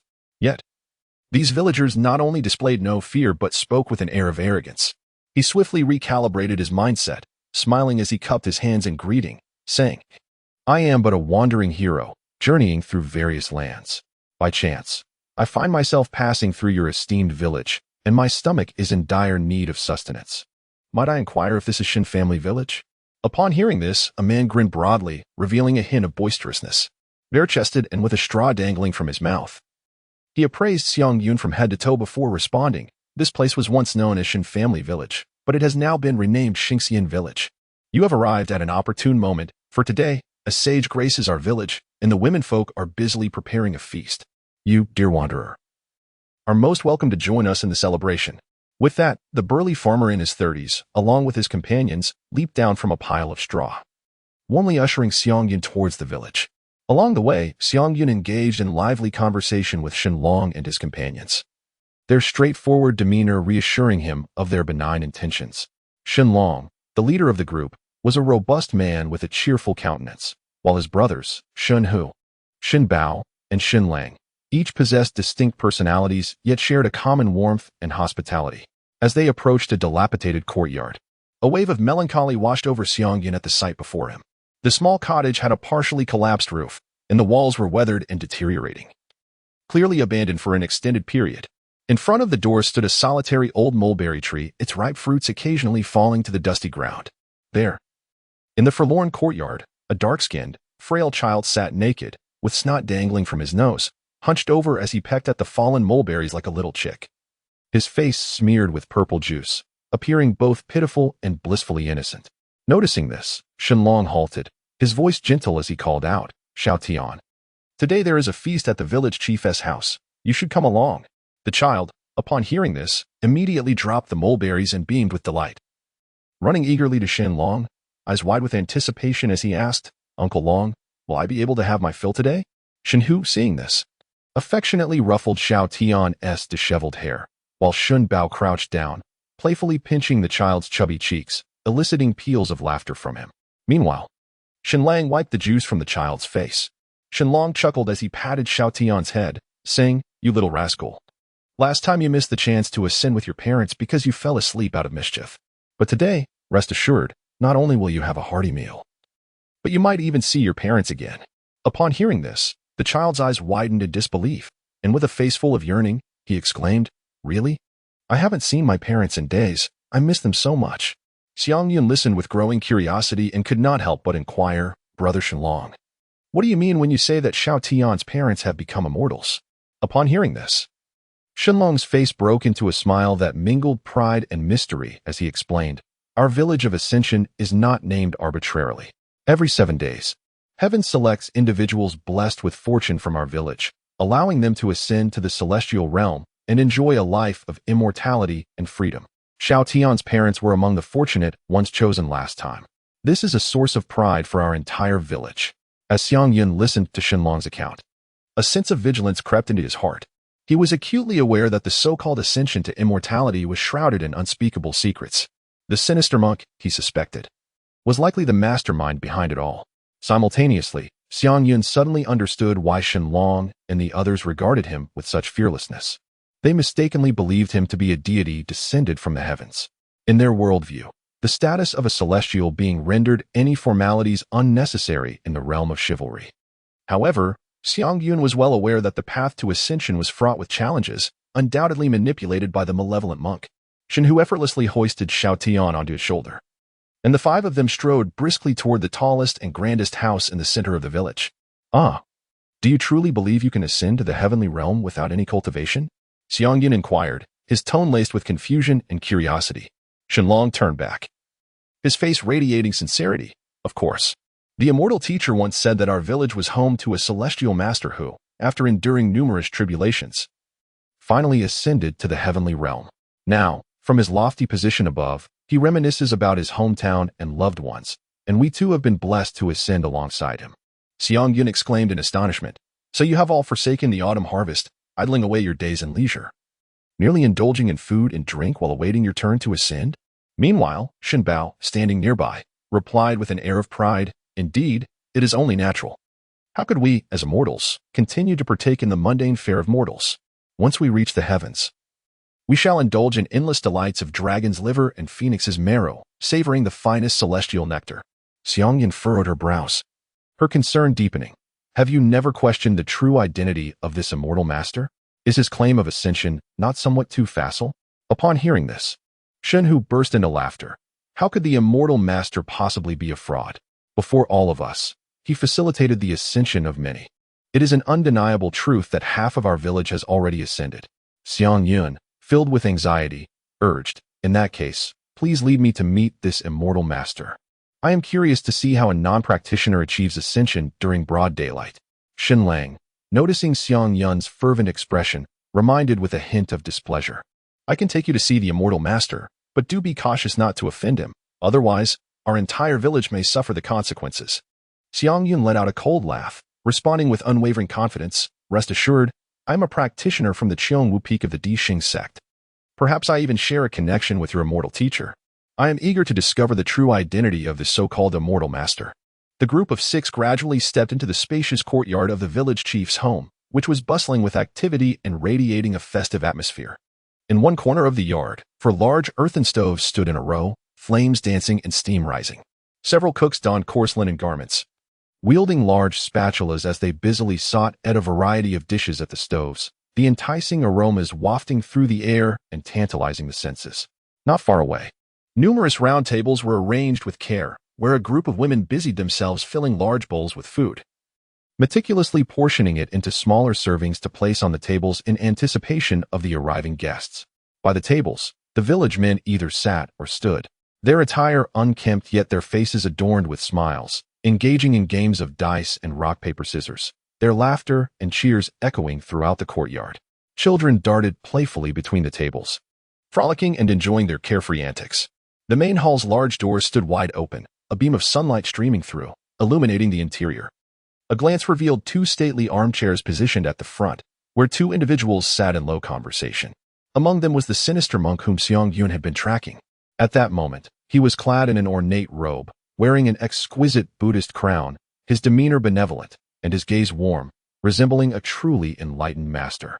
However, Xiang Yun keenly observed that the originally worn head bead necklace around his neck had been replaced with one made of wood. Xiang Yun furrowed her brows, poised to stride directly towards the main hall, when Shenlong abruptly seized her arm. Hey, what are you doing? I brought you here to dine, so do not offend the immortal master, Shenlong urged anxiously. The other brothers, witnessing this, gathered around, their expressions laden with caution as they regarded Xiang Yun. Meanwhile, the surrounding villagers lifted their heads, casting curious glances at this unexpected visitor. Xiang Yun took a deep breath, striving to calm the tumult within. I merely wish to witness how the celestial master facilitates ascension. Is it so wrong to extend a greeting? He remarked. Upon hearing this, Shenlong let out a wry smile and patiently clarified, Do not be in such a hurry. The ascension ceremony must occur before the banquet commences. The celestial master will personally select those destined for ascension, and only after the ceremony concludes will everyone gather to celebrate and feast. If you were to approach the celestial master now, the villagers might mistakenly believe you are attempting to cut in line.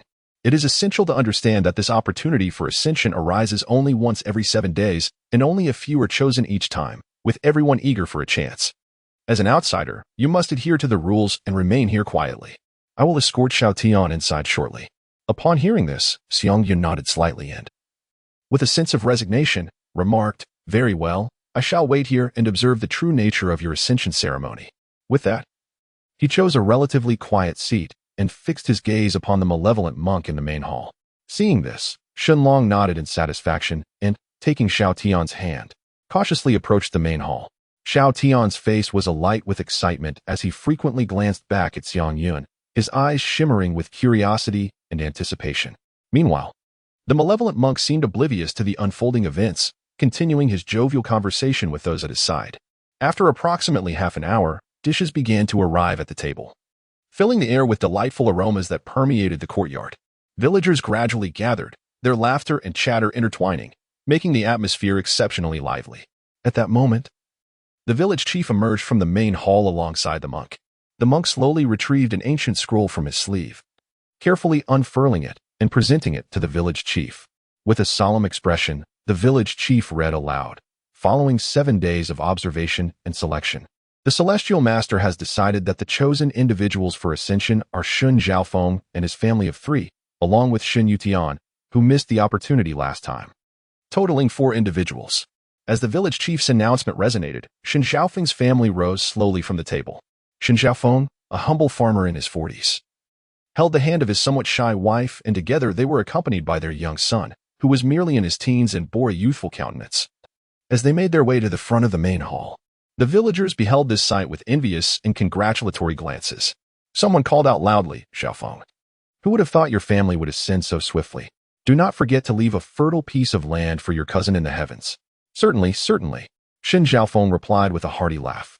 Another chimed in jest, "Zhaofeng, do save some of the cured meats hanging from your rafters for your old brother to satisfy his cravings." "Haha, take it all. There is only a piece of salted meat left. If you don't mind, take it." Shen Zhaofeng chuckled heartily. "Then I shall reserve your house as well. Especially that large quilt. It will be so warm in winter." "The quilt is not up for grabs, as I have promised it to my second uncle.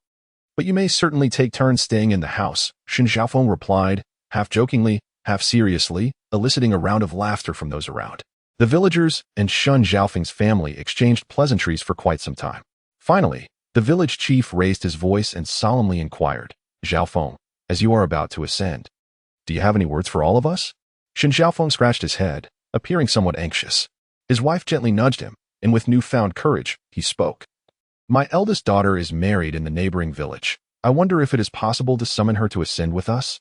Upon hearing this, the village chief turned to the monk. The monk nodded slightly and, in his aged and authoritative voice, replied, "It is permissible. As long as they bear the surname Shun or are the spouses or children of the Shen family, they are all qualified for ascension to the celestial realm. You are all descendants of Master Shun, and thus naturally entitled to this honor." At these words, joy illuminated the faces of Shun Zhaofeng's family, gratitude overflowing in their expressions. "Haha, good. Then as the celestial master has decreed, I shall fetch my daughter in 7 days," Shen Zhaofeng declared, his heart brimming with joy. Just as he was about to turn and exit the courtyard, "My lord," the monk gently raised his hand, halting his movement, "Shen benefactor, wait. Let her come in 7 days' time. Today is an auspicious day. How regrettable it would be to miss the opportunity for ascension." "Ah, yes, yes.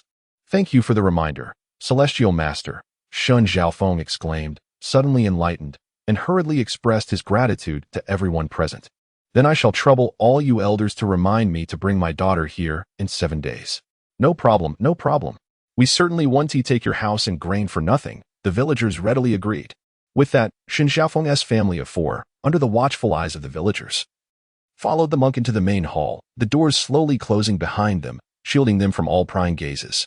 Upon witnessing this, Xiang Yun abruptly rose to his feet, pointing at the tightly shut door, and vociferously inquired, "Is this what you refer to as ascension? Was it not promised that we would witness it in person?" Shenlong, with a pig's trotter in his mouth, mumbled an incoherent explanation. Do not be hasty. Soon the main hall will be illuminated by radiant clouds, soaring into the heavens. The four of them shall transform into a vibrant rainbow and ascend to the celestial realm. Upon hearing these words, Xiang Yun was seething with rage and exclaimed, Is this truly a face-to-face witness? You have all been deceived. With that, he stormed away from the banquet, making his way directly to the main hall. Stop him. This outsider intends to disrupt the Immortal ascension ceremony. Shen Lang, sensing the gravity of the situation, shouted urgently. He was anxious to avoid being held accountable by the villagers for bringing an outsider who might ruin the event. Responding to his call, numerous men among the villagers hastily set down their bowls and chopsticks, rising from their seats in an attempt to obstruct Xiang Yun. However, Xiang Yun, swift and agile, easily pushed aside several individuals. Yet, the number of those trying to impede him only grew, encircling him completely. At that critical moment, Xiang Yun suddenly transformed into a dazzling swirl of colorful smoke, weaving through the crowd like a specter, and instantaneously vanished from their sight, leaving only astonished murmurs in his wake. Where did he go? How could he have disappeared so suddenly? Could he be a celestial being descended to our realm? Perhaps he is a demon. One can never be certain. If he is indeed a demon, the immortal master shall deal with him. We need not fear.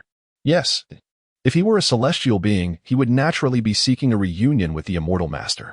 That makes sense. Let us continue our feast. Xiang Yun quietly infiltrated the main hall, cloaked in the shadows, as the dim light within was shrouded by the thick walls and window frames, allowing not a single ray of sunlight to penetrate. Two flickering candles cast an eerie glow upon this somber tableau. For figures knelt upon the mats, cradling empty bowls in their hands, their eyes devoid of life, resembling mere puppets. The malevolent monk stood before Xiang Yun, his visage contorted in a grotesque manner. His jaw appeared to stretch and contract at will, and his mouth gaped wide like an unfathomable abyss, poised to devour the innocent child. Xiang Yun, witnessing this scene, was taken aback and consumed by rage. He bellowed, Halt! Who goes there? The malevolent monk suddenly raised his head, scanning the surroundings in an attempt to discern the source of the voice. Xiang Yun no longer concealed himself. His figure emerged as he drew his sword, directing its tip towards the malevolent monk who held Xiang Yun's arm. The Muyu sword glimmered with a chilling light, slicing towards that wicked hand. Stop! A deep and commanding chant of the Buddha resonated, causing the entire space to seem to freeze. Xiang Yun's form faltered, ensnared by an overwhelming force of mental energy. He struggled mightily, yet it was as though invisible chains bound him, rendering him immobile. The sinister monk chuckled coldly, gently placing Xiang Yun back upon the ground, then turning his icy gaze towards Xiang Yun. So, it is a warrior. What an unexpected delight. Your vitality is so vigorous that consuming you would enhance my cultivation by at least half a century. Truly, the blessings of the Buddha are upon me. How fortunate indeed. Xiang Yun's entire body was tensed, a surge of power coursing within him, striving to break free from the peculiar restraint. He beheld the force that ensnared him, resembling a translucent, blood-hued spider's web, tightly enveloping him. However, with a series of cracking sounds, the blood-red energy began to fissure, gradually collapsing. The malevolent monk, witnessing this, curled his lips into a sly smile. How intriguing. You seem to faintly transcend my Buddhist mental restraint. As he spoke, he advanced towards Xiang Yun, opening his terrifying maw to take a bite at Xiang Yun's head. In the face of life and death, Xiang Yun unleashed an astonishing force. He roared, his muscles and bones resonating with a thunderous roar, akin to the sudden clap of spring thunder, instantly shattering the monk's mental confinement. Following that, he activated his ability to traverse into the future, refreshing the deceptive illusion, vanishing from his original spot in an instant. Yet, when he reappeared, his right shoulder was a gruesome mess of flesh and blood, excruciating pain almost rendering him unconscious. It turned out that during the teleportation, the monk had managed to bite off a chunk of his shoulder. The malevolent monk savored the morsel, his eyes glinting with avarice. Delicious indeed. The flesh and blood of a warrior are truly extraordinary. Xiang Yun ground his teeth, his heart brimming with rage. The ultimate dosage of Mondo's grand technique was unleashed. A surge of potent vitality coursed through him, and the wound on his right shoulder began to heal at a visibly rapid pace. The malevolent monk, observing this, turned his blood-red eyes and conceived a more insidious plan. Ha! You possess the ability to regenerate from severed limbs. This talent is indeed intriguing. I shall not rush to devour you. Instead, I shall subdue you and keep you by my side. feasting upon your flesh and blood daily. What could be more exquisite? It would save me the trouble of wandering about, deceiving those ignorant wretches." Upon hearing these words, Xiang Yun felt a tingling sensation at the nape of his neck. An unprecedented sense of crisis surging within him. He understood all too well that he must swiftly eliminate this malevolent monk, lest more innocent lives be jeopardized. Otherwise, he too would be reduced to mere fodder for bloodshed. With a flourish, he wielded the Mu Yun sword, its blade gleaming like lightning, fierce as thunder. Aimed directly at the monk's head. The malevolent monk extended his finger once more, pointing at Xiang Yun, attempting to employ the same sinister tactic, freeze. However, this time, Xiang Yun was prepared. His muscles tensed, the sound of thunder resonating through his bones, successfully counteracting the monk's psychic influence. He merely paused for a moment before regaining his composure, his sword's momentum unabated, aimed at the monk's vital points.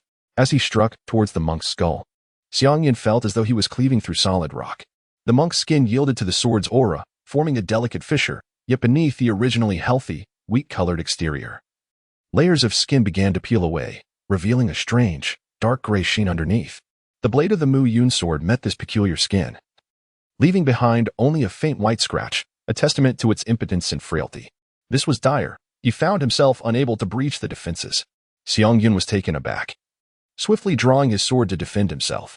However, the sinister monk seized the sword's body with an astonishing speed that left no room for evasion. He flashed a grin at Xiang Yun, a smile that bore both mockery and a hint of self-satisfaction. "I, a humble monk, have diligently practiced the martial arts of Buddhism for 120 years in life, ultimately attaining the realm of A. After my demise, I endured another 20 years, forging my physical form into that of an iron corpse. In total, I have accumulated 140 years of cultivation. How could a fledgling martial artist like you, who has merely brushed the surface of transformation, possibly hope to contend?" The sinister monk's voice was low and chilling, each word striking Xiang Yun's heart like a heavy hammer. Having spoken, he abruptly yanked the sword, drawing closer to Xiang Yun in an instant, and then raised his hand, delivering a powerful and forceful blow of the diamond palm.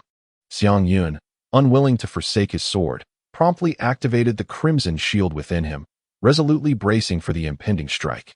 Simultaneously, his muscles tensed, unleashing an astonishing force as he delivered a powerful blow to the monk's forehead, shattering another layer of skin and revealing an even more bizarre internal structure.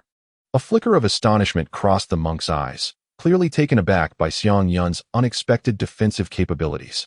"Humph, if you possess magic, then let us see whether your shield is more resilient or if my corpse, forged through a century of relentless trials, proves tougher." The two then plunged into a fierce close-quarters combat, each blow landing with palpable force, each move intent on lethality. Xiang Yun cautiously maintained the waning shield while seeking an opportunity to counterattack. The malevolent monk, having relinquished his pursuit of the Mu Yun sword, unleashed a barrage of strikes akin to the relentless blows of a hammer, each punch imbued with the capacity to shake mountains. As the chapter unfolds, after a continuous exchange of blows, the crimson shield enveloping Xiang Yun ultimately succumbed under the strain and shattered with a resounding crash. Yet, through his nascent mastery of the transformative force and his inherently robust physique, he adeptly dissipated the monk's formidable punches into mere wisps of energy.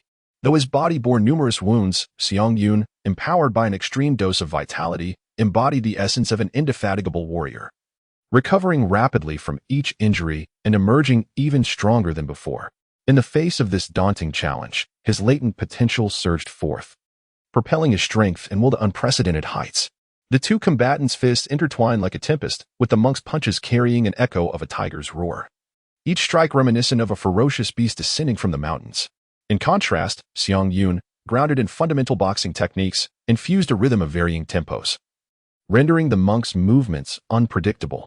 Particularly noteworthy was his fourth rapid punch, precise and lethal. Each impact compelled the monk to expel a jet of dark blood, revealing the tainted se. Xiang Yun contemplated silently, pondering the prospect of extending this mastery throughout his entire being, undergoing a transformation from within, which would undoubtedly elevate his martial prowess to an entirely new realm. However, the sinister monk was no ordinary adversary. Seizing the opportune moment, he advanced with his left fist, unleashing a formidable Vajrafuhu punch. The advancing cannon fist struck with a thunderous impact, landing squarely on Xiang Yun's chin. Xiang Yun's figure was sent flying, barely managing to steady himself several meters away. Shaking his head, the shattered jaw astonishingly healed in the blink of an eye. The sinister monk gazed at Xiang Yun, his eyes filled with astonishment and envy. Monster, you are the true aberration. If I possessed such abilities, I would have long transcended the realm of the and entered the domain of the, rather than falling to such depths, subsisting on the flesh of others. Xiang Yun felt the muscles in his neck, once severed and now reborn, pulsating with an indescribable joy. He realized that he had achieved a new breakthrough in his control over his body. Even the muscles in his neck could now contract and exert force with ease. Indeed, the struggle between life and death proved to be the most effective tempering. With a low growl, Xiang Yun charged once more at the wicked monk. The monk, taken aback by this sudden aggression, hastily formed a series of incantations, his lips uttering a profound Buddhist mantra, Om Mani Padme Hum, retreat. As the sacred chant resonated, a powerful force of spiritual energy surged forth like a tidal wave, sending Xiang Yun hurtling back once again, shattering countless pieces of furniture in his wake, until he finally crashed against the wall, rendered immobile. The wicked monk understood that this surge of energy could only temporarily repel Xiang Yun, inflicting no real harm. Thus, he swiftly tore a string of prayer beads from around his neck, unhesitatingly crushing its outer shell to reveal a skull emanating a ghostly green flame. This spectral fire, seemingly imbued with life, erupted from the hollow, darting straight for Xiang Yun. Wherever the green flames passed, all matter adhered to them and swiftly ignited, the blaze growing ever more ferocious. Upon witnessing this, Xiang Yun hastily activated the crimson protective shield, attempting to ward off the enigmatic flames. However, these flames appeared to differ from ordinary solar fire. Instead of emanating heat through the shield, they exuded a chilling sensation. Strangely, the flames grew increasingly frigid, causing the brilliance of the protective barrier to wane, threatening to collapse at any moment. Xiang Yun, well versed in the characteristics of ghostly flames, took a deep breath, channeling the entirety of his yang energy, and suddenly expelled a searing arrow of air. This arrow pierced through the layers of the verdant inferno, striking the skull held by the malevolent monk with pinpoint accuracy. The clash of yin and yang energies erupted in a deafening roar, causing the skull to shatter instantaneously into countless fragments that scattered in all directions. Undeterred, the sinister monk coldly discarded the remnants in his hand and retrieved a new skull from his prayer beads. This time, as he exerted pressure, what emerged from the hollow was no longer flames, but a mass as dark as ink, swirling with a foul, acrid wind. Xiang Yun was nearly overwhelmed by the sudden, foul stench that threatened to induce retching. Yet, he was acutely aware that retreat was not an option at this moment. He swiftly invoked his art of deception, his form vanishing in an instant, reappearing beside the malevolent monk. The shadowy blade traced a chilling arc through the air, aiming directly for the monk's neck. Faced with this unforeseen turn of events, a flicker of astonishment crossed the monk's countenance. From whence had this divine weapon emerged? He attempted to lower his head to evade the strike, but it was too late. The gleaming edge of the colossal sword severed half of his head in an instant, and a dark crimson ichor erupted forth, staining the entire hall. Nevertheless, the monk's body did not succumb to the blow. He swayed unsteadily, still possessed of some strength. Upon witnessing this, Xiang Yun's heart tightened, and he swiftly wielded his sword, the dark blade transforming into a streak of flowing light, sweeping forth with the might to vanquish 1,000 troops, aiming directly at the evil monk's front. In that critical moment, the monk's eyes widened in shock, disregarding all else. He opened his massive maw and bit down fiercely on the blade's body. The force was so formidable that the great sword could not make an inch of progress. Simultaneously, he clenched his fists, channeling all his strength and delivering a devastating blow to Xiang Yun's chest. These two strikes represented the monk's desperate, all-out effort for survival. Infused with boundless hatred and unwillingness to succumb, blasted backward by the sudden, violent impact, Xiang Yun crashed through the main hall's doors, tumbling into the courtyard amid a cloud of dust. The villagers of Xinjia village, reveling in the festive cheer, were abruptly silenced as their harmonious atmosphere shattered. Xiang Yun lay sprawled among the overturned banquet tables, coated in a medley of dishes and sauces. All eyes turned towards the hall, where a gruesome tableau unfolded. The half-headed evil monk, with a single hand, hoisted young Xiang Yun, the child writhing helplessly in his grasp, his clothes torn asunder. The monk, spittle and blood mingling at his lips, drooled as he prepared to devour the child, seeking to regenerate his missing cranial section. Halt! Spare the life of that innocent! Xiang Yun cried, struggling to his feet, his voice strained with exertion. Yet, the monk seemed deaf to his pleas, continuing to tear at the child's garments. ready to consume him whole. In the nick of time, a bench hurtled through the air, striking the monk squarely in the mouth, forcing him to release his grip. Fellow villagers, this immortal master is a demon in disguise. He has been deceiving us. Shenlong's voice, laced with fury and despair, echoed across the courtyard. He has been making people disappear by devouring them. The revelation dawned upon the villagers, their faces a mixture of horror and rage. So that's how my elder brother's family vanished. He devoured them. A flesh-eating fiend. Cries of outrage erupted as the villagers, armed with benches, farm tools, and even kitchen knives, surged towards the evil monk. Surprise and fury flickered in the monk's eyes as he beheld the villagers' defiance. With a deafening roar, he cast aside Xiang Yun, letting him fall to the ground. He then retrieved a skull from his rosary, channeling his power into it. A viscous, black fluid spewed forth from one skull, while the other unleashed a dense, dark wind. The two combined, forming a colossal, black, viscous serpent that coiled around the monk, shielding him from the villagers' attacks. With each lash of its tail, the serpent sent villagers flying, leaving them convulsing on the ground, poisoned. The serpent is venomous. Beware, Xiang Yun shouted, disregarding his own injuries. Rallying the villagers, fear crept into the villagers' hearts as they witnessed the serpent's rampage, and they retreated, seeking refuge behind Xiang Yun. Although Xiang Yun felt utterly exhausted, he understood that retreat was not an option. He must stand firm to protect these innocent villagers. The sinister monk, with a twisted smile adorning half of his face, surveyed Xiang Yun and the cowering villagers, unleashing a derisive laugh. Behold your pitiful selves, a mere swarm of ants daring to defy me? You might have lived a little longer, but now, due to your folly, you are all destined for demise. Xiang Yun stood upright, casting a fierce glare at the malevolent monk, his voice imbued with unwavering defiance. In your mortal life, you were a seeker of truth, a practitioner of Buddhism. Yet, how have you fallen so low in death, becoming a malevolent monk who feasts upon the lives of others? Your actions are nothing short of a sacrilege against the Dharma. The wicked monk chuckled darkly, a fleeting glimmer of complexity flashing in his eyes. A practitioner?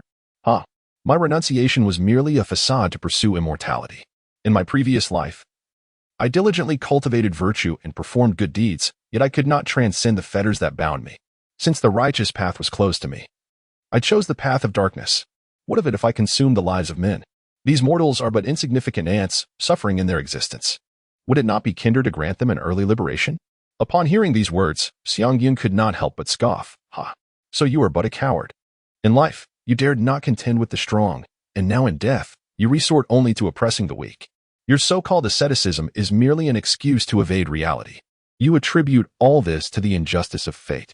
How can one such as you ever hope for immortality? Enraged by Xiang Yun's remarks, the malevolent monk retorted, silence. What do you understand? The efforts I have expended are beyond your imagination. The Buddha engaged in ascetic practices for 6 years to attain enlightenment. Yet I have endured for 20 years, 20 times the duration. I have forsaken the joys of marriage and children, neglected the duty to care for my parents, and relinquished all earthly delights, yet all I have gained is emptiness. This world is unjust, and I shall seek vengeance. I shall make all aware of my suffering. Xiang Yun let out a sigh, summoning the dark blade, and spoke softly. I share these words not to incite your anger, but rather in the hope that you might find your way back from the abyss. After all, you were once a practitioner of Buddhism in life. Should you relinquish the butcher's knife, perhaps a glimmer of hope still remains. Upon hearing this, the sinister monk's expression shifted slightly, touched by a profound chord within his heart. He reminisced about his youthful days under the tutelage of the venerable white brow monk, recalling the teachings of Zen and the Dharma, which had now become the most distant memories in his mind. Yet, after a fleeting moment of hesitation, the wicked monk shook his head and chuckled. It is too late. Everything is far too late. Spare me the platitudes. Come forth and let me see just how formidable this crude warrior truly is. With these words, the malevolent monk unhesitatingly crushed the last 2 prayer beads. Instantly, the TW Xiang Yun was acutely aware that mere words could not sway the malevolent monk. Only through martial prowess could this conflict be resolved. Taking a deep breath, he addressed the villagers, quickly disperse and leave this courtyard. I must confront this fiend. Should I fall, you must flee in all directions, escaping as far as you can. The villagers, upon hearing his words, acted without hesitation, scattering swiftly and leaving behind an empty courtyard. At that moment, ominous thunder rumbled, dark clouds loomed overhead, black waters surged, and gray winds howled. as 4 manifestations of evil energy descended upon Xiang Yun like harbingers of death. Nevertheless, Xiang Yun did not falter. Firmly grasping the shadow blade, he leaped into the air. Enveloped in a radiant layer of golden light, this luminescence was both sacred and majestic, forming a perfect circular shield that encased him entirely. Simultaneously, it seemed as if countless holy swords, forged from flames, hung in the sky, shimmering with a fierce brilliance, poised to unleash divine retribution. This was the moment of the angel's ultimate skill, sacred judgment, which he had recently mastered. Under the invulnerable protection that lasted for 2.5 seconds, Xiang Yun disregarded all dark sorcery emanating from the skeletal adversary, charging forth like a celestial being descending to earth. The dark red giant sword, illuminated by the divine light, appeared even more formidable. It surged with boundless power, descending alongside the ethereal holy swords, aimed directly at the malevolent monk. The monk's ashen gray form quickly weakened under the searing flames of the sacred swords, and the giant sword cleaved through him with unstoppable force, splitting his body in two from above. The entire sequence was executed with precision, devoid of any lingering hesitation. The malevolent monk was unable to emit even a cry of anguish before being reduced to ashes amidst the sacred light and relentless flames. His existence seemed to have left no trace in this world. With the enemy vanquished, Xiang Yun received 800 experience points. The long-awaited system notification rang clearly in his ears, stirring a surge of exhilaration within him. This was the most substantial experience gain he had ever achieved from a single kill. Inside the main hall, flames raged, yet fortunately, at the last moment, Xiang Yun's deft control redirected the descending holy sword, sparing the 4 individuals within from an undeserved say. Xiang Yun delicately picked up the ring, his fingertips gently caressing its surface. As his mind delved deeper, all the items contained within the ring seemed to be lifted by an invisible hand, vividly manifesting in his consciousness. With a mere thought, the treasures within the ring cascaded forth like a flowing stream, a crescent-shaped spade glimmering with a chilling brilliance. A pile of sparkling spirit stones, roughly estimated to number over 300, among which were several of exceptional quality. Additionally, a token inscribed with the distinctive emblem of the chaotic burial grounds ghost market, alongside the characters Qi Yue, evidently serving as a form of monthly pass or transit permit. Furthermore, 4 ancient tomes lay quietly upon the ground, their covers adorned with titles such as Baoshang Diamond Technique, Fuhu Arhut Diamond Fist, Yin Corpse Preservation Method, and 8 Precepts Commandments. Xiang Yun sought a relatively clean patch of ground, where he settled into a meditative posture, commencing a meticulous study of the first 3 volumes of ancient texts. The content regarding the Yin Corpse cultivation technique appeared particularly arcane and esoteric to him. The tome not only elaborated extensively on the profound principles of feng shui and the intricate art of selecting sites for Yin residences, but also concluded with a mysterious talisman known as the blood-sealing talisman for corpses. This talisman was specifically crafted to confine the spirits within the deceased, preventing their escape. Its underlying purpose was to place the corpse in a location steeped in heavy Yin energy, allowing the talisman's power to gradually transform the body into a zombie, ultimately leading it to a state akin to that of a malevolent monk, existing in an ambiguous realm between humanity and monstrosity. As Xiang Yun perused the pages, he couldn't help but feel a sense of melancholy. The method of nurturing the undead, though seemingly absurd, unveiled certain shadowy aspects of the cultivation world that remained hidden from the common eye. He swiftly cast aside these unsettling thoughts and redirected his focus to the 2 other more reputable martial arts manuals. The treatise on the Vajra fist emphasized the essence of the technique. Although the movements and sequences were intricate and varied, the core of its wisdom lay in a depiction of a Buddha subduing a tiger, which encapsulated the true meaning and philosophy of the martial art. Xiang Yun deeply understood that under Lin Qinghan's guidance, the most crucial aspect was to discover a martial art that suited him. While the comprehension of the essence of the fist required personal insight, which could not be forcibly attained, he recognized that relentless pursuit would only lead him into an inefficient quagmire, wasting precious time that could be spent ascending the pinnacle of martial arts. The King Kong skill appeared even more profound. It encompassed fundamental training techniques such as stance work and horse stance, while seamlessly integrating the essence of vital energy with intricate patterns of meridian flow and rhythmic breathing. This ancient text truly achieved the dual cultivation of energy and strength, encompassing both external techniques and internal philosophies, making it a treasure among advanced martial arts. Its worth being self-evident. As for the 8 precepts, Xiang Yun initially found them rather obscure. The text was laden with esoteric Buddhist terminology, such as prajna and bodhi, accompanied by intricate hand seals that made it hard for him to grasp. However, upon closer examination, he discerned that the book was divided into 8 chapters, each named after the characters Ding, Tue, Per, Yao, Chong, Feng, Zhang, and San. Recalling the techniques employed by the malevolent monk, he deduced that this must be a Buddhist spellbook. As time progressed, the villagers outside the courtyard, noticing the prolonged silence within, finally summoned the courage to peek inside. Upon discovering that the sinister monk had vanished and that Xiang Yun sat peacefully on the ground, immersed in his reading, they felt reassured enough to enter the courtyard.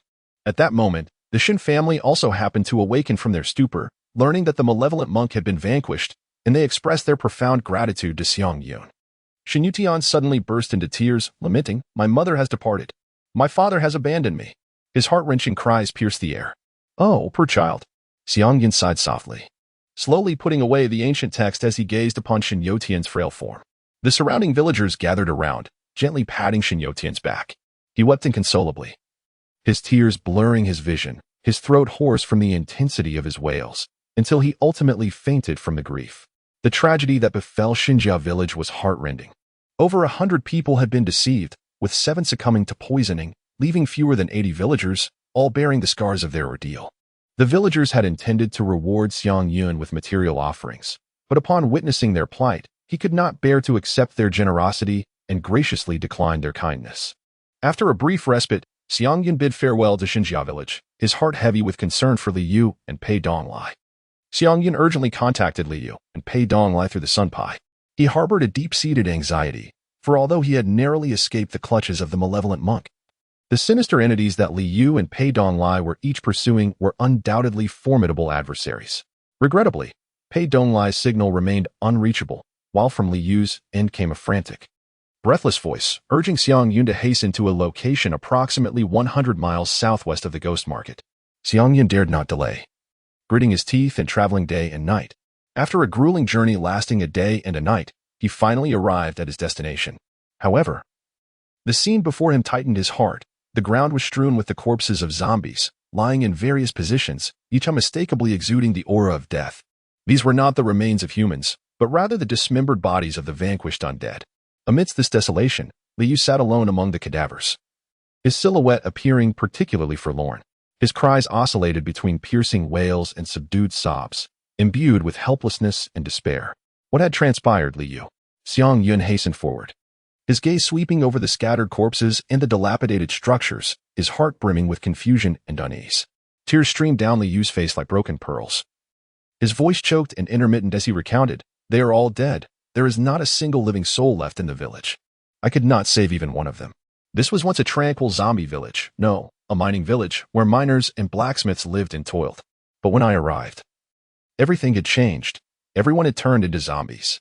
As Xiang Yun patiently listened, Li Yu gradually calmed down and narrated the sequence of events in detail. 2 days prior, he had followed a lead tracking a group of zombies to this place. Nestled amidst towering mountains, the villagers referred to it as the mining village, drawn here by the rich mineral deposits. However, upon entering the village, Li Yu found an eerie silence. Every door and window was tightly shut, and not a sound of life could be heard. The group of zombies he pursued had clearly entered the village, yet they seemed to have vanished without a trace. As night fell, the situation grew even more bizarre. The hearths of every household spontaneously ignited, illuminating the darkened village, while ominous sounds echoed from the mountain mines. Summoning his courage, Li Yu pushed open the door of an unassuming blacksmith shop, only to be met with a sight that sent chills down his spine: a zombie. Its mouth filled with sharp fangs was hammering away at iron. Terrified, Li Yu fled from the shop, calling out to the villagers to escape. Yet, instead of human voices, he was met by a horde of zombies pouring forth from behind the doors of each home. Among them were the elderly and innocent children, their expressions vacant. Clad in tattered garments, clutching tools, some even bent under the weight of heavy or sacks. Their eyes were hollow and menacing, fixed on Li Yu as though intent on devouring him. Even more chilling, every zombie bore an iron hoop upon their foreheads, each with a finely crafted groove at its center, housing a weathered wooden plaque inscribed with the ancient characters for corpse puppet spell. Li Yu realized that the entire village was dead, their souls trapped within these rigid shells, hiding in dark rooms by day and forced to toil by night. Perpetually ensnared in this tragic fate, the mastermind behind this horror was an old Taoist priest who, upon seeing Li Yu, sought to recruit him as a disciple. Li Yu resolutely refused, leading to a fierce confrontation between them. This battle raged for a day and a night, culminating in the destruction of the old priest and the entire horde of zombies he commanded. They are dead, so what? They were already zombies, not humans, Xiang Yun consoled. Hearing this, Li Yu wept even more sorrowfully, trembling as he pointed to the body of a young girl not far away. She was a living person just a month ago. Look at her body. It is not yet fully stiff. Yet her family had turned into zombies a year prior. This girl lived among these zombies for a whole year, ultimately becoming one of them. As he spoke, Li Yu's voice faltered, tears once again blurring his vision. He seemed to see the innocent girl's laughter and tears from her life before, in the vacant, soulless eyes she bore as a zombie, filling his heart with profound sorrow. Upon hearing these words, a surge of intense indignation welled up within Xiang Yun. This cultivator was utterly deranged. He had assumed that these zombies were merely corpses he had collected and gradually refined, only to discover that they were, in fact, transformed from living beings. Li Yu knelt on the ground, his hands clenched into fists, grinding his teeth in furious curses, as Taoists. We cultivate our practices to attain a state of tranquility and effortless freedom. How could such scoundrels exist in this world, employing the Tao to commit such heinous acts? It is a profound waste of one's cultivation and a disgrace to humanity. Seeing this, Xiang Yun hurriedly stepped forward to assist Li Yu, comforting him while recounting in detail his own experience of being deceived by a wicked monk into seeking immortality. Li Yu's fury intensified upon hearing Xiang Yun's plight, and he bellowed in anger, "The evil and malevolent forces roam freely in this world. Is there truly no one who can stand up to uphold justice and allow them to perpetrate their misdeeds unchecked?" Xiang Yun let out a soft sigh, contemplating the situation. What can be done? Behind the ghost market stands the disciples of the divine ghost peak, which is, in turn, a territory of the distant star sect. The distant star sect is one of the most formidable and arrogant forces in this land, often complicit in the perpetuation of these evils. Li Yu's eyes widened, aflame with anger, his voice trembling with fervor. Then let us eradicate the distant star sect and bring justice to the people of this land. Xiang Yun shook his head, a trace of helplessness in his tone. Eradicating the Dixing sect may only pave the way for new forces to rise, such as the Yuezhang sect or the Taiyang sect. It is merely changing the surface while the essence remains unchanged. What shall we do then? Are we to allow this world to continue its decay? Li Yu retorted with indignation. Xiang Yun pondered for a moment, rather than confronting the entire Dixing sect head-on. It would be more prudent for us to first bolster our own strength and seek to infiltrate the upper echelons of the sect. Only through a profound understanding of its internal interest structure can we instigate change from within. Perhaps we could even establish a dynasty. It is said that the Great Qi dynasty in the northern region of Jiazhou, despite its burdensome taxes, rarely suffers from the malevolent disturbances of demons and spirits. The Great Qi dynasty? Li Yu inquired, a flicker of confusion crossing his eyes. But I have heard that people from the northern region of Jiazhou are flocking here? Indeed. Xiang Yun replied, gazing towards the northern sky, his eyes shimmering with a glimmer of aspiration. Thus, we must comprehend the governance principles of the Great Qi dynasty while simultaneously avoiding its pitfalls. We aim to create a society where people can evade the clutches of malevolence and live in peace and prosperity. Such a realm requires careful exploration and effort to establish. Li Yu nodded thoughtfully. Can we truly achieve this? Xiang Yun gently patted his shoulder and said with a smile, "Take your time, there is no need to rush. We can seek like-minded companions and strive together. Although this world is tattered and worn, there will always be a group of people diligently mending it. As a prodigious talent, you are destined to attain the fruits of immortality. You possess ample time and ability to transform this world into the vision you desire." However, Li Yu appeared somewhat perplexed, expressing, "Yet I still do not know precisely what steps to take in order to make this world a better place." Xiang Yun smiled encouragingly and said, "You are still young and have yet to witness the true beauty of the world.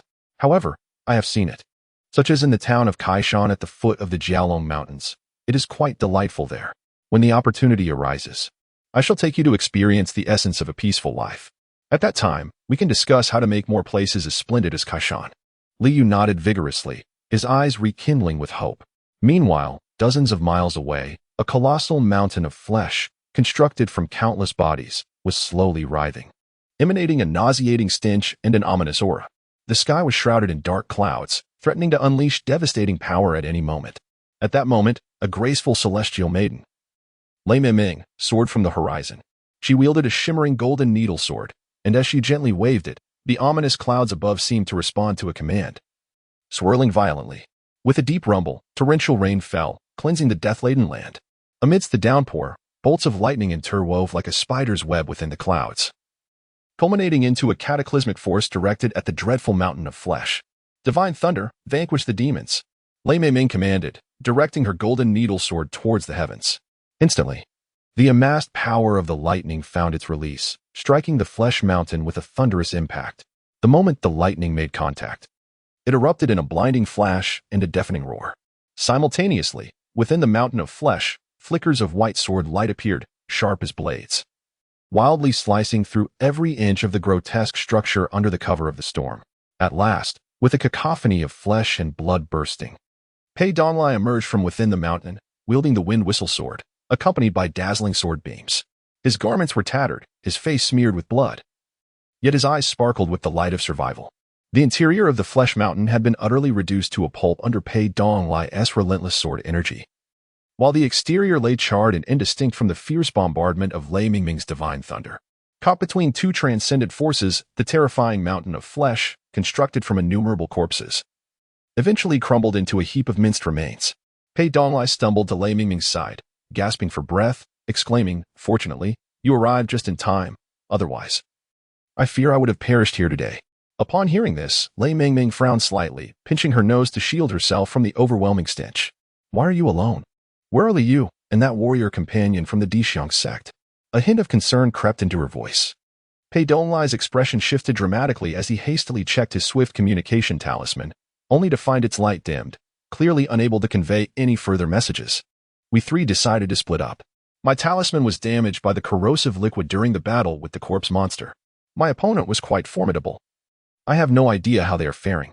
Moreover, what of Xian? Why did only you come?" Regarding Xian, I encountered him on my way down the mountain. I intended to invite him to join me, but he mentioned having an appointment with Li Yu at the Dragon King Temple in Donghai Town. So he did not accompany me to find you, Lei Mingming explained. Pei Donglai nodded slightly. I do not see eye to eye with him. So it is for the best that he did not come. Perhaps he can assist Li Yu elsewhere. Try using the talisman to contact Li Yu and inquire about their situation. Hello, Li Yu, can you hear me?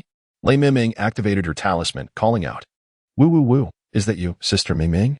Li Yu's voice trembled as he replied. Lei Mingming chuckled. What's wrong, little brother Li Yu? Have you been bullied? Quickly tell your sister who did it, and I will stand up for you. I was brought to tears by this harsh world. Sister Mingming, can you help me? How sudden, Lei Mingming paused, then added with a teasing tone. It seems you have truly grown up and witnessed the world's cruelty. Have you considered turning to darkness and seeking revenge against the world? I dare not contemplate revenge, but I do need your substantial assistance this time. Li Yu's voice gradually ceased its sobbing, becoming deep and resolute. What sort of assistance do you require? Help me cleanse a certain area using your thunder-gathering formation. I want it to be restored to its pristine state. As evening fell at the Dragon King Temple in Donghai Town, Xian pushed open the courtyard gate and called out for Li Yu, but received no response.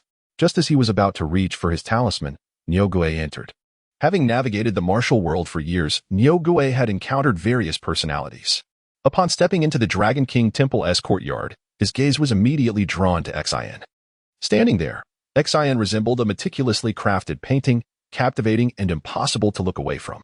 His silver hair shimmered softly in the sunset, and a vivid red on his brow resembled a touch of vermilion, lending him an otherworldly air. With broad shoulders and a solid build, Xian was strikingly handsome.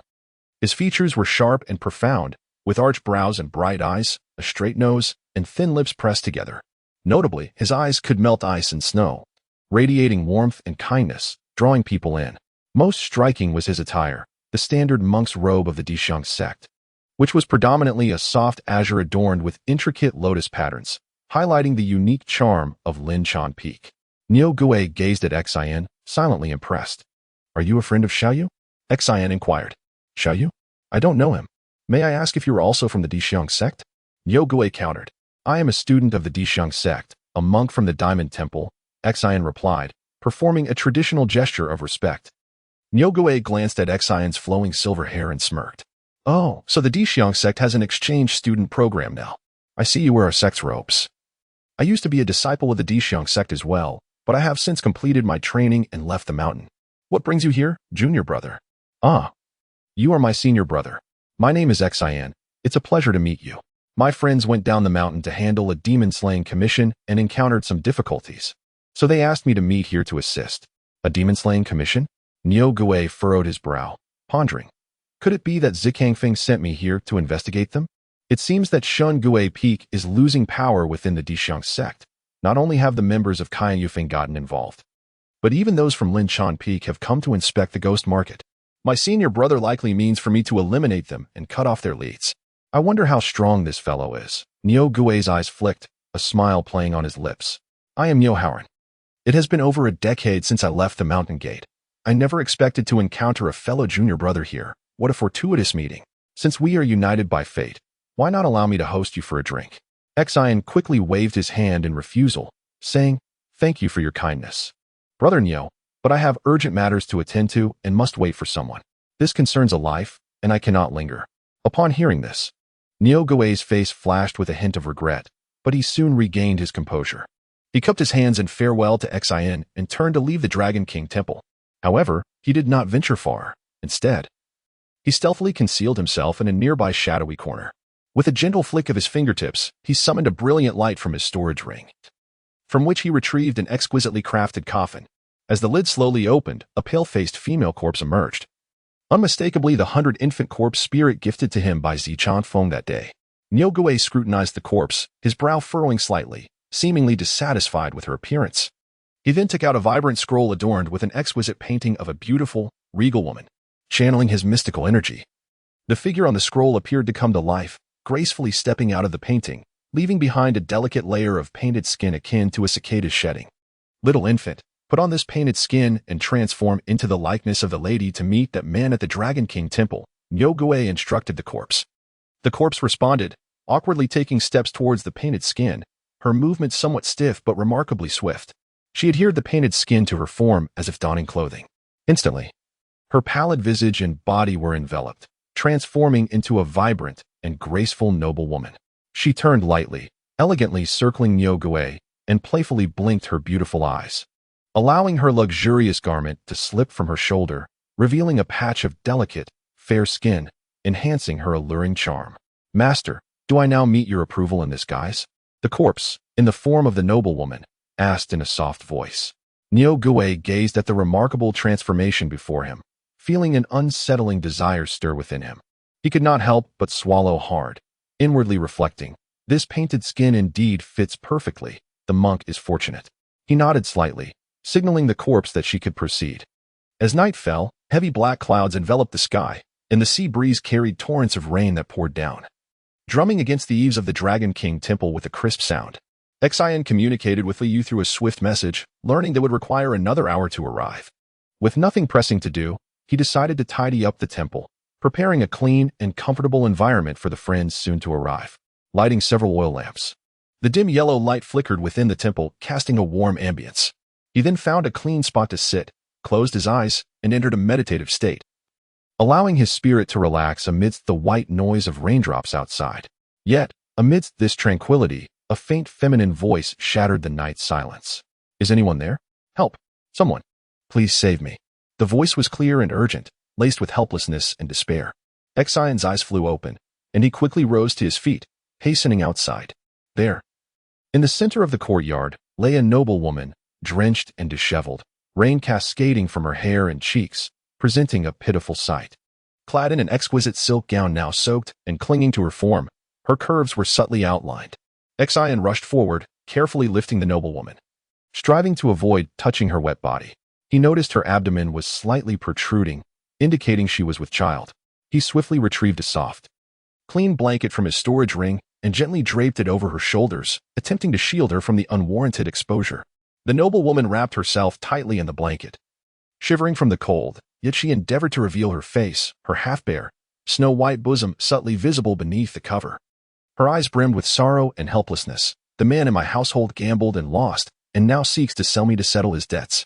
I refused to be cast into such a place, so I fled. Just when I thought I was safe, I suddenly felt unbearable pain. Thank heavens I encountered you, my benefactor. Upon hearing this, Xian joined his palms together and softly intoned, "Madam, you truly have endured much hardship." He endeavored to maintain a demeanor of a compassionate monk. Yet he could not suppress his pity for the noblewoman's plight. The noblewoman, seeing Xion's earnest yet striking visage, felt a blush creep upon her cheeks. Lowering her gaze as if too timid to meet his eyes, her voice becoming somewhat coy, "May I ask, are you a Taoist or a monk?" "I am a monk from the Vajra temple, named Xian," he replied. "Then why do you still have hair, master?" The noblewoman inquired curiously, her eyes shimmering with confusion. Xian smiled gently, explaining, "The reason I keep my hair is that it can be sold for silver to support the temple or aid the impoverished. Regularly shaving would disrupt my focus on cultivation, hence, I maintain my hair for practical purposes. Moreover, true cultivation lies in the heart, not in the physical form. If the heart is unencumbered, then no matter how long the hair, it remains merely an external matter." "What?"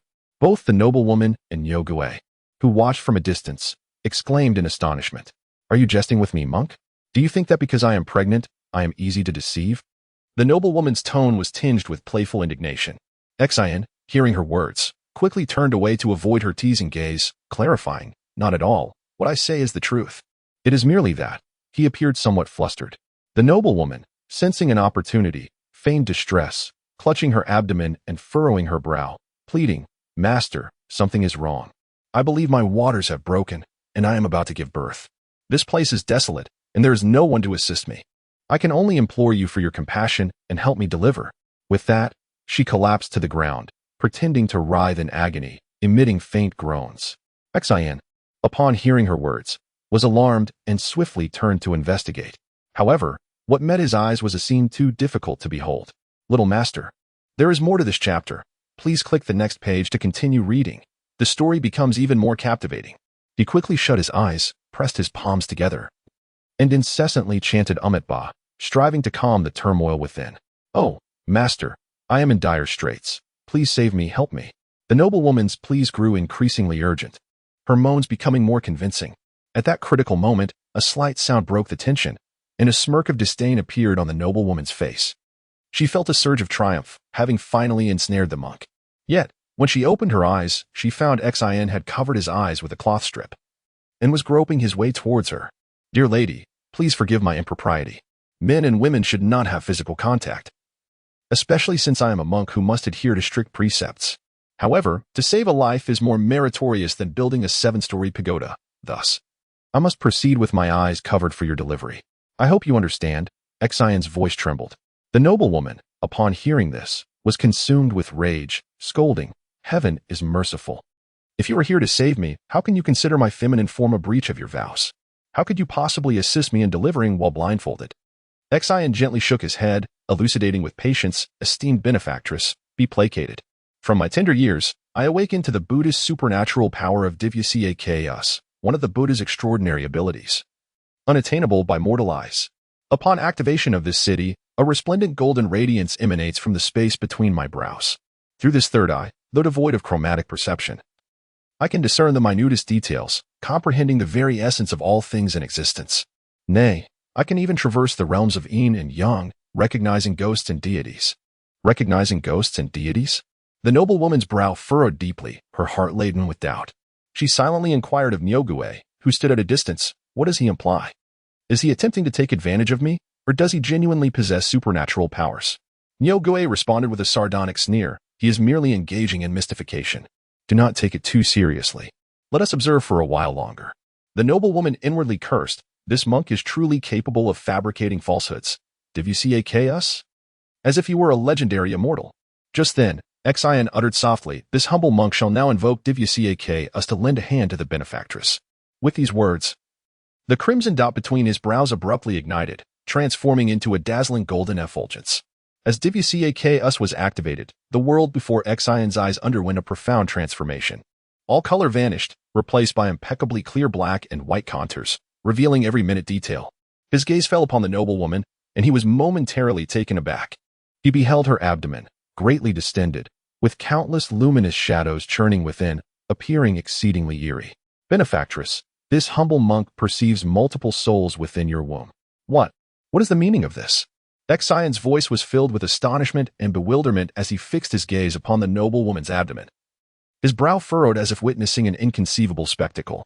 Upon hearing this, The noblewoman, far from being grateful, instead threw herself back onto the ground, erupting in laughter. Her mirth laced with sarcasm and disdain. "Monk, if you desire to take liberties with me, you may speak plainly. If I am to suffer misfortune today and yield to you, so be it. Why resort to such preposterous fabrications?" Xian, upon hearing these words, was even more perplexed. He once again concentrated the power of chaos, delving deeper into the noblewoman's body, and beheld those souls, densely packed, their number exceeding imagination. How is this possible? Benefactress, the souls within your womb outnumber even the piglets of a farmer's sow. What is the meaning of this? He murmured to himself, his face etched with disbelief. The noblewoman's expression underwent a sudden transformation, her abdomen trembling violently. Immediately thereafter, an inky black umbilical cord abruptly emerged from her abdomen. Its end connected to a ghastly, contorted infant, baring its fangs and claws at Xian, emitting chilling laughter. Has it been born?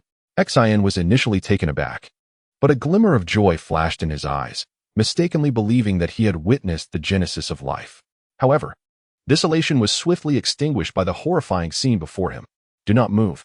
The children within must come one by one." Xian, realizing the gravity of the situation, swiftly formed a hand seal and chanted an incantation, uttering a solemn Buddhist mantra, Om Mani Padme Hum, be still. Instantly, a potent force enveloped the noblewoman, forcibly halting even the movements of the ghastly infant. Without hesitation, Xian reached out and severed the umbilical cord from the ghastly infant, causing the noblewoman to emit a heart-wrenching groan, a pain originating from the depths of her very soul. "Master, he is too powerful. I cannot move." The noblewoman, through some form of pact, beseeched Niu Gui for aid, her voice laced with terror. Niu Gui's countenance underwent a drastic change upon hearing these words. He could sense Xian's burgeoning psychic power and profound dharma. He hastily retrieved the myriad soul's banner from his bosom and shook it vigorously. Instantly, a chilling wind howled outside, and wisps of frigid souls were summoned forth, emitting mournful wails as they surged toward the Dragon King temple. However, even as Niu Gui summoned the ghosts, Xian's actions did not cease. As if tireless, he continuously extracted ghastly infants from the noblewoman's body. With each severing of an umbilical cord, the noblewoman's agony intensified. "I implore you, cease this." The noblewoman finally succumbed, breaking through the partial restrictions of the precepts, her mouth emitting pitiful cries for mercy. "Nay, how can midwifery be abandoned midway? Endure a little longer." Xian's face revealed a row of pristine teeth, but that smile appeared as terrifying as a demon in the noblewoman's eyes. "Master, I was wrong. I shall never again venture forth to harm others. I beseech you, spare me." As the ghastly infants were extracted one by one, the noblewoman's true identity, the corpse fiend of 100 infants, could no longer be concealed. She wept bitterly, her voice filled with remorse and dread. However, Xian, with his eyes veiled, did not perceive her transformation. Instead, he cheerfully exclaimed, "Childbirth adds vitality to the world. What fault is there in that? Rest assured, if the children's father is unwilling to raise them, I shall bring them back to Vidra Monastery to become my disciples. I have many children there. They shall get along well." "Fiend, you are no monk at all. You are the true demon." The corpse fiend of 100 infants was consumed with rage. How could she have encountered an entity even more terrifying than herself? At that moment, Niu Gui's reinforcements finally arrived. The wind outside grew even more violent, with countless ghosts wreaking havoc in the night sky, emitting chilling shrieks. Xian's brow furrowed as he finally sensed the gravity of the situation. "Benefactress, you are on the verge of delivery. Yet you have attracted so many bardo beings to witness the event. It is evident that the children within your womb are destined for greatness." Xian, his eyes veiled, displayed a profound smile. Born of the Eastern Dawn, corpse fiend of 100 infants. That face, contorted by excruciating agony, barely managed to utter a few words, her speech fraught with pain. "Now is the depth of night. Where does the light of the Eastern Dawn come from?" Xian chuckled softly, slowly removing the covering from his eyes. His gaze pierced through the chaos of blood and flesh, landing upon the shocking scene, a chilling glint flashing in his eyes. From the moment he activated chaos, he had discerned the secret of the seemingly noblewoman's ghostly form. Subjecting her to the suffering of the precepts was merely an expression of his inner curiosity and amusement towards evil. Surveying his surroundings, those infants, once innocent and full of curiosity about the world, had now been transformed into ghastly beings, enshrouded in malevolent energy, their eyes gleaming with an insatiable thirst for blood. Their twisted forms, like demons crawling from the depths of hell, instilled a sense of dread. A complex emotion welled up within Xion's heart. He had read about such specters in ancient texts but had never imagined witnessing them firsthand. Such tender lives. How could you bear to transform them into such forms? They should have been cradled in their mother's arms, enjoying warmth and care. Instead, they are bound and driven by your filthy umbilical cord, becoming soulless instruments of slaughter in your hands. You may have perished in the throes of childbirth in your previous life, but why continue to commit such atrocities after death? Can you not relinquish the resentment and obsessions in your heart? Xion's voice was deep and resonant, each word striking the corpse fiend of 100 infants like a hammer blow. Faced with Xion's interrogation, the corpse fiend of 100 infants finally shed her disguise, emitting a piercing shriek. I have long forgotten the memories of my past life. I only know that doing this brings me unprecedented pleasure. Having become a ghost, why should I concern myself with the morals and ethics of the human world? You are merely fortunate to possess cultivation aptitude and occupy a high position. What right do you have to question me with such arrogance? I do everything simply because I am a ghost, nothing more.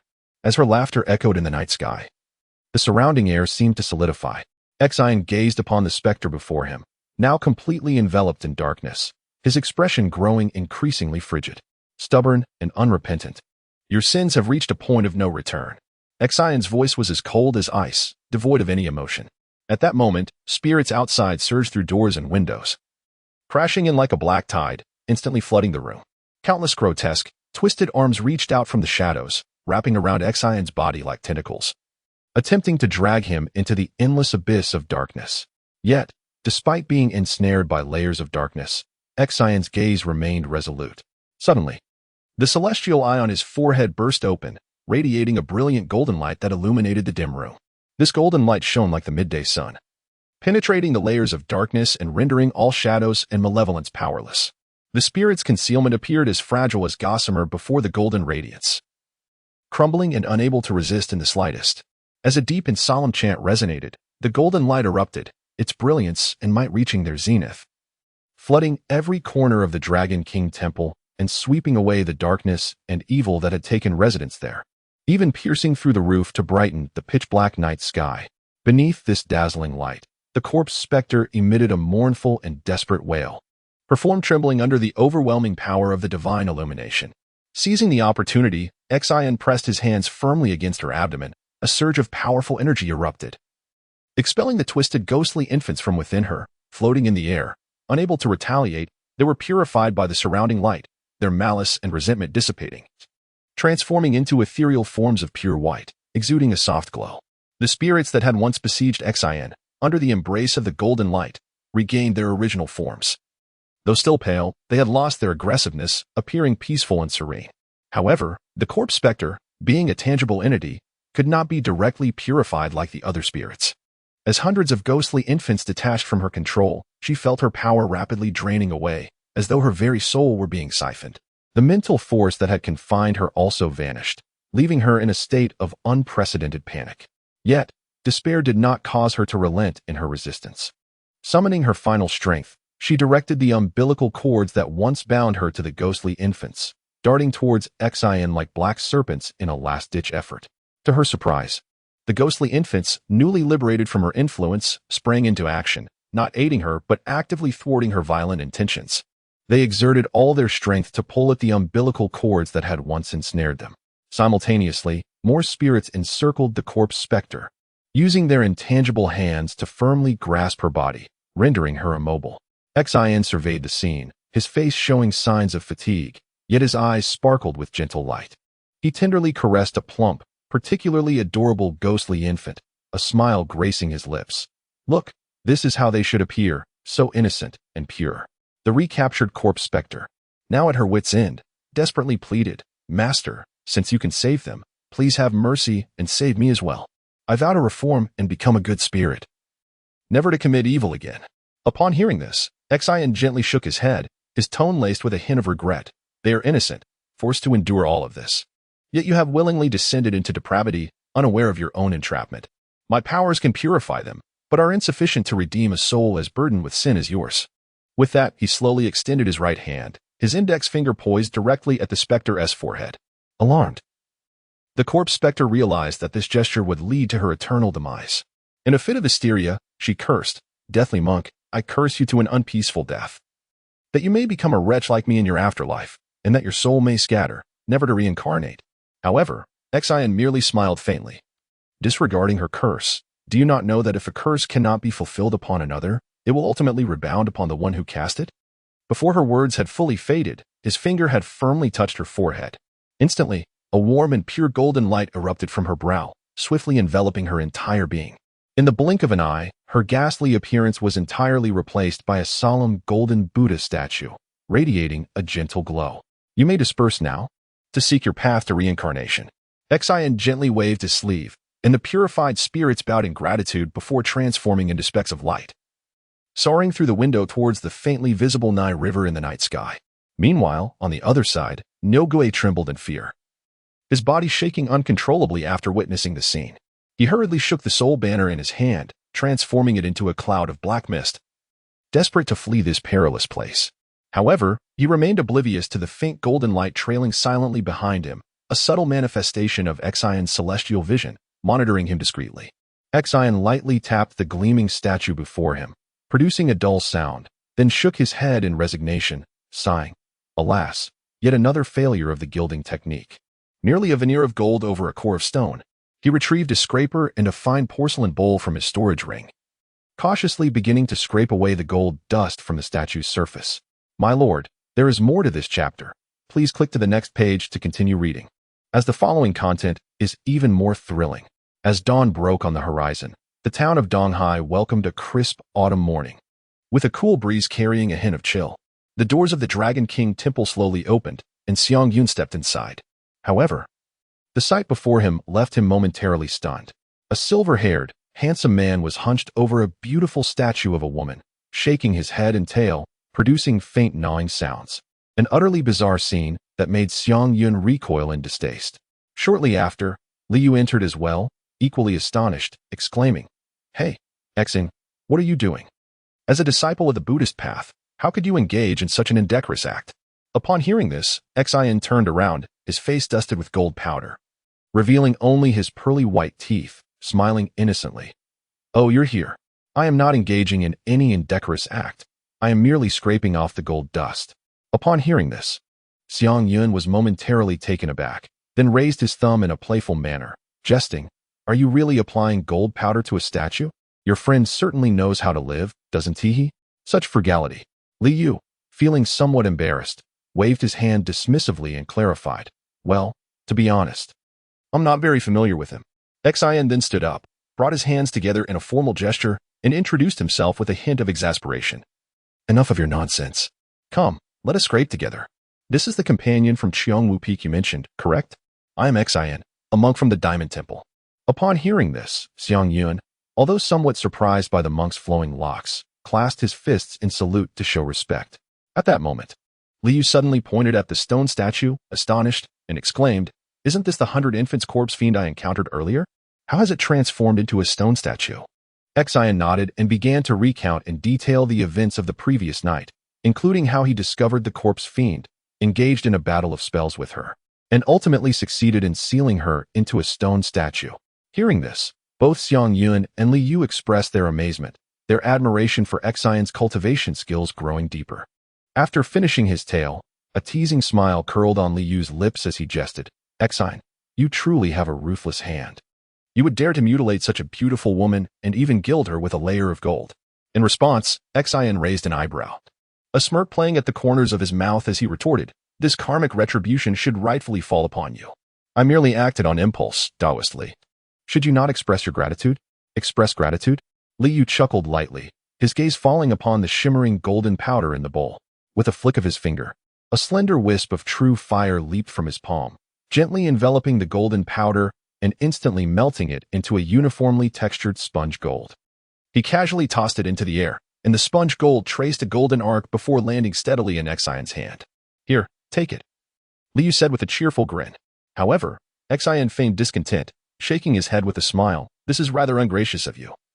This gold was clearly conjured by my alchemical skills. What connection do you have to it? For this karmic debt, an additional 10 spirit stones shall suffice." Liu laughed heartily at this, waving his hand dismissively. All right, As long as we can vanquish the demons and uphold justice, what is this trifling sum? As time flowed to noon, sunlight filtered through the clouds, casting dappled shadows. Pei Donglai and Lei Mengmeng arrived in unison, gracefully landing before the group, and at last, the five were gathered together. They sat in a circle, the atmosphere heavy with tension. Each produced the intelligence they had collected, beginning to exchange information one by one. As the eldest and most experienced among them, Lei Mengmeng was the first to speak. The zombie Taoist, the flesh-eating monk, the corpse miasma fiend, and the 100 infants corpse fiend. Each is a formidable opponent at the foundational stage, though we each possess unique strengths. Relying solely on individual prowess to dismantle the gathering of evil spirits in the ghost market is an undeniably daunting task. She surveyed the group before continuing. I propose we contact the elders of the Dixing sect for assistance. Their involvement would ensure a more prudent approach. However, Xiang Yun resolutely shook his head. No. The individuals behind the ghost market are very likely affiliated with the divine ghost peak. They have deep roots within the Dixing sect. If word gets out, it will only alert the serpents in the grass. Consequently, the denizens of the ghost market will become increasingly vigilant, making it exceedingly difficult for us to locate them again.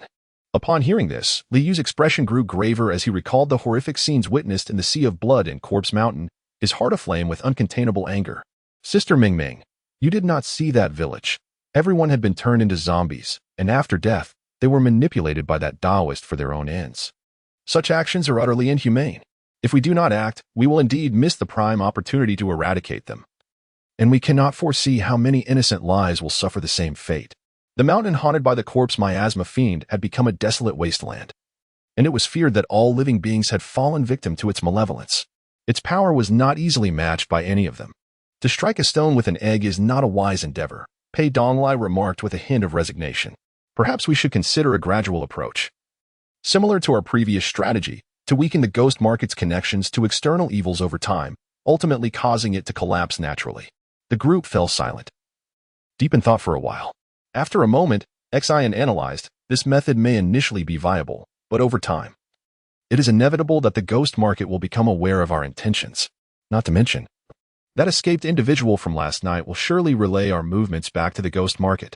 If we delay our actions, they will undoubtedly come seeking us. Thus, we are left with two paths, to fight to the bitter end, or to retreat. Li Yu implored Lei Mingmeng, Sister Mingmeng. Did you not promise to assist me in setting up the thunder-gathering array? It is a potent weapon against evil spirits. Lei Mingmeng sighed in a bittersweet laugh. I had thought it would only be against some minor minions, not realizing you meant to confront hundreds of foes of equal standing. The difficulty is truly beyond imagination. Implicit in her words was the notion that the risks were too great to ignore. Xian joined his palms together, his tone resolute. The souls controlled by the 100 infants corpse fiend are all those of infants not yet a month old. This matter weighs heavily on my heart. Through my divine insight, I have discerned the precise location of the ghost market. Should you all feel trepidation and wish to withdraw, I shall venture forth alone. Following suit, Li Yu declared firmly, Monk, count me in. Xiang Yun resolutely raised his hand and declared, Master, I am willing to join you. Though there may be thousands, I shall go forth. As this classical Confucian phrase resonated, the crowd was taken aback, filled with admiration and respect. Xian smiled at the two, his eyes brimming with approval, and nodded gently, saying, Well said. With your company, our journey will surely be bolstered with greater odds of success. Lim observing the scene before her, shifted her gaze to Pidngli, who leaned against the wall with his sword, seemingly indifferent. She said, Even in the face of perilous death, the three of you show no fear. Pidngli, what are your intentions? Feeling the weight of isolation, Pidngli, though reluctant, took a deep breath and replied, We four are all outsiders. Distant waters cannot quench our immediate thirst, and our family elders are far removed. The internal complexities of Xu make it difficult to keep matters confidential. However, Xiang Yun, is it not true that your Qi peak is currently at odds with Shng peak? Why can't you request assistance from your own masters? With their presence, we would have at least a measure of assurance, preventing us from recklessly walking to our deaths. If truly there are powerful beings to stand guard, I, Pidngli, shall certainly fight alongside you. He hesitated, acknowledging that the disciples of Qi peak were few and generally of lower cultivation. Thus, the only one who might truly make a difference would be his senior sister. Xiang Yun's voice bore a hint of uncertainty. Habitually seeking help from LNQNGHN whenever faced with difficulties, he felt he owed her much for her past assistance. Consequently, he inadvertently excluded Qingw Peak and his senior sister from his list of potential supporters. Reflecting on this, a flicker of resolution crossed Xiang Yun's eyes. This time, they were confronting a challenge that involved life and death. He glanced at his companions, each one a comrade with whom he would fight side by side. Their safety equally paramount. I shall invite my senior sister, Xiang Yun declared. She is a master of intent.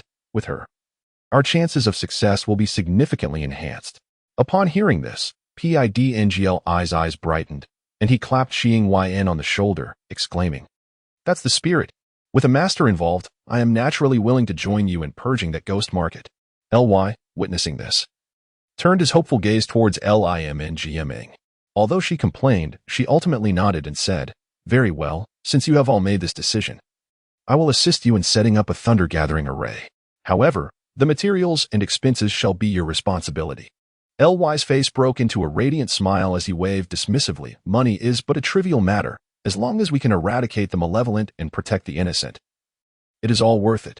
The group exchanged smiles among themselves. Meanwhile, at the edge of the ghost market, within a tower by the sea, the atmosphere was tense. Nigu knelt before Zchngfing, meticulously reporting the recent upheaval at the Dragon King Temple, every word laced with reverence for the Buddhist monk. "Indeed, my lord.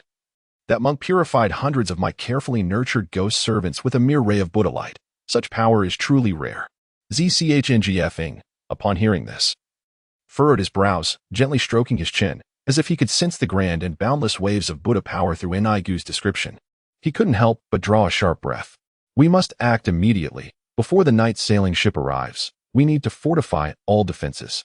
His voice was low, and he then turned to his subordinate, issuing commands.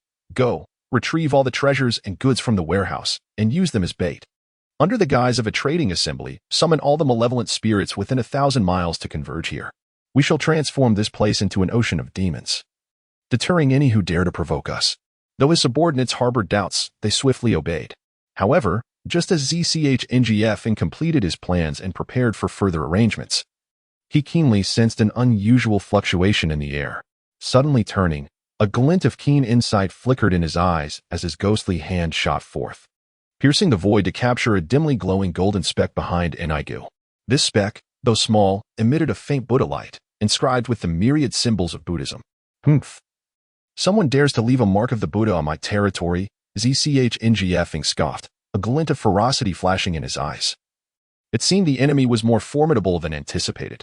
On the outskirts of Dnghi town, as dawn broke, Ly stood atop a mountain peak, gazing at the persistent mists and miasma intertwining in the valley and by the sea. His pupils gradually shifted to a grayish hue, awakening an extraordinary perception within him, transforming the world before his eyes as everything became enveloped in a subtle aura. The trees were surrounded by vibrant light green orbs of energy, teeming with life, while beside Xiang Yun, a circle of fiery red energy pulsed with intensity. Wisps of pale white mist curled among the stones, adding an air of mystery to the tranquil morning. Whether animal, plant, or even the inanimate and the lifeless, each possessed a unique aura and essence, intertwining to form a complex and delicate tapestry of nature. Ly's gaze finally pierced through the layers of fog, locking onto the distant ghost market, where towering black mist roiled endlessly, resembling the turbulent depths of the ocean, its overwhelming force even eclipsing the gentle vapors floating above the sea, exuding an aura of foreboding and crisis. In my recent observations, I have noted the malevolent energy of the chaotic burial ground ghost market growing increasingly potent. They have evidently sensed our presence and are rapidly gathering strength to confront our challenge. Ly spoke gravely, his brows furrowed with unyielding resolve. Beside him, XN, with a stern expression, remarked, "This is only natural. The insights I glean are effortlessly crushed by their vigilance, showcasing their meticulous defenses."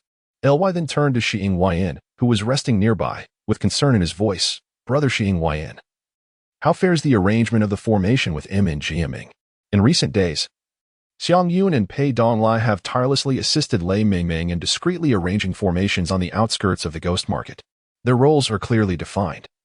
They swiftly eliminate weaker spirits, while exercising caution against seemingly formidable foes, with Xiang Yun and Pei Donglai tasked with keeping them occupied to ensure Lei Mingming's safe withdrawal." Speaking of this, a subtle smile graces Xiang Yun's lips. Despite the multitude of scars adorning his body from the relentless battles, his gaze remains steadfast and invigorated. Pei Dong Lai.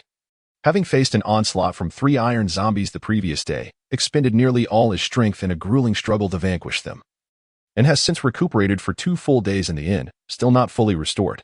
Amidst several days of conflict, Lei Mingming has grown increasingly fond of Xiang Yun, viewing him not only as a reliable ally but also as a dear friend, someone she can unconditionally trust in times of peril. Li Yu and Xian, one a Taoist and the other a monk, do not excel in martial prowess or close combat ferocity, but rather in their profound expertise within their respective disciplines. Xian is responsible for gathering all necessary materials for Lei Mingming, traversing the streets and alleys of Donghai town, meticulously selecting and concocting preparations for the impending battle. Meanwhile, Liu employs his unique mastery of formations to ingeniously lay traps and mazes in the more peripheral areas, particularly along the essential routes leading to Donghai town. These formations serve as invisible barriers, designed to prevent any spirits from escaping and disturbing the innocent residents of Donghai town once combat ensues. She is currently establishing a thunder-calling platform atop a nearby mountain, while other concealed formations are nearly complete, awaiting the opportune moment. Excitement and anticipation are evident in Xiang Yun's words. Will your senior sister be joining this operation? Liu inquires with concern, aware of her formidable capabilities. Indeed, she has arrived and is currently resting in the inn, ready to join the fray at any moment. Xiang Yun responds, his tone brimming with confidence. Liu gazes skyward, the sunlight filtering through the clouds. After a moment of contemplation, he remarks, I had initially planned to act at noon, when the yang energy is at its peak, providing a certain restraint against the spirits.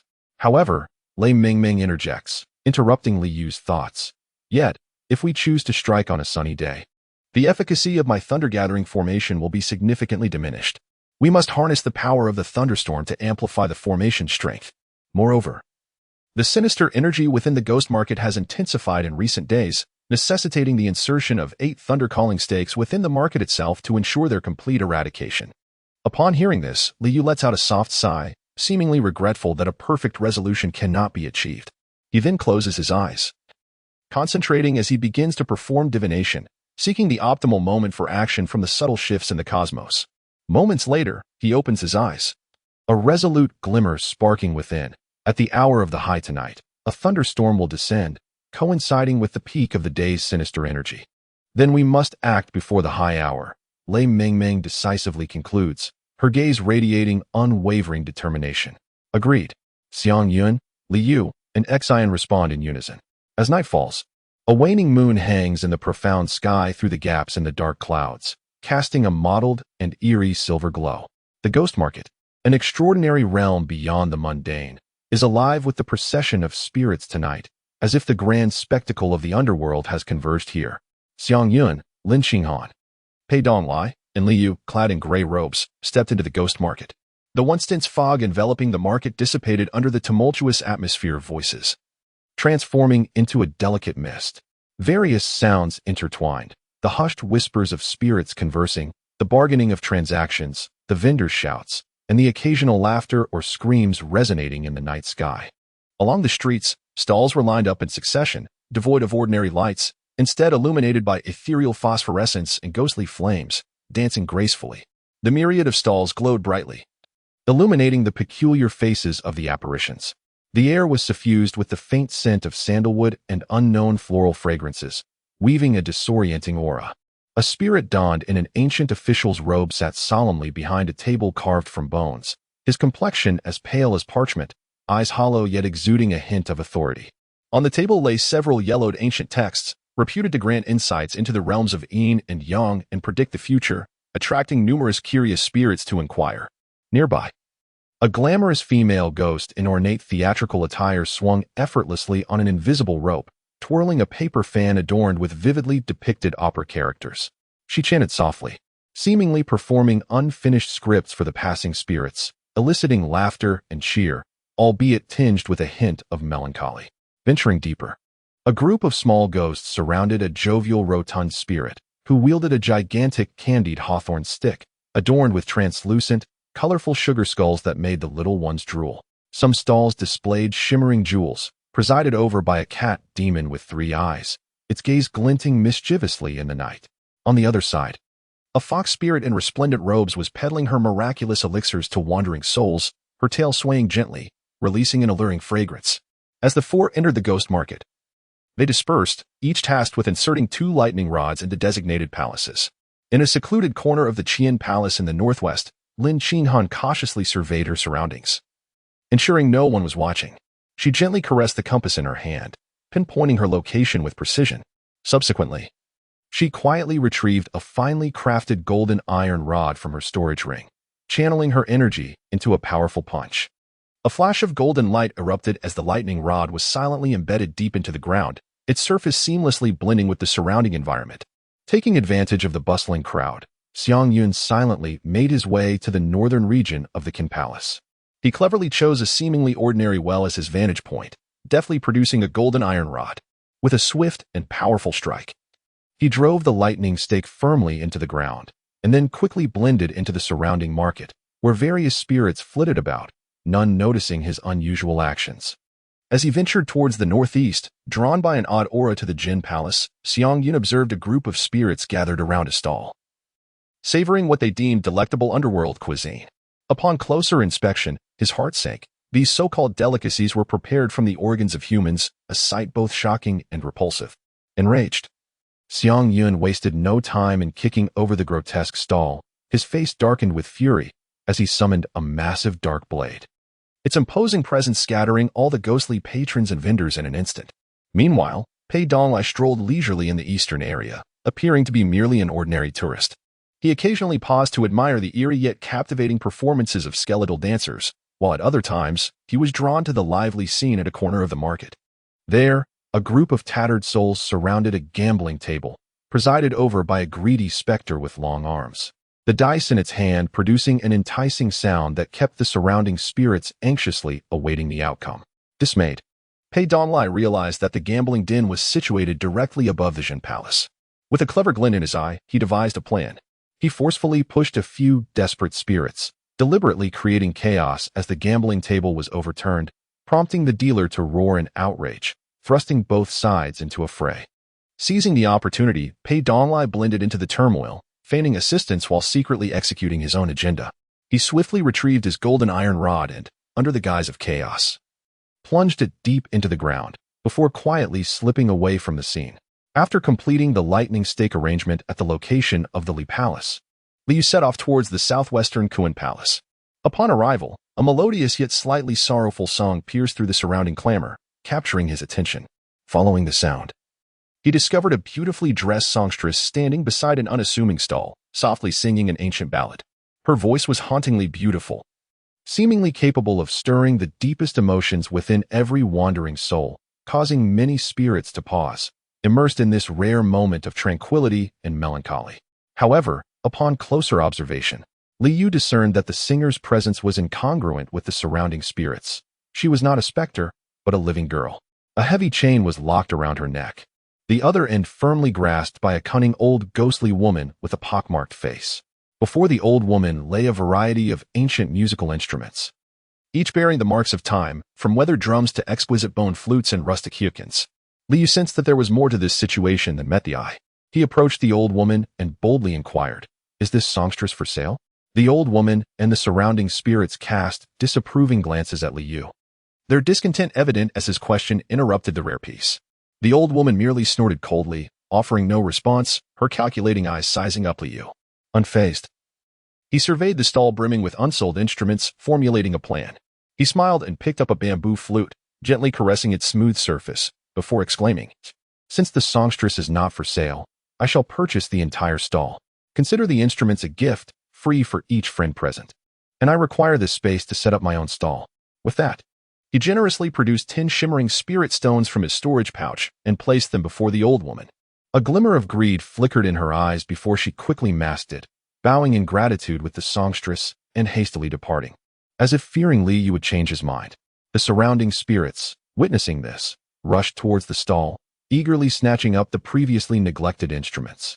In no time, the ground was left barren, and the spirits that had gathered dispersed, leaving only laughter and merriment in their wake. Liu observed the scene, shaking his head with a wry smile, silently lamenting, "Indeed, money can make the spirits dance." Yet he did not linger, swiftly retrieving a tilling charm from his pocket, waving it gently to soften the ground. Seizing the moment, he drove the lightning stake deep into the soil, confirming its placement before turning to leave. As the hour of Su approached, the 8 lightning stakes had been securely placed. Xiang Yun, Lin Qinghan, Pei Donglai, and Li Yu regrouped at the central square of the ghost market. Just as they prepared to depart from this chaotic locale, an unusual commotion caught their attention. A tall platform had unexpectedly been erected in the center of the square, where a mysterious auction was underway. The 4 paused, intrigued, as they observed the proceedings. On the platform stood several men in black robes, their expressions stern, as they introduced a series of rare items. One man in particular drew attention. Standing at the forefront of the platform, pointing to a massive iron cage that imprisoned a uniquely shaped werewolf beast. "Ladies and gentlemen, behold this wolf demon." The man's voice boomed with fervor. "This is a second-generation lycanthrope, infected with wolf venom, whose saliva contains enough toxin to transmit rabies. A bite from it leaves the victim almost without hope of remedy, swiftly turning them into the finest tool for harvesting human souls without raising any suspicion." Below, a variety of malevolent spirits whispered among themselves, debating the merits of the werewolf demon. Some expressed skepticism about its efficacy, doubting the lethality of its toxin. Others schemed on how to exploit the creature in remote areas, where the scarcity of medical resources would render the infected nearly untreatable. Is this second-generation lycanthrope truly so useful? Might it be merely a gimmick? While infection with rabies is possible, to claim it is untreatable is an exaggeration. The toxicity of the second generation pales in comparison to the first, which is truly fearsome.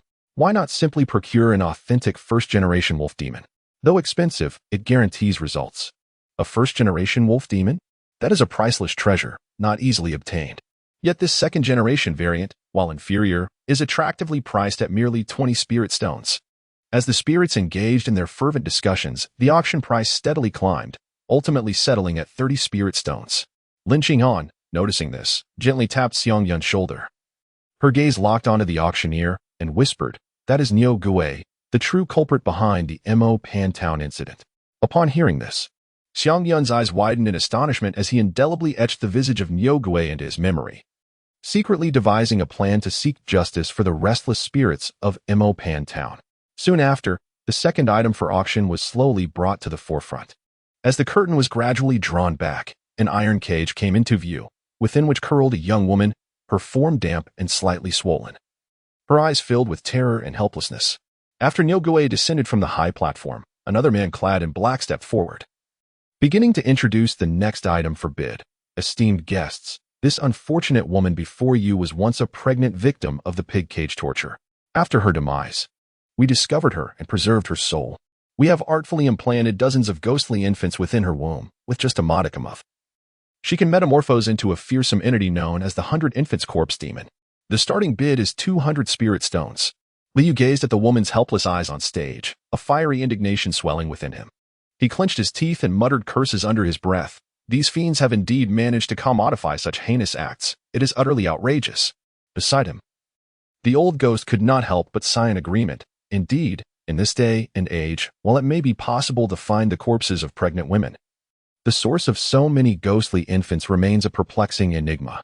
A tremor coursed through Xiang Yun's heart as he murmured to himself, "Infant ghost infants?" Indeed, the wolf demon and the esteemed Niu Gui have confirmed it, yet the origins of these ghostly infants remain shrouded in mystery. On the auction stage, as the bidding continued, 3 nascent corpse puppets, resembling infants, were sold for exorbitant prices. Following this, a man clad in black gestured, and several ebony coffins were brought forth to the front of the stage. He opened each coffin in turn, revealing the iron-colored corpses lying within. These corpses bore skin as dark as iron, remarkably resilient, with glowing puppet symbols affixed to their foreheads. In a deep voice, he proclaimed, "Next, we present the highlight of the evening, the Iron Zombies. They possess not only formidable defensive capabilities but also immense strength, making them invaluable allies for all esteemed guests. The starting bid is 200 spirit stones per unit." Xiang Yun gazed at the iron corpses, his heart filled with astonishment. He turned to Lin Qinghan in disbelief and inquired, "Senior sister, how are the levels and realms of these iron corpses classified? Why do the foundational realm specters sell for such a meager price here?" Lin Qinghan's expression grew increasingly somber as she replied slowly. Zombies are terrifying entities that arise from corpses buried in the earth, which absorb energy over the years, remaining uncorrupted by the passage of time. They can be broadly categorized into several stages based on their formation time and process. Initially, within the first 100 days after burial, the skin becomes pallid, and they are referred to as white zombies, possessing combat prowess roughly equivalent to that of a refining essence cultivator. As time elapses, hair flourishes and nails along with corpse hair grow, transitioning them into the hairy zombie stage, at which point they can attain the strength of a chi refining practitioner. However, the evolution of zombies does not follow a singular path. Some hairy zombies, burdened by excessive decay within, transform into green zombies, whose toxicity is potent enough to contaminate an entire region, their combat capability rivaling that of a perfected chi refining cultivator. Conversely, others remain uncorrupted and continue to nourish their physical forms. Their skin gradually darkens, resulting in what we just witnessed, the iron corpses, which similarly possess the strength of perfected chi refiners. Xiang Yun, captivated by the conversation, continued to inquire, are there even more formidable zombies beyond the iron corpse and the green corpse? Lin Qinghan nodded and elaborated. Indeed, there are. Beyond the iron corpse, the next evolution is the copper corpse, which is equipped with armor and possesses strength and defense far surpassing that of the iron corpse. Ascending further, one can no longer simply refer to them as zombies. They become the flying night demons, possessing terrifying power comparable to that of golden core cultivators, capable of soaring through the skies and exhibiting immense strength. As for the green corpse, it evolves into even more bizarre entities known as corrupted beasts, typically dwelling in marshes, taking on various forms and having long since lost their human semblance. Upon hearing this, Xiang Yun could not help but conjure images of the crimson-eyed and violet-eyed zombies from the television series Xiang Yun in her mind. Curiously, she inquired, "Senior sister, have you ever heard of the crimson-eyed and violet-eyed zombies?" Lin Qinghan shook her head, indicating that she had not. Meanwhile, Liu interjected, unable to restrain himself. It is a common understanding that any specter that has committed excessive slaughter or consumed blood will have its eyes turn red. As for the violet-eyed zombies, I have never encountered one. The notion of categorizing zombies by the color of their eyes seems rather perplexing. Upon hearing this, Xiang Yun offered an awkward smile, inwardly lamenting, "Alas, my formidable zombie king and its loyal minions seem destined never to cross paths in this realm." As the auction progressed, the corpses within their coffins were sold one by one, with prices soaring increasingly higher. Ultimately, the last coffin revealed a copper zombie, inciting a frenzy among the attendees. After several rounds of bidding, it was ultimately secured at a staggering price of 1,000 spirit stones. Xiang Yun gazed at the extravagant patrons, creatures of the dark, and an audacious thought of robbery flickered through his mind. Subsequently, the auction showcased an array of artifacts utilized by malevolent spirits, yet none captivated the eye with brilliance. At that moment, the ghost market, overwhelmed by its throngs of visitors, had seen the mist dissipate to such an extent that the guiding lanterns were rendered unnecessary. Observing this, Lin Qinghan led Xiang Yun, Pei Donglai, and Liu out of the ghost market and into the outside world, where they were met by the long-awaiting Lei Meiming and Xian Xuanli. As they stepped beyond the threshold of the ghost market, Lin Qinghan's expression grew gravely serious. She spoke in a low tone, "Fortunately, you informed me in a timely manner, for had you acted rashly, the consequences would have been dire." Upon hearing this, Xiang Yun quickly pressed on, "Sister, what do you mean by that?" Lin Qinghan's gaze deepened as she explained. Their ability to sell copper zombies indicates that their resources are far from limited.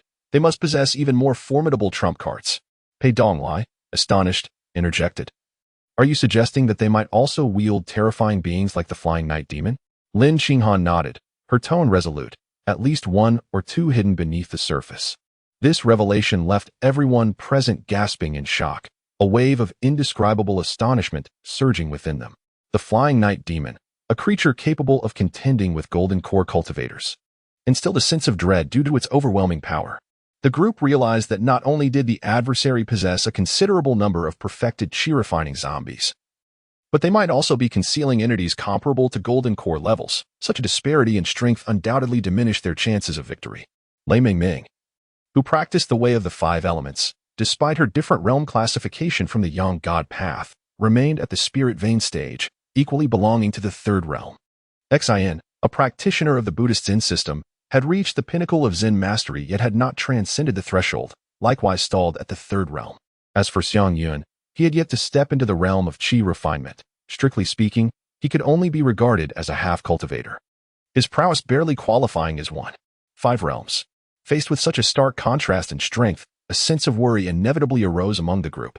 However, amidst this concern, there was a profound gratitude towards Lin Xinghan.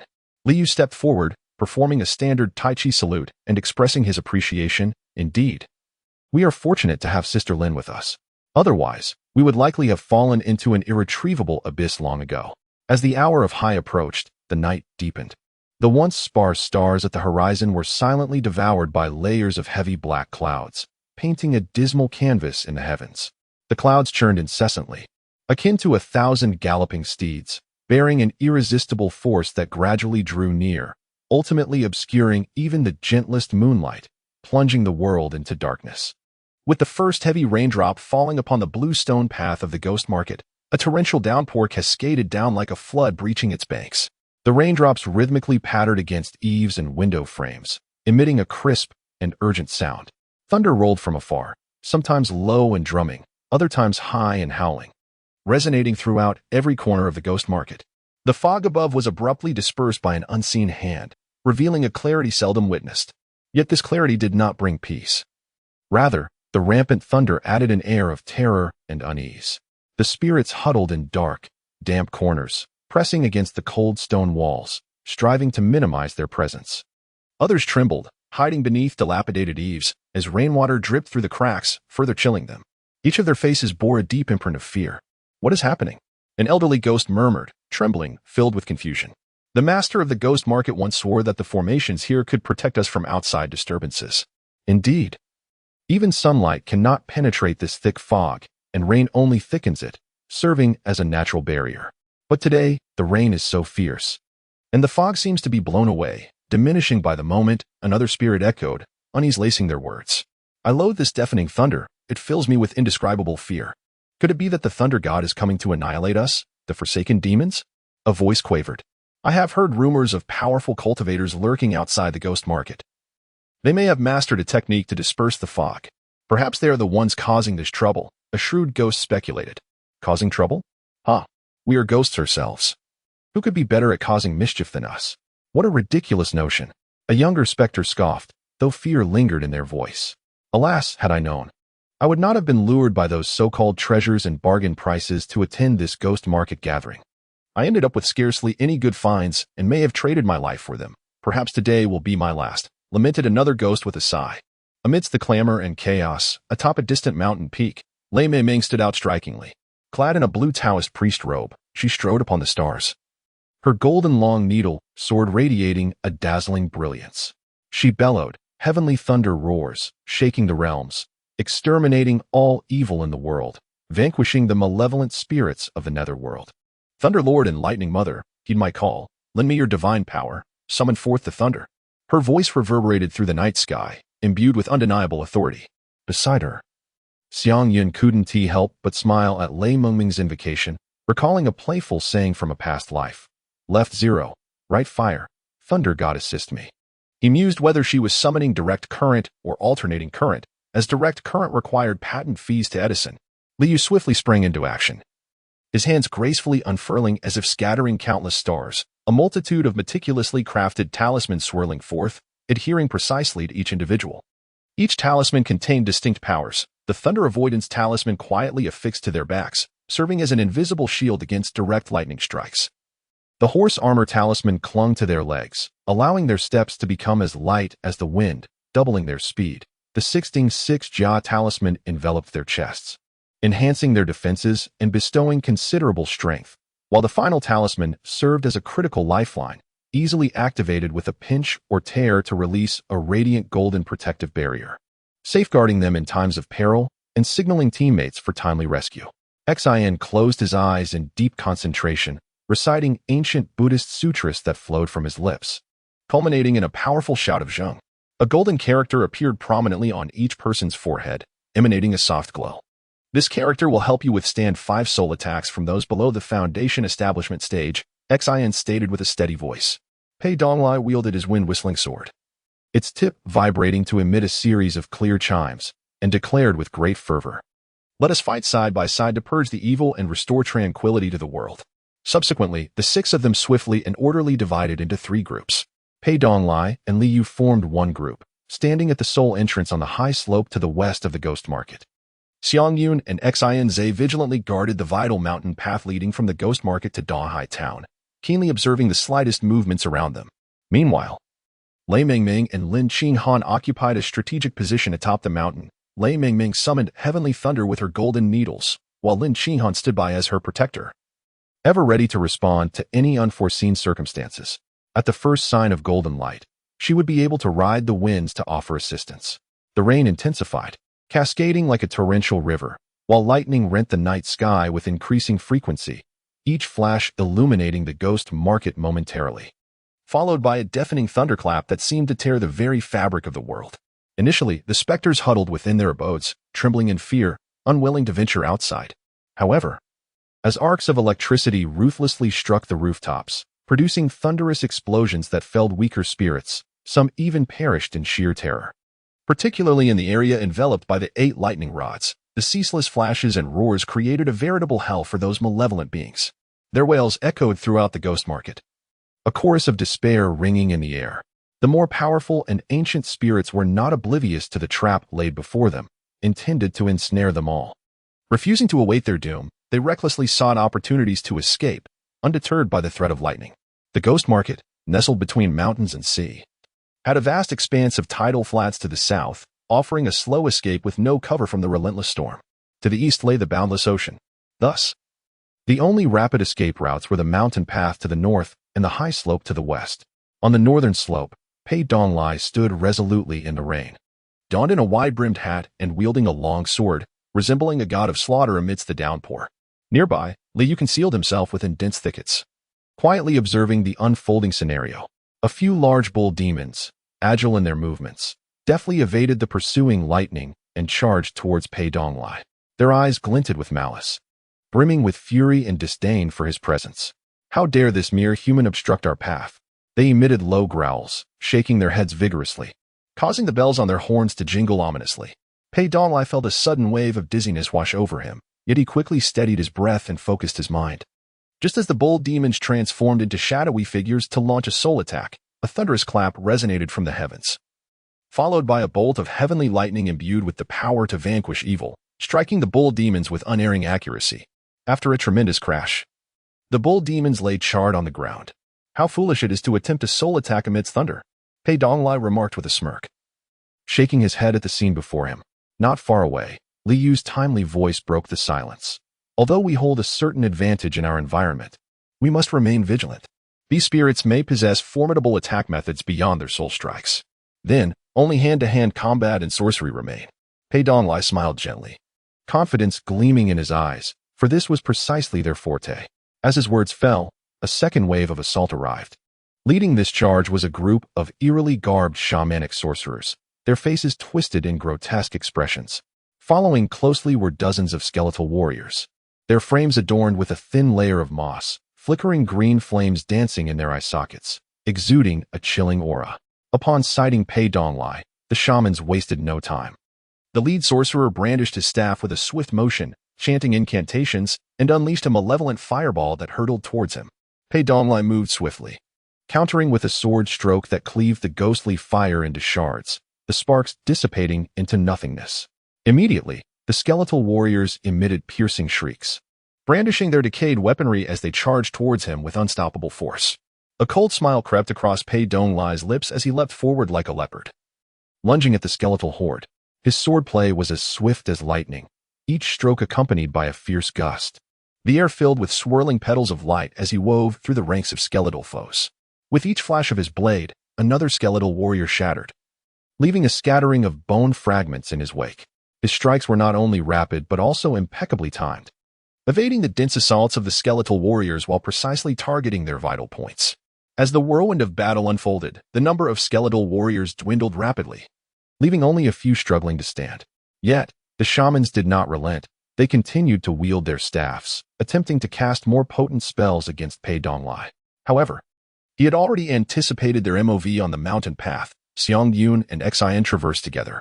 Xiang Yun meticulously wrapped the Mu Yun sword in cloth, securing it tightly to his left hand, determined to avoid the embarrassment of losing his weapon during his previous encounter with the evil monk. He understood all too well that in battles where strength disparities are pronounced, even the slightest oversight could turn the tide of the conflict. And the stability of his weapon was paramount to his combat efficacy. The first wave of adversaries they encountered was a formidable black bear spirit. This creature bore a resemblance to the evil monk they had previously faced, notably adorned with a matching skull necklace that exuded an ominous aura. However, unlike the monk, the black bear spirit emitted a charred scent, evidently a remnant of its misfortune during its escape from the ghost market, having been struck by lightning and left with scars. In the face of such a fearsome foe, Xiang Yun exhibited no signs of slackness. Grasping the hilt of his sword with both hands, he surged forward like an arrow released from its bow. Just before his charge, he turned back, his gaze resolute as he addressed Xian, "Master, permit me to deliver the final blow to these malevolent spirits, lest your hands become tainted with unnecessary sin." Despite his words, Xiang Yun harbored his own intentions, unwilling to allow these invaluable combat experiences to slip away to Xian. Upon hearing this, Xian joined his hands in prayer, softly chanting Ba, and responded, "Good, good." He felt that Xiang Yun was acting with loyalty, looking after him.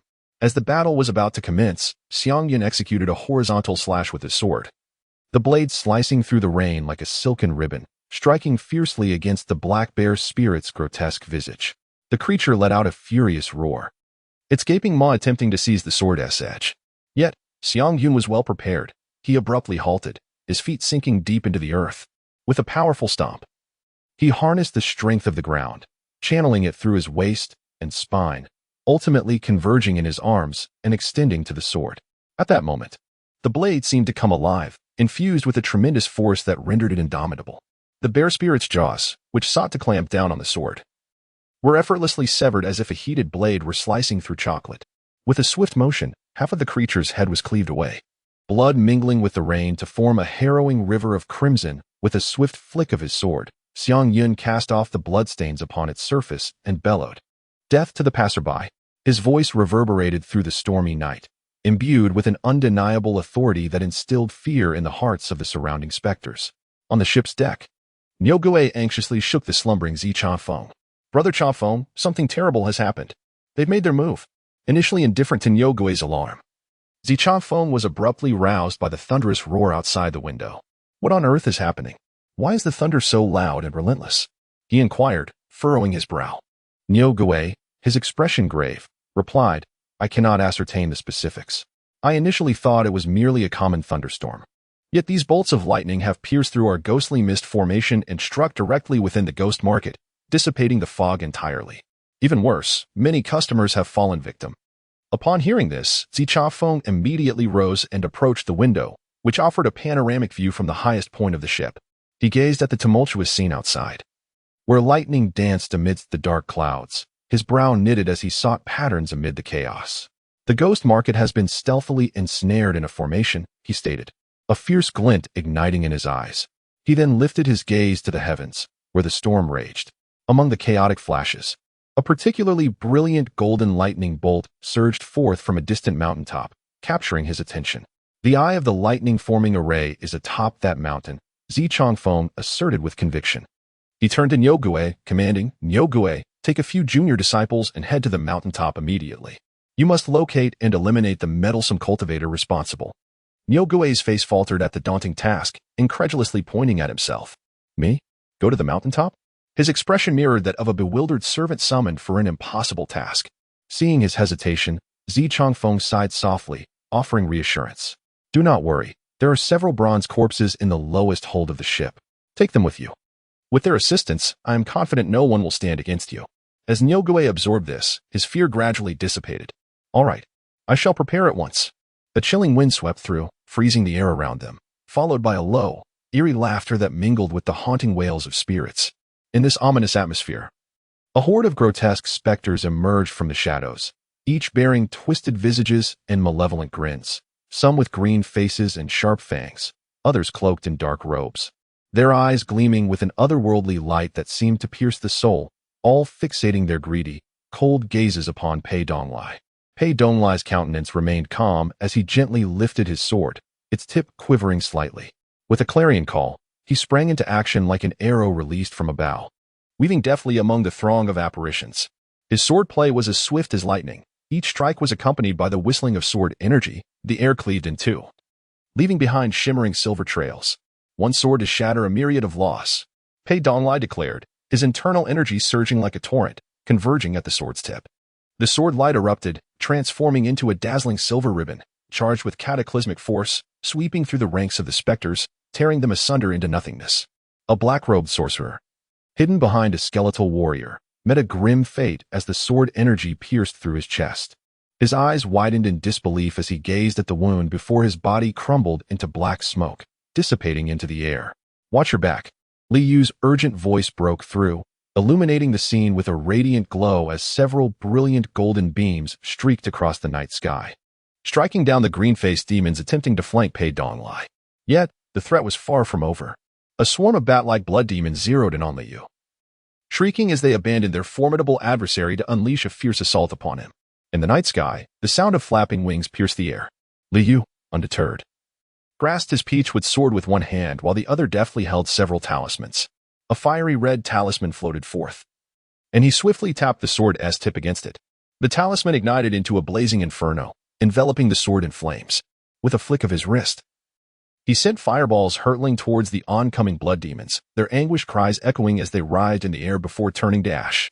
Unbeknownst to him, a shadow lurked behind him, a ghostly figure moving stealthily. Suddenly, a pair of obsidian hands, exuding a chilling aura, lunged from the darkness towards his throat. Sensing the icy presence behind him, Li Yu reacted instinctively, shattering the talisman in his palm. A brilliant golden light erupted, illuminating the shadowy area. Upon contact with the golden light, the sinister hands emitted a piercing shriek, retreating amidst plumes of smoke, clearly scorched by the intense heat. Li Yu pivoted swiftly, his gaze fixed upon the now illuminated shadow, unwavering as he extended his right hand, palm directed at the darkness. Drawing a deep breath, he channeled his magical energy and unleashed a thunderous blue palm strike, infused with the might of a storm, aimed squarely at the depths of the shadow. Boom! With a resounding crash, the shadow was struck by a thunderous force, erupting in a brilliant flash of light. As the radiance dissipated, a grotesque, jet-black humanoid creature staggered forth from the shadow, its form twisted and reeking of charred flesh, evidently gravely wounded. It struggled to flee, but a golden glimmering coin was hurled, striking the back of its head. Moments later, its skull exploded, rendering its body motionless. The gathering specters around Pei Donglai grew increasingly dense. His sword, weary from relentless strikes, felt heavy in his grasp, and blood seeped from his palms, staining the hilt crimson. In the face of this nearly insurmountable onslaught, Pei Donglai made a remarkable decision. He cast aside reliance on his sword, launching it into the air to trace a silver arc, while simultaneously forming seals with his hands. His vital energy surged forth, commanding the blade known as Wind Whisper to dart swiftly around him, like a silver fish navigating the dark ocean woven by the rain, hunting down the malevolent spirits that sought to draw near with lethal precision. Meanwhile, Pei Donglai transformed into a vast source of vital energy, his body's myriad acupoints emanating a soft glow. These lights gradually coalesced, forming ethereal figures that swirled around him. This phenomenon was not a deliberate display of sorcery or supernatural power. Rather, it was a peculiar consequence of his body's unique structure. His acupoints could not fully close. This was both a lamentable limitation of his innate talent as a swordsmanship prodigy and the reason for his transfer to Dixing's sect. Though he could not condense his essence into a golden elixir as an ordinary person would, Pei Donglai possessed an extraordinary efficiency in utilizing his vital energy, making him the most adept practitioner of his realm. The energy leaking from his acupoints became an asset rather than a burden, skillfully coalescing into shadowy figures that mimicked his previous sword techniques to continue the assault. These figures could even unleash sword energy independently, albeit at a slightly reduced speed compared to Wind Whisper, significantly broadening Pei Donglai's offensive range. Even more astonishing was his ability to multitask, dividing his focus to control these vital energy apparitions, allowing them to deviate from their original trajectories to launch surprise attacks on his foes. This innovative combat style enabled him to strike a single target up to 5 times simultaneously, a technique he had devised called the Shadow Sword Technique. With a single swing of his sword, 5 shadowy blades followed suit, each charge accompanied by 5 apparitions of Pei Donglai. Wherever the sword light fell, the specters crumpled, none escaping unscathed. Even formidable adversaries of equal rank found it difficult to withstand his onslaught for more than a moment, with instant death becoming the norm. The breathtaking scenes of battle left Liu, stationed afar to provide remote magical support, utterly astonished. He marveled inwardly, goodness, is this truly the might of Brother Donglai? He appears as if a sword deity has returned, unmatched by any. Xiang Yun's figure flickered as he swiftly turned, seizing the malevolent specter's neck with a firm grip and violently hurling it away from Xian. Meanwhile, Xian continuously channeled the power of the 8 precepts to support Xiang Yun. At that moment, a massive horse demon, wielding a formidable axe, charged towards Xiang Yun with a ferocious roar. In the face of this fierce assault, Xian calmly uttered a word of restraint, causing the horse demon's body to stiffen instantaneously, rendering it immobile. Taking advantage of the situation, Xiang Yun swiftly thrust his sword, skillfully piercing the jaw of the horse demon, penetrating through its skull and delivering a fatal blow. One commanded, while the other executed. Their coordination impeccable as they obstructed the malevolent spirits on the mountain path, rendering them nearly immobile. However, as hordes of hunchbacked ghouls surged onto the road, the situation grew dire once more. These wretched beings, born from the corpses of deceased children, were diminutive in stature yet retained the traits of their former lives. Preferring to act in packs, particularly under the leadership of a particularly vicious ghoul known for its sharp fangs, the hunchbacked ghouls moved with alarming agility.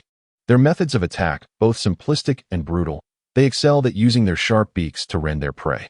In the wild, should they encounter a solitary child, they would mercilessly sever its spine, contorting it into a hunchbacked form, subsequently transforming it into one of their own. Undeterred by the overwhelming tide of hunchbacked ghouls, Xiang Yun wielded his sword like a tempest, each strike resembling a cutting machine, slicing through countless ghoul bodies. Yet, despite his prowess, a few cunning ghouls managed to slip through his defenses, latching onto his thigh, their sharp beaks tearing at his flesh with reckless abandon. Within mere moments, chunks of bloodied flesh had been bitten away from Xiang Yun's thigh, leaving him bleeding profusely. Xian, witnessing this with a heavy heart, felt the pain acutely. Fully aware of the torment Xiang Yun was enduring, he could not help but murmur softly, "Xiang, my friend, you suffer greatly." Amidst excruciating pain and overwhelming pressure, Xiang Yun simultaneously activated 2 formidable abilities, the extreme dosage and the soul forge. The crimson shield suddenly expanded, repelling several approaching wraiths, causing them to stagger backward, cast away by an invisible force. As Xiang Yun unfurled his form, akin to Galen, he executed a series of spins, his sword transforming into a cascade of silver afterimages that swept through the air, neutralizing yet another wave of the grotesque ghoul's onslaught. The severed limbs and dismembered arms of the fallen ghouls littered the ground, yet, to his astonishment, their companions nonchalantly collected these remnants, attaching them indiscriminately to themselves or their allies. With a bizarre writhing motion, those who appeared lifeless miraculously rose once more, regaining their agility and charging at Xiang Yun anew. The reassembly of severed limbs was a repugnant manifestation of the ghoul's disquieting innate ability. However, despite the seemingly inexhaustible foe before him, Xiang Yun remained unperturbed. The effects of the extreme dosage surged within him, providing an unending supply of stamina and vitality, enabling him to continue the fight without exhibiting signs of fatigue. Yet, despite the countless ghouls he had dispatched, the incremental gain in experience points indicated by the system was negligible, clearly illustrating that the ghoul's rapid restoration rendered his efforts seemingly futile. By heavens, it was akin to me battling an endless swarm of diminutive fiends. Xiang Yun cursed inwardly, steeling himself as he let out a low shout. With a firm grip, a dark blade materialized in his hands, its surface shimmering with an ominous crimson glow, instantly augmenting the area of effect of his strikes. Without a moment's hesitation, he surged forward, akin to a fierce tiger descending the mountain, plunging directly into the heart of the demon horde. Seeing this, Xian was taken aback, fearing that Xiang Yun had lost his senses in a moment of recklessness, and urgently called for him to retreat. Yet, Xiang Yun appeared oblivious to the warning, merely smiling nonchalantly as his gaze swept across the dense mass of demons encroaching upon him, a cold smirk curling at the corners of his mouth. So many experience packs. It is time to showcase my true skills. Holy judgment. As he uttered the incantation, a radiant golden light enveloped him, a sacred and imposing aura permeating the air, causing the very heavens to tremble. A brilliant beam of golden light erupted from within him, akin to the dawn breaking, enveloping his entire being. Following this, the golden radiance exuded a summoning power, and the skies began to fill with a multitude of golden holy swords, each emanating a fierce and dazzling crimson flame. Resembling a meteor shower frozen in time, creating an atmosphere of sanctity and inviolability. After hovering momentarily, the swords suddenly plummeted like meteors, crashing down with devastating force. All demons within a radius of several dozen meters succumbed to the purifying flames, their anguished cries swiftly consumed by the roaring inferno, ultimately dissolving into wisps of blue smoke, vanishing into nothingness. The air was saturated with the scent of charred remnants. Simultaneously, a series of crisp system notifications echoed in Xiang Yun's mind, heralding his remarkable performance in the battle. Ding. Level up. Meanwhile, atop a distant peak, Lin Qinghan stood quietly, her gaze piercing through the mountains, fixating on two locations. Both passes shimmered with golden light, yet the radiance emanating from the path where Xiang Yun stood was far more resplendent. With a swift motion, she glided through the air like a gentle breeze, racing towards Xiang Yun's position. The spectacle of his grand display sent shockwaves through the onlooking demons behind him, many of whom, struck with terror, hastily changed direction and fled in a panic. What is this monstrous being? How can one man possess such extraordinary valor? We must retreat to the western path, quickly. Watch your step, don't rush. The sheer magnitude and purity of his masculine energy were undoubtedly that of a formidable cultivator at the golden core stage. The righteous powers are here to cleanse us. We must flee, brothers. Amidst the chaos, someone shouted for retreat, sending the crowd into a frenzy. Those in the front sought to withdraw, while the uninformed in the middle were blocked by the throngs behind, creating a scene of utter disarray. In an instant, trampling incidents erupted, the air filled with wails of distress. A massive bovine demon, losing its balance in the turmoil, tumbled down the steep path, wreaking havoc and causing grievous casualties. Many demons, sensing the impending doom, attempted to abandon their corporeal forms in a bid to escape as spirits. However, it seemed as though the heavens sensed this surge of malevolent energy. And suddenly, several bolts of divine lightning struck without warning, obliterating those attempting to flee, plunging the scene into further chaos. Lin Qinghan, gliding above, witnessed all of this with a look of disbelief. Having anticipated her junior disciple would face peril, she was astonished to see him repel these demons single-handedly. Her heart filled with admiration as her gaze fell upon the area around Xiang Yun, scorched black by the holy light and flames, absorbing the remnants of sanctity and authority that lingered in the air. Could it be that he truly descended from the celestial realm, a reincarnation of a divine being? Lin Qinghan mused quietly. Now assured that Xiang Yun was safe, she relaxed her tension and adjusted her course, hastening towards the western slope. Xion's anxious heart finally found peace as he regarded Xiang Yun with warmth and admiration. Xiang Yun, your prowess is extraordinary. You annihilated so many evil spirits with a single strike. May I inquire the name of this technique that summons such a celestial display of light and fiery swords? It is truly magnificent. Xiang Yun smiled faintly and, feigning mystery, remarked, I am uncertain of its specific name, since it is a newly awakened divine ability of mine. Let us call it holy judgment. It is indeed my utmost honor in this lifetime to fight alongside a being of such formidable power, to vanquish demons and eliminate evil together. Xion's tone was imbued with joy and excitement. Xiang Yun's gaze transcended Xion, peering down at the chaotic scene unfolding along the mountain path. He observed the specters meeting their demise underfoot or being struck by heavenly lightning upon exiting their bodies, and a twinge of regret stirred within him. So much experience, squandered in vain, he mused. Yet, a new thought emerged, this cannot be overlooked. I must devise a way to capitalize on this situation. The experience required for my future upgrades will only increase, making this rare opportunity too valuable to waste. He recalled the skill points he had recently acquired, a surge of determination swelling within him. Thus, he began meticulously selecting suitable skills. The Q ability, Alpha Strike, of the Blade Master? No, while agile. Its mana consumption was excessive and ill-suited for his current state. Next, he pondered the Blade Master's ultimate, Highlander, the Noxian Guillotine of Darius, the Ruined King's ultimate, Blade of the Ruined King, Vane's ultimate, Final Hour, which extends duration upon kills, the W skill, Rocket Jump, of Tristana, which refreshes upon kills, as well as the ability, Taste Their Fear, of Kha'Zix. After thorough contemplation, Xiang Yun eliminated those skills that were overly costly, insufficient in damage, or could potentially cause misunderstandings due to their visual effects. For instance, while the Ruined King's ultimate was formidable, its transformation effect upon soul absorption was too peculiar. Using it in front of Xion could lead to unnecessary confusion. Ultimately, he settled on Pike's ultimate, Death from Below.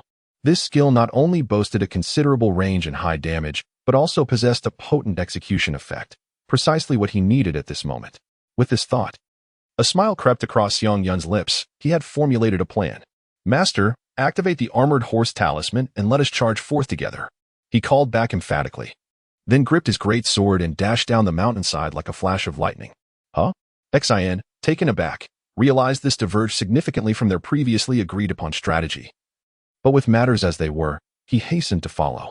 The two simultaneously activated the armored horse talisman, their feet seemingly sprouting wheels, their speed surging exponentially, akin to two streaks of lightning weaving through the mountain trails. This talisman is remarkably effective. Xiang Yun reveled in the unprecedented velocity, leaping and sprinting along the path as if gliding on air, exhibiting unparalleled agility. With this charm in hand, who would even consider learning the Blade Master's Highlander? I must acquire more of these talismans from Li Yu in the future, he thought with private resolve. Before long, they caught up with the disorganized specters. Master, do you possess any Buddhist precepts to slow them down? Xiang Yun inquired loudly, his eyes aflame with focus upon the adversaries ahead. Indeed, just a moment, Xian replied, swiftly forming seals with his hands before exclaiming, heavy. Instantly, the specters within a radius of several dozen meters ahead of Xian seemed to be ensnared by an invisible force. Their movements hampered. Numerous weaker specters were even pressed to their knees, while the more powerful ones barreled forth, inevitably trampling over them and exacerbating the chaos. At that moment, Xiang Yun perceived a subtle transformation in the enemy's forms. The untouched specters appeared unchanged, yet those wounded or on the brink of death began to emanate a faint red glow. It was as though they were silently pleading with Xiang Yun, esteemed one, I am at my limit. Strike me down first. Xiang Yun, without a hint of hesitation, unleashed his deceitful magic. His figure glided forward with an ethereal grace, raising the high above him.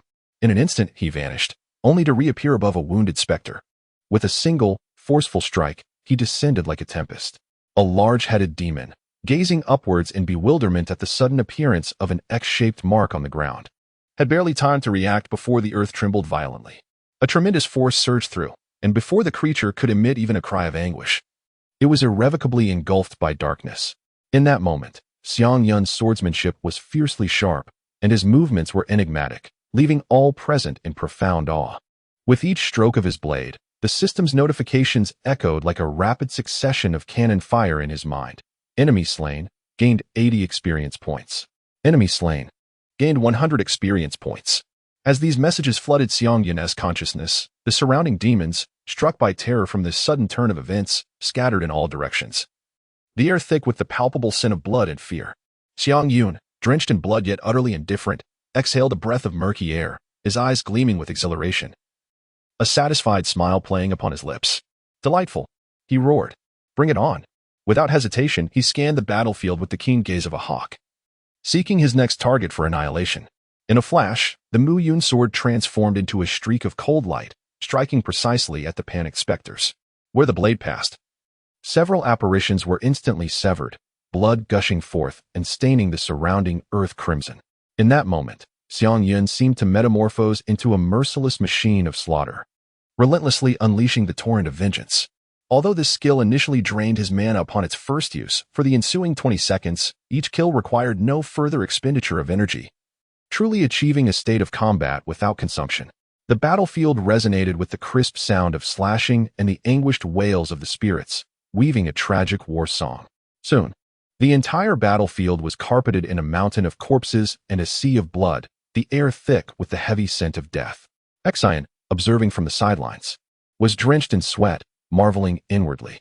Though he tirelessly cast the precepts of Buddhism, whether to enhance Xiang Yun's abilities, weaken the specters, or directly control them, the brilliance of his teammates' performance rendered him acutely aware of his own seemingly superfluous presence. The system notification chimed once more, congratulating the player on a level up. Besieged and bloodied, Xiang Yun stood resolute, his gaze piercing the cowering specters that had retreated into the ghost market. At that moment, he reigned supreme over the battlefield.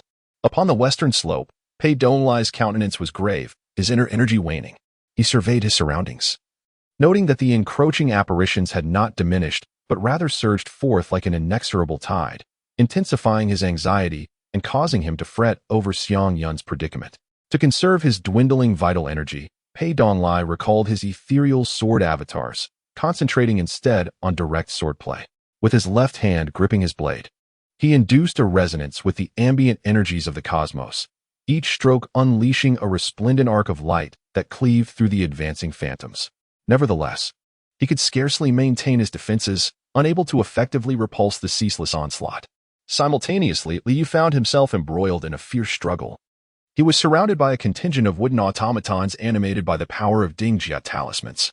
Though their movements were somewhat ungainly, their martial prowess, guided by Liu's astute manipulations, proved formidable, effectively thwarting the spectral advance. However, as the combat protracted, Liu's mana reserves dwindled, beads of perspiration forming on his brow. "My mana is nearly depleted.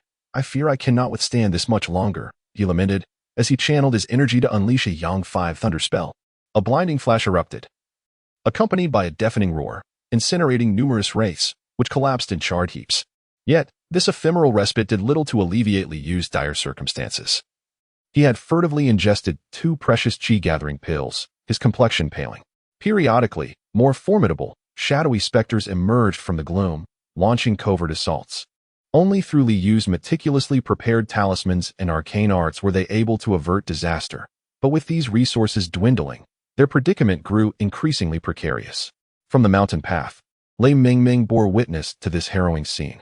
Intoning an incantation, she twirled a golden sword at her fingertips before thrusting it skyward. A brilliant bolt of lightning rent the heavens, striking with pinpoint accuracy amidst the besieging ghouls, temporarily suppressing their offensive and affording Liu and Pei Donglai a modicum of respite. "Why has senior apprentice Sister Lin not yet arrived?" I distinctly remember shattering the distress talisman, Liu inwardly lamented, the thought of retreat crossing his mind. Perhaps Xiang Yun is facing considerable adversity. Prompting senior apprentice Sister Lin to assist him first, Pei Donglai posited with a semblance of optimism, a faint smile playing upon his lips as he jested. "Their cultivation must be wanting, for we, the stalwarts of the group, must bear a greater burden. Xion's capabilities are beyond reproach, far surpassing our own. It seems Xiang Yun's inadequacy is the impediment, for he wields mere parlor tricks while his cultivation barely reaches the second stage of chi refining," Liu concurred, exchanging views on the situation with Pei Donglai while preserving a reserve of vital energy for emergencies. As they conversed, 3 bronze-skinned, golden-armored automatons materialized before them, their formidable aura causing the very air to congeal. These constructs effortlessly shattered Liu's puppet sentinels in a single exchange, showcasing the terrifying might of a Foundation establishment cultivator at its zenith. "Bronze golems, such formidable adversaries," Pei Donglai exclaimed, drawing his sword with alacrity and charging toward the golems with unwavering resolve, determined to gauge their true power. His blade flashed like a dragon, forming a luminous arc as it struck the golem's golden armor. The impact produced a dazzling shower of sparks, yet the seemingly impenetrable defense remained unbreached. Impenetrable, Pei Donglai thought, aghast. The golem retaliated with a swift, resounding blow. Pei Donglai parried with his sword, but the force of the impact sent him staggering. Observing this, the black-clad cultivator behind the golem smirked and unleashed a volley of ebony orbs, enveloping Pei Donglai in a shroud of impending doom. Pei Donglai felt the air thicken. His breath constricted, his lungs searing with agony. He coughed uncontrollably, each spasm threatening to expel his very organs. He was rendered defenseless as the other 2 golems lunged, their claws glinting menacingly. In a moment of desperation, Liu cast a transformative array, swapping his position with a wooden puppet. The golem's blows landed on the hapless automaton, reducing it to splinters. Pei Donglai, shaken and ashen-faced, frantically pressed acupoints on his chest, attempting to alleviate his suffering, coughing up black blood as he purged the toxins from his system. Their respite proved short-lived as the combined assault of the bronze golems and the black-clad cultivator decimated their puppet sentinels. "Activate the swift travel talismans. We must evacuate," Liu urged, his gaze fixed on Pei Donglai. Pei Donglai shook his head ruefully, his voice weak and resigned. "I was struck by the cultivator's underhanded attack. My vital energy is in disarray. Flee while you still can. I cannot abandon you," Liu retorted, hoisting Pei Donglai onto his back, his own body weary from the protracted conflict. The swift travel talismans activated, surging through their bodies, propelling them through the forest like bolts of lightning. However, their pursuers showed no signs of relenting. The black-clad cultivators launched another assault, ensnaring Pei Donglai with shadowy tendrils. Liu felt his progress impeded. He turned to see the tendrils constricting Pei Donglai. He placed Pei Donglai down and severed the tendrils with his wooden sword.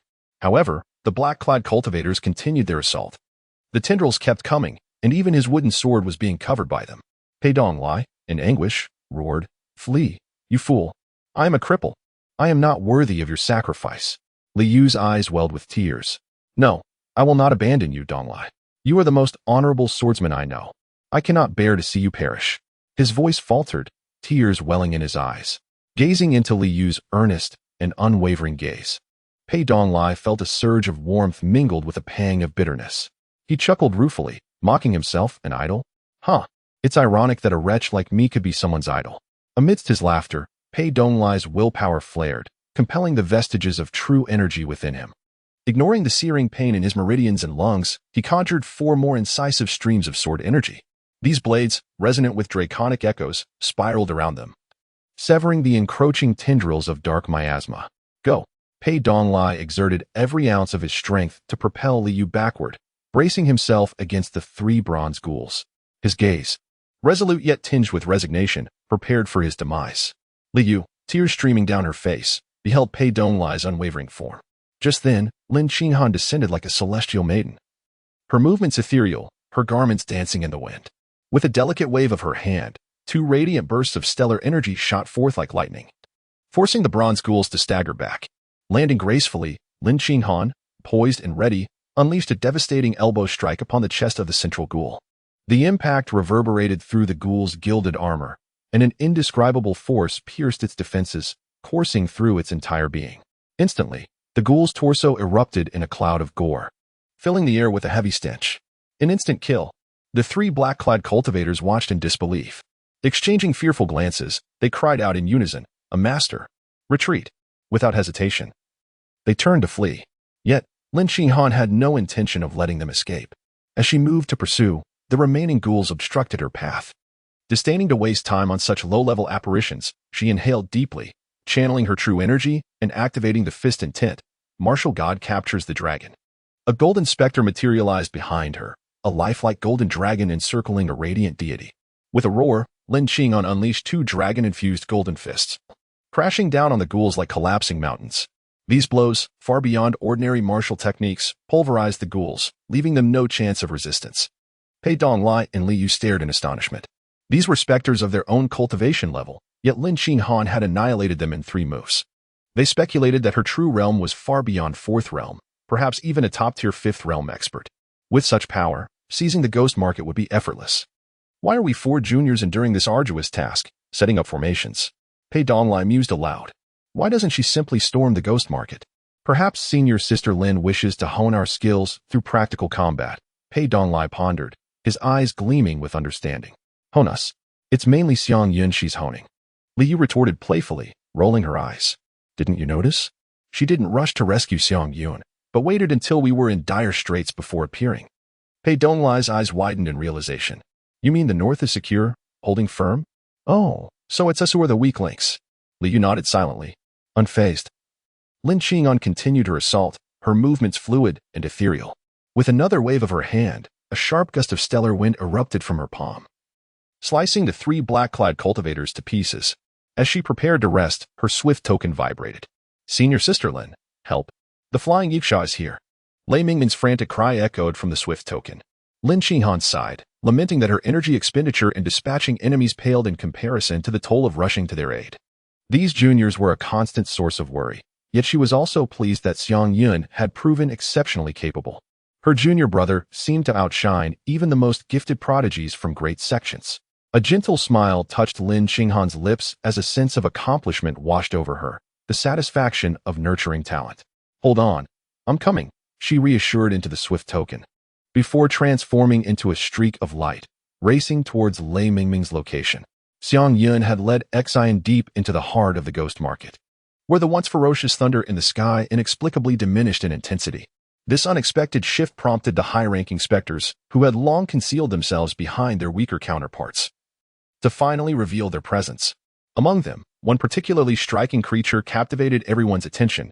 Its back was adorned with a multitude of ghostly hands, resembling the tentacles of a nightmare, which were tightly entwining Xiang Yun. This creature was known as the Thousand-Handed Ghost. Xiang Yun had just emerged victorious from a battle, achieving a well-deserved upgrade. In his quest to further amplify his combat prowess, he deliberately acquired the skill Dark Sanctuary, a passive ability that enhances attack speed. This ability, a hallmark of the Nightmare's W skill, bestows upon Xiang Yun a remarkable permanent increase of 50 in attack speed. When activated, it not only shields him from a single spell attack but also doubles his passive attack speed for the subsequent 5 seconds. With the innate ferocity that defines him, Xiang Yun's swordsmanship escalated to an astonishing level, surpassing even the speed at which Pei Donglai wielded his one-handed sword.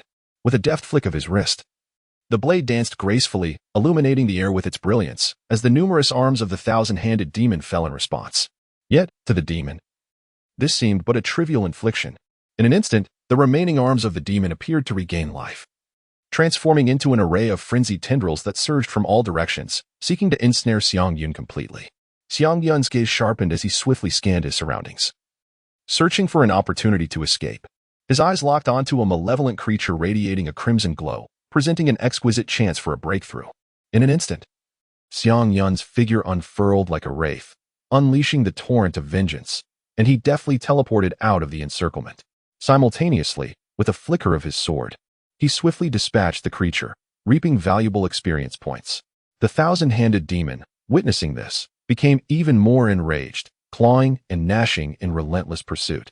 Yet, Xiang Yun remained unperturbed, deftly producing a blue card that not only replenished a portion of his mana but also activated the art of deception, causing his form to blur once more before reappearing beside Xian. With a mere flick of his sword, he swiftly dispatched the lowly specters surrounding Xian, granting him precious moments to breathe. When the multi-armed specter roared and charged again, Xiang Yun was already poised for action. He inhaled deeply, activating a crimson shield that enveloped him in a dark red luminescence. Subsequently, he summoned the Shadow Blade, leaping into the air with an unstoppable force, launching the first strike against the multi-armed fiend. The creature's hands suddenly swelled, becoming grotesquely large and robust, swiftly lifting and merging to form a colossal net that accurately ensnared the blade Xiang Yun wielded. Having encountered such a tactic of disarming adversaries countless times, Xiang Yun remained calm, dissipating the Shadow Blade and skillfully drawing forth the relatively petite Mu Yun sword during the fleeting moment of transformation. The Mu Yun sword appeared to possess a life of its own in his grasp, shimmering with a cold brilliance. Without hesitation, he thrust it towards the creature's heart. This strike coincided with a surge of ferocious energy, augmented by the passive skill of Dark Protection, causing his attack speed to skyrocket to an astonishing 200. The sword's tip cleaved through the air, emitting a piercing shriek aimed at the creature's vital points. The multi-armed specter was pierced to its core, its eyes widening in disbelief as it fixated on the icy blade embedded in its chest, a visage of shock etched upon its face. Then, as if compelled by a final, desperate resolution, it lunged forward, ensnaring Xiang Yun in its embrace, its countless arms clamping down like iron bands, attempting to drag him into the abyss of annihilation. Simultaneously, a dense aura of darkness emanated from its being, evidently preparing for a self-detonation in a bid to take Xiang Yun down with it. With a thunderous explosion, dust billowed forth, obscuring the vision of onlookers. Xian, frantic, unleashed a trio of binding spells, akin to meteors, striving to carve a path for Xiang Yun's escape. Yet against such overwhelming power, his efforts proved futile. However, as the dust began to settle, Xiang Yun astonishingly stood unscathed, facing Xian with a relaxed smile. Although his attire was somewhat disheveled, it appeared as though the life and death crisis had been nothing more than a trivial game. This sight elicited a sigh of relief from Xian, who marveled inwardly at Xiang Yun's fortuitous survival, suspecting he must have employed some arcane technique or artifact to emerge unscathed from the explosion. This skill seemed akin to a miniature invincibility. Xiang Yun brushed off the dust from his garments, reflecting on the harrowing moment. At the critical juncture, he had instantly invoked the Nightmare's white shield and Dark Protection, successfully nullifying the multi-armed fiend's potentially lethal self-destruction.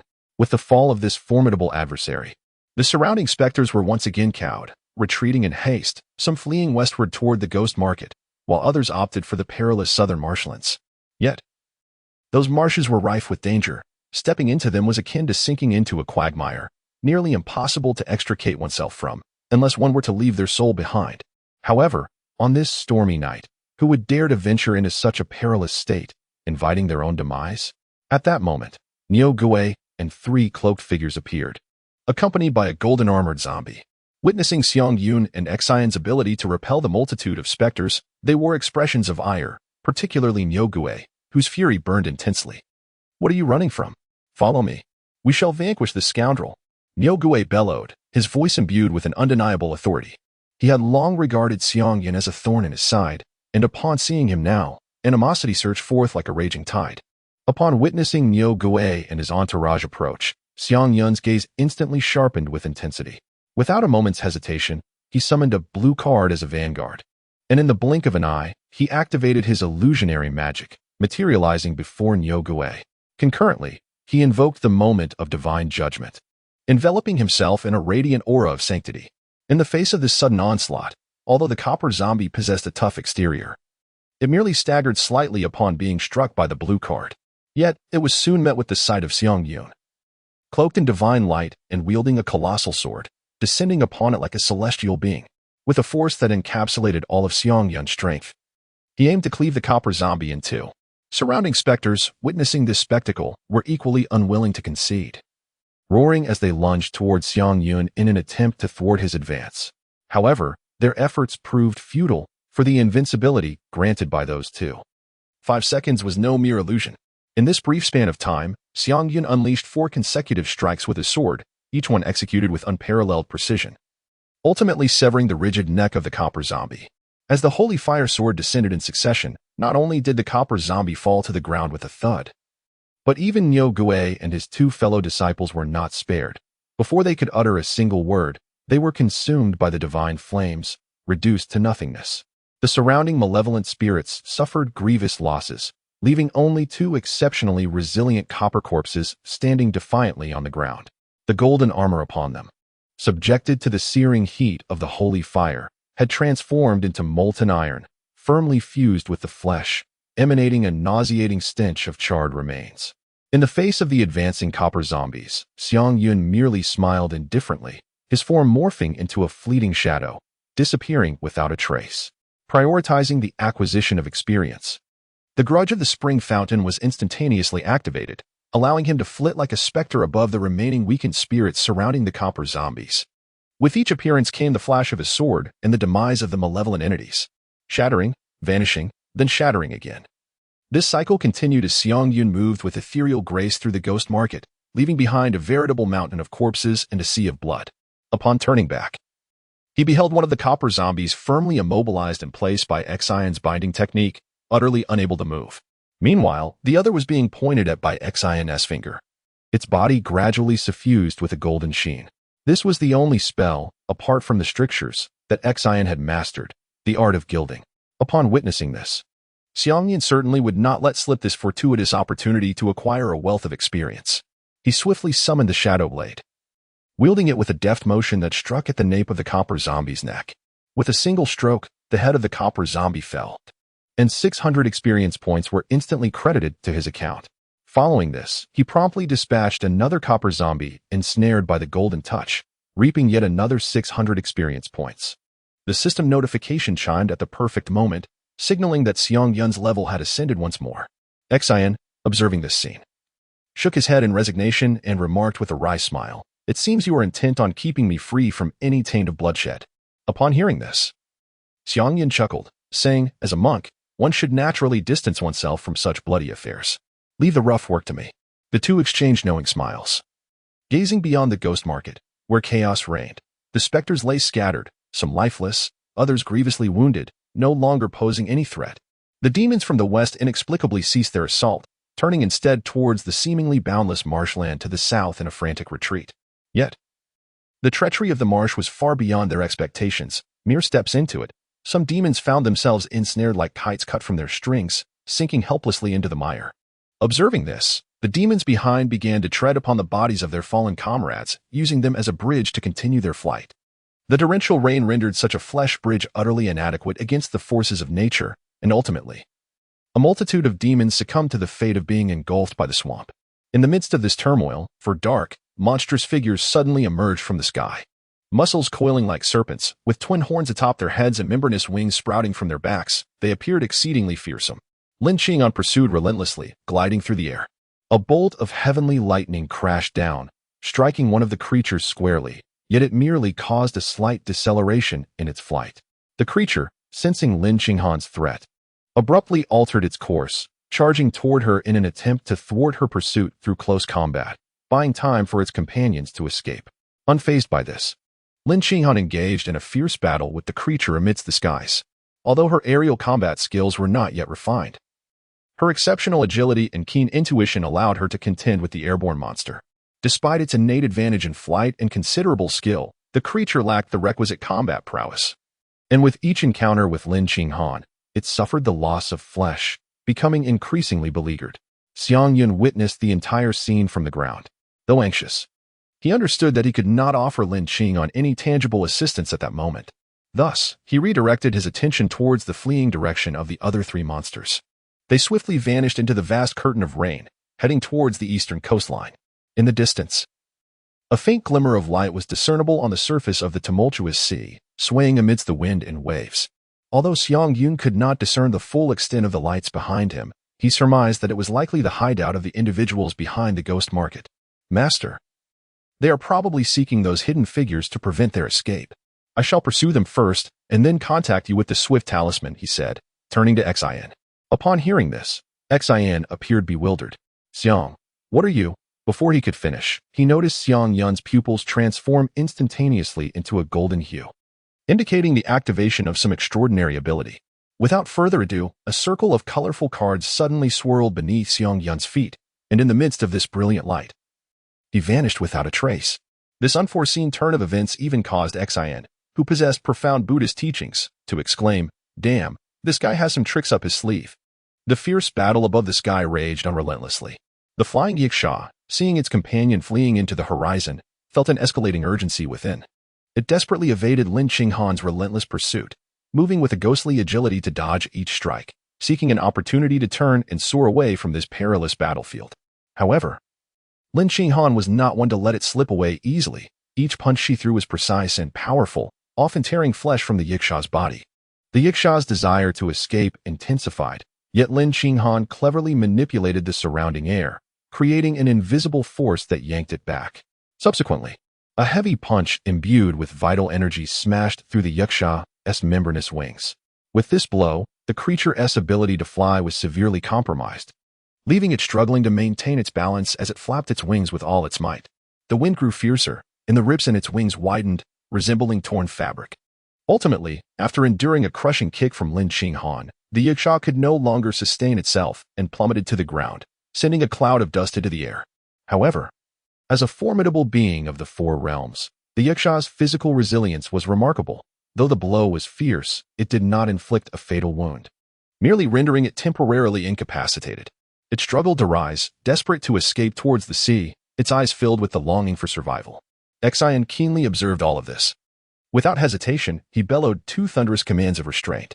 First, the weight command instantaneously increased the gravity bearing down on the Yiksha, rendering its movement slow and cumbersome. Next, the fixation command followed closely, pinning the Yiksha firmly in place, unable to move. Though these commands lasted but 3 breaths, it was ample time for Lin Qinghan. Seizing the opportunity, she descended like an arrow released from a bow, legs together, descending with the force of 1,000 pounds.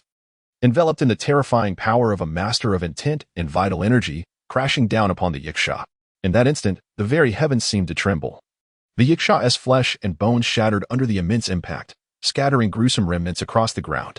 After a considerable time, Lin Qinghan slowly rose from the edge of the crater formed by the battle's aftermath, weariness etched upon her face. Glancing around, she noticed Xian standing alone and curiously inquired, "Where is my junior brother? Where has he gone?" Xian nodded gently and recounted how Xiang Yun had suddenly vanished, evidently activating a teleportation ability to pursue the individuals behind the ghost market. Upon hearing this, Lin Qinghan understood. Recognizing that Xiang Yun had likely discerned the direction of the enemy's escape due to his keen eyesight, Xiang said they headed towards the sea, Xian indicated, pointing towards the vast, dark expanse of the East Sea, where the waves surged mysteriously beneath the night sky. Lin Qinghan took a deep breath, intending to pursue. But the breath faltered halfway, deflating helplessly. She was acutely aware that, though not the main protagonist of this night's conflict, she had been the most industrious, exerting the greatest effort. From north to west, she had rushed to rescue, single-handedly obliterating several peak-tier specters, significantly alleviating the pressure on the flanking forces. It was precisely for this reason that the two teams in the northwest had not encountered stronger opponents. Following this, she hastened to the mountaintop to assist Pei Donglai and Li Yu in vanquishing the Copper Corpse, and subsequently rushed to aid the heavily injured Lei Meng against the ferocious flying Yiksha, ultimately bringing one Yiksha down herself, though two had escaped. She had exerted herself to the utmost. At this moment, her stamina and vital energy were nearly depleted. Gazing at the vast ocean, she felt a twinge of reluctance, yet comprehended her inability to pursue further. She shook her head gently. Soon, Li Yu and Pei Donglai arrived, supporting the injured Lei Meng. Upon learning the latest developments, the trio wore grave expressions. How could Brother Xiang venture after them alone? Those are two flying Yikshas of the Four Realms. How could he possibly contend against them alone? Li Yu exclaimed anxiously, his tone rife with concern and disbelief over Xiang Yun's solitary heroism. Yet if we do not pursue, we may lose our only lead. Xian attempted to soothe Li Yu's emotions. Besides, Xiang's strength is unfathomable. I believe he has the capability to retreat safely even when facing foes of the Four Realms. Very strong?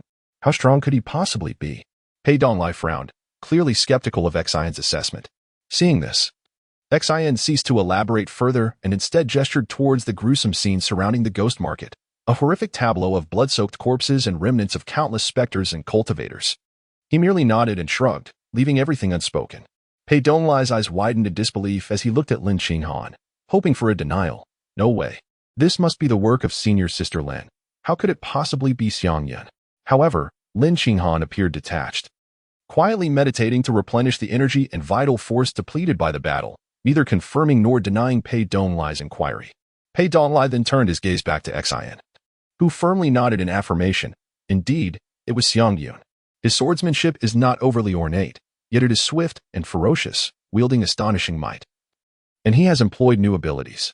He dispatches these specters as if slicing through vegetables. Upon grasping the truth, Pei Donglai was rendered speechless by shock.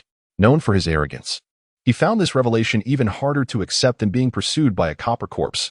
Damn it, this guy still had strength left after the sword duel. It's both infuriating and admirable.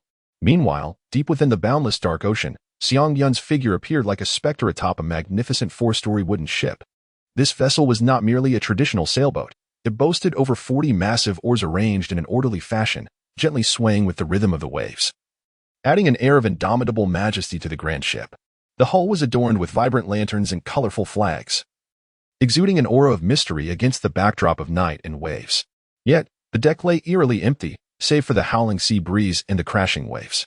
After undergoing a series of continuous upgrades, Xiang Yun's physical prowess reached an unprecedented zenith, with his sensory acuity surpassing that of ordinary individuals. Standing atop the ship's deck, he discerned faint whispers emanating from a room below, his keen hearing allowing him to capture the words with remarkable clarity. Cautiously, he pressed his ear against the wooden planks. On the top floor, Zi Changfeng wore an exceedingly grim expression. In this retreat, among the 10 loyal disciples remaining by his side, 5 had already gone missing, along with Niu Gui, leaving little hope for their survival. The other 5 disciples bowed their heads, not daring to utter a word, fearful that a moment's carelessness might provoke the wrath of their furious senior brother. Speak. What on earth have you done regarding security? I invested a fortune, summoning tenfold the usual number of malevolent spirits, only to have them wiped out in one fell swoop. Not a single one of the 6 bronze corpses and 5 flying night demons returned. Zi Changfeng's voice echoed like thunder throughout the ship, brimming with anger and disbelief. Confusion and despair gripped him. He had always operated discreetly, harboring no deep-seated enmities, yet today he faced such calamity, witnessing the collapse of his years of hard work in an instant. The unexpected blow weighed heavily upon his heart. Senior brother, among the 5 night demons we controlled, 2 indeed lost their mental connection, but 3 remain active. Through their shared vision, we discovered.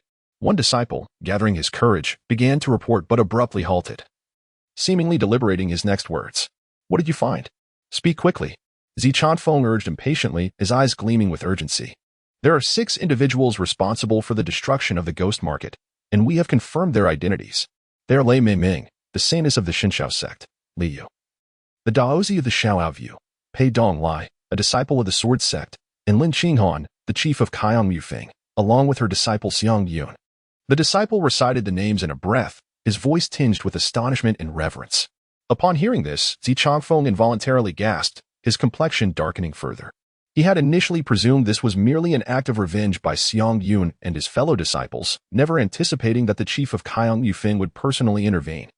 Let alone the presence of prodigious talents from the 4 major sections, I have been besieged by a coalition of enemies. This is utterly ridiculous, he exclaimed, his frustration reaching a boiling point. Yet, just as he lamented, his tone shifted dramatically, bursting into laughter. Ha! To have been vanquished by a 5th-tier expert leading a group of young prodigies, we cannot claim this defeat was unjust. At least we preserved our lives. Come, let us feast and celebrate, as though we have survived a catastrophe. His sudden optimism left those below utterly perplexed, casting bewildered glances at one another. One disciple cautiously interjected. Senior brother, that Lin Qinghan is capable of soaring through the winds. We may need to, by the heavens. I nearly forgot. Zichafeng exclaimed, slapping his forehead. Quickly, instruct those controlling the rowing corpses to increase their pace. We must depart this maritime expanse post-haste. And those night demons, do not return directly. Take a few detours to shake off Lin Qinghan before coming back. His eyes sparkled with cunning. Rest assured, senior brother, one of the night demons could have returned sooner. But we intentionally delayed it to divert Lin Qinghan, a disciple explained, pride radiating from his expression. Excellent work. Both clever and cautious, Zichafeng commended. Once we reach the island, I shall procure a few corpses of higher-tier cultivators for you, enabling us to refine more night demons, concealed in the shadows. Xiang Yun pondered silently. The island? Could it be the source of the bodies and infant souls from the ghost market at the mass grave? At that moment, a disciple aboard the ship looked up, half joking and half seriously addressing Zichafeng. Senior brother, do you dare return to the island? Are you not afraid of our master breaking your legs? Zichafeng's expression instantly soured, and he sighed. What am I to do? I cannot simply await the arrival of a 5th-tier expert seeking retribution. Though the Xiang Yun abruptly turned around, only to behold 3 formidable flying night demons. Their bodies as dark as ink, adorned with sharp horns atop their heads, their muscles coiled and sinewy, and their physiques impressively robust, fixating their gaze upon him. They slightly arched their backs, unfurling a pair of gossamer wings behind them, intently scrutinizing Xiang Yun and relaying information to their contracted master through their vigilant watch. A gasp echoed within the building. The night demons had discovered someone eavesdropping on the rooftop. It was Xiang Yun. Seize him, bellowed Zichafeng in response. The 3 night demons, their eyes a crimson hue reminiscent of blood, elongated their claws with a sudden ferocity, glinting with a chilling light. With astonishing velocity, they lunged towards Xiang Yun, leaving a trail of afterimages in their wake. Xiang Yun swiftly unsheathed the Muyu sword from his back, its tip quivering lightly as he assumed a defensive stance. The first Yasha charged forth with lightning speed, its razor-sharp claws slicing through the air with a piercing howl, aimed directly at Xiang Yun's face. As Xiang Yun shifted his stance, the Muyu sword was raised in defense. A resonant clang echoed through the air, sparks flying as blade met claw in a fierce clash. Yet, the battle was far from over. Just as Xiang Yun struggled to withstand the first of the night demons, the second one surged forward like a shadow, its fist, as large as a sandbag, wielding an overwhelming force, struck violently against Xiang Yun's abdomen. Despite having honed his internal strength, the muscles of his midsection hardened instantaneously in an attempt to absorb this lethal blow. However, the night demon's might was insurmountable. The force pierced through his abdominal muscles, targeting his innards. Xiang Yun felt a searing pain wash over him, a metallic taste flooding his throat, and blood gushed forth as he involuntarily crumpled to the ground. In this critical moment of life and death, a 3rd night demon joined the fray, unfurling its wings and launching itself into the air, delivering a powerful kick that sent Xiang Yun soaring from the rooftop of the 4th floor, tumbling down to the deck below in a cloud of dust. On the 4th floor, Zichafeng and his disciples peered down at the commotion on the deck, their faces alight with triumph. Xiang Yun struggled as he entered a state of extreme focus, forcing himself to maintain his stance, his eyes gleaming with an indomitable spirit. The 3-headed night demon descended slowly, encircling him in a formidable triangle, regarding him as their inevitable prey. Zichafeng pointed at Xiang Yun and, with a mocking smile directed at his fellow disciples, exclaimed, "Is this the unparalleled genius of Qiongwu Peak, the banished immortal endowed with numerous divine abilities? Ha! It seems he is nothing more than a mere mortal. Surrounded by us 3-headed night demons, how could he possibly escape?" His disciples nodded in agreement, while Zichafeng, overwhelmed with arrogance, laughed heartily. "In that case, let us leave him intact. I shall refine him into a wraith general, ensuring his eternal servitude to me." However, Just as Zi Chongfeng's words fell from his lips, Xiang Yun's presence mysteriously vanished from the deck. Zi Chongfeng's smile froze. His brow furrowed in confusion as he scanned the surroundings. Where has he gone? No sooner had he spoken than a colossal Mu Yun sword appeared seemingly from thin air. Wielding an icy intent, aimed directly at Zi Chongfeng's throat. Ah, save me! Zi Chongfeng screamed in terror. In a moment of desperation, shoving one of his disciples towards the descending blade. The Mu Yun sword, unstoppable in its force, cleaved downwards, instantly bisecting the disciple from shoulder to opposite hip. A gruesome mixture of crimson, golden, and emerald blood, along with shattered entrails, splattered across the fourth-floor deck, creating a scene both horrific and unforgettable. Xiang Yun felt a surge of discouragement within. This was meant to be his decisive strike following 2 consecutive uses of the deceitful teleportation spell. To his dismay, he found himself unwittingly cast as the scapegoat. Gritting his teeth, he was engulfed in a blaze of fury. Just as he prepared to launch another assault, the 4 disciples besides Zi Chongfeng had already reacted. They swiftly coalesced dense clouds of ominous black energy, descending upon Xiang Yun like a thunderous storm. The malevolent and chilling essence intermingled within the dark clouds, crashing against Xiang Yun with resounding booms. Xiang Yun was acutely aware of the precariousness of his situation. In a moment of desperation, he activated his invincible moment of divine judgment, enveloping himself in a radiant golden light that swiftly dissipated the onslaught of dark energies. However, this did not grant him the luxury of complacency. Just as he prepared to strike down the 5 adversaries before him, 3 viscous, tentacle-like tongues emerged from the shadows, ensnaring his sacred light shield with astonishing speed and pulling him forcefully back towards the deck below. Though the moment of divine judgment rendered him nearly invincible, it could not render him immune to all forms of control. The combined strength of these 3 forces was formidable, and Xiang Yun felt as if he were caught in an irresistible vortex, unable to break free. He attempted to utilize his ability to traverse the future to evade the grasp, only to discover that the skill was still on cooldown, and there was no time left to cast his dark sanctuary. With a resounding crash, he was yanked down violently, crashing onto the deck and sending a shower of splintered wood into the air. Following this, flames erupted alongside his holy sword, engulfing the deck in a suffocating darkness, accompanied by the furious roars of the night demons. Yet, the 3 night demons appeared largely unaffected, although their outer layers of blackened skin had been scorched by the flames. Their inner cores remained unscathed. The rain continued to fall, extinguishing the flames, and tranquility gradually returned to the scene. Xiang Yun struggled to rise from the deck, resolutely facing the onslaught of 3 Yacha demons, displaying no sign of retreat. He raised his gaze to the 4th floor, where Zi Chongfeng had activated a protective shield that enveloped him in layers, forming a formidable barrier akin to an impregnable fortress. With utmost caution, he remarked, "Humph. What a cowardly turtle." Just as his words fell, the 3 Yacha demons seemed to receive an unspoken signal, launching a fierce assault upon him simultaneously. The Yacha on the left swung its razor-sharp claws, slicing through the air with a menacing whoosh aimed at Xiang Yun's vital points. The one in the middle extended its long tongue, attempting to ensnare Xiang Yun from a distance, while the Yacha on the right clenched its fist, brimming with power, poised to deliver a devastating blow. In the face of this sudden barrage, Xiang Yun maintained his composure. He chose to meet the left Yacha's claws head-on, the Mu Yu sword glinting coldly in his grasp as it lunged toward the demon's palm. Simultaneously, he swiftly activated the Dark Sanctuary, a shroud of black energy enveloping his body, effortlessly countering the middle Yacha's licking assault. The sword tip pierced accurately into the Yacha's palm, but appeared to encounter a resilient resistance, hindering its progress.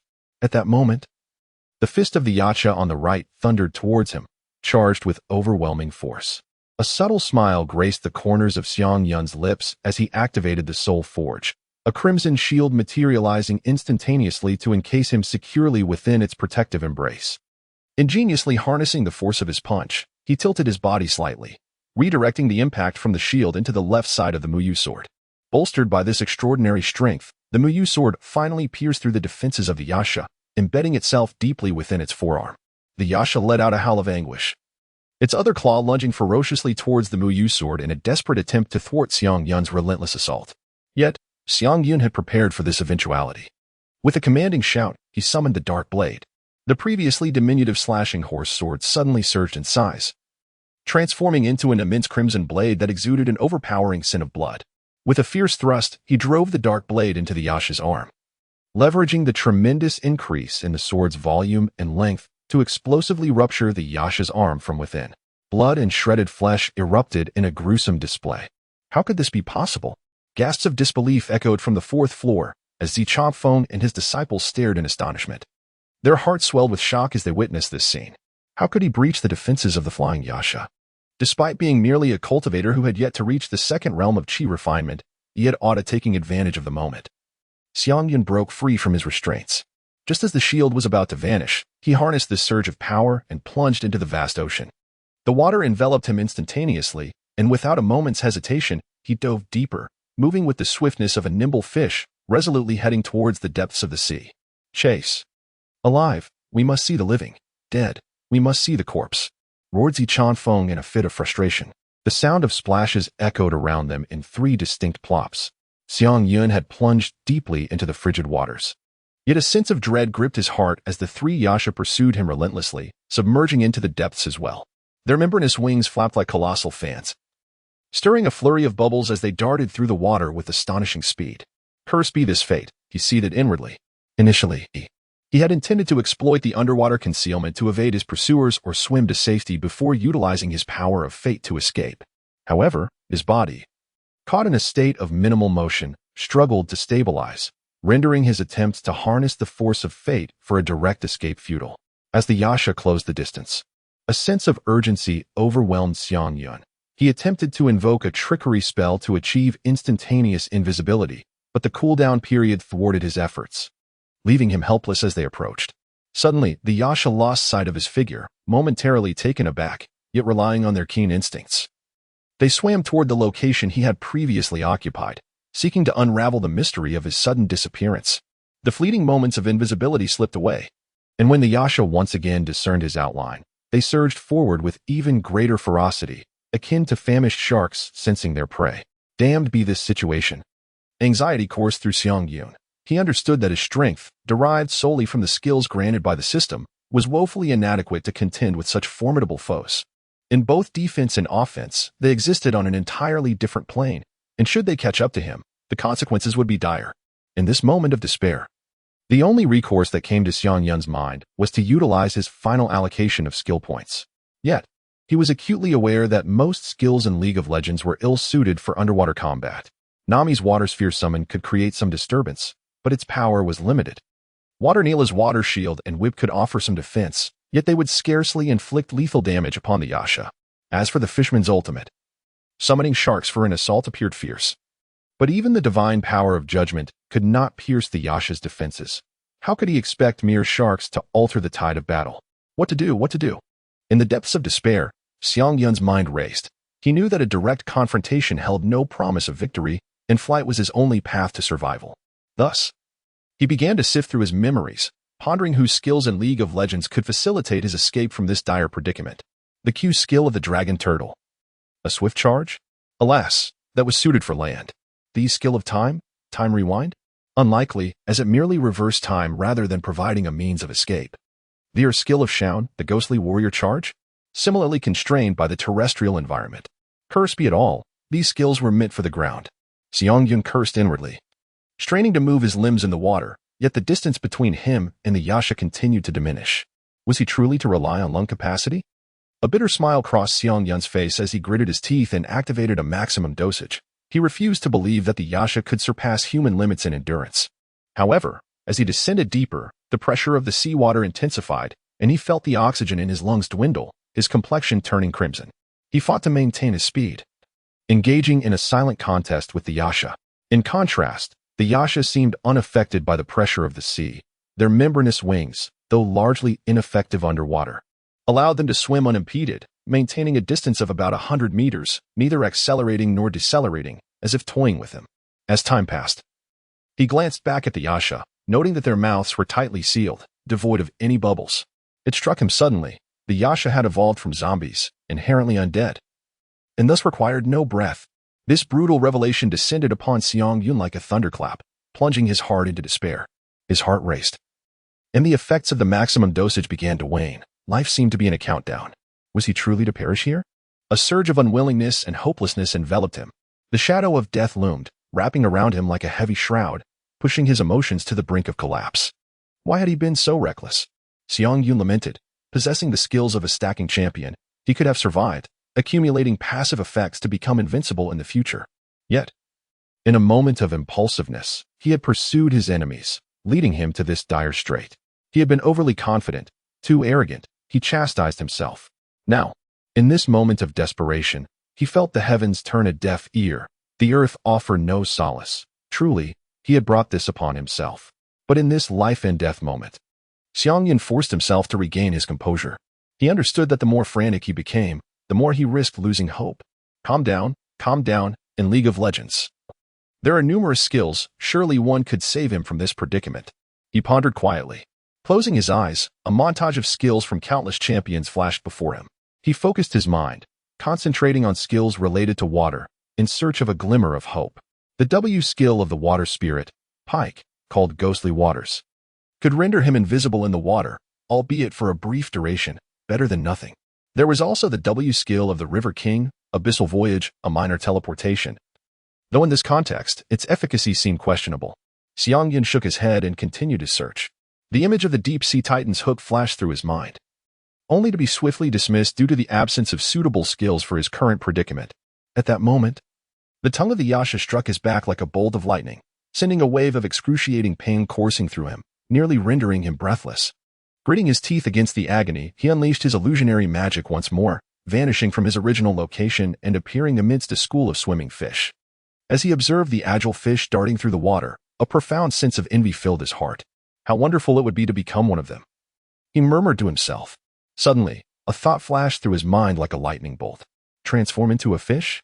Yes, if I could become a fish, I would be able to swim freely in the water and escape the relentless pursuit of these Yashas.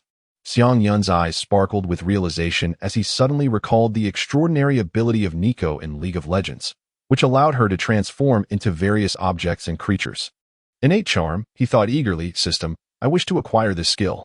Almost instantaneously, a mysterious force surged through his body, establishing a wondrous connection with the fish surrounding him.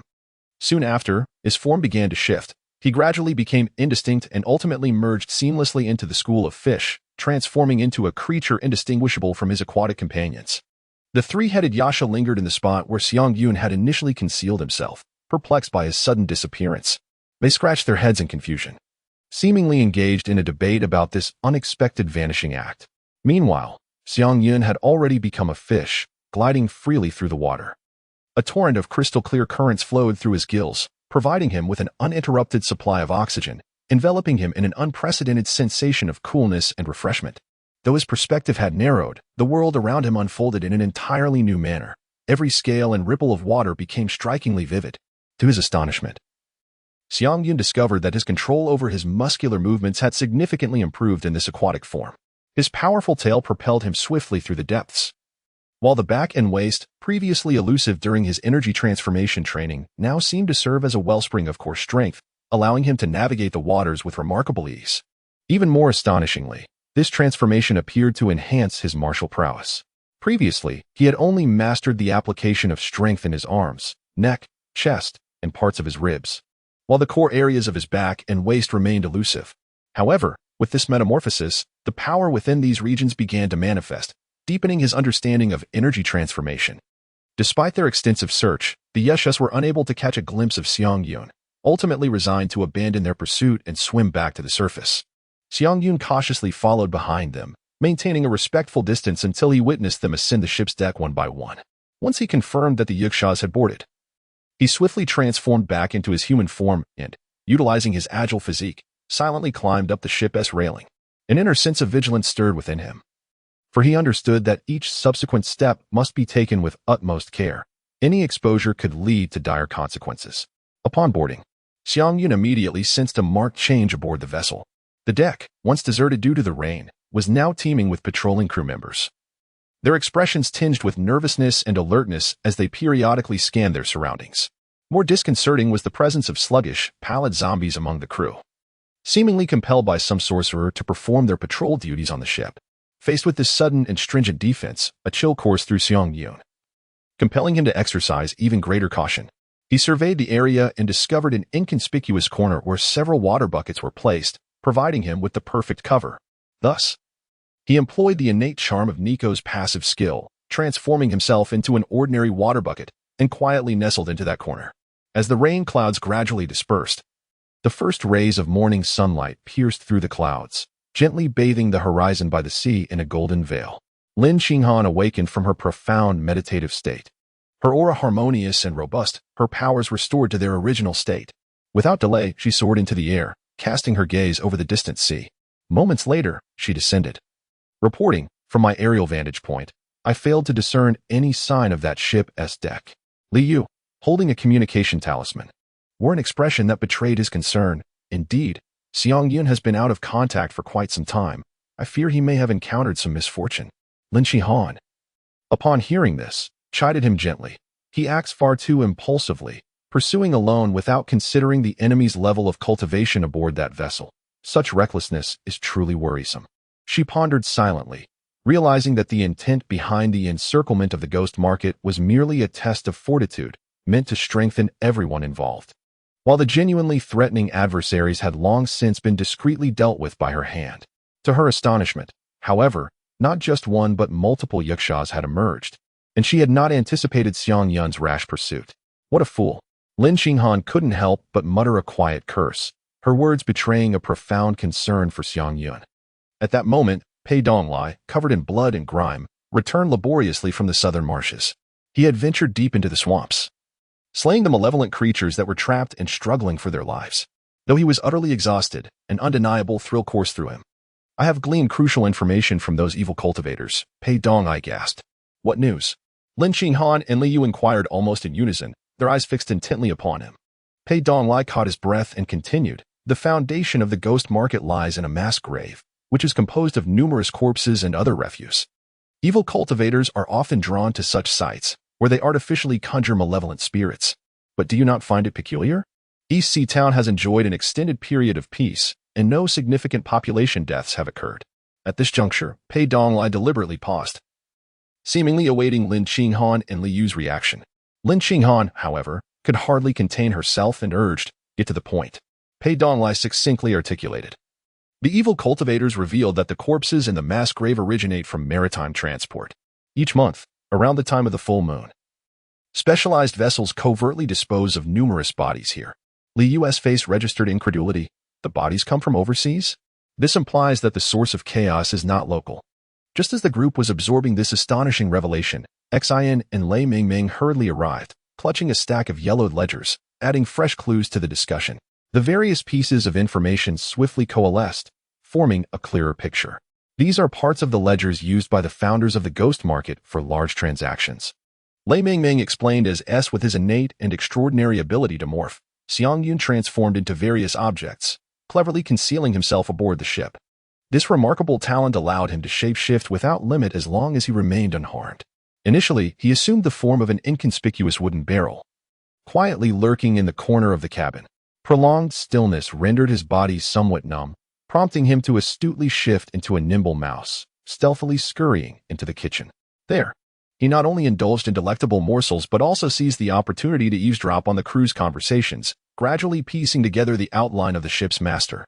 It was revealed that the vessel's owner was named Zi Changfeng, the legitimate son of the esteemed elder Zi Han, and one of the enigmatic powers behind the ghostly market.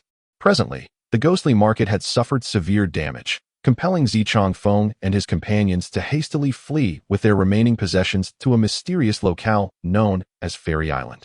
In addition to these crucial revelations, Xiang Yun gathered a plethora of trivial yet intriguing information, such as the zombies on board, who were exploited as laborers, and the few sailors and navigators responsible for steering the ship. Even more astonishing was the fact that Zi Changfeng kept a cadre of songstresses to indulge himself and his cohorts in hedonistic pleasures, living in extreme luxury. Alas, these so-called second-generation immortals spent their days feasting, drinking, sleeping, and engaging in sordid affairs, seemingly having long abandoned the path of cultivation. Xiang Yun leaned against the window, harboring a deep disdain for the actions of Zi Changfeng and his companions. Growing weary of the debauchery that unfolded aboard the ship day after day, he transformed into a seagull with a swift movement, soaring skyward, piercing through the clouds. Gliding through the heavens was, thus far, his greatest delight. He alternated between spiraling upward and diving swiftly, relishing the exhilarating rush of the wind rushing past his ears. At times, he would plunge into the sea, capturing the panicked fish, experiencing the freedom and joy of marine life. After frolicking in the ocean, he morphed into a fish, savoring the pure and simple bliss of existence. In that moment, he grasped the profound essence of the saying, "You are not a fish. How can you know the joy of fish?" Regretfully, he lamented not having mastered this skill sooner. Through his recent experiences of transforming into various animals, Xiang Yun not only honed the muscles throughout his body, but also approached a state of consummate mastery in his transformative abilities. However, he remained cautious regarding the control of his head, as the intricate network of blood vessels and nerves within the skull posed a significant risk if mishandled. He resolved to confront this final challenge under Lin Qinghan's guidance upon their next meeting.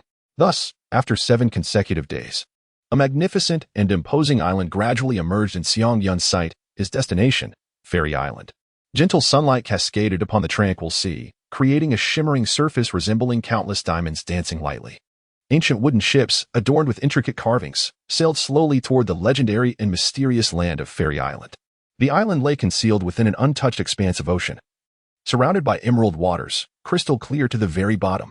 The fine, silk-like white sand stretched into the distance, meeting the sea with a soft silver edge.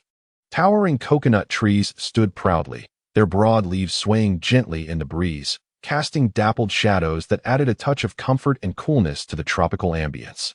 The harbor bustled with a scene of organized activity. The sails of large sailing vessels intermingled against the backdrop of the rising sun, creating a lively atmosphere. As fishermen busily unloaded their fresh catch while merchants engaged in boisterous trade of goods from all directions, Zichangfeng and his entourage, brimming with anticipation, disembarked the ship alongside the songstress. Meanwhile, Xiang Yun, now a nimble seagull, circled high above, surveying the enigmatic island below. As they ventured inland from the coastline, white stone mountains rose abruptly, appearing as nature's masterpiece sculpted over millennia of wind and rain, resulting in a breathtaking and unique topography.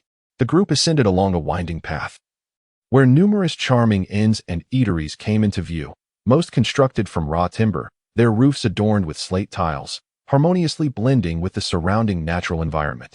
As Xiang Yun soared through the sky, he encountered a remarkable phenomenon.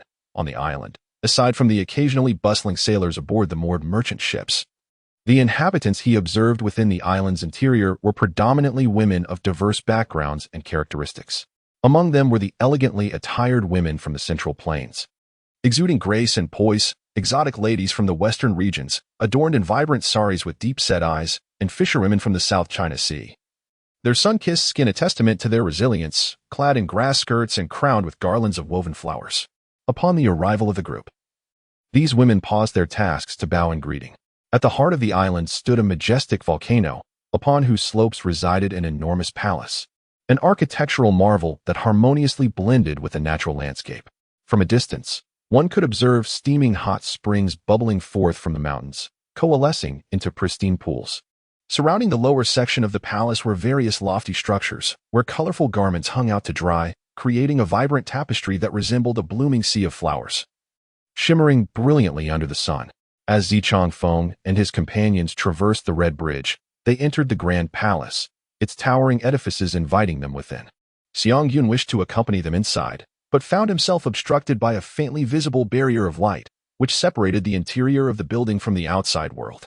Realizing that it would not be easy to follow them in, he abandoned the idea of pursuit and began to survey the surrounding islands.